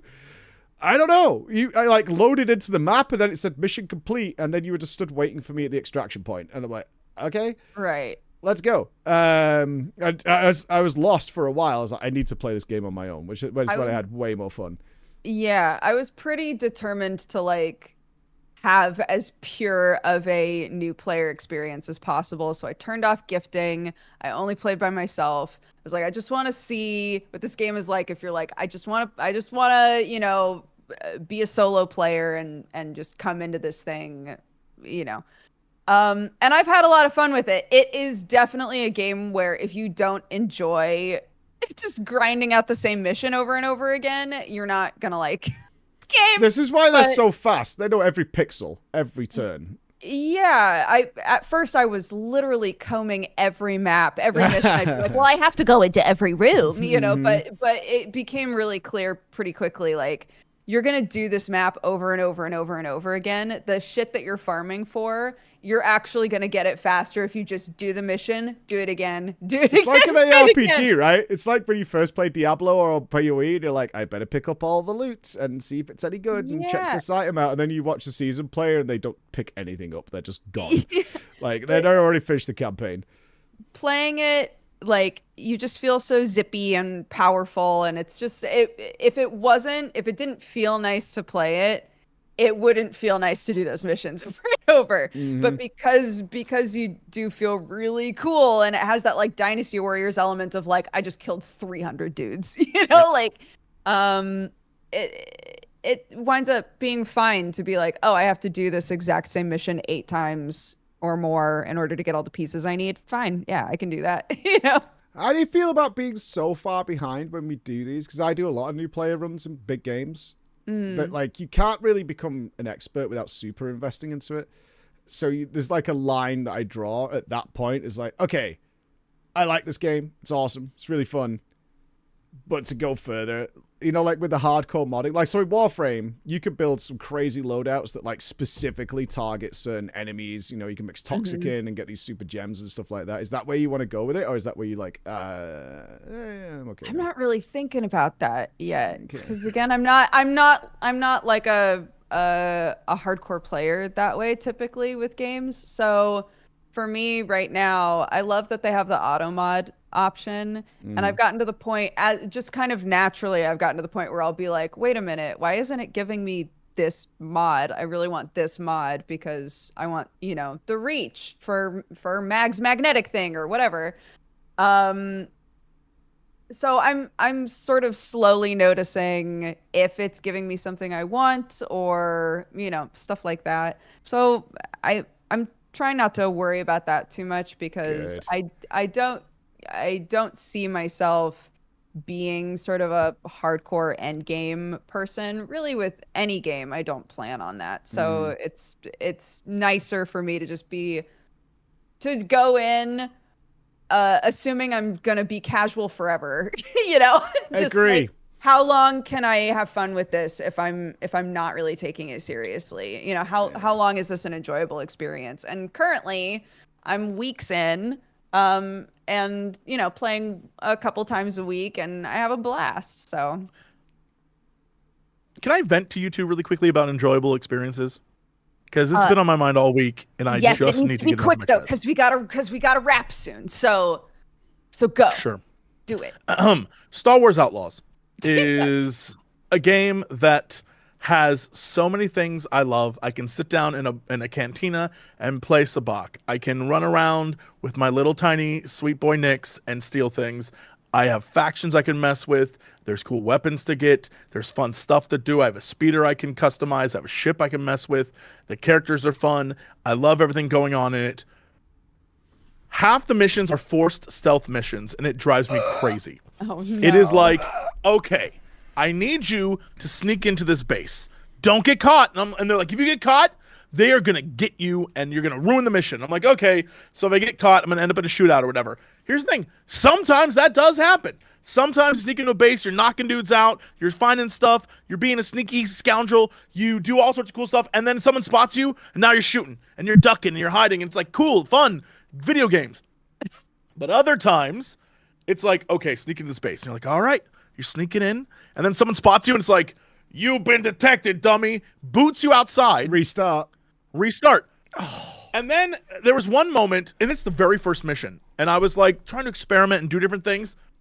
I don't know. My setting was normal. I don't know if it was like normal means ultra hard, but there was one point where I'm like, hey, Nix, go and distract that guy. And what ends up happening, one guy walked. So if I'm standing here hiding, one guy walked this way, one guy walked this way.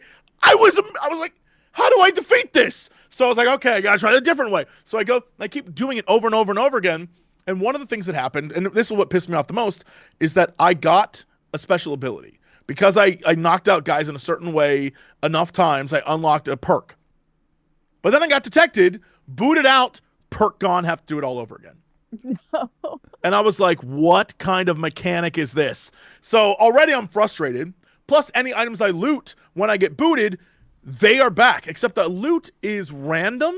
So if I loot a really good item and I get detected, I get booted, I lost the item and it resets and now becomes something different. It could just be money now. And I'm like, what the hell is this?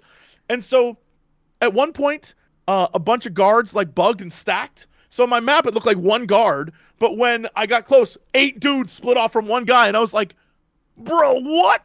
And it just was so frustrating because another great example is I managed to sneak past a bunch of guys that were giving me trouble. I knocked out a few dudes, got past the camera. I'm like sneaking up and I see there's 3 guys in front of me. And I'm like, okay, I got to get above them. But maybe there's a banister I can climb down it. I climb down the banister. There's 2 guards down there just standing there. I was like, I would never. How would I know they were there? And so I just got immediately you don't have detected. a radar or anything, or some sort of predator sense. Yeah, your little companion has a predator sense kind of vibe where you can see stuff. And so I scanned, and it showed 3 guys in front of me. And I saw a banister to the side, and I was like, okay, if I jump down here. So I jumped down, and then the bottom of it are just 2 guards standing there. And they're like, oh, hey, detected, booted out. Your legs are dangling. Yeah. Sounds booted like out hell. immediately. There is somewhere, I'm sure you can go back to my stream, like I'm going to say 35 minutes of me throwing my head, maybe longer, just slamming my head against the wall, trying to get past the first stealth mission to learn the mechanics of the stealth. And it's unforgiving. It's like just, oh no, detected, you're booted. But then later, so in this mission, I got detected so many times and booted out, right? Later on, there's another mission. It's like, hey, you need to either pick this faction or this faction and steal from them to get the part we need. Whoever you steal from, you have to sneak in there, do not get detected, or they're going to hate you. Like, okay, same thing. So I'm going in trying to like, all right, how do I do this? Like, let's learn. Obviously, they're just going to boot me out if I fail, so I can do a good strategy, right? Mm-hmm. So at this point, I'm like in that mindset. I get booted, it's like, minus 150 rep with the Crimson Dawn. I'm like, what? What do you mean? Oh my God. I was so mad. And it's so crazy to me because there's so many things in this game. Like, you can get on an Imperial raid, like a GTA, where the Empire will get more and more pissed at you and send bigger and bigger things to get you if you like mess around in the open world areas and you piss off the Empire. But at the same time, you can sneak into Imperial facilities, hack terminals, and delete your account from them. And they're like, oh, well, we don't really, who are we looking for again? And you're like, awesome, this is cool. There's so much to love in this game, but it's gated consistently behind forced stealth. And I'm like, it is not 2010. We should not be doing this. Like, You this sucks. say that, but I've never been more put off by a game in my fucking life. That sounds awful. Forced stealth with forced restarts when you have weapons is so dumb. I would rather be the biggest outlaw ever. That's like, oh god, he's here. I would rather be the butcher of Bakersfield in every mission. Stealth in? Hell no. I'm taking heads, baby. Like, just give me the choice. And you can. There's one stealth mission where you do the stealth, and then the minute the stealth is over, you accidentally trip an alarm and guys show up. You're like, well, why the hell did I do any of that? Right? If I would have killed them along the way, then I would have to fight them now. But whatever. Right. So there's also stuff where you can get blasters or sniper rifles. Wait. You can't do stealth kill? Is it all non-lethal? No, you can. There's half the time I'm blasting dudes, But the thing is, and you can use like you can have Nyx, your little guy, go and blow something up. You can blow it up yourself. You can like do all sorts of cool stuff. You can speeder bike run over people, right? Like you can do all sorts of different things. The biggest issue is that in the stealth sections, sometimes they're just parameters that like sometimes you can use your weapon and it has a stun setting. And you can fire stun and stun a guy and knock him over. Or you can throw different grenades or whatever. You can do things, but sometimes it just does not let you draw your weapon. And it's like, no, you are sneaking. Do not fight. You are sneaking now. And you're like, but I want to kill this guy and he's in my way and I can't. No, the lore reason is like, we don't want them to get mad at you. Even though mechanically, the game is You're the rebellion, right? You're the resistance. They're already mad at you. Like the thing is you're supposed to be just a scoundrel. And so you're like early on, you meet some rebels and they're like, yo, we're for the rebellion. And you're like, yeah, okay, I'm going to go do a thing. And you're like, it's fine because you're a scoundrel. So in my mind, I'm thinking I'm in the cantina and I'm blasting Greedo like Han Solo. But in this game, sometimes it's like, no. You're in a cantina, please. We do not shoot here. And you're like, but I'm a scoundrel. That is who I am. Right. And yeah, there's a weird disconnect. In some areas, the game is awesome. And I love, like, you can play Sabacc and use your little guy to cheat. And so you can see their cards. You can see it. And I'm like, yo, this is great. This is exactly the vibe I want. And running from the Empire and, like, you can meet a, like early on, this is not a spoiler at all. It's so early in the game. But, like, you can go into a computer system, hack a terminal, and you get information for one faction, but you discover information for another faction, and you now have the option to take that information, sell it to the one faction you're going to go meet, or take it to the other guy and let him know one of his goons is like going to betray him. And so you can do different things, but it's all sort of boxed in by like, the only way to get that stuff is to sneak into an area where if you get detected, you can't shoot them and murder them. You will just be booted and lose reputation for being there. And the reputation blocks off access to items. So some factions will not sell to you if they do not like you, or they'll be actively aggressive to you if they see you on a planet somewhere. That makes sense if you get caught, right? That makes sense. Absolutely. You got caught, they know you did it, but to restart you as well just feels like twisting the knife for some reason. Oh, it's like, such a knife twist.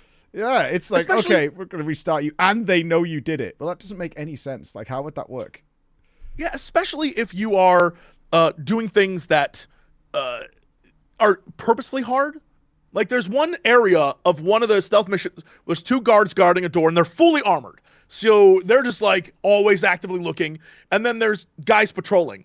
And the whole point is you need to get past them.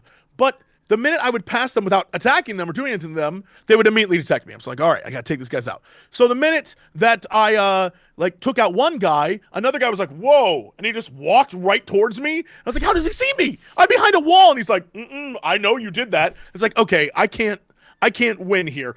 And so the way I beat it is I slowly and methodically took out all four guys. And I was like, if I'm going to take them out anyway, let me shoot them. Yeah. Like if it's just let me shoot them.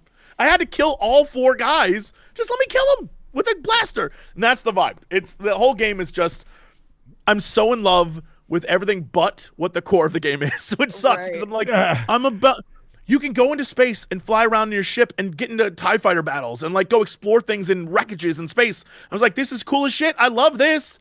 But imagine if they took the space bit and like, don't get detected by a Star Destroyer. If that happens in this game, I'm going to lose my damn fly life. silently. If that is a and moment, I'm going to be like... Someone, so an ad just auto ran and someone said they got an Outlaws ad. I assume no quick save. I love a game more. Dude. Can you quick save? I assume you can't quick save. Right? No, you cannot quick save. There is no F5, there is no F8. It is strictly designed for console usage. So you save right before you do the stealth mission, and then you can't like get past an area and then quick save. It does not happen. There is no option to do so. There is no menu. You can't even get to like the menu and then press save. It does not happen. You are just deal with it. Learn to get good. And I'm like, okay, yeah, but then you change the rules. Sometimes I can shoot. Yeah, that's so. And it doesn't tell you beforehand. You don't get like a parameter thing, like like the stupid Metal Gear things, like just to let you know for this mission, no lethal attacks are allowed or no weapons or anything. Like they don't give you anything like that. A character may say something like, "If you sneak in there, be quiet."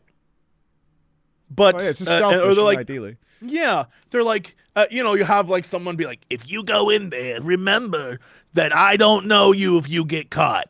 It's like, okay, Okay. like, all right, cool. All right. But yeah, it's weird because again, they give you like a cool world and a cool planet to explore and like a cool town to get into and some space stuff to do, and they give you all like you can go to races and like bet on horses. You can like steal from people and do all, there's all sorts of cool things you can do. And I'm like, yeah, this is the experience I want. And they're like, now sneak, bitch. And I'm like, fine. And then I just throw myself at it till I solve it because I now know everyone's movements, which is not, I wouldn't know that if I was the scoundrel. I go in there and try to figure it out. It's like, no. You got to learn it. All right. I'm being played off. Okay. All right. I see. I'll just say, if you play Mechanicus, it's like that. It's brutal. Yeah, I mean, but I want, if it's brutal, tell me it's brutal. You know what I mean? Don't be like, it's a fun Star Warsy game. I hate Star Wars. I'm a hard passer. I'm a Star Trek guy. That's the hot take we wanted. There we go. Yeah, that's what we're Star here Trek for. forever, baby. Preach, thank you so much for joining us. So when we have guests, we typically ask them to give chat homework. What? I know. It's cruel and unusual. What is a game, movie, comic, show, whatever, that you think is really good and you think people should give a shot? Oh, what's it called that we just talked about a minute ago that I think all three of us have played? It's 2 hours. Thank goodness it's me. Yep. Thank goodness I'm here. Thank goodness you're Thank here. goodness you're here. 2 hours. If you hate the UK, it will be right up your alley because it'll have all the weird things in. If you live in the UK, you will get the references more and you will find it funny as well. Like, it's universally good. It's either every trope of the UK or it's actually kind of realistic in some places. Involves beans. Yeah, it's very good. Very funny. It's so strange. Thank goodness you're here. That's it, yeah. Thank goodness you're here. You've been a fantastic guest. How can people find you? What are you doing? Type Preach into Google. Easy. I don't know about that. Yeah, it works. Have you beat out all of Big Religion? Did you finally do it? I fucking crushed Christianity, dude. Elbow drop from the top. I was like the ultimate fucking warrior. I was right in there. You can add Preach Gaming if you want, if your algorithm sends you a different way. But Preach in Google usually finds me, and also tells you how to say my name if you struggle. I'm actually the second result if you type Preach. Yeah. Interesting. There we go. Finger guns. Get fucked, Religion. Easy win. Oh my goodness. Again, another spicy take for the Star Wars and religion. Down. Fuck Star Wars. Jesse, what are you up to? What's going on in your life? Oh my god. Still trying to put together a Dawn Trail review video. I keep changing my thoughts on things over time. The more I look at it, the more I'm like, actually, I probably should expand upon this. It's not something I'd recommend, y'all. Making scripts for videos sucks. I don't know why I did this. I also just started playing Visions of Mana, the new Mana game. Nice. It is the first time in a while it feels like the old Secret of Mana kind of vibe, where gameplay you're like, okay. Very cool action RPG stuff, but I literally just started. I'm like 2 hours in, so I can't. We'll see what happens there.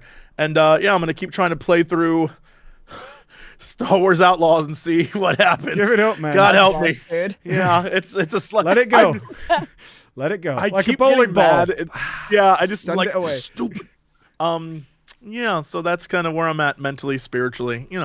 Just broken and super excited. By the way, this is totally not related to me, but we're getting for all my weird nerds out there, we're getting more Control with Control 2, but also I guess a Control and Alan Wake TV show with Annapurna. I don't know what's happening. I'm so hyped. I'm ready.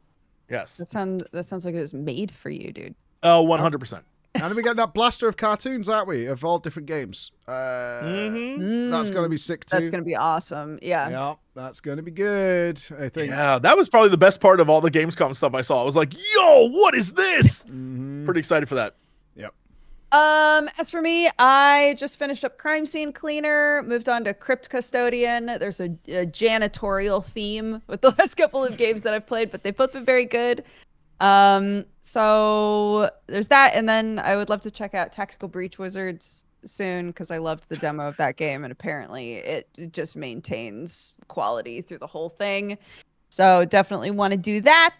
And Dawn But Trail, my kid, and some Dawn Trail, yeah. When you say some Dawn Trail, when, like, guesstimation, when can you and I finally talk about this game, Dukes? Are you thinking like 2026? Like, what's your vibe? My cousin and I play once a week for about 3 hours. So Children sometime, so right. Sometime in the distant future, you and I can finally have a deep discussion. Maybe around Christmas, you and I could have like a special Christmas Dawn Trail.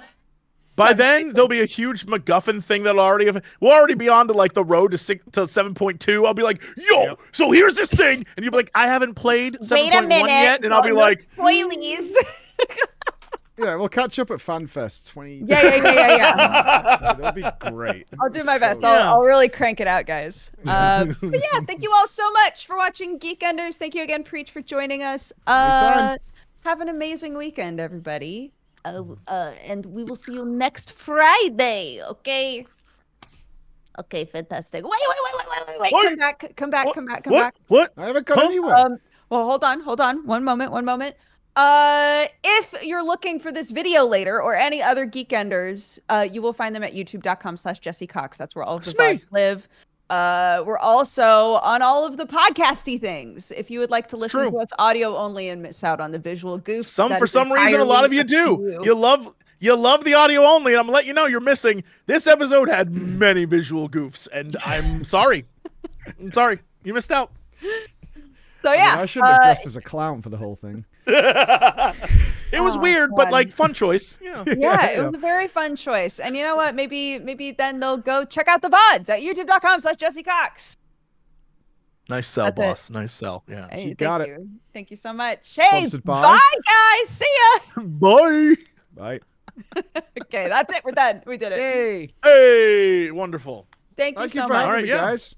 Of course. Thanks again, dude. I'm gonna go see my kitties, and hopefully we can maybe see you in the UK, Mr. Jesse.